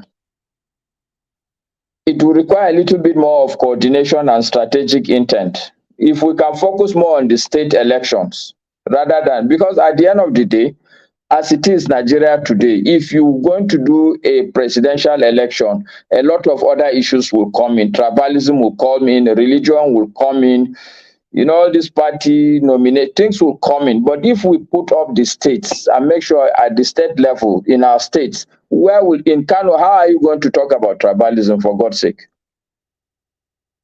I think maybe you'll be surprised what can come up in this. No, you can't be surprised. There's nothing like tribalism, not in Kano, not in Katsina, not in Bauchi. Okay, maybe in Bauchi, yes, maybe in Bauchi. But I'm saying that the reality is that we should disaggregate some of this problem. We tend to want to solve all the problems at the same time. But anyway, I think it's been nice talking to you guys. Masca, let me just add one more thing before if you are looking to sign off. Yes, this is 2:00 Nigerian time. Yeah, because of the NSAS, I take the point you made about NSAS because it's different for the North. They are not going to, have common experience that is similar to what is happening in the South. But do you think that it would be a good idea for Nigerians to find, especially the ones that want change, the masses, to find something that relates, that they have in common between the North, South, East, West, and push it? Because if I believe that if they have something that they have in common, that they push together, they are more likely to succeed. As a matter of fact, the push will be a lot less, because if only the South were able to push the NSAS agenda through, you can imagine something that the North and the South have in common that they can push together and have use it to solve problems in the country. So what do you think? Do you think it's worth exploring problems that we have in common, and do you think it's a good idea for us to have a common agenda? Okay, what I would say, and don't be offended, forefathers. Unfortunately, there's a streak of being, how do I put it now? I'm a bit more blunt. You see, most of the time you speak, forefathers, you speak, I would say you speak in the air. When you say it's worth exploring, who are you referring to that will explore these things? No, because so that when we're having a conversation, we can come back here and say, you know what are the problems the people in the south are having? What are the problems that is present in the north? How can we put it as a common agenda between the north and the south? Because I believe that if both sides have similar concerns and similar challenges, they can address it, and it's more likely to succeed, especially That's true. That's true, forefathers. But there's this book. Maybe you should read it by Jim Collins, From Good to Great. Okay, it's a concept there. He said, first who, then what. Okay, whatever it is that will be done, you have to find the person to do it before you start talking about what to do. So when we say it's what, are you saying that me and you now should we explore? I will be open to that. But I will tell you also that me and you, we can finish our exploration. We lack the capacity for implementation. Yeah, but that's why I'm talking about having a conversation here. I And think the idea is a thought experiment that you say that's exploring the idea that if we have something in common, is it not more likely to succeed if we all push for it together? Of course, the answer is yes. And there are many things that are in common. The first thing that is in common across board, as far as I'm concerned, is the fact that it is a small amount of people that have held us captive.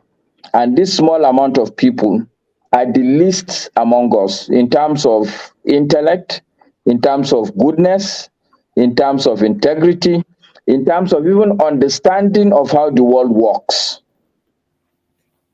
Okay, So this if is I ask you, but you said it now, but that kind of stuff, can you sell it to the masses and say, "Oh, these people are oppressing you, and we need to do something about them"? The people in the south, I believe they will buy into that, and I also think that the Talakawas in the north will buy into that. But what is the language you're going to use to sell it to them? Because you can't just tell them this. fantastic. Good point. Okay, so I will go back to Buhari again. The people in the north were tired of bad leadership. We're tired of listening to people like IBB and every other person. Okay, so they saw somebody like Buhari as a good candidate who can emancipate them. People in the north, people don't talk. We were brought up not to talk too much. We are brought up not to be too much in people's faces. We are brought up to make up in our mind what you want to do and just go and do it, not to go and be talking and be talking. The people in the north, I can tell you for free, they are very much politically enlightened. Every Hausa man will have a radio. My mother understands every single thing politically that is happening. She may be, brainwashed on one or two things, but she understands everything that is going on. She understands that these people are lying. She understands that, look, these people will promise and not deliver. So these basic things about politicians, she at least understands that. Okay? Okay. So the point I'm making is that in the north, it's easy to sell to people this issue of these are bad people, these are good people. But today, there are two challenges, both north and south. The north has already had their blow by Buhari. You have the hope. The man is there. You finally do all you can do to put the man there, and you could see that he doesn't deliver. Now it's exactly the turn of the south. They are struggling to put Peter Obi. And I am telling people they are not listening. Even if you put Peter Obi as president today, he will fail. Why? Because there are institutional failures. And Peter Obi cannot be everywhere individually. So the answer to your question is to sell to Nigerians first the crime and the danger of corruption as a single ill in the society. I've said it before on this platform. It is one thing that is across the board. NSAS is nothing but corruption. This banditry that people in Benue State are suffering is nothing more than corruption. Because the people that are supposed to go and do the correcting are not doing it. People who will collect the contract to go and buy arms and ammunition will work the money. Even soldiers will be only interested in collecting bribe here and there. Police will be interested in collecting. Almost every aspect of our life is corrupted. So the system does not work. If we begin to understand individually and collectively that this corruption is killing us completely, and everybody across the board can begin to buy it. Now, then the challenge is who is going to be the singular candidate that we all line up behind. So that's where the problem is. In my mind, I don't think we should aspire for, people in the South can aspire for competency. But somebody has said it here. In the North, I know that people are not going to go first for competency. People are going to go first for who am I comfortable with? Who is more of integrity? Who is a bit reliable? Competency will come second. So I think that is where we, the elite, should come in and try and put together some sort of coalition that is not really about an individual. That way it's easier to sell to everybody across the board. But if it's an individual, a section of this country will have a problem with that individual. I think, I don't know. I think there are a lot of people that are here that wants to have this. I think let Jonaba say something first. You're going to carry on Masca. I think Jonaba has been here for a while. Sorry, Yeah, Alaba, before Masca leaves, I came in speak. because of. Can you He's all not hear in me? Masca. Did Masca Before say he's Masca, going to I be? know it's 2 o'clock in Yeah, Nigeria. it should be. Yeah, it should be. I But actually find you need to ask Jonaba first. If Jonaba allows that, then because this is not me now. This is Jonaba's time. Jonaba, give me permission to quickly address Masca so Masca can leave. I beg. I find his contribution. After you talk, I'll let you talk. But after you talk, I would like Masca to be around for a second. I'll not go. You know, I don't talk long. Okay, in that case, Jonaba, can I be allowed to quickly take a leak? You guys can talk. I'll be back in 1 minute. All right. Yeah, I actually came in because I even made a comment in the comment page while hearing him talk, and it's very refreshing to have a perspective of someone from the North when we discuss. That's always what I find missing each time we have an intellectual dialogue regarding the Nigerian issue. You know, my first reaction to his comments were you know me, was a fight back. Okay, here goes another pushback, particularly when he altered the statement that, oh, Nigeria is not Ghana. Nigeria has more complexity. That was why I jumped in. I wanted to come and strongly disagree with that. Like, wait a minute, here we go with the excuses again, you know. But hearing the man talk, he comes up with a lot of reasonable things. But he still has to address a few questions. When he comes back, I'm going to get that. But you see, he's making a lot of points and a lot of sense. But I disagree. Nigeria is not Ghana. He has hit the nails on the head. You understand the rule of law issue. He hit it on the head. I don't know where he stands on that. How to convince Nigeria? He hit the nail on the head. He's right on one thing. The allegiance of the northern people, it differs from the allegiance of the southern people in terms of political affiliation. The point he just made, don't undermine it, what he just made about the North would join first with somebody they feel comfortable with than with an ideology. I think that's what I'm paraphrasing it. If I'm wrong, he did also say something about competence and that's what he meant when he says competence, because everybody behind Obi now is behind Obi based on competence, while he's saying the North will join first with the people they are comfortable with than before they join with an individual. These are valid political points he's making. I think his approach. I think his approach is based on taking part in politics, not necessarily. No, he's right. He knows his environment. Yeah. Let me continue. He's back now. So, Masca, I was praising the fact that I jumped in because there was one statement you made that I was totally against, which is Nigeria is not Ghana. Nigeria has more complexity. I see that as one of the intellectual pushback by the elite, the educated people, which I consider those of you here as also. Nigeria has, and you hit the nail on the head. You talk about rule of law. You talk about what attracts the northern people to political philosophy or ideology, which are very valid points you're making. Now, I'm going to ask you a few questions before you leave, and you should come more on this show because you have a perspective which is majorly missing from the discussions that come on here. You need to come on more. You have this intellectual northern perspective, which is grounded in experience. But however, I want to tackle you on what made me jump in first, that Nigeria is not Ghana. I strongly disagree with you. These are part of our intellectual pushback. You understand? You hit the nail on the head. We have a rule of law problem. We have a law problem. As you address the issue of NSAS, you were right on that. They didn't have the NSAS problem in the North, so the North is not expected to join in that demonstration, but they have it in the South. But however, we all have a commonality of problems, a commonality of issues, which is that a few minority have hijacked the instrument of the state. Now, my question to you, as you ponder, you don't have to answer it now, but ponder it now. What would you highlight as three major Nigerian problems from your northern perspective? And how do you convince Nigerians of the northern enclave that these are issues that we need to fight? I totally agree with you on your submission on corruption. You know, we kill corruption or it's going to kill us. I agree with you, but I have always been an advocate that, you know, our problem also is that all of us, we pacify this system.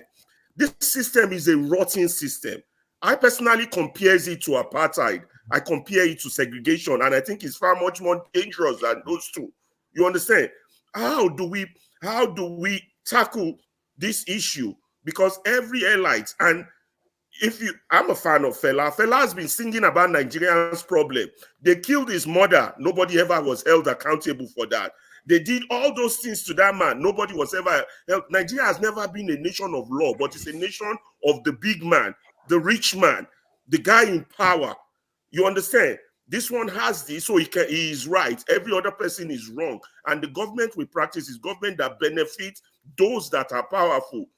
Everyone else is either a slave or a resource for them to use to achieve their own benefit. So I don't know if you got my three question, and how do we address this problem from the northern perspective? I like the fact that you said even your mother has a transition radio and she's tuning. She's tuning, but being tuning, is that enough? How do we change? If people are tuning, how come we are not making progress? You know this thing is harming you. How come we are still supporting it? These are key questions we got to answer as intellectuals. Thank you. Thank you. Please, Master, go ahead.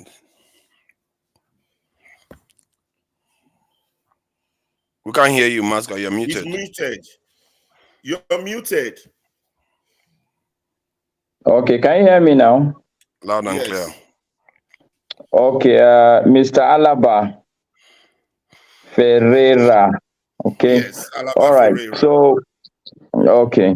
Thank you for, and I admire your trajectory. You are one of those. You are one of us that just join and listen, and at the end of the day, go home and sleep. But I am happy that at least I've gingered you, as Nigerians will say, into coming to show your face.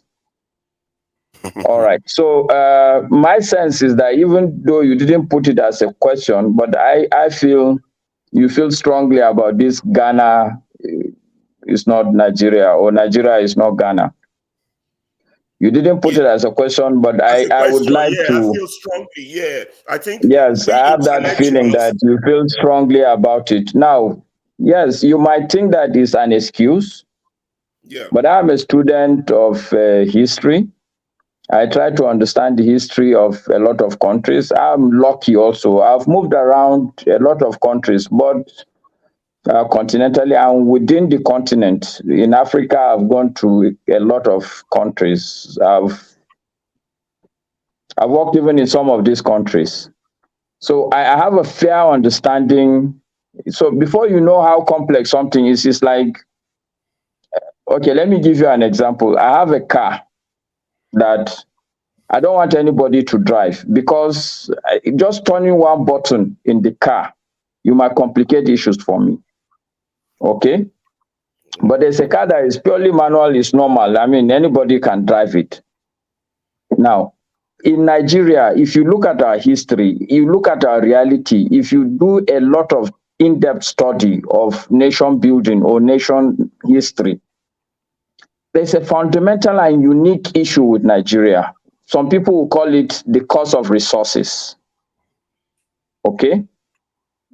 Nigeria is the largest oil producer in Africa. We are the 10th largest producer of oil in the world.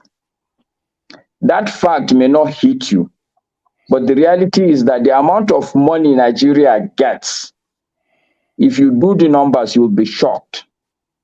And therefore, anybody who is in the position of authority in Nigeria, it's going to be, they say power corrupts and absolute power corrupts absolutely. But to have the power and to have the money is something else. The president of Ghana knows what I'm talking about. He knows how much he's dealing with. And the president of Nigeria knows how much he's dealing with. Apart from just the monetary and nominal issue. But the thing is that a country that has oil, that has discovered oil, you go and look at Venezuela, for instance. It's a classic example. You will see what I'm saying. The complexity of our psychic. A Nigerian, look at Nigeria, we import everything. Do you understand what I'm saying? Yeah, no. I know all these things, but is it okay? Insurmountable? Where I disagree is no, that is it okay. So see what I'm okay. So maybe now you've helped me where I think I can answer your issue. What I'm saying is not that the problem is insurmountable, okay? But I'm saying that the solution needs to be carefully worked out. It's not to bring out one man and say, elect this person, and that one man will solve the problem. Not in the current day Nigeria. The psychic of an average Nigerian has become a consumption psychic